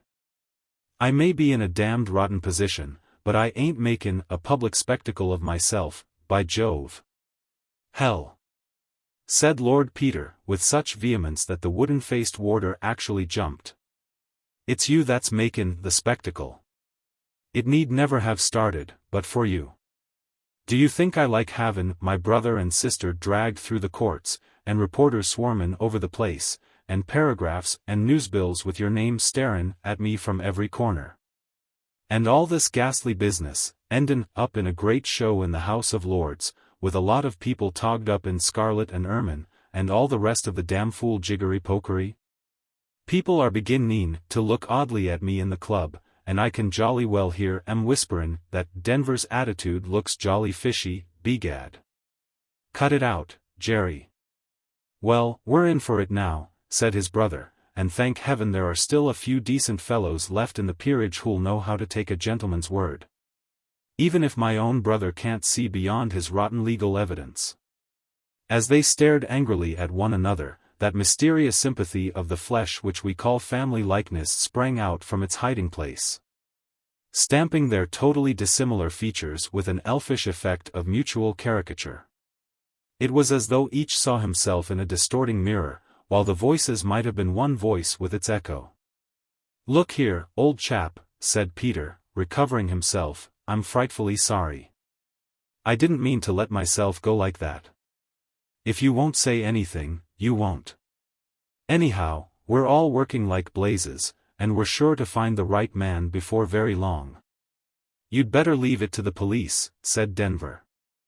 I know you like playin' at detectives, but I do think you might draw the line somewhere. That's a nasty one, said Wimsey. But I don't look on this as a game, and I can't say I'll keep out of it, because I know I'm doin' valuable work. Still, I can, honestly, I can, see your point of view.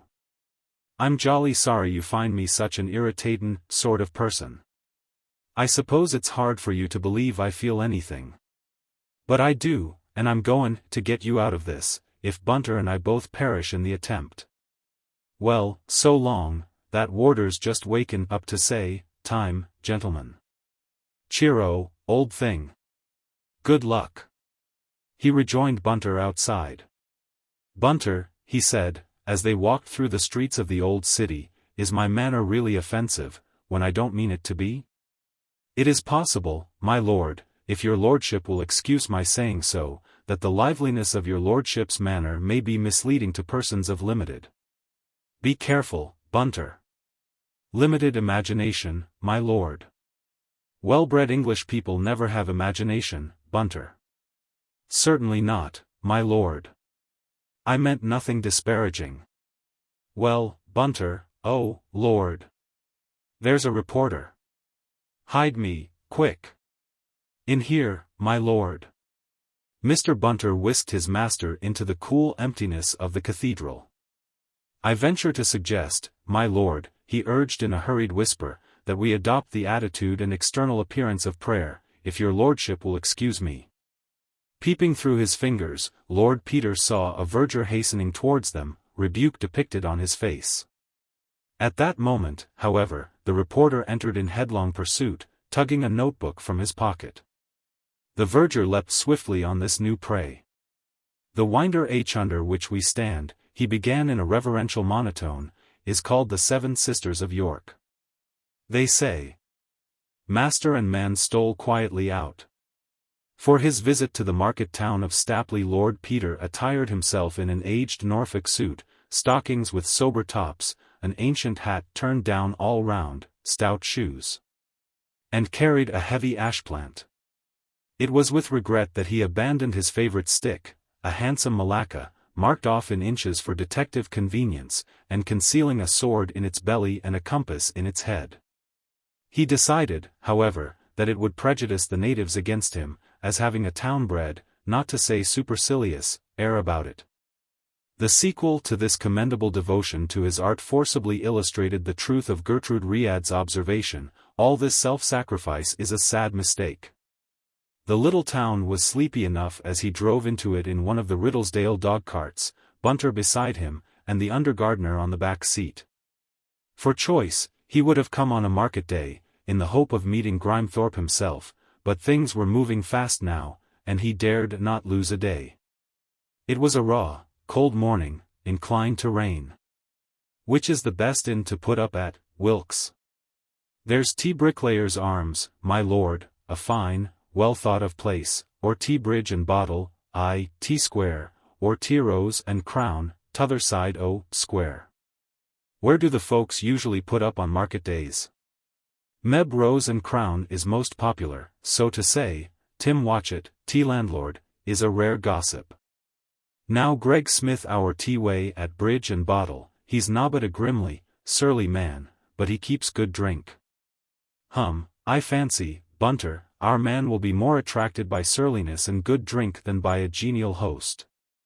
The Bridge and Bottle for us, I fancy, and, if we draw a blank there, we'll toddle over to the Rose and Crown, and pump the garrulous Watchett. Accordingly they turned into the yard of a large, stony-faced house, whose long unpainted sign bore the dim outline of a bridge embattled, which local etymology had, by a natural association of ideas, transmogrified into the Bridge and Bottle. To the grumpy ostler who took the horse Peter, with his most companionable manner, addressed himself. Nasty raw morning, isn't it? Eea. Give him a good feed. I may be here some time. Ugh. Not many people about today, what? Ugh. But I expect you're busy enough market days. Eea. People come in from a long way round, I suppose. Cope, said the ostler. The horse walked 3 steps forward. Wha, said the ostler. The horse stopped, with the shafts free of the tugs. The man lowered the shafts, to grate viciously on the gravel. Come on oop, said the ostler, and walked calmly off into the stable, leaving the affable Lord Peter as thoroughly snubbed as that young sprig of the nobility had ever found himself. I am more and more convinced, said his lordship, that this is Farmer Grimethorpe's usual house of call. Let's try the bar. Wilkes, I shan't want you for a bit. Get yourself lunch if necessary. I don't know how long we shall be. Very good, my lord. In the bar of the Bridge and Bottle they found Mr. Greg Smith gloomily checking a long invoice. Lord Peter ordered drinks for Bunter and himself. The landlord appeared to resent this as a liberty, and jerked his head towards the barmaid. It was only right and proper that Bunter, after respectfully returning thanks to his master for his half-pint, should fall into conversation with the girl, while Lord Peter paid his respects to Mr. Smith. Ah, said his lordship, good stuff, that, Mr. Smith. I was told to come here for real good beer, and, by Jove, I've been sent to the right place. Ugh, said Mr. Smith, 'tisn't what it was. Nowt's good these times. Well, I don't want better. By the way, is Mr. Grimethorpe here today? Is Mr. Grimethorpe in Stapley this morning, d'you know? How'd I know? I thought he always put up here. Ah. Perhaps I mistook the name. But I fancied he'd be the man to go where the best beer is. Ah. Oh, well, if you haven't seen him, I don't suppose he's come over today. Come where? Into Stapley. Doesn't he live here? He can go and come without my knowing. Oh, of course. Wimsey staggered under the shock, and then grasped the misunderstanding. I don't mean Mr. Grimethorpe of Stapley, but Mr. Grimethorpe of Grider's Hole. Why didn't they say so? Oh, him? Aye. He's here today? Nay, I know nowt about, He comes in on market days, I expect. Sometimes. It's a longish way. One can put up for the night, I suppose. Dost want tea stay night? Well, no, I don't think so. I was thinking about my friend Mr. Grimethorpe. I dare say he often has to stay the night. Happen a does. Doesn't he stay here, then? Nay. Oh. Said Wimsey, and thought impatiently, if all these natives are as oyster-like I shall have to stay the night. Well, well, he added aloud, next time he drops in say I asked after him. And who mought the be? Inquired Mr. Smith in a hostile manner. Oh, only Brooks of Sheffield, said Lord Peter, with a happy grin. Good morning. I won't forget to recommend your beer. Mr. Smith grunted. Lord Peter strolled slowly out, and before long Mr. Bunter joined him, coming out with a brisk step and the lingering remains of what, in anyone else, might have been taken for a smirk.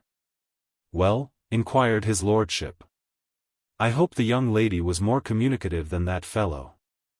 I found the young person, snubbed again, muttered Lord Peter, perfectly amiable, my lord, but unhappily ill-informed.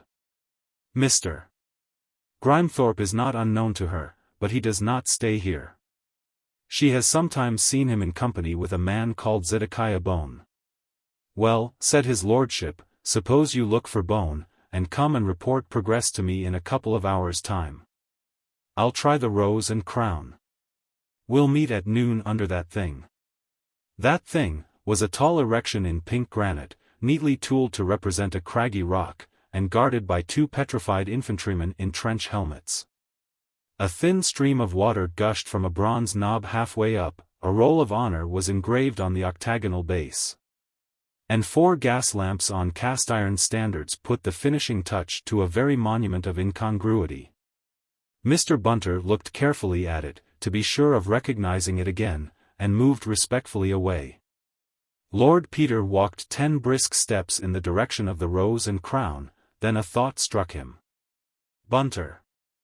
Mr. Bunter hurried back to his side. Oh, nothing, said his lordship. Only I've just thought of a name for it. For that memorial, said Lord Peter. I choose to call it, Mariba. Yes, my lord. The waters of strife. Exceedingly apt, my lord. Nothing harmonious about it, if I may say so. Will there be anything further, my lord? No, that's all. Mr. Timothy Watchet of the Rose and Crown was certainly a contrast to Mr. Greg Smith. He was a small, spare, sharp-eyed man of about 55, with so twinkling and humorous an eye and so alert a cock of the head that Lord Peter summed up his origin the moment he set eyes on him. "Morning, landlord," said he genially, "and when did you last see Piccadilly Circus?" "Art to say, sir. Gettin' on for 35 year, I reckon. Many's the time I said to my wife, Liz, I'll take you ter see the Allborn Empire afore I die. But, with one thing and another, time slips aye.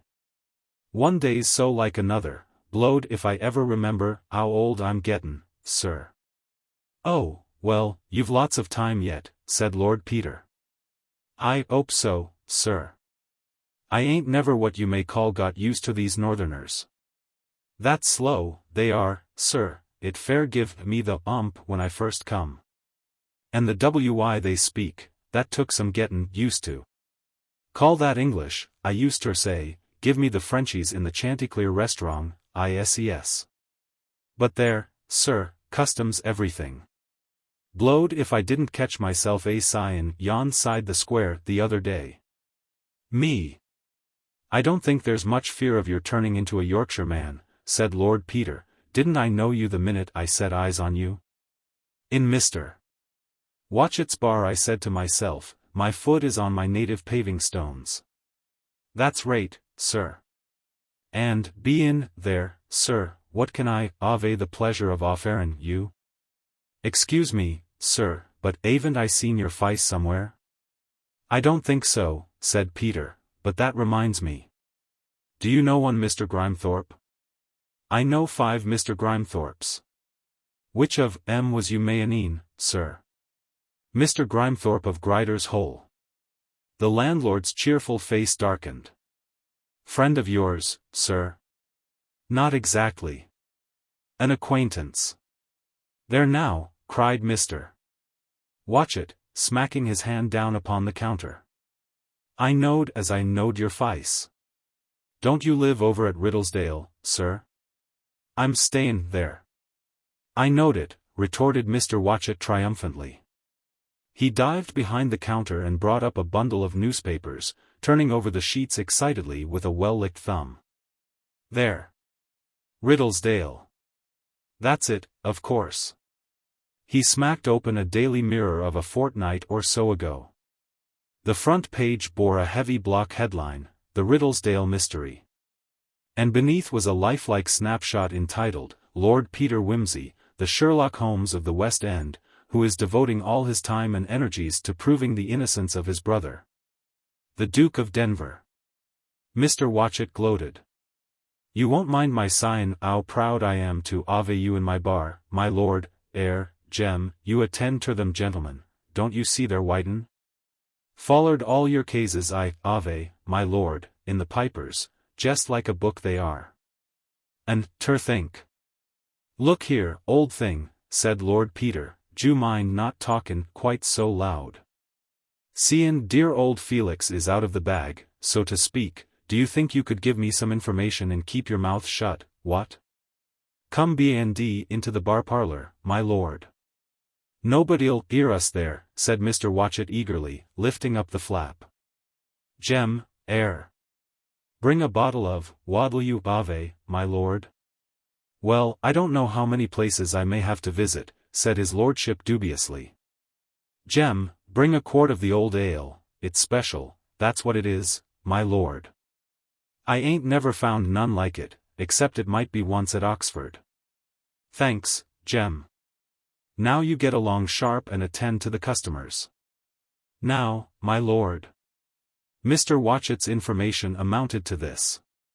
That Mr. Grimethorpe used to come to the Rose and Crown pretty often, especially on market days. About 10 days previously he had come in latish, very drunk and quarrelsome, with his wife, who seemed, as usual, terrified of him. Grimethorpe had demanded spirits, but Mr. Watchet had refused to serve him. There had been a row, and Mrs. Grimethorpe had endeavored to get her husband away. Grimethorpe had promptly knocked her down, with epithets reflecting upon her virtue, and Mr. Watchett had at once called upon the potmen to turn Grimethorpe out, refusing to have him in the house again. He had heard it said on all sides that Grimethorpe's temper, always notoriously bad, had become positively diabolical of late. Could you hazard, so to speak, a calculation as to how long, or since when? Well, my lord, come to think of it, especially since the middle of last month, praps a bit earlier. Not that I'd go for to insinuate anything, nor your lordship, neither, of course, said Mr. Watchett quickly. Certainly not, said Lord Peter. What about? Ah, said Mr. Watchett, there it is, what about? Tell me, said Lord Peter, do you recollect Grimethorpe comin' into Stapley on October 13th, a Wednesday, it was? That would be the day of the, To be sure. Yes, I do recollect it, for I remember thinking it was odd him comin' here except on a market day. Said he, "I'd ter look at some machinery, drills and such, that's rate." Was, rate enough. Do you remember what time he came in? Well, now, I've a fancy was, ter lunch. The waitress no. Bet. He called through the side door, do yer 'appen to recollect whether Mr. Grimethorpe lunched October the 13th, Wednesday it were, the the poor gent was murdered over at Riddlesdale? Grimethorpe Grider's Hole, said the girl, a well-grown young Yorkshire woman. Yes. Took lunch, and coom back to sleep. I am not mistook, for I waited on, and took up is water morning, and only jide me tuppence. Monstrous, said Lord Peter. Look here, Miss Elizabeth, you're sure it was the 13th? Because I've got a bet on it with a friend, and I don't want to lose the money if I can help it. You're positive it was Wednesday night he slept here? I could have sworn it was Thursday. Nay, sir, wor Wednesday, for I remember hearing the men talking murder bar, and telling Mr. Grimethorpe next day. Sounds conclusive. What did Mr. Grimethorpe say about it? There now, cried the young woman, 'tis queer you should ask that, everyone noticed how strange he acted. He turned all white like a sheet, and looked at both his hands, one after the other, and then he pushes hair off forehead, dazed like. We reckoned he hadn't got over the drink. He's more often drunk than not. Wouldn't be his wife for £500. I should think not, said Peter, you can do a lot better than that. Well, I suppose I've lost my money, then. By the way, what time did Mr. Grimethorpe come into bed? Close on 2 morning, said the girl, tossing her head. He were locked OOT, and Jem had to go down and let in. That so? Said Peter. Well, I might try to get out on a technicality, Mr. Watchett.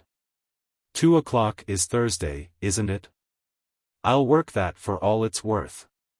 Thanks frightfully. That's all I want to know. Bet grinned and giggled herself away, comparing the generosity of the strange gentleman with the stinginess of Mr. Grimethorpe. Peter rose. I'm no end obliged, Mr. Watchett, he said. I'll just have a word with Jem. Don't say anything, by the way. Not me, said Mr. Watchett, I knows what's what. Good luck, my lord. Jem corroborated bet. Grimethorpe had returned at about 1:50 a.m. on October 14th, drunk, and plastered with mud. He had muttered something about having run up against a man called Watson. The ostler was next interrogated. He did not think that anybody could get a horse and trap out of the stable at night without his knowing it. He knew Watson. He was a carrier by trade, and lived in Wyndon Street. Lord Peter rewarded his informant suitably, and set out for Wyndon Street. But the recital of his quest would be tedious. At noon he joined Bunter at the Mariba Memorial. Any luck? I have secured certain information, my lord, which I have duly noted. Total expenditure on beer for self and witnesses 7s. 2d, my lord. Lord Peter paid the 7s. 2d, without a word, and they adjourned to the Rose and Crown. Being accommodated in a private parlor, and having ordered lunch, they proceeded to draw up the following schedule. Grimethorpe's movements. October 13th. 12:30 p.m. Arrives Rose and Crown. 1 p.m. Lunches. 3 p.m. Orders 2 drills from man called Gooch in Trimmer's Lane. 4:30 p.m. Drink with Gooch to clinch bargain. 5 p.m. Calls at house of John Watson carrier, about delivering some dog food. Watson absent. Mrs. Watson says W. Expected back that night. G says we'll call again. 5:30 p.m. Calls on Mark Dolby, grocer, to complain about some tinned salmon. 5:45 p.m. Calls on Mr. Hewitt, optician, to pay bill for spectacles and dispute the amount. 6 p.m. Drinks with Zedekiah Bone at bridge and bottle. 6:45 p.m. Calls again on Mrs. Watson. Watson not yet home. 7 p.m. Seen by Constable Z15 drinking with several men at Pig and Whistle. Heard to use threatening language with regard to some person unknown. 7:20 p.m. M. Seen to leave Pig and Whistle with 2 men, not yet identified. October 14th. 1:15 a.m. Picked up by Watson, carrier, about a mile out on road to Riddlesdale, very dirty and ill-tempered, and not quite sober. 1:45 a.m. Let into Rose and Crown by James Johnson, potman. 9 a.m. Called by Elizabeth Dobbin. 9:30 a.m. In bar of Rose and Crown. Hears of man murdered at Riddlesdale. Behaves suspiciously. 10:15 a.m. Cashes check £129.17. 8d at Lloyd's Bank. 10:30 a.m. Pays Gooch for drills. 11:05 a.m. Leaves Rose and Crown for Grider's Hole. Lord Peter looked at this for a few minutes, and put his finger on the great gap of 6 hours after 7:20. How far to Riddlesdale, Bunter? About 13 3/4 miles, my lord. And the shot was heard at 10:55. It couldn't be done on foot. Did Watson explain why he didn't get back from his round till 2 in the morning? Yes, my lord. He says he reckons to be back about 11, but his horse cast a shoe between King's Fenton and Riddlesdale. He had to walk him quietly into Riddlesdale, about 3.5 miles, getting there about 10, and knock up the blacksmith. He turned into the Lord in Glory till closing time, and then went home with a friend and had a few more. At 12:40 he started off home, and picked Grimethorpe up a mile or so out, near the cross roads. Sound circumstantial. The blacksmith and the friend ought to be able to substantiate it. But we simply must find those men at the Pig and Whistle. Yes, my lord. I will try again after lunch. It was a good lunch. But that seemed to exhaust their luck for the day, for by 3 o'clock the men had not been identified, and the scent seemed cold. Wilkes, the groom, however, had his own contribution to the inquiry. He had met a man from King's Fenton at lunch, and they had, naturally, got to talking over the mysterious murder at the lodge. And the man had said that he knew an old man living in a hut on the fell, who said that on the night of the murder he'd seen a man walking over Wemmeling Fell in the middle of the night. And it coomed to me, all of a sudden, it mought be his grace, said Wilkes brightly. Further inquiries elicited that the old man's name was Groot, and that Wilkes could easily drop Lord Peter and Bunter at the beginning of the sheep path which led up to his hut. Now, had Lord Peter taken his brother's advice, and paid more attention to English country sports than to incunabula and criminals in London, or had Bunter been brought up on the moors, rather than in a Kentish village, or had Wilkes, who was a Yorkshire man bred and born. And ought to have known better, not been so outrageously puffed up with the sense of his own importance in suggesting a clue. And with impatience to have that clue followed up without delay, or had any one of the three exercised common sense, this preposterous suggestion would never have been made, much less carried out. On a November day in the North Riding. As it was, however, Lord Peter and Bunter left the trap at the foot of the moorpath at 10 minutes to 4, and, dismissing Wilkes, climbed steadily up to the wee hut on the edge of the fell. The old man was extremely deaf, and, after half an hour of interrogation, his story did not amount to much. On a night in October, which he thought might be the night of the murder, he had been sitting by his peat fire when, about midnight, as he guessed, a tall man had loomed up out of the darkness. He spoke like a southerner, and said he had got lost on the moor. Old Groot had come to his door and pointed out the track down towards Riddlesdale. The stranger had then vanished, leaving a shilling in his hand. He could not describe the stranger's dress more particularly than that he wore a soft hat and an overcoat, and, he thought, leggings. He was pretty near sure it was the night of the murder, because afterwards he had turned it over in his mind and made out that it might have been one of yon folk at the lodge, possibly the Duke. He had only arrived at this result by a slow process of thought, and had not come forward, not knowing whom or where to come to. With this the inquirers had to be content, and, presenting Groot with half a crown, they emerged upon the moor at something after 5 o'clock. "Bunter," said Lord Peter through the dusk, "I am absolutely positive that the answer to all this business is at Grider's Hole." "Very possibly, my lord." Lord Peter extended his finger in a southeasterly direction. "That is Grider's Hole," he said. "Let's go." "Very good, my lord." So, like two Cockney innocents, Lord Peter and Bunter set forth at a brisk pace down the narrow moor track towards Grider's Hole, with never a glance behind them for the great white menace rolling silently down through the November dusk from the wide loneliness of Wemmeling Fell. "Bunter." "Here, my lord." The voice was close at his ear. "Thank God. I thought you'd disappeared for good. I say, we ought to have known." "Yes, my lord." It had come on them from behind, in a single stride, thick, cold, choking, blotting each from the other, though they were only a yard or two apart. "I'm a fool, Bunter," said Lord Peter. "Not at all, my lord." "Don't move, go on speaking." "Yes, my lord." Peter groped to the right and clutched the other's sleeve. "Ah. Now what are we to do?" "I couldn't say, my lord, having no experience." "Has the, phenomenon any habits, my lord?" "No regular habits, I believe. Sometimes it moves. Other times it stays in one place for days. We can wait all night, and see if it lifts at daybreak." "Yes, my lord." "It is unhappily somewhat damp." "Somewhat, as you say," agreed his lordship, with a short laugh.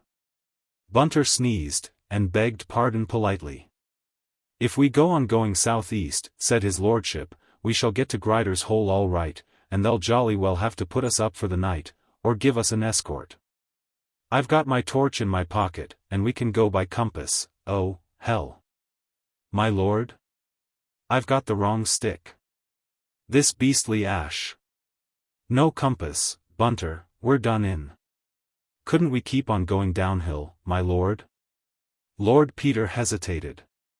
Recollections of what he had heard and read surged up in his mind to tell him that uphill or downhill seems much the same thing in a fog. But man walks in a vain shadow. It is hard to believe that one is really helpless. The cold was icy. "We might try," he said weakly. "I have heard it said, my lord, that in a fog one always walked round in a circle," said Mr. Bunter, seized with a tardy diffidence. "Not on a slope, surely," said Lord Peter, beginning to feel bold out of sheer contrariness. Bunter, being out of his element, had, for once, no good counsel to offer. Well, we can't be much worse off than we are, said Lord Peter. We'll try it, and keep on shouting. He grasped Bunter's hand, and they strode gingerly forward into the thick coldness of the fog. How long that nightmare lasted neither could have said. The world might have died about them. Their own shouts terrified them. When they stopped shouting, the dead silence was more terrifying still. They stumbled over tufts of thick heather. It was amazing how, deprived of sight, they exaggerated the inequalities of the ground. It was with very little confidence that they could distinguish uphill from downhill. They were shrammed through with cold, yet the sweat was running from their faces with strain and terror. Suddenly, from directly before them as it seemed, and only a few yards away, there rose a long, horrible shriek, and another, and another. My God! What's that?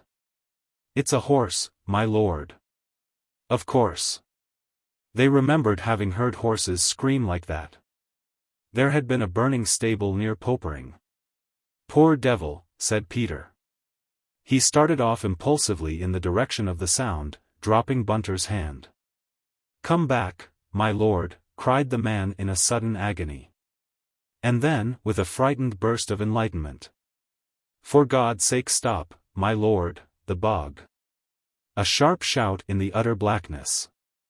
Keep away there, don't move, it's got me. And a dreadful sucking noise. Chapter 12. The Alibi. When actually in the embrace of a voracious and powerful wild animal, the desirability of leaving a limb is not a matter to be subjected to lengthy consideration. The wallet of Kai Lung.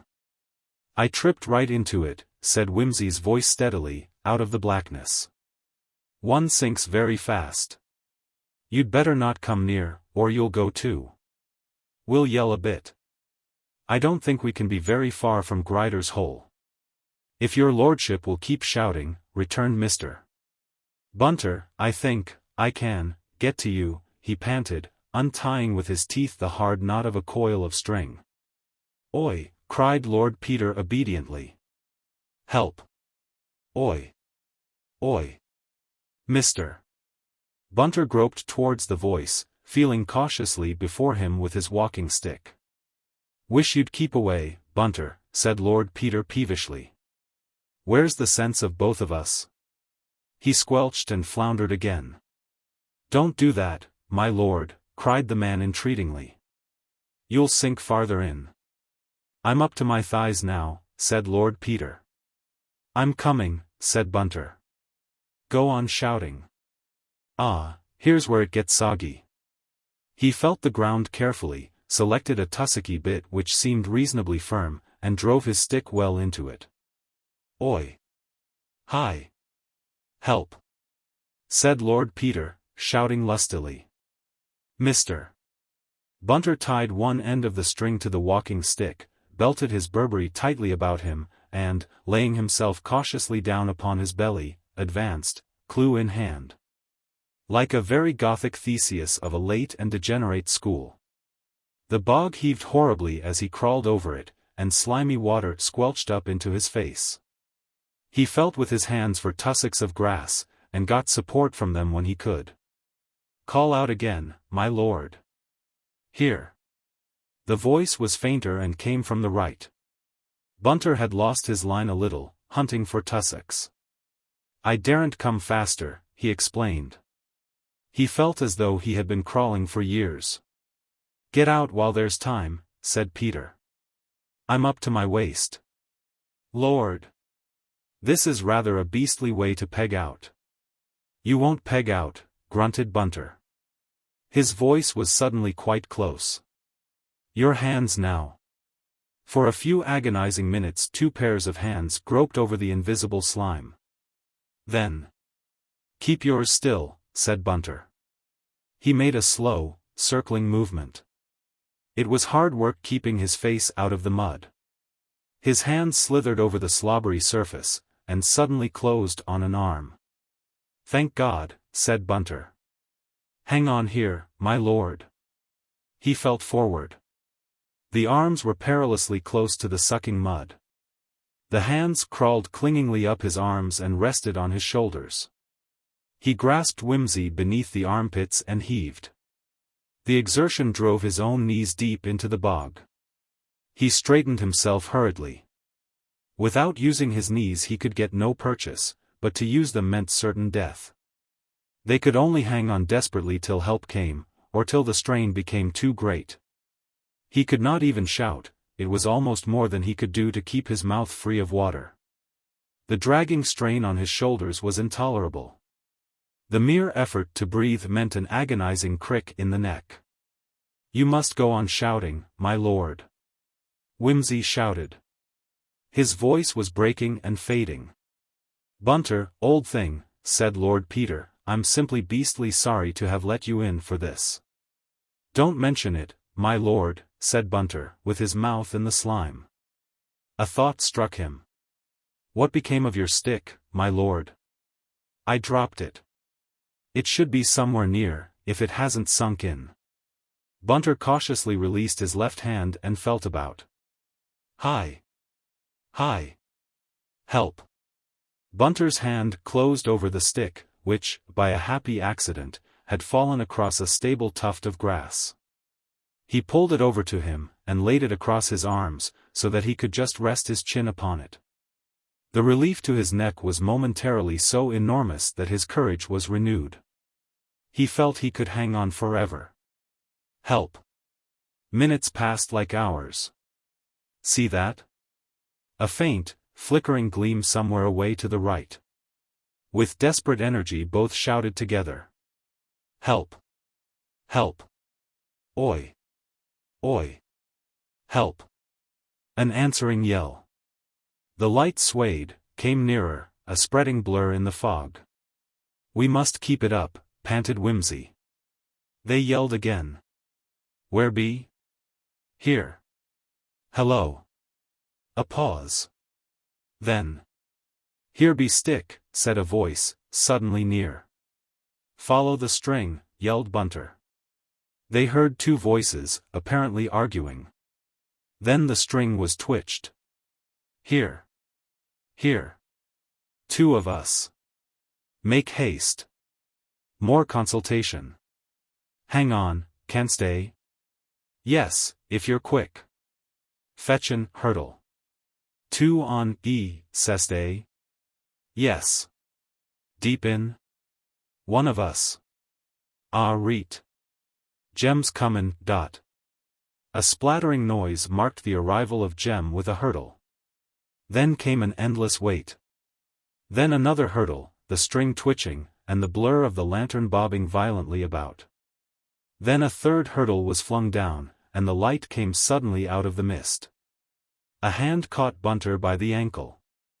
"Where's t'other?" "Here, nearly up to his neck." "Have you a rope?" "Aye, sure." "Jem." "Trope."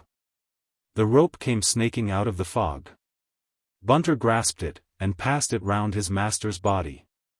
"Now, comb the back and heave." Bunter crawled cautiously backwards upon the hurdle.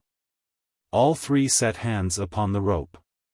It was like trying to heave the earth out of her course. "'Fraid I'm rooted to Australia," panted Peter apologetically. Bunter sweated and sobbed. "It's our reet, he's come in." With slow heavings the rope began to come towards them. Their muscles cracked. Suddenly, with a great plop, the bog let go its hold. The three at the rope were hurled head over heels upon the hurdles. Something unrecognizable in slime lay flat, heaving helplessly. They dragged at him in a kind of frenzy, as though he might be snatched back from them again. The evil bog stench rose thickly round them. They crossed the first hurdle, the second, the third, and rose staggeringly to their feet on firm ground. "What a beastly place," said Lord Peter faintly. "'Pologize, stupid of me to have forgotten, what's he name?" "Well, tha's looky," said one of their rescuers. "We thought we heard some shouting. There be few folks as cooms ooto Peter's pot dead or alive, I reckon." "Well, it was nearly potted Peter that time," said his lordship, and fainted. To Lord Peter the memory of his entry that night into the farmhouse at Grider's Hole always brought with it a sensation of nightmare. The coils of fog rolled in with them as the door opened, and through them the firelight leapt steamily. A hanging lamp made a blur. The miduse ahead of Mrs. Grimethorpe, terribly white against her black hair, peered over him. A hairy paw caught her by the shoulder and wrenched her aside. Shameless. A mon, ony mon, that's of the thinks on. Bide till tha's wanted. What's this? Voices, voices, ever so many fierce faces peering down all round. Peter's pot? And what were EEA wanting on Timor this time night? No good. Nobody but a fool or a thief ud kumup rit fog.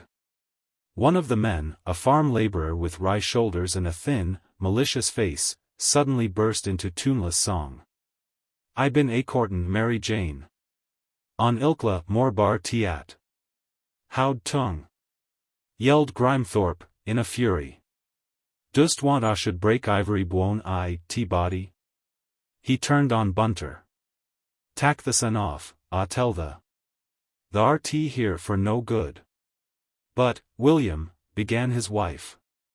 He snapped round at her like a dog, and she shrank back. Nigh now, said a man, whom Wimsey dimly recognized as the fellow who had befriended him on his previous visit, the mun, talk them in for tea night, racken. Or there'll be trouble why, tea folk down yonder at tea lodge, lad alone what police, you'll say. EFT fellow coom to do harm, e's doon it already, to unself. Won't do no more tonight, look at, Bring unto fire, mon, he added to Bunter, and then, turning to the farmer again, tes they'll be in Queer Street war to gooin, die on us why, numany or rheumatics. This reasoning seemed partly to convince Grimethorpe. He made way, grumbling, and the two chilled and exhausted men were brought near the fire. Somebody brought 2 large, steaming tumblers of spirits. Wimsey's brain seemed to clear, then swim again drowsily, drunkenly. Presently he became aware that he was being carried upstairs and put to bed. A big, old-fashioned room, with a fire on the hearth and a huge, grim four-poster. Bunter was helping him out of soaked clothes, rubbing him. Another man appeared from time to time to help him. From below came the bellowing sound of Grimethorpe's voice, blasphemously uplifted. Then the harsh, brassy singing of the wry-shouldered man. Then worms will coom and ate the oop. On ilkla more bar tiat. Then dukes will coom and ate oop worms. On ilkla more. Lord Peter rolled into bed. Bunter, where, you all right? Never said thank you, dunno what I'm doing, anywhere to sleep, what? He drifted away into oblivion. The old song came up mockingly, and wound its horrible fancies into his dreams. Then we shall coom and ate oop dukes. On ilkla more bar tiat. And that is how, is how. When Wimsey next opened his eyes a pale November sun was struggling in at the window. It seemed that the fog had fulfilled its mission and departed. For some time he lay, vaguely unaware of how he came to be where he was. Then the outlines of recollection straightened themselves, the drifting outposts of dreams were called back, the burden of his preoccupation settled down as usual. He became aware of an extreme bodily lassitude, and of the dragging pain of wrenched shoulder muscles. Examining himself perfunctorily, he found a bruised and tender zone beneath the armpits and round his chest and back, where the rescuing rope had hauled at him. It was painful to move, so he lay back and closed his eyes once more. Presently the door opened to admit Bunter, neatly clothed and bearing a tray from which rose a most excellent odor of ham and eggs. "Hullo, Bunter. Good morning, my lord. I trust your lordship has rested. Feel as fit as a fiddle, thanks, come to think of it, why fiddle? Except for a general feeling of having been violently massaged by some fellow with cast-iron fingers and knobbly joints. How about you? The arms are a trifle fatigued, thank you, my lord. Otherwise, I am happy to say, I feel no trace of the misadventure. Allow me, my lord. He set the tray tenderly upon Lord Peter's ready knees. They must be jolly well dragged out of their sockets, said his lordship, holdin' me up all that ghastly long time. I'm so beastly deep in debt to you already, Bunter, it's not a bit of use tryin' to repay it. You know I won't forget, anyhow, don't you? All right, I won't be embarrassin' or anything, thanks awfully, anyhow. That's that. What? Did they give you anywhere decent to sleep? I didn't seem to be able to sit up and take notice last night. I slept excellently, I thank your lordship. Mr. Bunter indicated a kind of truckle bed in a corner of the room. They would have given me another room, my lord, but in the circumstances, I preferred to remain with your lordship, trusting you would excuse the liberty. I told them that I feared the effects of prolonged immersion upon your lordship's health. I was uneasy, besides, about the intention of Grimethorpe. I feared he might not feel altogether hospitably disposed, and that he might be led into some hasty action if we were not together. I shouldn't wonder. Most murderous-lookin' fellow I ever set eyes on. I'll have to talk to him this morning, or to Mrs. Grimethorpe. I'd take my oath she could tell us something, what? I should say there was very little doubt of it, my lord. Trouble is, pursued Wimsey, with his mouth full of egg, I don't know how to get at her. That jolly husband of hers seems to cherish the most unpleasant suspicions of anything that comes this way in trousers. If he found out we'd been talkin' to her, what you may call privately, he might, as you say, be hurried by his feelin's into doin' something regrettable. Just so, my lord. Still, the fellow must go and look after his bally old farm some time, and then, perhaps, we'll be able to tackle her. Queer sort of woman, damn fine one, what? Wonder what she made of Cathcart? He added musingly. Mr. Bunter volunteered no opinion on this delicate point. Well, Bunter, I think I'll get up. I don't suppose we're altogether welcome here. I didn't fancy the look in our host's eye last night. No, my lord. He made a deal of opposition about having your lordship conveyed to this room. Why, whose room is it? His own and Mrs. Grimethorpe's, my lord. It appeared most suitable, there being a fireplace, and the bed already made up. Mrs. Grimethorpe showed great kindness, my lord, and the man Jake pointed out to Grimethorpe that it would doubtless be to his pecuniary advantage to treat your lordship with consideration. Nice, Grappin character, ain't he? Well, it's up and away for me. Oh Lord. I am stiff. I say, Bunter, have I any clothes to put on? I have dried and brushed your lordship's suit to the best of my ability, my lord. It is not as I should wish to see it, but I think your lordship will be able to wear it to Riddlesdale. Well, I don't suppose the streets will be precisely crowded, retorted his lordship. I do so want a hot bath. How about shaven water? I can procure that from the kitchen, my lord. Bunter padded away, and Lord Peter, having pulled on a shirt and trousers with many grunts and groans, roamed over to the window. As usual with hardy country dwellers, it was tightly shut, and a thick wedge of paper had been rammed in to keep the sash from rattling. He removed this and flung up the sash. The wind rollicked in, laden with peaty more scents. He drank it in gladly. It was good to see the jolly old sun after all. He would have hated to die a sticky death in Peter's pot. For a few minutes he stood there, returning thanks vaguely in his mind for the benefits of existence. Then he withdrew to finish dressing. The wad of paper was still in his hand, and he was about to fling it into the fire, when a word caught his eye. He unrolled the paper. As he read it his eyebrows went up and his mouth pursed itself into an indescribable expression of whimsical enlightenment. Bunter, returning with the hot water, found his master transfixed, the paper in one hand, and his socks in the other, and whistling a complicated passage of Bach under his breath. Bunter, said his lordship, I am, without exception, the biggest ass in Christendom. When a thing is close under my nose I can't see it. I get a telescope, and look for the explanation in Stapley. I deserve to be crucified upside down, as a cure for anemia of the brain. Jerry. But, naturally, of course, you rotten ass, isn't it obvious? Silly old blighter. Why couldn't he tell Murbles or me? Mr. Bunter advanced, the picture of respectful inquiry. Look at it, said Wimsey, with a hysterical squeak of laughter. Oh Lord! Stuck into the window frame for anybody to find. Just like Jerry. Signs his name to the business in letters a foot long, leaves it conspicuously about, and then goes away and is chivalrously silent.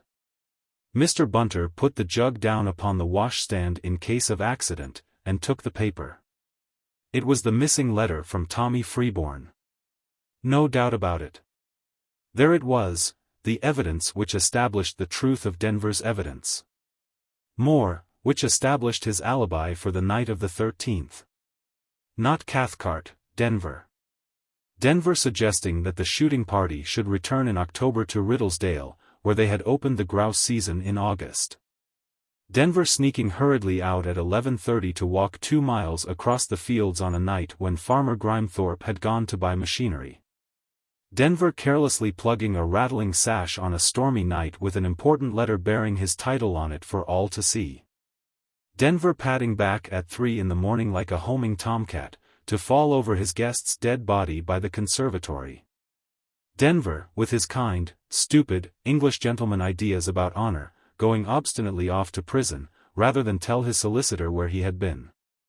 Denver misleading them all into the wildest and most ingenious solutions of a mystery which now stood out clear as 7 sunbeams.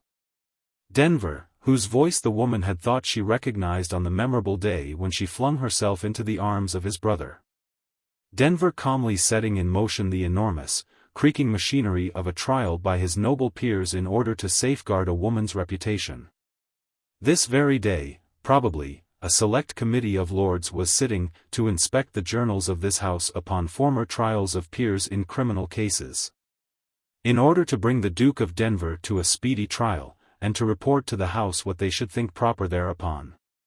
There they were, moving that an address be presented to His Majesty by the Lords with white staves, to acquaint His Majesty of the date proposed for the trial. Arranging for fitting up the Royal Gallery at Westminster, humbly requesting the attendance of a sufficient police force to keep clear the approaches leading to the House. Petitioning His Majesty graciously to appoint a Lord High Steward, ordering, in sheep-like accordance with precedent, that all lords be summoned to attend in their robes. That every lord, in giving judgment, disclose his opinion upon his honor, laying his right hand upon his heart. That the sergeant-at-arms be within the house to make proclamations in the king's name for keeping silence, and so on, unendingly.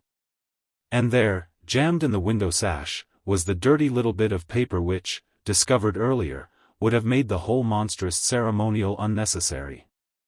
Wimsey's adventure in the bog had unsettled his nerves. He sat down on the bed and laughed, with the tears streaming down his face. Mr. Bunter was speechless. Speechlessly he produced a razor, and to the end of his days Wimsey never knew how or from whom he had so adequately procured it, and began to strop it thoughtfully upon the palm of his hand.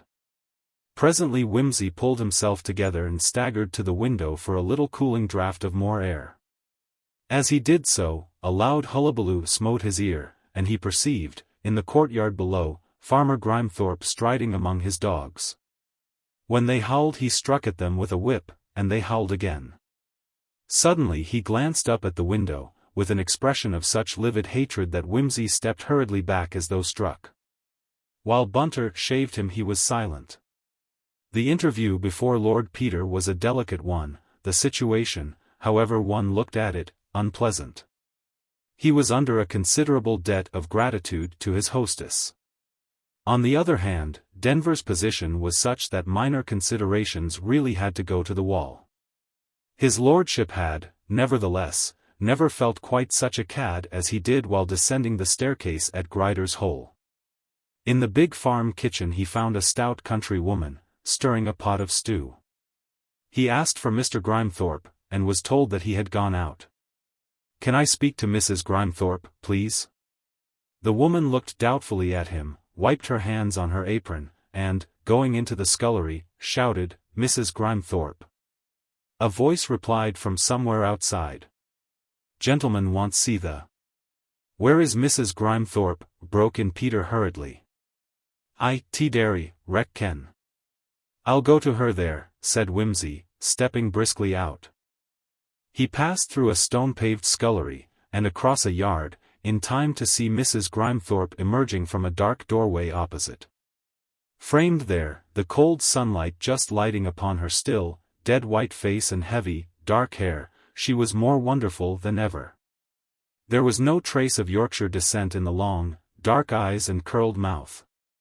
The curve of nose and cheekbones vouched for an origin immensely remote. Coming out of the darkness, she might have just risen from her far tomb in the pyramids, dropping the dry and perfumed grave bands from her fingers. Lord Peter pulled himself together. "Foreign," he said to himself matter-of-factly. "Touch of Jew perhaps, or Spanish, is it? Remarkable type. Don't blame Jerry. Couldn't live with Helen myself. Now for it." He advanced quickly. "Good morning," she said, "are you better?" "Perfectly all right, thank you, thanks to your kindness, which I do not know how to repay." "You will repay any kindness best by going at once," she answered in her remote voice. "My husband does not care for strangers, and 'twas unfortunate the way you met before. I will go directly. But I must first beg for the favor of a word with you." He peered past her into the dimness of the dairy. "In here, perhaps? What do you want with me?" She stepped back, however, and allowed him to follow her in. "Mrs. Grimethorpe, I am placed in a most painful position. You know that my brother, the Duke of Denver, is in prison, awaiting his trial for a murder which took place on the night of October 13th? Her face did not change. "I have heard so. He has, in the most decided manner, refused to state where he was between 11 and 3 on that night. His refusal has brought him into great danger of his life." She looked at him steadily. "He feels bound in honor not to disclose his whereabouts, though I know that, if he chose to speak, he could bring a witness to clear him. He seems to be a very honorable man." The cold voice wavered a trifle, then steadied again. "Yes. Undoubtedly, from his point of view, he is doing the right thing. You will understand, however, that, as his brother, I am naturally anxious to have the matter put in its proper light. I don't understand why you are telling me all this. I suppose, if the thing is disgraceful, he doesn't want it known. Obviously. But to us, to his wife and young son, and to his sister and myself, his life and safety are matters of the first importance. Of more importance than his honor? The secret is a disgraceful one in a sense, and will give pain to his family. But it would be an infinitely greater disgrace that he should be executed for murder. The stigma in that case would involve all those who bear his name. The shame of the truth will, I fear, in this very unjust society of ours, rest more upon the witness to his alibi than upon himself. Can you in that case expect the witness to come forward? To prevent the condemnation of an innocent man? Yes, I think I may venture to expect even that. I repeat, why are you telling me all this? Because, Mrs. Grimethorpe, you know, even better than I, how innocent my brother is of this murder. Believe me, I am deeply distressed at having to say these things to you. I know nothing about your brother. Forgive me, that is not true. I know nothing. And surely, if the Duke will not speak, you should respect his reasons. I am not bound in any way. I am afraid I cannot help you. You are wasting time. If you cannot produce your missing witness, why do you not set about finding the real murderer? If you do so, you surely need not trouble about this alibi. Your brother's movements are his own business. "I could wish," said Wimsey, "you had not taken up this attitude. Believe me, I would have done all I could to spare you. I have been working hard to find, as you say, the real murderer, but with no success.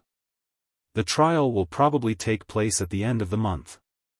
Her lips twitched a little at that, but she said nothing.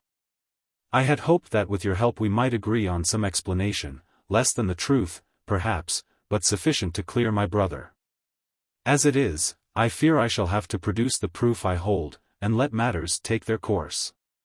That, at last, struck under her guard. A dull flush crept up her cheeks. One hand tightened upon the handle of the churn, where she had rested it. "What do you mean by proof?" "I can prove that on the night of the 13th my brother slept in the room I occupied last night," said Wimsey, with calculated brutality. She winced. "It is a lie. You cannot prove it." "He will deny it." "I shall deny it." "He was not there." "No." "Then how did this come to be wedged in the sash of the bedroom window?" At sight of the letter she broke down, crumpling up in a heap against the table. The set lines of her face distorted themselves into a mere caricature of terror. "No, no, no. It is a lie. God help me." "Hush," said Wimsey peremptorily. "Someone will hear you." He dragged her to her feet. "Tell the truth, and we will see if we can find a way out. It is true, he was here that night. You know it. When did he come?" "At 12:15. "Who let him in?" "He had the keys." "When did he leave you?" "A little after 2. "Yes, that fits in all right.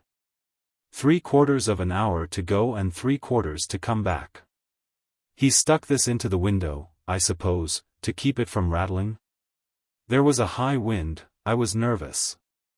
I thought every sound was my husband coming back." "Where was your husband?" "At Stapley."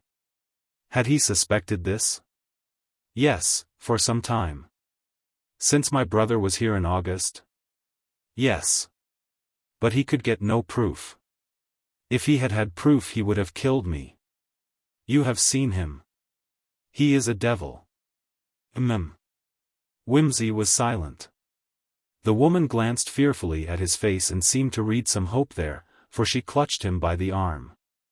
"If you call me to give evidence," she said, "he will know. He will kill me. For God's sake, have pity. That letter is my death warrant. Oh, for the mother that bore you, have mercy upon me. My life is a hell, and when I die I shall go to hell for my sin. Find some other way, you can, you must." Wimsey gently released himself. "Don't do that, Mrs. Grimethorpe. We might be seen. I am deeply sorry for you, and, if I can get my brother out of this without bringing you in, I promise you I will. But you see the difficulty. Why don't you leave this man? He is openly brutal to you." She laughed. "Do you think he'd leave me alive while the law was slowly releasing me? Knowing him, do you think so?" Wimsey really did not think so. "I will promise you this, Mrs. Grimethorpe. I will do all I can to avoid having to use your evidence. But if there should be no other way, I will see that you have police protection from the moment that the subpoena is served on you." "And for the rest of my life?" "When you are once in London we will see about freeing you from this man." "No. If you call upon me, I am a lost woman." "But you will find another way?" "I will try, but I can promise nothing. I will do everything that is possible to protect you. If you care at all for my brother." "I don't know. I am so horribly afraid. He was kind and good to me. He was, so different. But I am afraid, I'm afraid." Wimsey turned. Her terrified eyes had seen the shadow cross the threshold. Grimethorpe was at the door, glowering in upon them. "Ah, Mr. Grimethorpe," exclaimed Wimsey cheerfully, "there you are. Awfully pleased to see you and thank you, Don Cherno, for puttin' me up. I was just saying so to Mrs. Grimethorpe, and asking her to say goodbye to you for me. Must be off now, I'm afraid. Bunter and I are ever so grateful to you both for all your kindness. Oh, and I say, could you find me the stout fellows who hauled us out of that pot of yours last night, if it is yours? Nasty, damp thing to keep outside the front door, what? I'd like to thank them. Dom good thing for unwelcome guests, said the man ferociously. And they'd better be off afore I throws thee out. I'm just off, said Peter. Goodbye again, Mrs. Grimethorpe, and 1,000 thanks. He collected Bunter, rewarded his rescuers suitably, took an affectionate farewell of the enraged farmer, and departed, sore in body and desperately confused in mind. Chapter 13. Manon. That one word, my dear Watson, should have told me the whole story, had I been the ideal reasoner which you are so fond of depicting. Memoirs of Sherlock Holmes. Thank God, said Parker.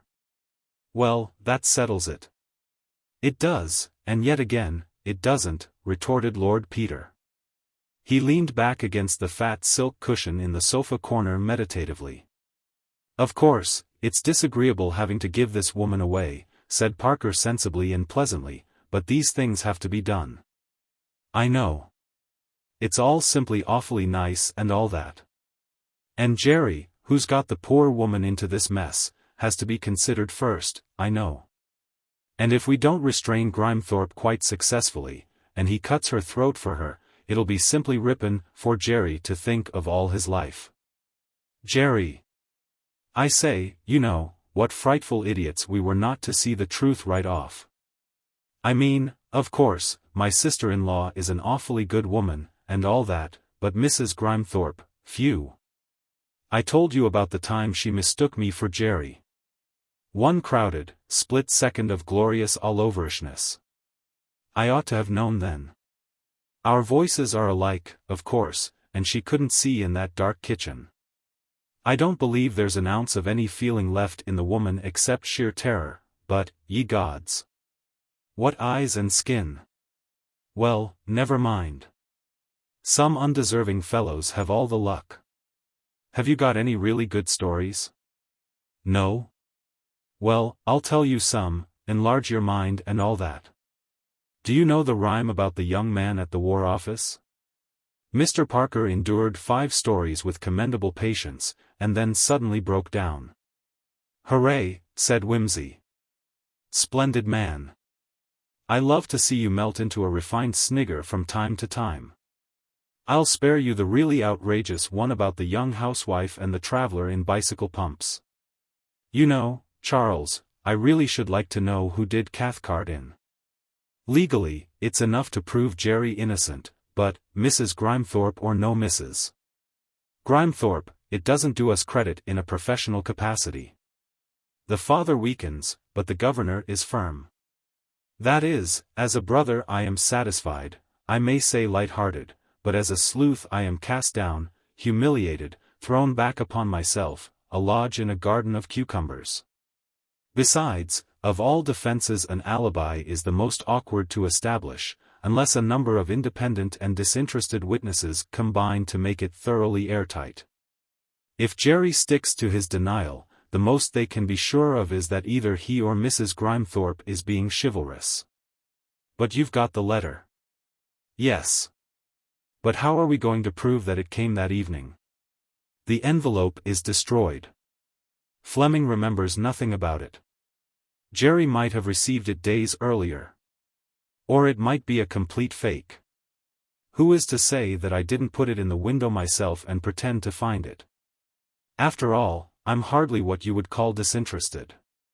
Bunter saw you find it. He didn't, Charles. At that precise moment he was out of the room fetching shaving water. Oh, was he? Moreover, only Mrs. Grimethorpe can swear to what is really the important point, the moment of Jerry's arrival and departure. Unless he was at Grider's Hole before 12:30 at least, it's immaterial whether he was there or not. Well, said Parker, can't we keep Mrs. Grimethorpe up our sleeve, so to speak. Sounds a bit abandoned, said Lord Peter, but we will keep her with pleasure if you like. And meanwhile, pursued Mr. Parker, unheeding, do our best to find the actual criminal? Oh, yes, said Lord Peter, and that reminds me. I made a discovery at the lodge, at least, I think so. Did you notice that somebody had been forcing one of the study windows? No, really? Yes, I found distinct marks. Of course, it was a long time after the murder, but there were scratches on the catch all right, the sort of thing a penknife would leave. What fools we were not to make an examination at the time. Come to think of it, why should you have? Anyhow, I asked Fleming about it, and he said he did remember, now he came to think of it, that on the Thursday morning he'd found the window open and couldn't account for it. And here's another thing. I've had a letter from my friend Tim Watchett. Here it is. My lord, about our conversation. I have found a man who was with the party in question at the Pig and Whistle on the night of the 13th ULT. And he tells me that the party borrowed his bicycle, and same was found afterwards in the ditch where party was picked up with the handlebars bent and wheels buckled. Trusting to the continuance of your esteemed favor, Timothy Watchett. What do you think of that? Good enough to go on, said Parker. At least, we are no longer hampered with horrible doubts. No. And, though she's my sister, I must say that of all the blithering she-asses Mary is the blitheringest. Taking up with that awful bounder to start with. She was jolly fine about it, said Mr. Parker, getting rather red in the face. It's just because she's your sister that you can't appreciate what a fine thing she did. How should a big, chivalrous nature like hers see through a man like that? She's so sincere and thorough herself, she judges everyone by the same standard. She wouldn't believe anybody could be so thin and wobbly-minded as Goyles till it was proved to her. And even then she couldn't bring herself to think ill of him till he'd given himself away out of his own mouth. It was wonderful, the way she fought for him.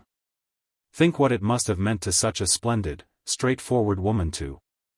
All right, cried Peter, who had been staring at his friend, transfixed with astonishment. Don't get worked up. I believe you. Spare me. I'm only a brother. All brothers are fools. All lovers are lunatics, Shakespeare says so. Do you want Mary, old man? You surprise me, but I believe brothers always are surprised. Bless you, dear children. Damn it all, Wimsey, said Parker, very angry, you've no right to talk like that. I only said how greatly I admired your sister, everyone must admire such pluck and staunchness. You needn't be insulting.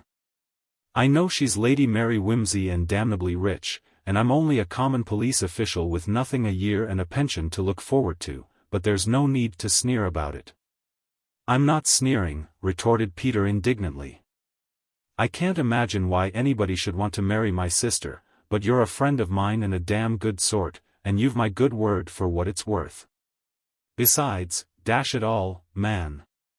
To put it on the lowest grounds, do look what it might have been. A socialist conchi of neither bowels nor breeding, or a card-sharping dark horse with a mysterious past.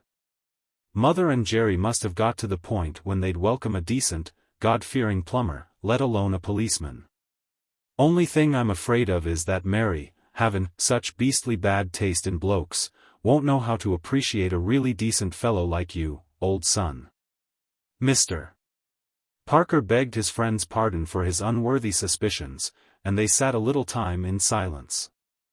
Parker sipped his port, and saw unimaginable visions warmly glowing in its rosy depths. Wimsey pulled out his pocketbook, and began idly turning over its contents, throwing old letters into the fire, unfolding and refolding memoranda.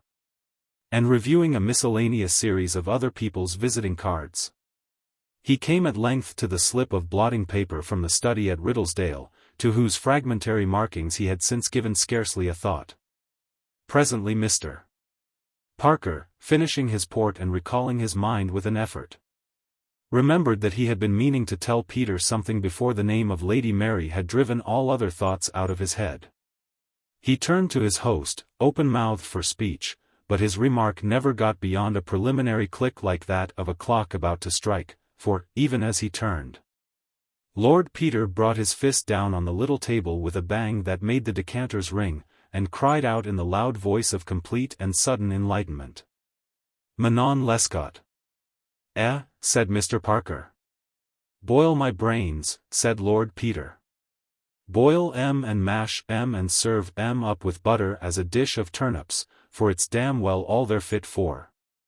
Look at me, Mr. Parker scarcely needed this exhortation. "Here we've been worryin' over Jerry, and worryin' over Mary, and huntin' for Goyles and Grimethorpes and God knows who, and all the time I'd got this little bit of paper tucked away in my pocket." The blot upon the paper's rim, a blotted paper, was to him, and it was nothing more. But Manon. Charles, if I'd had the grey matter of a woodlouse, that book ought to have told me the whole story. And think what we'd have been saved.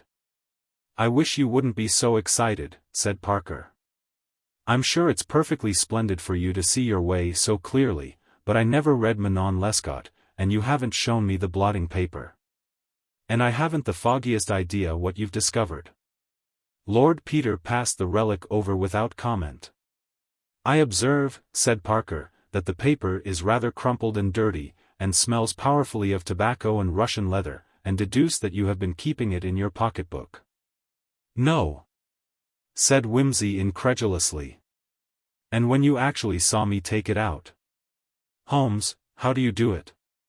"At one corner," pursued Parker, "I see two blots, one rather larger than the other.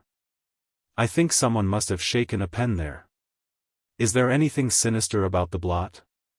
"I haven't noticed anything. Some way below the blots the Duke has signed his name 2 or 3 times, or, rather, his title. The inference is that his letters were not to intimates.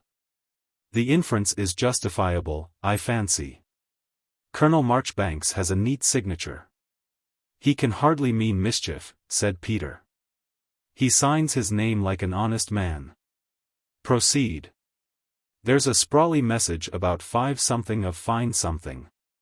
Do you see anything occult there? The number 5 may have a cabalistic meaning, but I admit I don't know what it is. There are 5 senses, 5 fingers, 5 great Chinese precepts, 5 books of Moses, to say nothing of the mysterious entities hymned in the Dilly song. 5 are the flamboys under the pole. I must admit that I have always panted to know what the 5 flamboys were. But, not knowing, I get no help from it in this case. Well, that's all, except a fragment consisting of OE on one line, and is faux below it.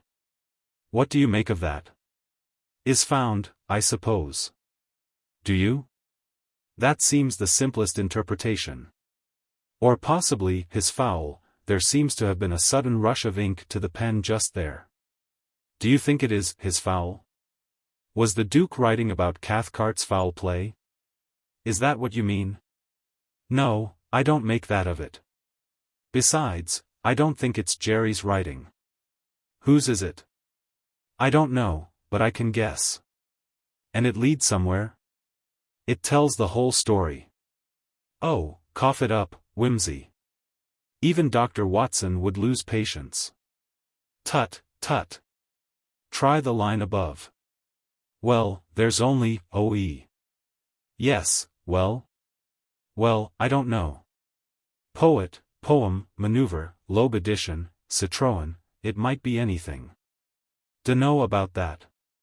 There aren't lashings of English words with OE in them, and it's written so close it almost looks like a diphthong at that.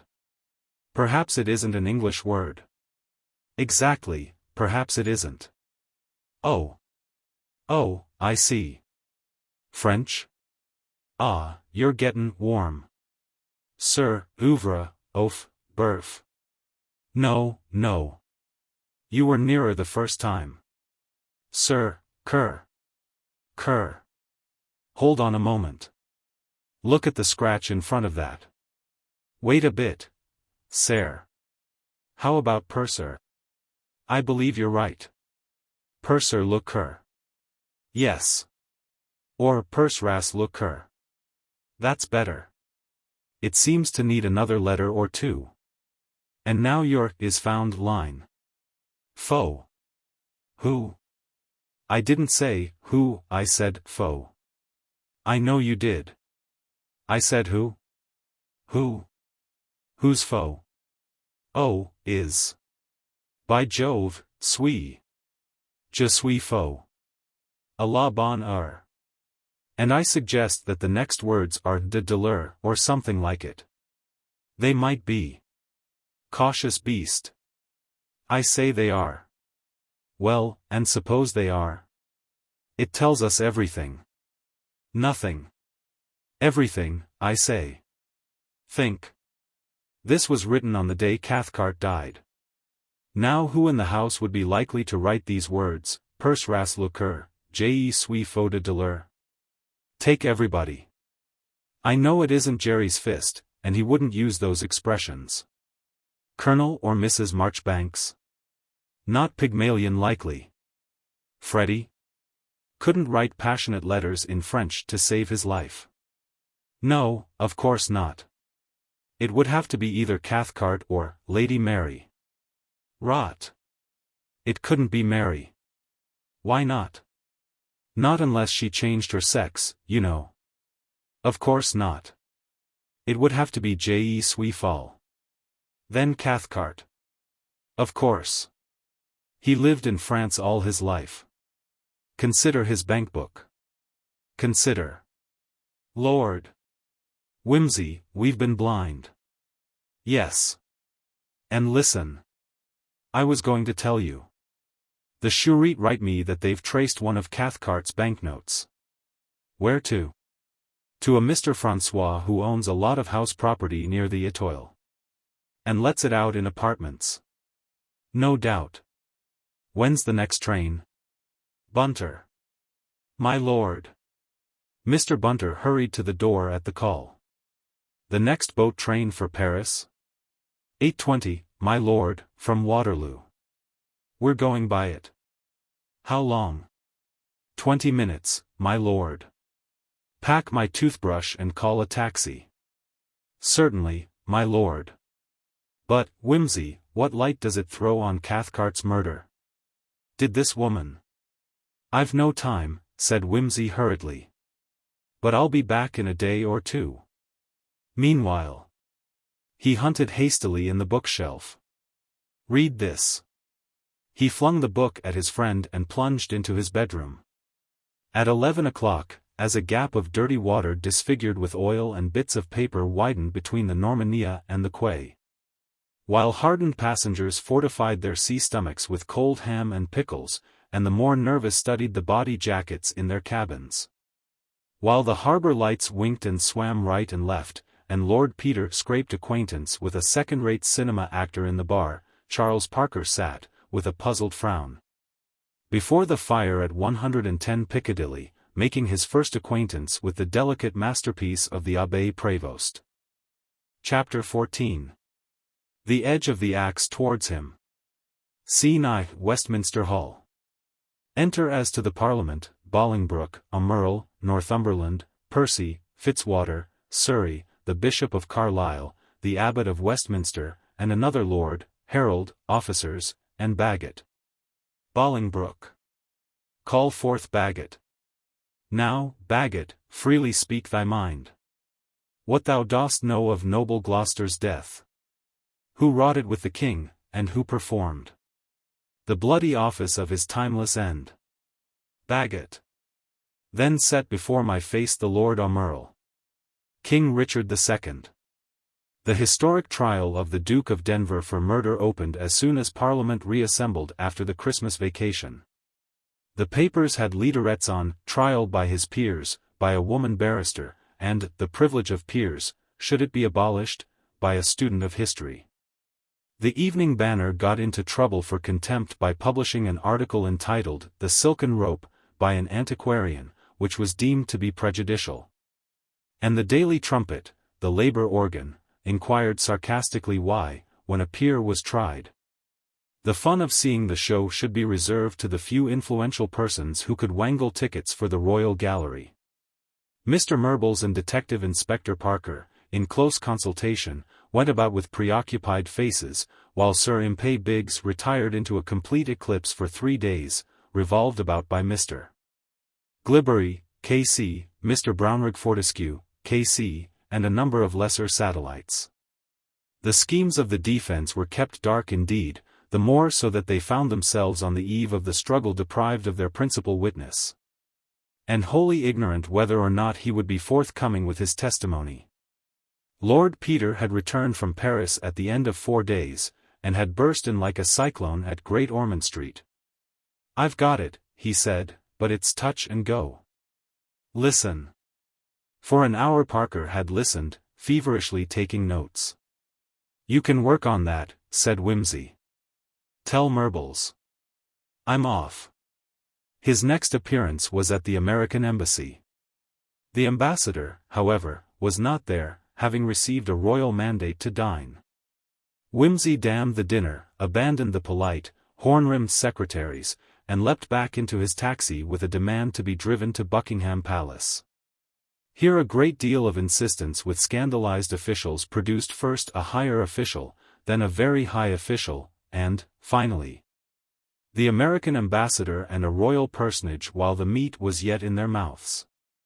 "Oh, yes," said the ambassador, "of course it can be done." Surely, said the personage genially, "we mustn't have any delay. Might cause an international misunderstanding, and a lot of paragraphs about Ellis Island. Terrible nuisance to have to adjourn the trial, dreadful fuss, isn't it? Our secretaries are everlastingly bringing things along to our place to sign about extra policemen and seating accommodation. Good luck to you, Wimsey. Come and have something while they get your papers through. When does your boat go?" "Tomorrow morning, sir. I'm catching the Liverpool train in an hour, if I can." "You surely will," said the ambassador cordially, signing a note. "And they say the English can't hustle." So, with his papers all in order, his lordship set sail from Liverpool the next morning, leaving his legal representatives to draw up alternative schemes of defense. Then the peers, 2 by 2, in their order, beginning with the youngest baron, Garter King of Arms, very hot and bothered, fussed unhappily around the 300 or so British peers who were sheepishly struggling into their robes, while the heralds did their best to line up the assembly and keep them from wandering away when once arranged. "Of all the farces," grumbled Lord Attenbury irritably. He was a very short, stout gentleman of a choleric countenance, and was annoyed to find himself next to the Earl of Strathgillen and Beg, an extremely tall, lean nobleman, with pronounced views on prohibition and the legitimation question. "I say, Attenbury," said a kindly, brick-red peer, with 5 rows of ermine on his shoulder, "is it true that Wimsey hasn't come back? My daughter tells me she heard he'd gone to collect evidence in the States." "Why the States?" "Dunno," said Attenbury, "but Wimsey's a dashed clever fellow. When he found those emeralds of mine, you know, I said—" Your Grace," cried Rouge Dragon desperately, diving in, "Your Grace is out of line again." What?" said the brick-faced peer. "Oh, damn. Must obey orders, I suppose, what?" And was towed away from the mere earls and pushed into position next to the Duke of Wiltshire, who was deaf, and a distant connection of Denver's on the distaff side. The royal gallery was packed.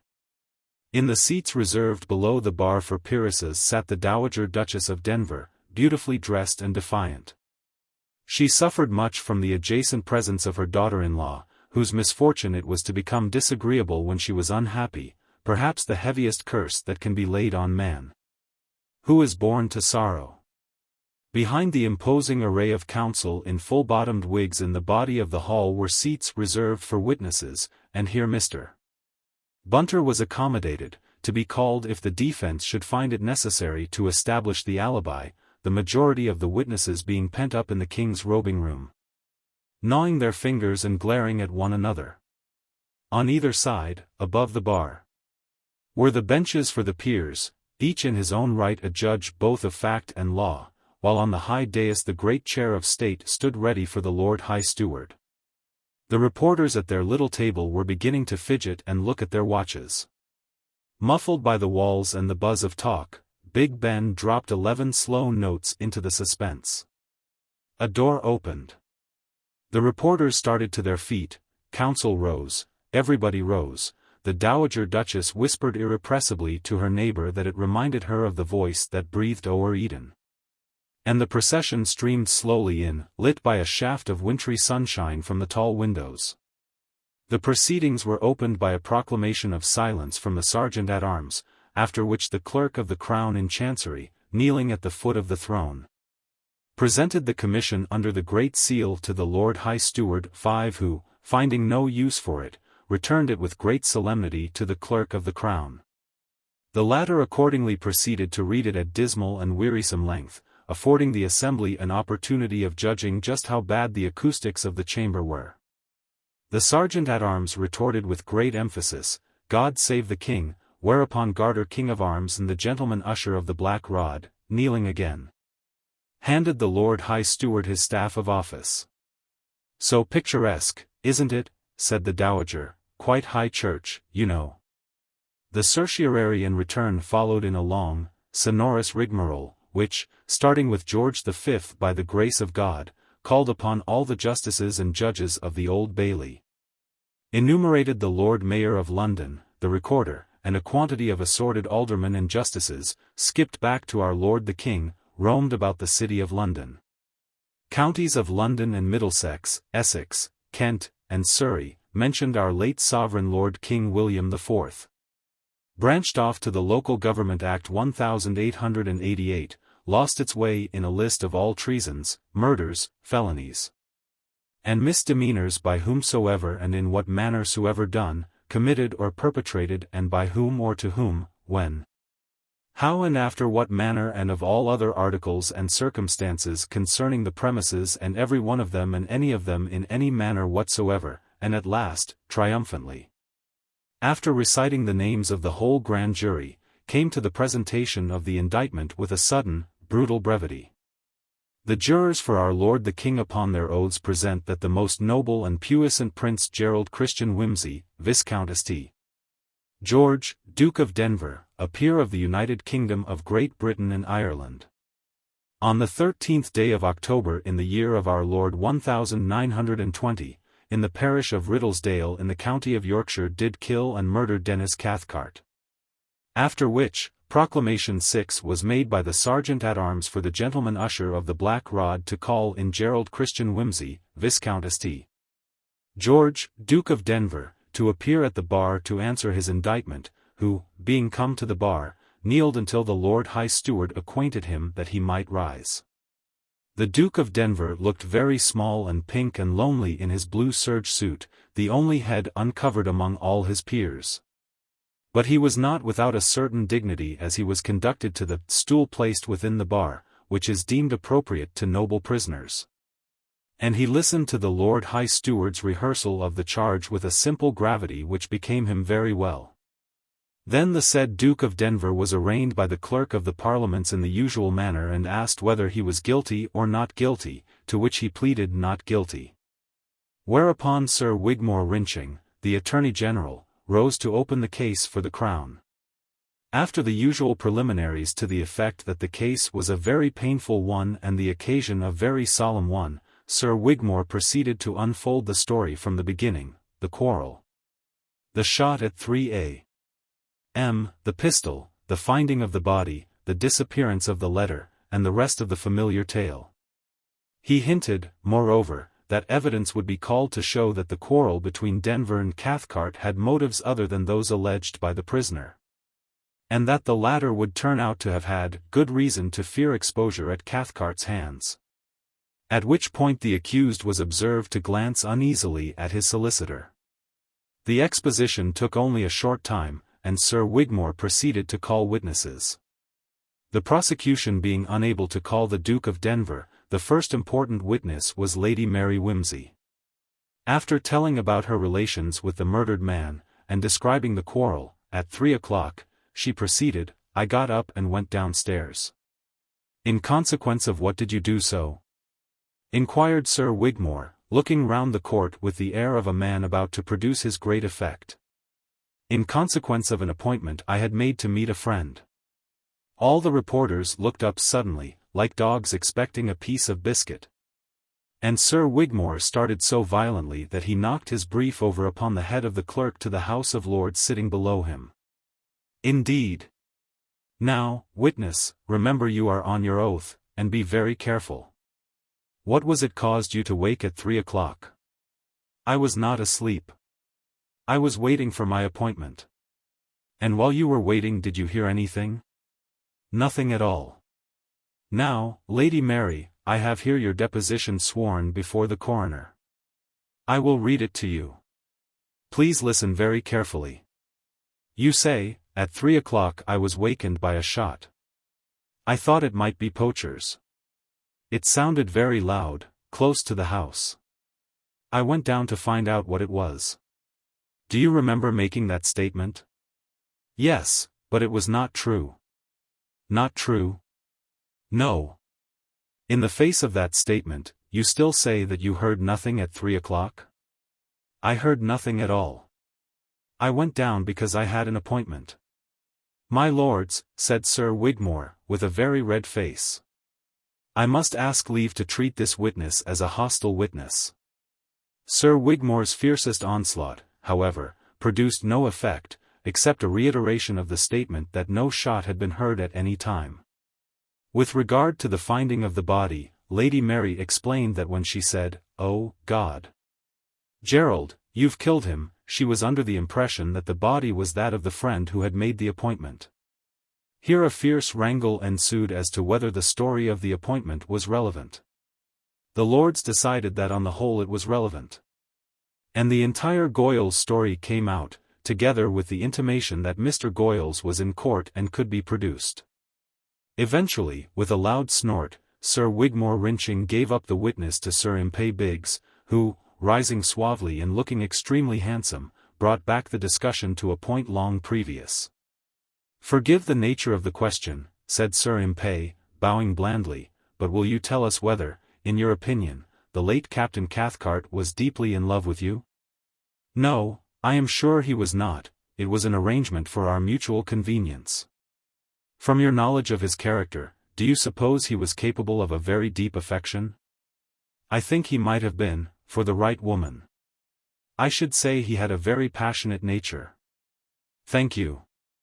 You have told us that you met Captain Cathcart several times when you were staying in Paris last February.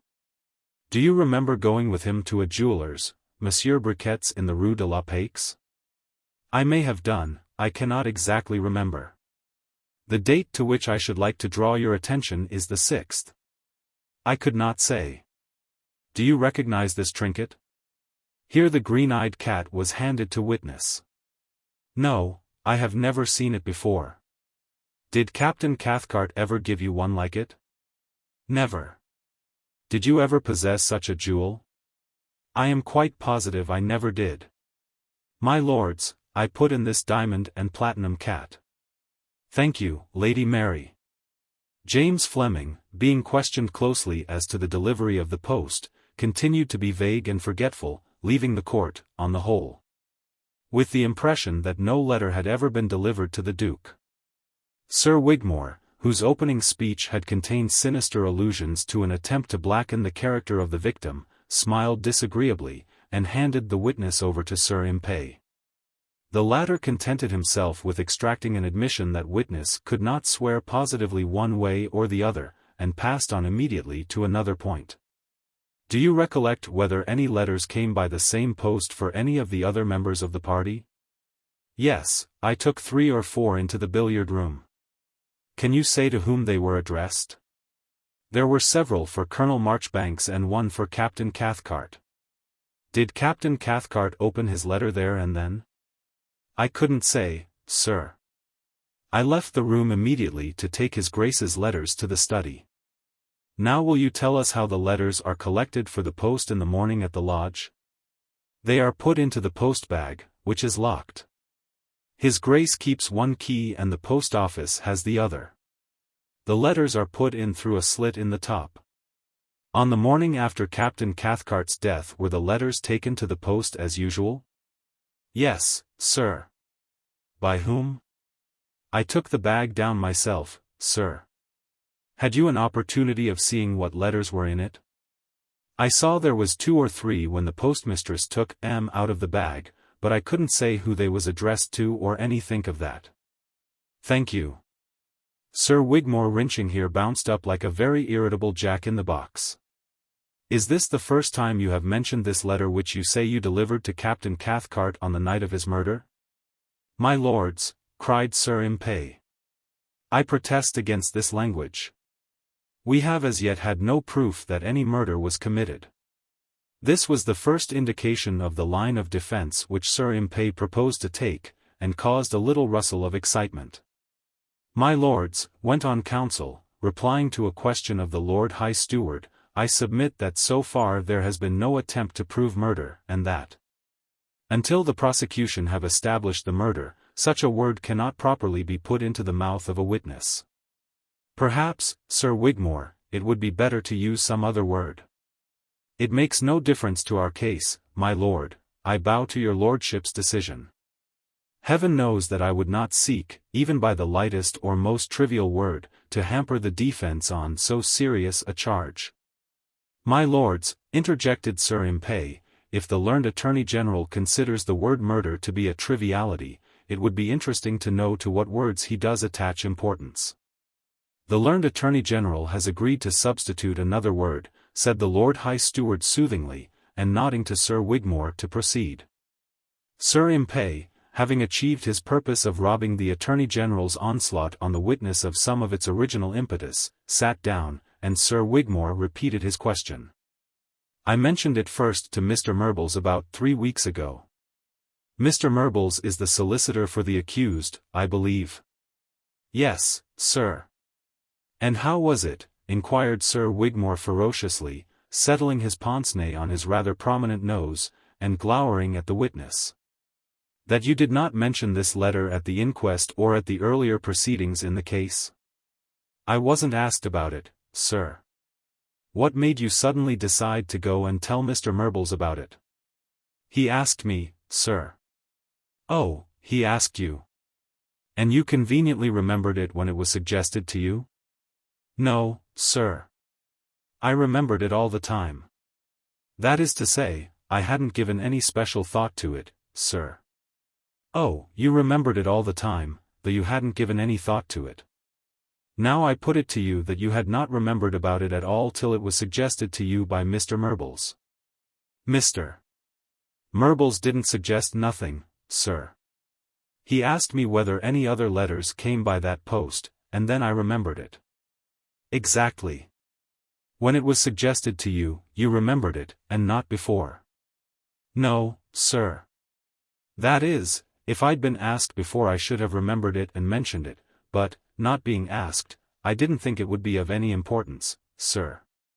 You didn't think it of any importance that this man received a letter a few hours before his decease? No, sir. I reckoned if it had been of any importance the police would have asked about it, sir. Now, James Fleming, I put it to you again that it never occurred to you that Captain Cathcart might have received a letter the night he died till the idea was put into your head by the defense. The witness, baffled by this interrogative negative, made a confused reply, and Sir Wigmore, glancing round the house as much as to say, you see this shifty fellow, proceeded. I suppose it didn't occur to you either to mention to the police about the letters in the post-bag? No, sir. Why not? I didn't think it was my place, sir. Did you think about it at all? No, sir. Do you ever think? No, sir, I mean, yes, sir. Then will you please think what you are saying now? Yes, sir. You say that you took all these important letters out of the house without authority and without acquainting the police? I had my orders, sir. From whom? They was His Grace's orders, sir. Ah. His Grace's orders. When did you get that order? It was part of my regular duty, sir, to take the bag to the post each morning. And did it not occur to you that in a case like this the proper information of the police might be more important than your orders? No, sir. Sir Wigmore sat down with a disgusted look. And Sir Impey took the witness in hand again. Did the thought of this letter delivered to Captain Cathcart never pass through your mind between the day of the death and the day when Mr. Murble spoke to you about it? Well, it did pass through my mind, in a manner of speaking, sir. When was that? Before the grand jury, sir. And how was it you didn't speak about it then? The gentleman said I was to confine myself to the questions, and not say nothing on my own, sir. Who was this very peremptory gentleman? The lawyer that came down to ask questions for the Crown, sir. Thank you, said Sir Impey smoothly, sitting down, and leaning over to say something, apparently of an amusing nature, to Mr. Glibbery. The question of the letter was further pursued in the examination of the Honourable Freddy. Sir Wigmore Wrinching laid great stress upon this witness's assertion that deceased had been in excellent health and spirits when retiring to bed on the Wednesday evening, and had spoken of his approaching marriage. He seemed particularly cheerio, you know, said the Honourable Freddy. Particularly what? Inquired the Lord High Steward. Cheerio, my lord, said Sir Wigmore, with a deprecatory bow.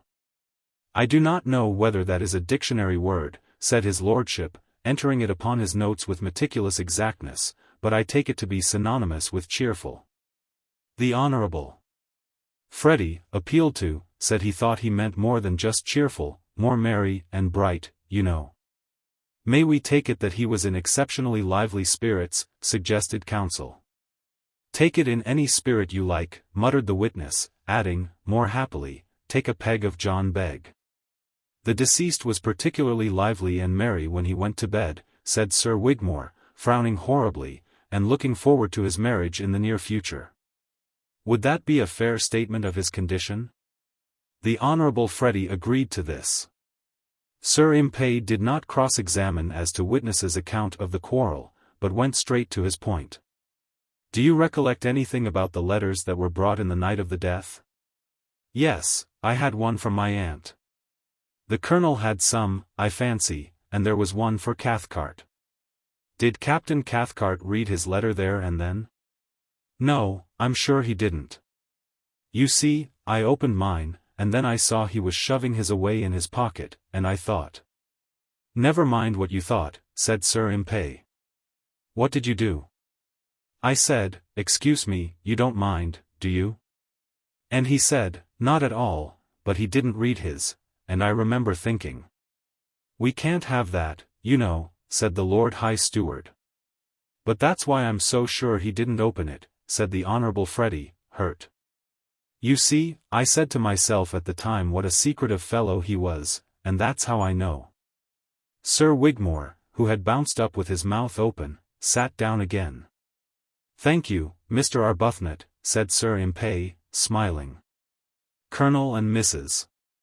Marchbanks testified to having heard movements in the Duke's study at 11:30. They had heard no shot or other noise. There was no cross-examination. Mr. Pettigrew Robinson gave a vivid account of the quarrel, and asserted very positively that there could be no mistaking the sound of the Duke's bedroom door. We were then called up by Mr. Arbuthnot at a little after 3 a.m., preceded witness, and went down to the conservatory, where I saw the accused and Mr. Arbuthnot washing the face of the deceased. I pointed out to them what an unwise thing it was to do this, as they might be destroying valuable evidence for the police. They paid no attention to me. There were a number of footmarks round about the door which I wanted to examine, because it was my theory that. My lords, cried Sir Impey, we really cannot have this witness's theory. Certainly not, said the Lord High Steward. Answer the questions, please, and don't add anything on your own account. Of course, said Mr. Pettigrew Robinson. I don't mean to imply that there was anything wrong about it, but I considered. Never mind what you considered. Attend to me, please. When you first saw the body, how was it lying? On its back, with Denver and Arbuthnot washing its face. It had evidently been turned over, because— Sir Wigmore, interposed the Lord High Steward, you really must control your witness. Kindly confine yourself to the evidence, said Sir Wigmore, rather heated. We do not want your deductions from it. You say that when you saw the body it was lying on its back. Is that correct? And Denver and Arbuthnot were washing it. Yes. Now I want to pass to another point. Do you remember an occasion when you lunched at the Royal Automobile Club? I do. I lunched there one day in the middle of last August, I think it was about the 16th or 17th. Will you tell us what happened on that occasion? I had gone into the smoke room after lunch, and was reading in a high-backed armchair, when I saw the prisoner at the bar come in with the late Captain Cathcart. That is to say, I saw them in the big mirror over the mantelpiece. They did not notice there was anyone there, or they would have been a little more careful what they said, I fancy. They sat down near me and started talking, and presently Cathcart leaned over and said something in a low tone which I couldn't catch. The prisoner leapt up with a horrified face, exclaiming, for God's sake, don't give me away, Cathcart, there'd be the devil to pay. Cathcart said something reassuring, I didn't hear what, he had a furtive sort of voice, and the prisoner replied, well, don't, that's all. I couldn't afford to let anybody get hold of it. The prisoner seemed greatly alarmed. Captain Cathcart was laughing. They dropped their voices again, and that was all I heard. Thank you. Sir Impey took over the witness with a Belial-like politeness. You are gifted with very excellent powers of observation and deduction, Mr. Pettigrew Robinson, he began, and no doubt you like to exercise your sympathetic imagination in a scrutiny of people's motives and characters? I think I may call myself a student of human nature, replied Mr. Pettigrew Robinson, much mollified. Doubtless, people are inclined to confide in you? Certainly. I may say I am a great repository of human documents. On the night of Captain Cathcart's death your wide knowledge of the world was doubtless of great comfort and assistance to the family? They did not avail themselves of my experience, sir, said Mr. Pettigrew Robinson, exploding suddenly.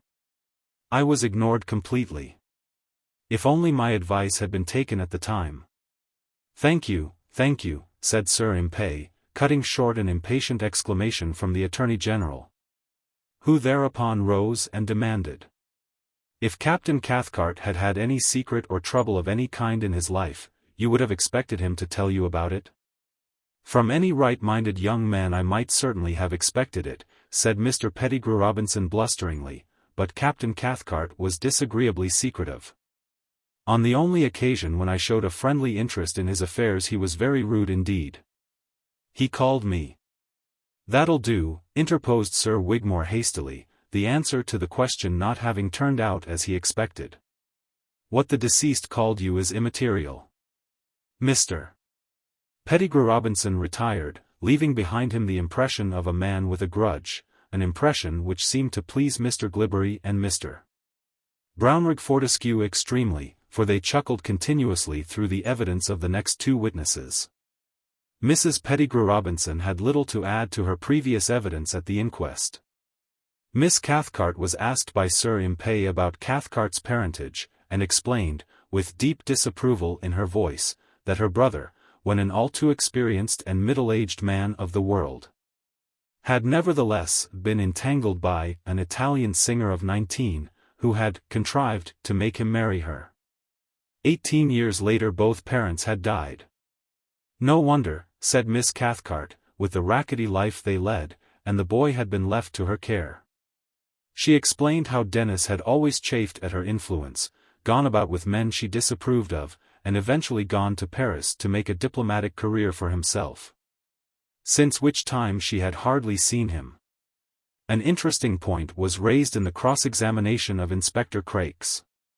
A penknife being shown him, he identified it as the one found on Cathcart's body. By Mr. Glibbery, do you observe any marks on the blade? Yes, there is a slight notch near the handle. Might the mark have been caused by forcing back the catch of a window? Inspector Crakes agreed that it might, but doubted whether so small a knife would have been adequate for such a purpose. The revolver was produced, and the question of ownership raised. "My lords," put in Sir Impey, "we do not dispute the Duke's ownership of the revolver." The court looked surprised, and, after Hardraw the gamekeeper had given evidence of the shot heard at 11:30, the medical evidence was taken. Sir Impey Biggs, could the wound have been self-inflicted? It could, certainly. Would it have been instantly fatal? No. From the amount of blood found upon the path it was obviously not immediately fatal. Are the marks found, in your opinion, consistent with deceased having crawled towards the house? Yes, quite. He might have had sufficient strength to do so. Would such a wound cause fever? It is quite possible. He might have lost consciousness for some time, and contracted a chill and fever by lying in the wet. Are the appearances consistent with his having lived for some hours after being wounded? They strongly suggest it. Re-examining. Sir Wigmore Wrenching established that the wound and general appearance of the ground were equally consistent with the theory that deceased had been shot by another hand at very close quarters, and dragged to the house before life was extinct. In your experience, is it more usual for a person committing suicide to shoot himself in the chest or in the head? In the head is perhaps more usual. So much as almost to create a presumption of murder when the wound is in the chest. I would not go so far as that. But, other things being equal, you would say that a wound in the head is more suggestive of suicide than a body wound? That is so. Sir Impey Biggs, but suicide by shooting in the heart is not by any means impossible? Oh, dear, no. There have been such cases? Oh, certainly, many such. There is nothing in the medical evidence before you to exclude the idea of suicide? Nothing whatever. This closed the case for the Crown. Chapter 15. Bar falling. Copyright by Reuter, Press Association Exchange Telegraph, and Central News. When Sir Impey Biggs rose to make his opening speech for the defence on the second day, it was observed that he looked somewhat worried, a thing very unusual in him. His remarks were very brief, yet in those few words he sent a thrill through the great assembly. My lords, in rising to open this defence I find myself in a more than usually anxious position. Not that I have any doubt of your lordship's verdict.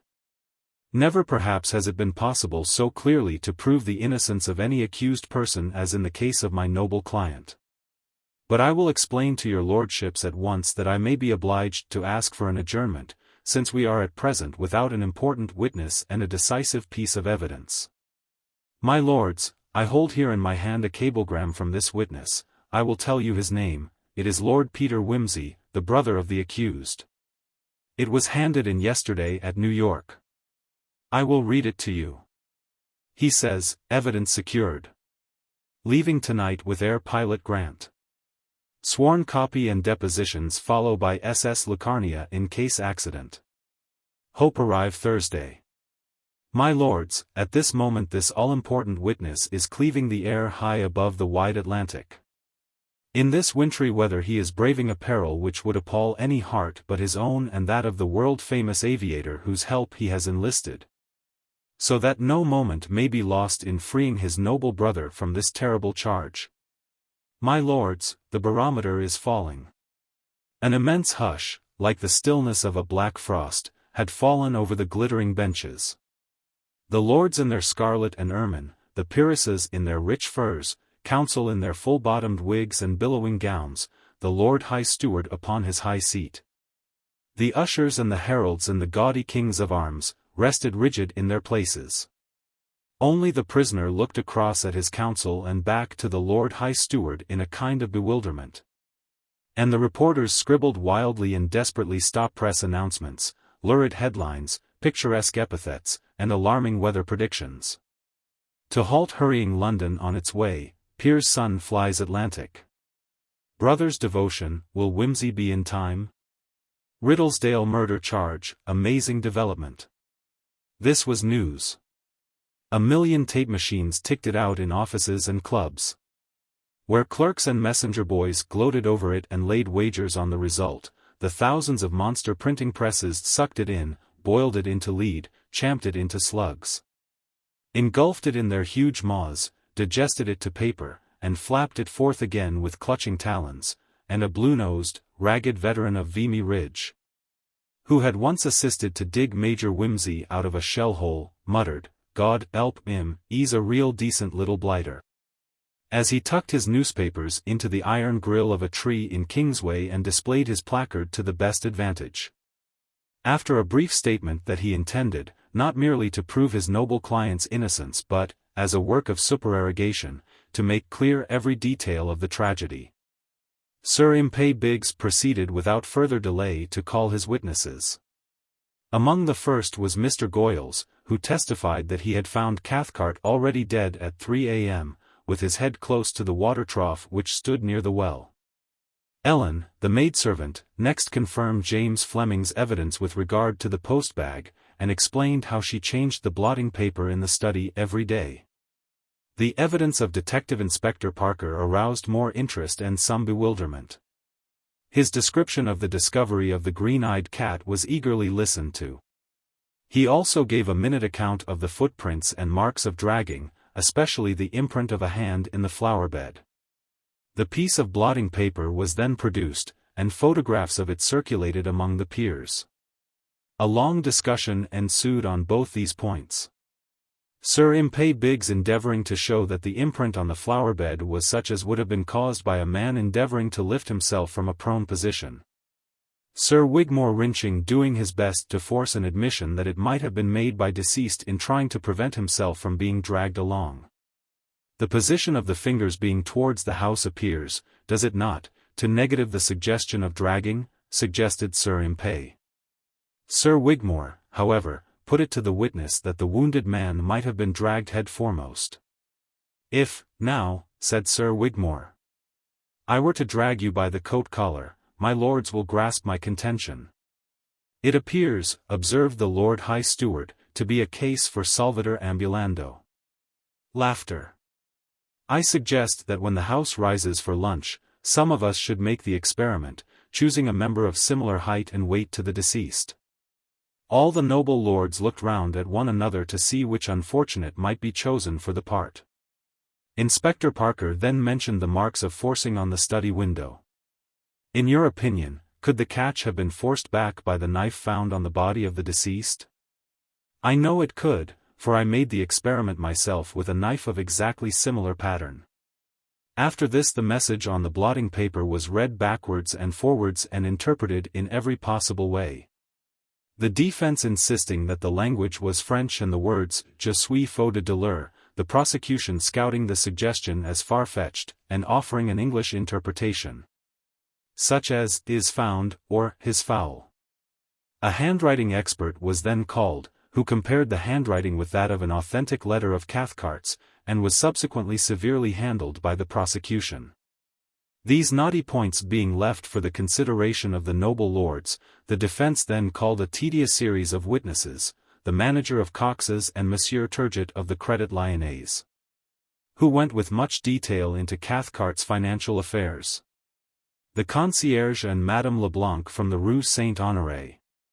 And the noble lords began to yawn, with the exception of a few of the soap and pickles lords, who suddenly started to make computations in their notebooks, and exchanged looks of intelligence as from one financier to another. Then came Monsieur Briquet, the jeweller from the Rue de la Paix, and the girl from his shop, who told the story of the tall, fair, foreign lady and the purchase of the green-eyed cat, whereat everybody woke up. After reminding the assembly that this incident took place in February, when Cathcart's fiancé was in Paris, Sir Impey invited the jeweller's assistant to look round the house and tell them if she saw the foreign lady. This proved a lengthy business, but the answer was finally in the negative. "I do not want there to be any doubt about this," said Sir Impey, "and, with the learned Attorney General's permission, I am now going to confront this witness with Lady Mary Wimsey." Lady Mary was accordingly placed before the witness, who replied immediately and positively, "No, this is not the lady, I have never seen this lady in my life. There is the resemblance of height and color and the hair bobbed, but there is nothing else at all, not the least in the world. It is not the same type at all. Mademoiselle is a charming English lady, and the man who marries her will be very happy, but the other was belle ase suicider, a woman to kill, suicide oneself, or send all to the devil for. And believe me, gentlemen, with a wide smile to her distinguished audience, we have the opportunity to see them in my business. There was a profound sensation as this witness took her departure, and Sir Impey scribbled a note and passed it down to Mr. Murbles. It contained the one word, magnificent. Mr. Murbles scribbled back. Never said a word to her. Can you beat it? And leaned back in his seat smirking like a very neat little grotesque from a Gothic corbel. The witness who followed was Professor Hebert, a distinguished exponent of international law, who described Cathcart's promising career as a rising young diplomat in Paris before the war. He was followed by a number of officers who testified to the excellent war record of the deceased. Then came a witness who gave the aristocratic name of Du Boisgoby Hodin, who perfectly recollected a very uncomfortable dispute on a certain occasion when playing cards with Le Capitaine Cathcart. And having subsequently mentioned the matter to Monsieur Thomas Freeborn, the distinguished English engineer. It was Parker's diligence that had unearthed this witness, and he looked across with an undisguised grin at the discomfited Sir Wigmore Wrinching. When Mr. Glibbery had dealt with all these the afternoon was well advanced. And the Lord High Steward accordingly asked the Lords if it was their pleasure at the House be adjourned till the next day at 10:30 of the clock in the forenoon. And the Lords replying, aye, in a most exemplary chorus, the House was accordingly adjourned. A scurry of swift black clouds with ragged edges was driving bleakly westward as they streamed out into Parliament Square, and the seagulls screeched and wheeled inwards from the river. Charles Parker wrapped his ancient Burberry closely about him as he scrambled on to a bus to get home to Great Ormond Street. It was only one more drop in his cup of discomfort that the conductor greeted him with "outside only," and rang the bell before he could get off again. He climbed to the top and sat there holding his hat on. Mr. Bunter returned sadly to 110 Piccadilly, and wandered restlessly about the flat till 7 o'clock, when he came into the sitting-room and switched on the loudspeaker. "London calling," said the unseen voice impartially. "To L.O. calling. Here is the weather forecast. A deep depression is crossing the Atlantic, and a secondary is stationary over the British Isles. Storms, with heavy rain and sleet, will be prevalent, rising to a gale in the south and southwest." "You never know," said Bunter. "I suppose I'd better light a fire in his bedroom." Further outlook similar. Chapter 16. The Second String. Oh, one he came to Broken Briggs. He bent his bow and swam. And one he came to the green grass growin'. He slacked his show one and ran. Oh, one he came to Lord William's gates. He bade na to chap na ca. But set his bent bow till his breast. And lightly lapped the wa. Ballad of Lady Maisry. Lord Peter peered out through the cold scurry of cloud. The thin struts of steel, incredibly fragile, swung slowly across the gleam and glint far below, where the wide country dizzied out and spread like a revolving map. In front the sleek leather back of his companion humped stubbornly, sheeted with rain. He hoped that Grant was feeling confident. The roar of the engine drowned the occasional shout he threw to his passenger as they lurched from gust to gust. He withdrew his mind from present discomforts and went over that last, strange, hurried scene. Fragments of conversation spun through his head. "Mademoiselle, I have scoured 2 continents in search of you. Voyons, then, it is urgent. But be quick, for the big bear may come in and be grumpy, and I do not like de histoires." There had been a lamp on a low table. He remembered the gleam through the haze of short gold hair. She was a tall girl, but slender, looking up at him from the huge black and gold cushions. "Mademoiselle, it is incredible to me that you should ever dine or dance with a person called Van Humperdinck. Now what had possessed him to say that, when there was so little time, and Jerry's affairs were of such importance? Monsieur Van Humperdinck does not dance. Did you seek me through 2 continents to say that? No, I am serious. Eh bien, sit down. She had been quite frank about it. Yes, poor soul. But life was very expensive since the war. I refused several good things. But always de histoires. And so little money. You see, one must be sensible. There is one's old age. It is necessary to be provident, Hein? Assuredly. She had a little accent, very familiar. At first he could not place it. Then it came to him, Vienna before the war, that capital of incredible follies. Yes, yes, I wrote. I was very kind, very sensible. I said, je ne suis pas femme à supporter de gros ennuis. Cela se comprend, n'est-ce pas? That was readily understood. The plane dived sickly into a sudden pocket, the propeller whirring helplessly in the void, then steadied and began to nose up the opposite spiral. I saw it in the papers, yes. Poor boy. Why should anybody have shot him? Mademoiselle, it is for that I have come to you. My brother, whom I dearly love, is accused of the murder. He may be hanged. Bien. For a murder he did not commit. Mon pauvre enfant. Mademoiselle, I implore you to be serious. My brother is accused, and will be standing his trial. Once her attention had been caught, she had been all sympathy. Her blue eyes had a curious and attractive trick, a full lower lid that shut them into glimmering slits. Mademoiselle, I implore you, try to remember what was in his letter. But, mon pauvre ami, how can I? I did not read it. It was very long, very tedious, full of histoires. The thing was finished. I never bother about what cannot be helped, do you? But his real agony at this failure had touched her. Listen, then, all is perhaps not lost. It is possible the letter is still somewhere about. Or we will ask Adele. She is my maid. She collects letters to blackmail people. Oh, yes, I know. But she is habile comme tout pour la toilette. Wait, we will look first.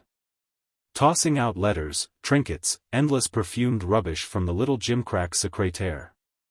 From drawers full of lingerie, I am so untidy, I am Adele's despair, from bags, hundreds of bags, and at last Adele, thin-lipped and wary-eyed. Denying everything till her mistress suddenly slapped her face in a fury, and called her ugly little names in French and German. It is useless, then, said Lord Peter. What a pity that Mademoiselle Adele cannot find a thing so valuable to me. The word valuable suggested an idea to Adele. There was Mademoiselle's jewel case which had not been searched. She would fetch it. C'est la quai church, monsieur? After that the sudden arrival of Mr.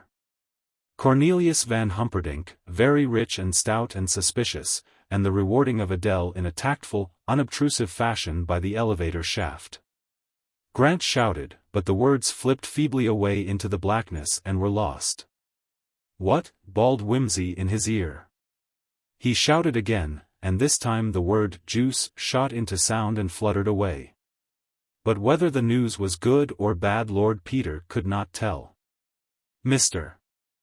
Murbles was aroused a little after midnight by a thunderous knocking upon his door.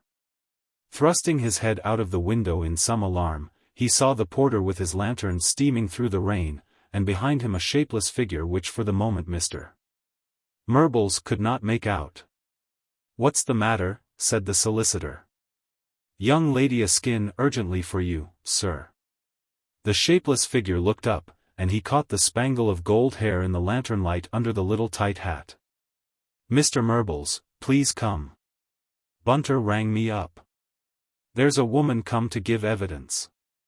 Bunter doesn't like to leave her, she's frightened, but he says it's frightfully important, and Bunter's always right, you know."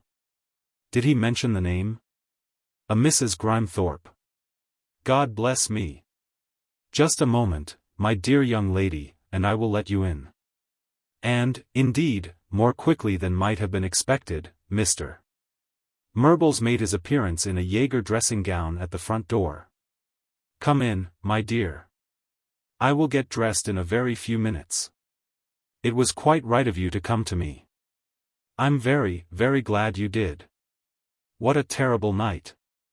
Perkins, would you kindly wake up Mr. Murphy and ask him to oblige me with the use of his telephone? Mr. Murphy, a noisy Irish barrister with a hearty manner, needed no waking. He was entertaining a party of friends, and was delighted to be of service. Is that you, Biggs? Murbles speaking. That alibi. Yes? Has come along of its own accord. My God. You don't say so. Can you come round to 110 Piccadilly? Straight away. It was a strange little party gathered round Lord Peter's fire, the white-faced woman, who started at every sound, the men of law, with their keen, disciplined faces, Lady Mary Bunter, the efficient. Mrs. Grimethorpe's story was simple enough. She had suffered the torments of knowledge ever since Lord Peter had spoken to her. She had seized an hour when her husband was drunk in the Lord in glory, and had harnessed the horse and driven into Stapley. I couldn't keep silence. It's better my man should kill me, for I'm unhappy enough, and maybe I couldn't be any worse off in the Lord's hand, rather than they should hang him for a thing he never done. He was kind, and I was desperate miserable, that's the truth, and I'm hoping his lady won't be hard on him when she knows it all. No, no, said Mr. Murbles, clearing his throat. Excuse me a moment, madam. Sir Impey. The lawyers whispered together in the window seat. You see, said Sir Impey, she has burnt her boats pretty well now by coming at all. The great question for us is it worth the risk? After all, we don't know what Wimsey's evidence amounts to. No, that is why I feel inclined, in spite of the risk, to put this evidence in, said Mr. Murbles. I am ready to take the risk, interposed Mrs. Grimethorpe starkly. We quite appreciate that, replied Sir Impey. It is the risk to our client we have to consider first of all. Risk? Cried Mary. But surely this clears him. Will you swear absolutely to the time when His Grace of Denver arrived at Grider's Hole? Mrs. Grimethorpe, went on the lawyer, as though he had not heard her. It was 12:15 by the kitchen clock, 'tis a very good clock. And he left you at? About 5 minutes past 2. And how long would it take a man, walking quickly, to get back to Riddlesdale Lodge? Oh, well nigh an hour. It's rough walking, and a steep bank up and down to the beck. You mustn't let the other counsel upset you on those points, Mrs. Grimethorpe, because they will try to prove that he had time to kill Cathcart either before he started or after he returned. And by admitting that the Duke had something in his life that he wanted kept secret, we shall be supplying the very thing the prosecution lack, a motive for murdering anyone who might have found him out. There was a stricken silence. If I may ask, madam, said Sir Impey, has any person any suspicion? My husband guessed, she answered hoarsely. I am sure of it. He has always known. But he couldn't prove it. That very night. What night? The night of the murder, he laid a trap for me. He came back from Stapley in the night, hoping to catch us and do murder. But he drank too much before he started, and spent the night in the ditch, or it might be Gerald's death you'd be inquiring into, and mine, as well as the other. It gave Mary an odd shock to hear her brother's name spoken like that, by that speaker and in that company. She asked suddenly, apropos of nothing, isn't Mr. Parker here? No, my dear, said Mr. Murbles reprovingly, this is not a police matter. The best thing we can do, I think, said Sir Impey, is to put in the evidence, and, if necessary, arrange for some kind of protection for this lady. In the meantime. She is coming round with me to mother, said Lady Mary determinedly. My dear lady, expostulated Mr. Murbles, that would be very unsuitable in the circumstances. I think you hardly grasp. Mother said so, retorted her ladyship. Bunter, call a taxi. Mr. Murbles waved his hands helplessly, but Sir Impey was rather amused. It's no good, Murbles, he said. Time and trouble will tame an advanced young woman, but an advanced old woman is uncontrollable by any earthly force. So it was from the Dowager's townhouse that Lady Mary rang up Mr. Charles Parker to tell him the news. Chapter 17. The Eloquent Dead. Je connaissais Manon, pourquoi Emma Fliger tant d'un malheur que j'avais dû prévoir. Manon Lescott. The gale had blown itself out into a wonderful fresh day, with clear spaces of sky, and a high wind rolling boulders of cumulus down the blue slopes of air.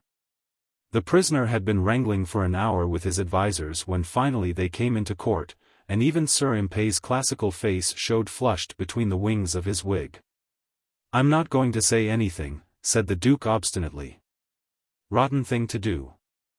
I suppose I can't prevent you calling her if she insists on comin', damn good of her, makes me feel no end of a beast. Better leave it at that, said Mr. Murbles. Makes a good impression, you know. Let him go into the box and behave like a perfect gentleman. They'll like it.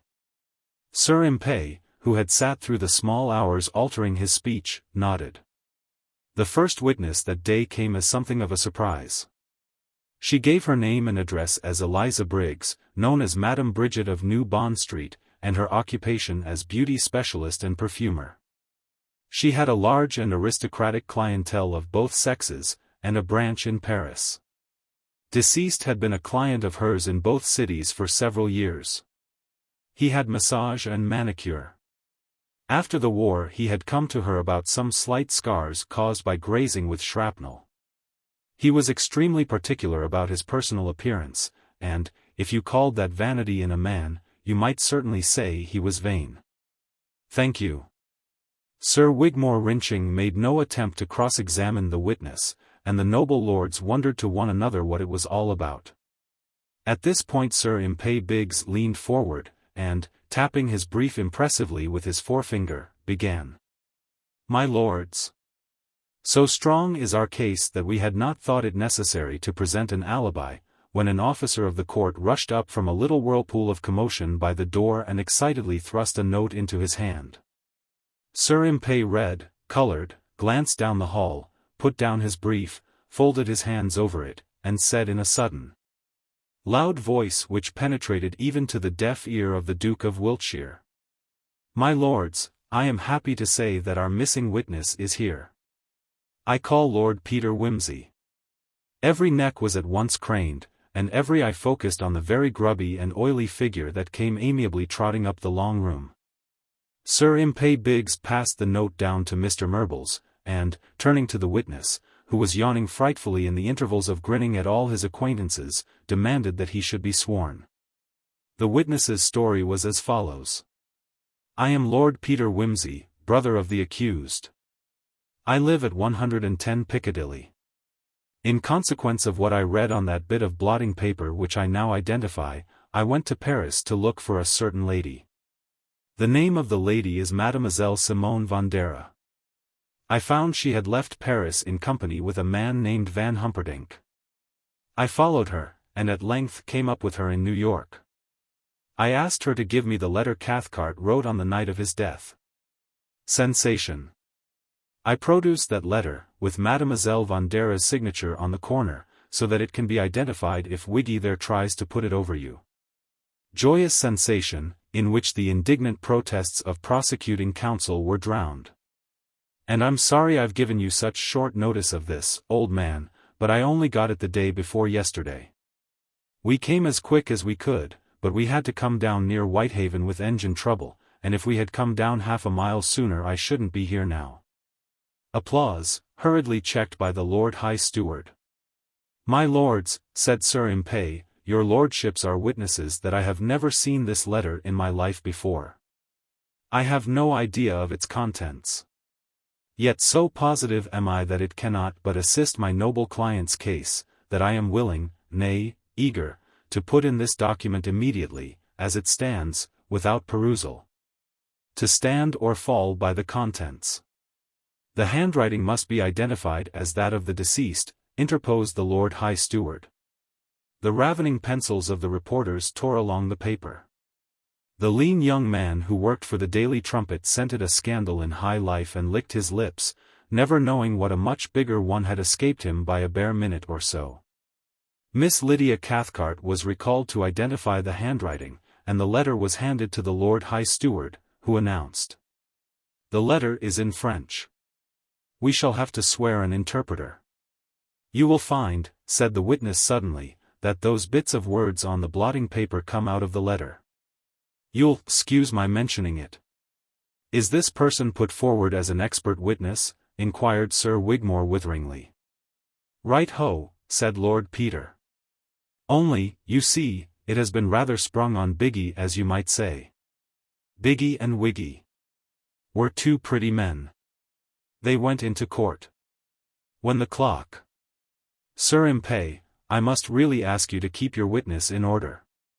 Lord Peter grinned, and a pause ensued while an interpreter was fetched and sworn. Then, at last, the letter was read, amid a breathless silence. Riddlesdale Lodge. Stapley, N.E. Yorks. 13 Sierra Leonean Lyons Octobre, 192. Simone. Je viens de recevoir ta lettre. K. Dyer. Inutiles, les prières ou les reproches. Tu en comprendras, tu en liras même pas. N'ai pas toujours su, dealers, que tu devais infalliblement me trahir? Depuis huit ans déjà j'ai souffert tous les tourments que puissent infliger la jalousie. Je comprends bien que tu n'as jamais voulu me faire de la peine. C'est tout justement cette insouciance, cette légèreté, cette fécond séduisante d'être malhonnête, que j'ai adorise en toi. J'ai tout su, et j'ai tai aimé. Ma foi, non, ma chère, jamais je n'ai eu la moindre illusion. Te rappelles-tu cette première rencontre, un soir au casino? Tu avais 17 ans, et tu étais jolie à ravir. Le lendemain tu fus à moi. Tu m'as dit, si gentiment, que tu m'aimais bien, et que j'étais, moi, le premier. Ma pauvre enfant, tu en as menti. Tu riais, tout seul, de ma naïveté, il y avait bien de quoi rire. Des notre premier baiser, j'ai prévu ce moment. Mais écoute, Simone.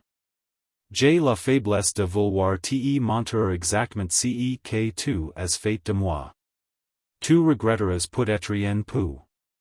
Mais, non, si tu pouvais regretter quoi que ce fût, tu en serais plus Simone.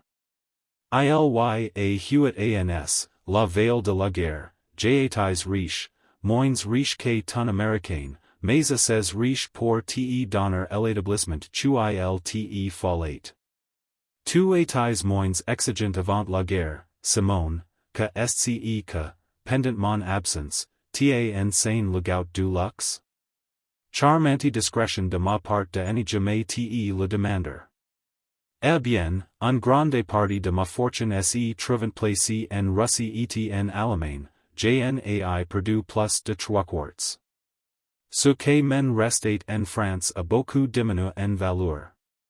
Il est vrai que j'avais mon traitement de capitaine dans l'armée britannique, mais c'est peu de choses, tu sais. Avant même la fin de la guerre, tu m'avais mangé toutes mes économies. C'était idiot, quoi?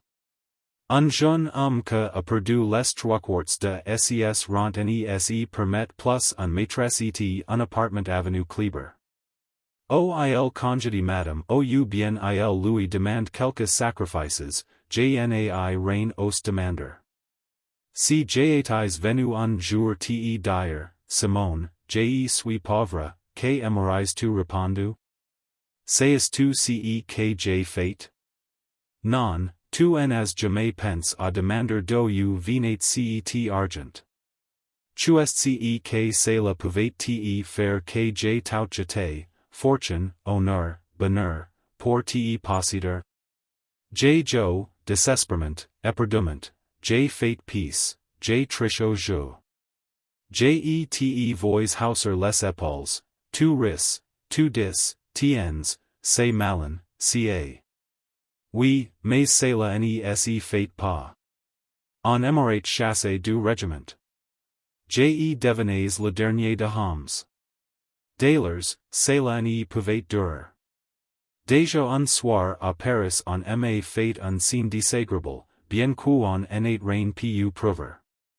C'est alors que je me suis fiancé avec cette demoiselle dont j'étais parle, la fille du duc anglais. Le beau projet, quoi? Entretenir ma maîtresse avec l'argent de ma femme. Etj l'aurais fait, etj le ferais encore demain, sicetate pour te repositor. Mais tu me quittes. Cet américain est riche, archi-riche. Depuis longtemps tu me répètes que ton appartement est trop petit et que tu t'ennuies à mourir. Cet ami bienveillant t'offre les autos, les diamants, les mille et un nuits, la lune. Opers de ces merveilles, évidemment, que valent l'amour et l'honneur? Enfin, le bon duc est d'une stupidité très commode. Il les traîner son revolver dans le tiroir de son bureau. D'ailleurs, il vient de me demander une explication à propos de cette histoire de cartes. Tu vois tu en tout cas la partie était finie. Pourquoi t'en vouloir? On mettra sans de mon suicide au compte de cet exposé.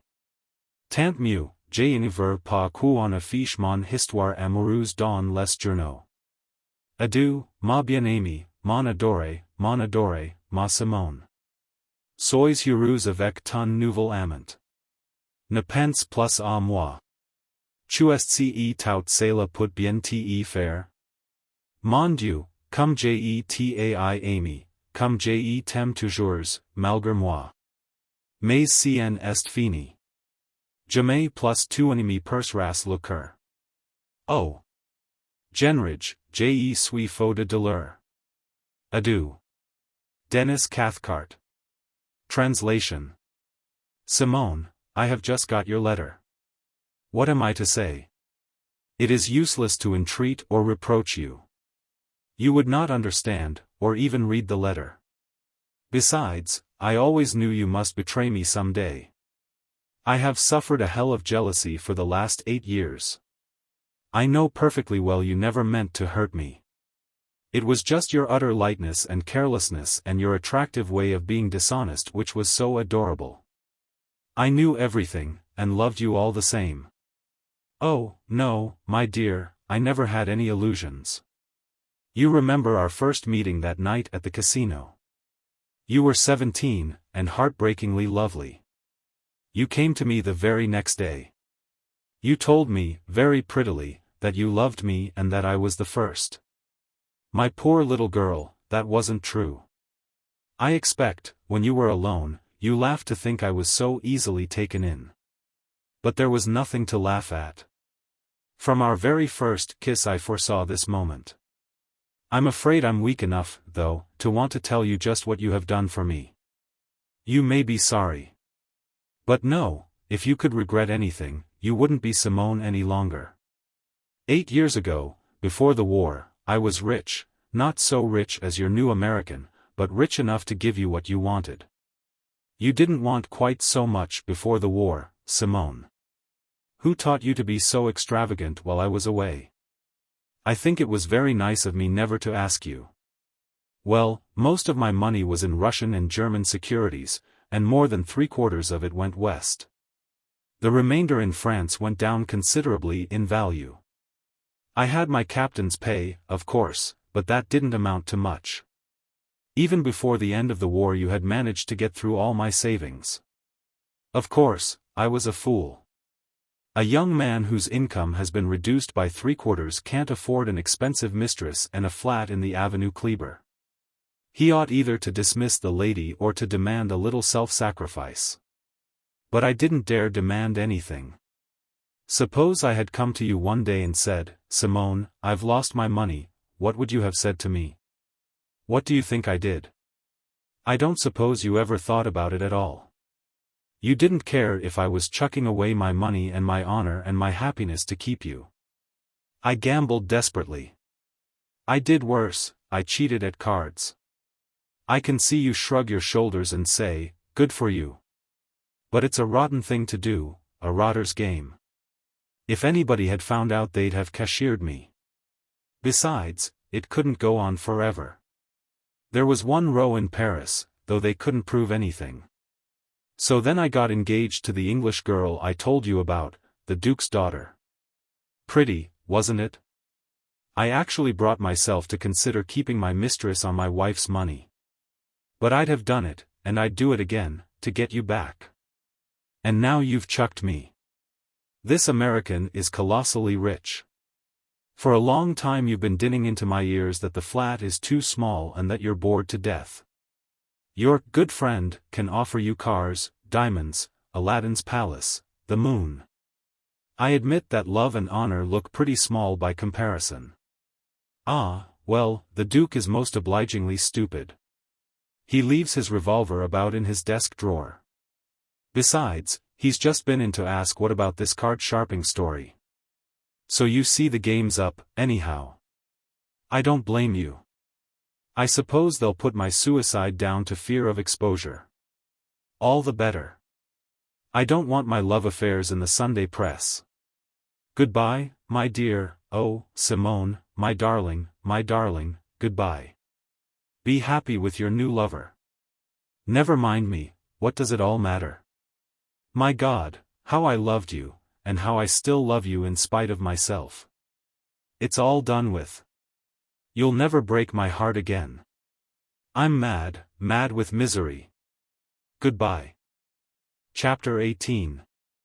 The Speech for the Defense. Nobody, I myself, farewell. Othello.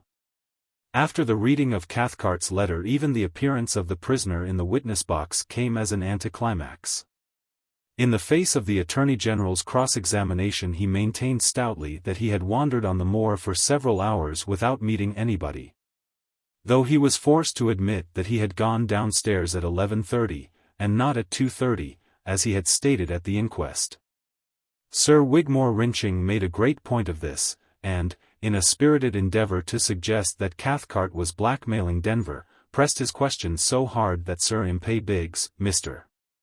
Murbles, Lady Mary, and Bunter had a nervous feeling that learned counsel's eyes were boring through the walls to the side room where, apart from the other witnesses, Mrs. Grimethorpe sat waiting. After lunch Sir Impey Biggs rose to make his plea for the defense. My lords, your lordships have now heard, and I, who have watched and pleaded here for these 3 anxious days, know with what eager interest and with what ready sympathy you have heard the evidence brought by my noble client to defend him against this dreadful charge of murder.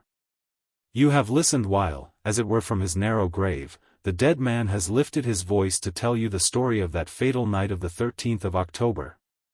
And I feel sure you can have no doubt in your hearts that that story is the true one. As your lordships know, I was myself totally ignorant of the contents of that letter until I heard it read in court just now, and, by the profound impression it made upon my own mind, I can judge how tremendously and how painfully it must have affected your lordships. In my long experience at the criminal bar, I think I have never met with a history more melancholy than that of the unhappy young man whom a fatal passion, for here indeed we may use that well-worn expression in all the fullness of its significance, whom a truly fatal passion thus urged into deep after deep of degradation, and finally to a violent death by his own hand. The noble peer at the bar has been indicted before your lordships of the murder of this young man. That he is wholly innocent of the charge must, in the light of what we have heard, be so plain to your lordships that any words from me might seem altogether superfluous. In the majority of cases of this kind the evidence is confused, contradictory.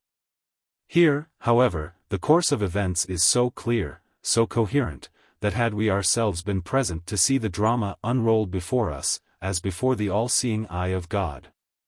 We could hardly have a more vivid or a more accurate vision of that night's adventures.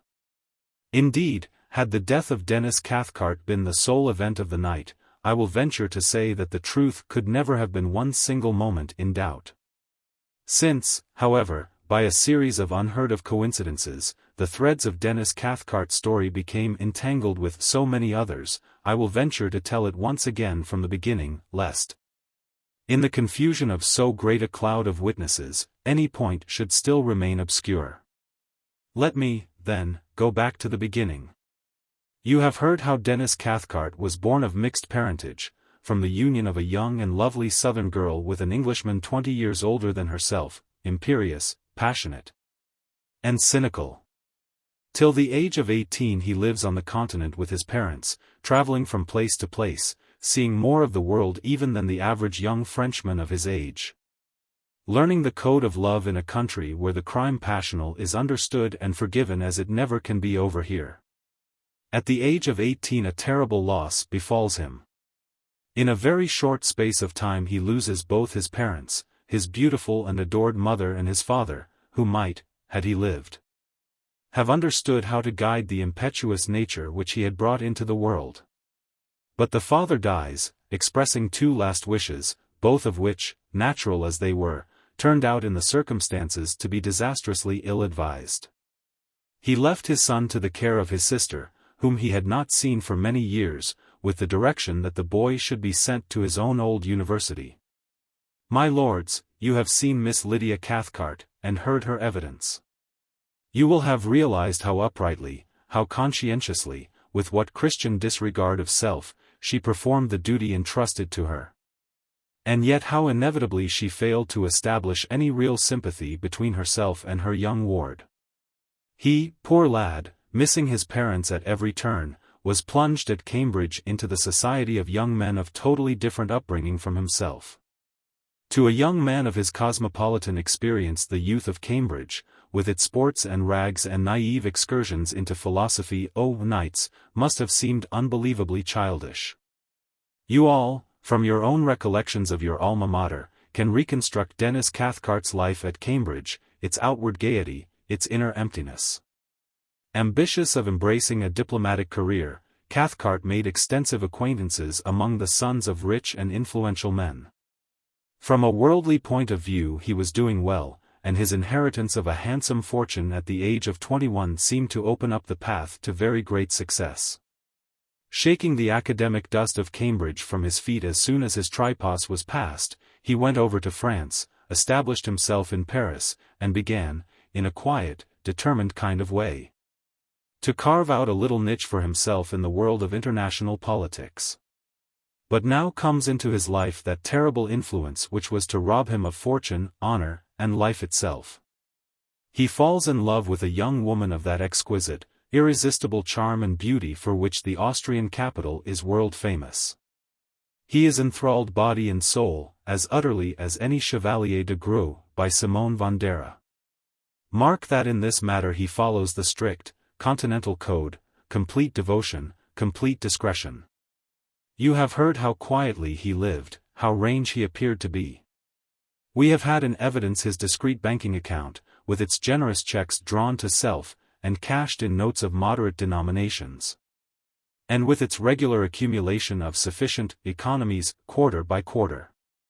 Life has expanded for Denis Cathcart. Rich, ambitious, possessed of a beautiful and complaisant mistress, the world is open before him. Then, my lords, across this promising career there falls the thunderbolt of the Great War, ruthlessly smashing through his safeguards, overthrowing the edifice of his ambition, destroying and devastating here, as everywhere, all that made life beautiful and desirable. You have heard the story of Denis Cathcart's distinguished army career. On that I need not dwell. Like thousands of other young men, he went gallantly through those 5 years of strain and disillusionment, to find himself left, in the end, with his life and health indeed, and, so far, happy beyond many of his comrades, but with his life in ruins about him. Of his great fortune, all of which had been invested in Russian and German securities, literally nothing is left to him. What, you say, did that matter to a young man so well equipped, with such excellent connections, with so many favorable openings, ready to his hand? He needed only to wait quietly for a few years, to reconstruct much of what he had lost. Alas! My lords, he could not afford to wait. He stood in peril of losing something dearer to him than fortune or ambition. He needed money in quantity, and at once. My lords, in that pathetic letter which we have heard read, nothing is more touching and terrible than that confession: I knew you could not but be unfaithful to me. All through that time of seeming happiness he knew, none better, that his house was built on sand. I was never deceived by you, he says. From their earliest acquaintance she had lied to him, and he knew it, and that knowledge was yet powerless to loosen the bands of his fatal fascination. If any of you, my lords, have known the power of love exercised in this irresistible, I may say, this predestined manner, let your experience interpret the situation to you better than any poor words of mine can do. One great French poet and one great English poet have summed the matter up in a few words. Racine says of such a fascination: C'est Venus tout entière à essayer proie attachée. And Shakespeare has put the lover's despairing obstinacy into two piteous lines. My love swears that she is made of truth. I will believe her, though I know she lies. My lords, Denis Cathcart is dead. It is not our place to condemn him, but only to understand and pity him. My lords, I need not put before you in detail the shocking shifts to which this soldier and gentleman unhappily condescended. You have heard the story in all its cold, ugly details upon the lips of Monsieur du Boisgobey Houdin, and, accompanied by unavailing expressions of shame and remorse, in the last words of the deceased. You know how he gambled, at first honestly, then dishonestly. You know from whence he derived those large sums of money which came at irregular intervals, mysteriously and in cash, to bolster up a bank account always perilously on the verge of depletion. We need not, my lords, judge too harshly of the woman. According to her own lights, she did not treat him unfairly. She had her interests to consider. While he could pay for her, she could give him beauty and passion and good humor and a moderate faithfulness. When he could pay no longer, she would find it only reasonable to take another position. This Cathcart understood. Money he must have, by hook or by crook. And so, by an inevitable descent, he found himself reduced to the final deep of dishonor. It is at this point, my lords, that Denis Cathcart and his miserable fortunes come into the life of my noble client and of his sister. From this point begin all those complications which led to the tragedy of October 14th, and which we are met in this solemn and historic assembly to unravel. About 18 months ago Cathcart, desperately searching for a secure source of income, met the Duke of Denver, whose father had been a friend of Cathcart's father many years before. The acquaintance prospered, and Cathcart was introduced to Lady Mary Wimsey, at that time, as she has very frankly told us, at a loose end, fed up, and distressed by the dismissal of her fiancé, Mr. Goyles. Lady Mary felt the need of an establishment of her own, and accepted Denis Cathcart, with the proviso that she should be considered a free agent, living her own life in her own way, with the minimum of interference. As to Cathcart's object in all this, we have his own bitter comment, on which no words of mine could improve: I actually brought myself to consider keeping my mistress on my wife's money. So matters go on until October of this year. Cathcart is now obliged to pass a good deal of his time in England with his fiancée, leaving Simone Vandera unguarded in the Avenue Kleber. He seems to have felt fairly secure so far. The only drawback was that Lady Mary, with a natural reluctance to commit herself to the hands of a man she could not really love, had so far avoided fixing a definite date for the wedding. Money is shorter than it used to be in the Avenue Kleber, and the cost of robes and millinery, amusements, and so forth, has not diminished. And, meanwhile, Mr. Cornelius Van Humperdinck, the American millionaire, has seen Simone in the Bois, at the races, at the opera, in Denis Cathcart's flat. But Lady Mary is becoming more and more uneasy about her engagement. And at this critical moment, Mr. Goyles suddenly sees the prospect of a position, modest but assured, which will enable him to maintain a wife.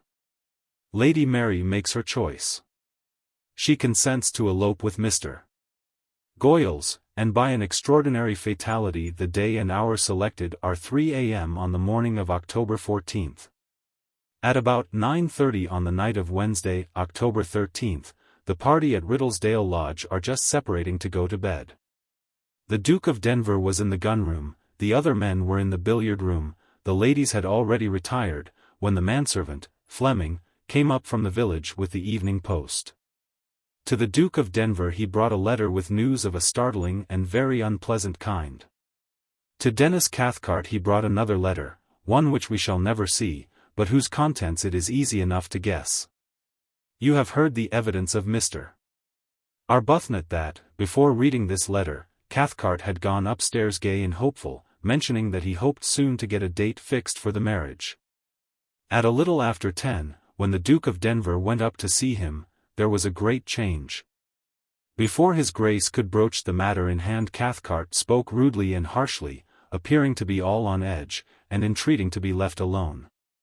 Is it very difficult, my lords? In the face of what we have heard today, in the face of our knowledge that Mademoiselle von Dera crossed to New York on the Berengaria on October 15th, to guess what news had reached Denis Cathcart in that interval to change his whole outlook upon life? At this unhappy moment, when Cathcart is brought face to face with the stupefying knowledge that his mistress has left him, comes the Duke of Denver with a frightful accusation. He taxes Cathcart with the vile truth, that this man, who has eaten his bread and sheltered under his roof, and who is about to marry his sister, is nothing more nor less than a card-sharper. And when Cathcart refuses to deny the charge, when he, most insolently, as it seems, declares that he is no longer willing to wed the noble lady to whom he is affianced, is it surprising that the Duke should turn upon the impostor and forbid him ever to touch or speak to Lady Mary Wimsey again? I say, my lords, that no man with a spark of honorable feeling would have done otherwise. My client contents himself with directing Cathcart to leave the house next day. And when Cathcart rushes madly out into the storm he calls after him to return, and even takes the trouble to direct the footman to leave open the conservatory door for Cathcart's convenience. It is true that he called Cathcart a dirty scoundrel, and told him he should have been kicked out of his regiment, but he was justified. While the words he shouted from the window, "Come back, you fool," or even, according to one witness, "You be, fool," have almost an affectionate ring in them. Laughter. And now I will direct your lordship's attention to the extreme weakness of the case against my noble client from the point of view of motive. It has been suggested that the cause of the quarrel between them was not that mentioned by the Duke of Denver in his evidence, but something even more closely personal to themselves. Of this contention not a jot or tittle, not the slightest shadow of evidence, has been put forward except, indeed, that of the extraordinary witness, Robinson, who appears to bear a grudge against his whole acquaintance, and to have magnified some trifling allusion into a matter of vast importance. Your lordships have seen this person's demeanor in the box, and will judge for yourselves how much weight is to be attached to his observations. While we on our side have been able to show that the alleged cause of complaint was perfectly well founded in fact. So Cathcart rushes out into the garden. In the pelting rain he paces heedlessly about, envisaging a future stricken at once suddenly barren of love, wealth, and honor. And, meanwhile, a passage door opens, and a stealthy foot creeps down the stair. We know now whose it is. Mrs. Pettigrew Robinson has not mistaken the creak of the door. It is the Duke of Denver. That is admitted. But from this point we join issue with my learned friend for the prosecution. It is suggested that the Duke, on thinking matters over, determines that Cathcart is a danger to society and better dead, or that his insult to the Denver family can only be washed out in blood. And we are invited to believe that the Duke creeps downstairs, fetches his revolver from the study table, and prowls out into the night to find Cathcart and make away with him in cold blood. My lords, is it necessary for me to point out the inherent absurdity of this suggestion? What conceivable reason could the Duke of Denver have for killing, in this cold-blooded manner, a man of whom a single word has rid him already and forever? It has been suggested to you that the injury had grown greater in the Duke's mind by brooding, had assumed gigantic proportions. Of that suggestion, my lords, I can only say that a more flimsy pretext for fixing an impulse to murder upon the shoulders of an innocent man was never devised, even by the ingenuity of an advocate. I will not waste my time or insult you by arguing about it. Again, it has been suggested that the cause of quarrel was not what it appeared, and the Duke had reason to fear some disastrous action on Cathcart's part. Of this contention I think we have already disposed. It is an assumption constructed in vacuo, to meet a set of circumstances which my learned friend is at a loss to explain in conformity with the known facts. The very number and variety of motives suggested by the prosecution is proof that they are aware of the weakness of their own case. Frantically they cast about for any sort of explanation to give color to this unreasonable indictment. And here I will direct your lordship's attention to the very important evidence of Inspector Parker in the matter of the study window. He has told you that it was forced from outside by the latch being slipped back with a knife. If it was the Duke of Denver, who was in the study at 11:30, what need had he to force the window? He was already inside the house. When, in addition, we find that Cathcart had in his pocket a knife, and that there are scratches upon the blade such as might come from forcing back a metal catch, it surely becomes evident that not the Duke, but Cathcart himself forced the window and crept in for the pistol, not knowing that the conservatory door had been left open for him. But there is no need to labor this point. We know that Captain Cathcart was in the study at that time. For we have seen in evidence the sheet of blotting paper on which he blotted his letter to Simone Vondera. And Lord Peter Wimsey has told us how he himself removed that sheet from the study blotting pad a few days after Cathcart's death. And let me here draw your attention to the significance of one point in the evidence. The Duke of Denver has told us that he saw the revolver in his drawer a short time before the fatal 13th, when he and Cathcart were together. The Lord High Steward, one moment, Sir Impey, that is not quite as I have it in my notes. Counsel, I beg your lordship's pardon if I am wrong. LHS, I will read what I have. I was hunting for an old photograph of Mary to give Cathcart, and that was how I came across it. There is nothing about Cathcart being there. Counsel, if your lordship will read the next sentence. LHS, certainly. The next sentence is, I remember saying at the time how rusty it was getting. Counsel, and the next? LHS. To whom did you make that observation? Answer, I really don't know, but I distinctly remember saying it. Counsel, I am much obliged to your lordship. When the noble peer made that remark he was looking out some photographs to give to Captain Cathcart. I think we may reasonably infer that the remark was made to the deceased. LHS. To the House, my lords, your lordships will, of course, use your own judgment as to the value of this suggestion. Counsel, if your lordships can accept that Denis Cathcart may have known of the existence of the revolver, it is immaterial at what exact moment he saw it. As you have heard, the table drawer was always left with the key in it. He might have seen it himself at any time, when searching for an envelope or sealing wax or whatnot. In any case, I contend that the movements heard by Colonel and Mrs. Marchbanks on Wednesday night were those of Denis Cathcart. While he was writing his farewell letter, perhaps with the pistol before him on the table, yes, at that very moment the Duke of Denver slipped down the stairs and out through the conservatory door. Here is the incredible part of this affair, that again and again we find two series of events, wholly unconnected between themselves, converging upon the same point of time, and causing endless confusion. I have used the word incredible, not because any coincidence is incredible.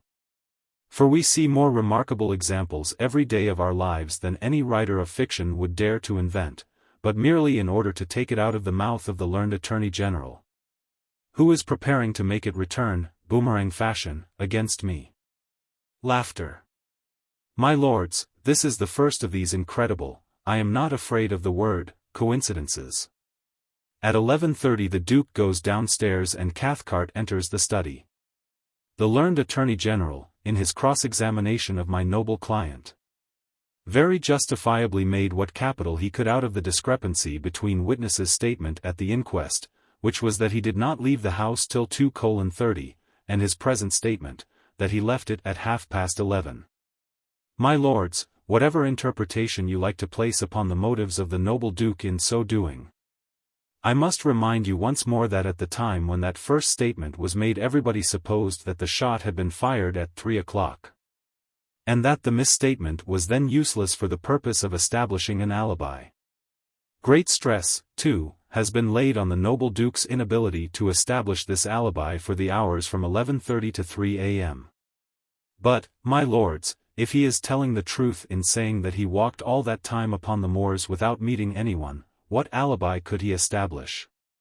He is not bound to supply a motive for all his minor actions during the 24 hours. No rebutting evidence has been brought to discredit his story. And it is perfectly reasonable that, unable to sleep after the scene with Cathcart, he should go for a walk to calm himself down. Meanwhile, Cathcart has finished his letter and tossed it into the post-bag. There is nothing more ironical in the whole of this case than that letter. While the body of a murdered man lay stark upon the threshold, and detectives and doctors searched everywhere for clues, the normal routine of an ordinary English household went, unquestioned, on. That letter, which contained the whole story, lay undisturbed in the post-bag, till it was taken away and put in the post as a matter of course, to be fetched back again, at enormous cost, delay, and risk of life, 2 months later in vindication of the great English motto, business as usual. Upstairs, Lady Mary Wimsey was packing her suitcase and writing a farewell letter to her people. At length Cathcart signs his name, he takes up the revolver and hurries out into the shrubbery. Still he paces up and down, with what thoughts God alone knows, reviewing the past, no doubt, racked with vain remorse, most of all, bitter against the woman who has ruined him. He bethinks him of the little love token, the platinum and diamond cat which his mistress gave him for good luck. At any rate, he will not die with that pressing upon his heart. With a furious gesture he hurls it far from him. He puts the pistol to his head. But something arrests him. Not that. Not that. He sees in fancy his own hideously disfigured corpse, the shattered jaw, the burst eyeball, blood and brains horribly splashed about. No. Let the bullet go cleanly to the heart. Not even in death can he bear the thought of looking, so. He places the revolver against his breast and draws the trigger. With a little moan, he drops to the sodden ground. The weapon falls from his hand, his fingers scrabble a little at his breast. The gamekeeper who heard the shot is puzzled that poachers should come so close. Why are they not on the moors? He thinks of the hares in the plantation. He takes his lantern and searches in the thick drizzle. Nothing. Only soggy grass and dripping trees. He is human. He concludes his ears deceived him, and he returns to his warm bed. Midnight passes. 1 o'clock passes. The rain is less heavy now. Look! In the shrubbery, what was that? A movement. The shot man is moving, groaning a little, crawling to his feet. Chilled to the bone, weak from loss of blood, shaking with the fever of his wound, he but dimly remembers his purpose. His groping hands go to the wound in his breast. He pulls out a handkerchief and presses it upon the place. He drags himself up, slipping and stumbling. The handkerchief slides to the ground, and lies there beside the revolver among the fallen leaves. Something in his aching brain tells him to crawl back to the house. He is sick, in pain, hot and cold by turns, and horribly thirsty. There someone will take him in and be kind to him, give him things to drink. Swaying and starting, now falling on hands and knees, now reeling to and fro, he makes that terrible nightmare journey to the house. Now he walks, now he crawls, dragging his heavy limbs after him. At last, the conservatory door. Here there will be help. and water for his fever in the trough by the well. He crawls up to it on hands and knees, and strains to lift himself. It is growing very difficult to breathe, a heavy weight seems to be bursting his chest. He lifts himself, a frightful hiccuping cough catches him, the blood rushes from his mouth. He drops down. It is indeed all over. Once more the hours pass. 3 o'clock, the hour of rendezvous, draws on. Eagerly the young lover leaps the wall and comes hurrying through the shrubbery to greet his bride-to-be. It is cold and wet, but his happiness gives him no time to think of his surroundings. He passes through the shrubbery without a thought. He reaches the conservatory door, through which in a few moments love and happiness will come to him. And in that moment he stumbles across the dead body of a man. Fear possesses him. He hears a distant footstep. With but one idea, escape from this horror of horrors, he dashes into the shrubbery, just as, fatigued perhaps a little, but with a mind soothed by his little expedition.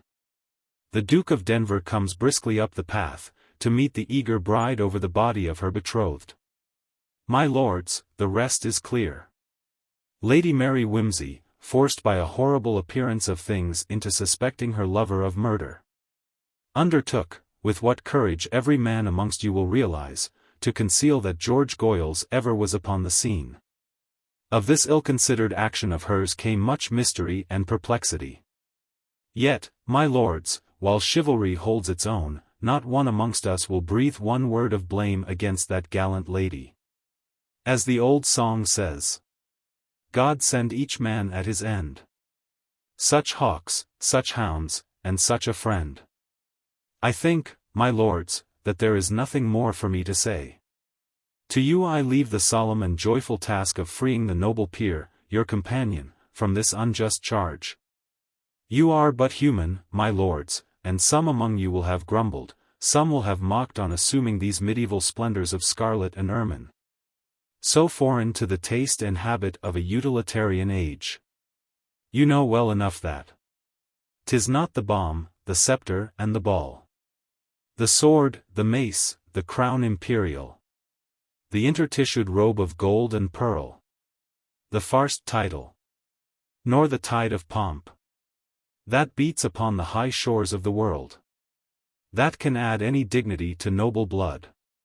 And yet, to have beheld, day after day, the head of one of the oldest and noblest houses in England standing here, cut off from your fellowship, stripped of his historic honors, robed only in the justice of his cause, this cannot have failed to move your pity and indignation.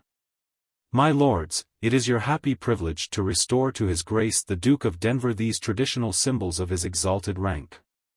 When the clerk of this house shall address to you severally the solemn question, do you find Gerald, Duke of Denver, Viscount Street, George, guilty or not guilty of the dreadful crime of murder, every one of you may, with a confidence unmarred by any shadow of doubt, lay his hand upon his heart and say, not guilty.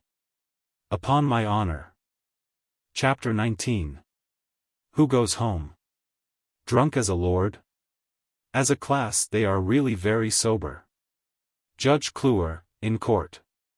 While the Attorney General was engaged in the ungrateful task of trying to obscure what was not only plain, but agreeable to everybody's feelings, Lord Peter hauled Parker off to a Lyons over the way, and listened, over an enormous dish of eggs and bacon, to a brief account of Mrs. Grimethorpe's dash to town, and a long one of Lady Mary's cross-examination. What are you grinning about? Snapped the narrator. Just natural imbecility, said Lord Peter. I say, poor old Cathcart. She was a girl. For the matter of that, I suppose she still is. I don't know why I should talk as if she died away the moment I took my eyes off her. Horribly self-centered, you are, grumbled Mr. Parker. I know. I always was from a child. But what worries me is that I seem to be gettin' so susceptible. When Barbara turned me down. You're cured, said his friend brutally. As a matter of fact, I've noticed it for some time. Lord Peter sighed deeply. I value your candor, Charles, he said, but I wish you hadn't such an unkind way of putting things. Besides, I say, are they coming out? The crowd in Parliament Square was beginning to stir and spread. Sparse streams of people began to drift across the street. A splash of scarlet appeared against the grey stone of St. Stephen's. Mr. Merbles's clerk dashed in suddenly at the door. "All right, my lord," acquitted, unanimously, "and will you please come across, my lord?" They ran out. At sight of Lord Peter some excited bystanders raised a cheer. The great wind tore suddenly through the square, bellying out the scarlet robes of the emerging peers. Lord Peter was bandied from one to the other, till he reached the centre of the group. "Excuse me, your grace." It was Bunter. Bunter, miraculously, with his arms full of scarlet and ermine, enveloping the shameful blue serge suit which had been a badge of disgrace. "Allow me to offer my respectful congratulations, your grace." "Bunter," cried Lord Peter. "Great God, the man's gone mad. Damn you, man, take that thing away," he added, plunging at a tall photographer in a made-up tie. "Too late, my lord," said the offender, jubilantly pushing in the slide. "Peter," said the Duke. Thanks, old man." "All right," said his lordship. "Very jolly trip and all that. You're lookin' very fit." "Oh, don't shake hands, there, I knew it. I heard that man's confounded shutter go." They pushed their way through the surging mob to the cars. The two duchesses got in, and the Duke was following, when a bullet crashed through the glass of the window, missing Denver's head by an inch, and ricocheting from the windscreen among the crowd. A rush and a yell. A big bearded man struggled for a moment with three constables. Then came a succession of wild shots, and a fierce rush, the crowd parting, then closing in, like hounds on the fox, streaming past the Houses of Parliament, heading for Westminster Bridge. "He's shot a woman, he's under that bus." "No, he isn't." "Hi, murder, stop him." Shrill screams and yells, police whistles blowing, constables darting from every corner, swooping down in taxis, running. The driver of a taxi spinning across the bridge saw the fierce face just ahead of his bonnet, and jammed on the brakes, as the madman's fingers closed for the last time on the trigger. Shot and tire exploded almost simultaneously, the taxi slewed giddily over to the right, scooping the fugitive with it, and crashed horribly into a tram standing vacant on the embankment dead end. "I couldn't help it," yelled the taxi man, "he fired at me. Ow, God, I couldn't help it." Lord Peter and Parker arrived together, panting. "Here, constable," gasped his lordship. "I know this man. He has an unfortunate grudge against my brother. In connection with a poaching matter, up in Yorkshire. Tell the coroner to come to me for information." "Very good, my lord." "Don't photograph that," said Lord Peter to the man with the reflex, whom he suddenly found at his elbow. The photographer shook his head. "They wouldn't like to see that, my lord. Only the scene of the crash and the ambulance men. Bright, newsy pictures, you know. Nothing gruesome," with an explanatory jerk of the head at the great dark splotches in the roadway. "It doesn't pay." A red-haired reporter appeared from nowhere with a notebook. "Here," said his lordship, "do you want the story? I'll give it you now." There was not, after all, the slightest trouble in the matter of Mrs. Grimethorpe. Seldom, perhaps, has a ducal escapade resolved itself with so little embarrassment. His Grace, indeed, who was nothing if not a gentleman, braced himself gallantly for a regretful and sentimental interview. In all his rather stupid affairs he had never run away from a scene, or countered a storm of sobs with that maddening, "Well, I'd better be going now," which has led to so many despairs and occasionally to cold shot. But, on this occasion, the whole business fell flat. The lady was not interested. "I am free now," she said. "I am going back to my own people in Cornwall.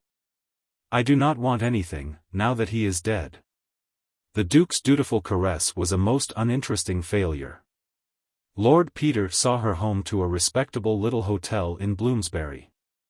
She liked the taxi, and the large, glittering shops, and the sky signs. They stopped at Piccadilly Circus to see the Bonzo dog smoke his Gasper and the Nestle's baby consume his bottle of milk. She was amazed to find that the prices of the things in Swan and Edgar's window were, if anything, more reasonable than those current in Stapley. "I should like one of those blue scarves," she said, "but I'm thinking 'twould not be fitting, and me a widow." "You could buy it now, and wear it later on," suggested his lordship, "in Cornwall, you know." "Yes." She glanced at her brown stuff gown. "Could I buy my blacks here? I shall have to get some for the funeral. Just a dress and a hat, and a coat, maybe. I should think it would be a very good idea." "Now?" "Why not?" "I have money," she said. I took it from his desk. "It's mine now, I suppose. Not that I'd wish to be beholden to him. But I don't look at it that way." "I shouldn't think twice about it, if I were you," said Lord Peter. She walked before him into the shop, her own woman at last. In the early hours of the morning Inspector Sugg, who happened to be passing Parliament Square, came upon a taxi-man apparently addressing a heated expostulation to the statue of Lord Palmerston. Indignant at this senseless proceeding, Mr. Sugg advanced, and then observed that the statesman was sharing his pedestal with a gentleman in evening dress, who clung precariously with one hand, while with the other he held an empty champagne bottle to his eye, and surveyed the surrounding streets. "Hi," said the policeman, "what are you doing there? Come off of it." "Hullo," said the gentleman, losing his balance quite suddenly, and coming down in a jumbled manner. "Have you seen my friend? Very odd thing, damned odd. Spec you know where find him, what? When in doubt, Tasker Pleishman, what? Friend of mine. Very dignified sort of man, nopera hat. Freddy, good ol' Freddy. Alwish answers t name, jush like jolly ol' bloodhound." He got to his feet and stood beaming on the officer. "Why, if it ain't his lordship," said Inspector Sugg, who had met Lord Peter in other circumstances. "Better be gettin' home, my lord. Night air's chilly like, ain't it? You'll catch a cold or summat o' that. Here's your taxi, just you jump in now." "No," said Lord Peter. "No. Couldn't do that. Not without friend. Good ol' Freddy. Never, desert, friend. Dear ol' Sugg. Wouldn't desert Freddy." He attempted an attitude, with one foot poised on the step of the taxi, but, miscalculating his distance, stepped heavily into the gutter, thus entering the vehicle unexpectedly, head first. "Mr. Sugg tried to tuck his legs in and shut him up, but his lordship thwarted this movement with unlooked-for agility, and sat firmly on the step. "Not my taxi," he explained solemnly. "Freddy's taxi. Not right, run away with friend's taxi. Very odd. Jush went roon corner to fesh Fred sh taxure, Freddy Jush went roon corner fesh my taxi, fesh friend sh taxure, friendship such a beautiful thing, don't you think so, Shug? Can't leave friend. Besides, there sh dear ol' Parker." "Mr. Parker," said the inspector apprehensively. "Where?" "Hush," said his lordship. "Don wake baby, theresh good shul. Neshel sh baby, jush she neshel, don't he neshel nishly?" Following his lordship's gaze, the horrified Sugg observed his official superior cozily tucked up on the far side of Palmerston and smiling a happy smile in his sleep. With an exclamation of alarm he bent over and shook the sleeper. "Unkind," cried Lord Peter in a deep, reproachful tone. "Disturb poor fellow, poor hard-workin' Pleishman. Never getch up till alarm goes. Strawordinary thing," he added, as though struck by a new idea, "why hasn't alarm gone off, Shug?" He pointed a wavering finger at Big Ben. "They've forgotten to wind it up. Disgraceful. I'll write to the TT Times about it." Mr. Sugg wasted no words, but picked up the slumbering Parker and hoisted him into the taxi. Never, D-shirt, began Lord Peter, resisting all efforts to dislodge him from the step, when a second taxi, advancing from Whitehall, drew up, with the Hon. Freddie Arbuthnot cheering loudly at the window. "Look who's here," cried the Honourable Freddie. Jolly ol' Sugg. Let us all go home together." "That my taxure," interposed his lordship, with dignity, staggering across to it. The two whirled together for a moment, then the Hon. Freddie was flung into Sugg's arms, while his lordship, with a satisfied air, cried, "Home," to the new taxi-man, and instantly fell asleep in a corner of the vehicle. Mr. Sugg scratched his head, gave Lord Peter's address, and watched the cab drive off. Then, supporting the Honourable Freddie on his ample bosom, he directed the other man to convey Mr. Parker to 12A Great Ormond Street. "Take me home," cried the Honourable Freddie, bursting into tears, "they've all gone and left me." "You leave it to me, sir," said the inspector. He glanced over his shoulder at St. Stephen's, whence a group of Commons were just issuing from an all-night sitting. "Mr. Parker and all," said Inspector Sugg, adding devoutly, "thank God there weren't no witnesses."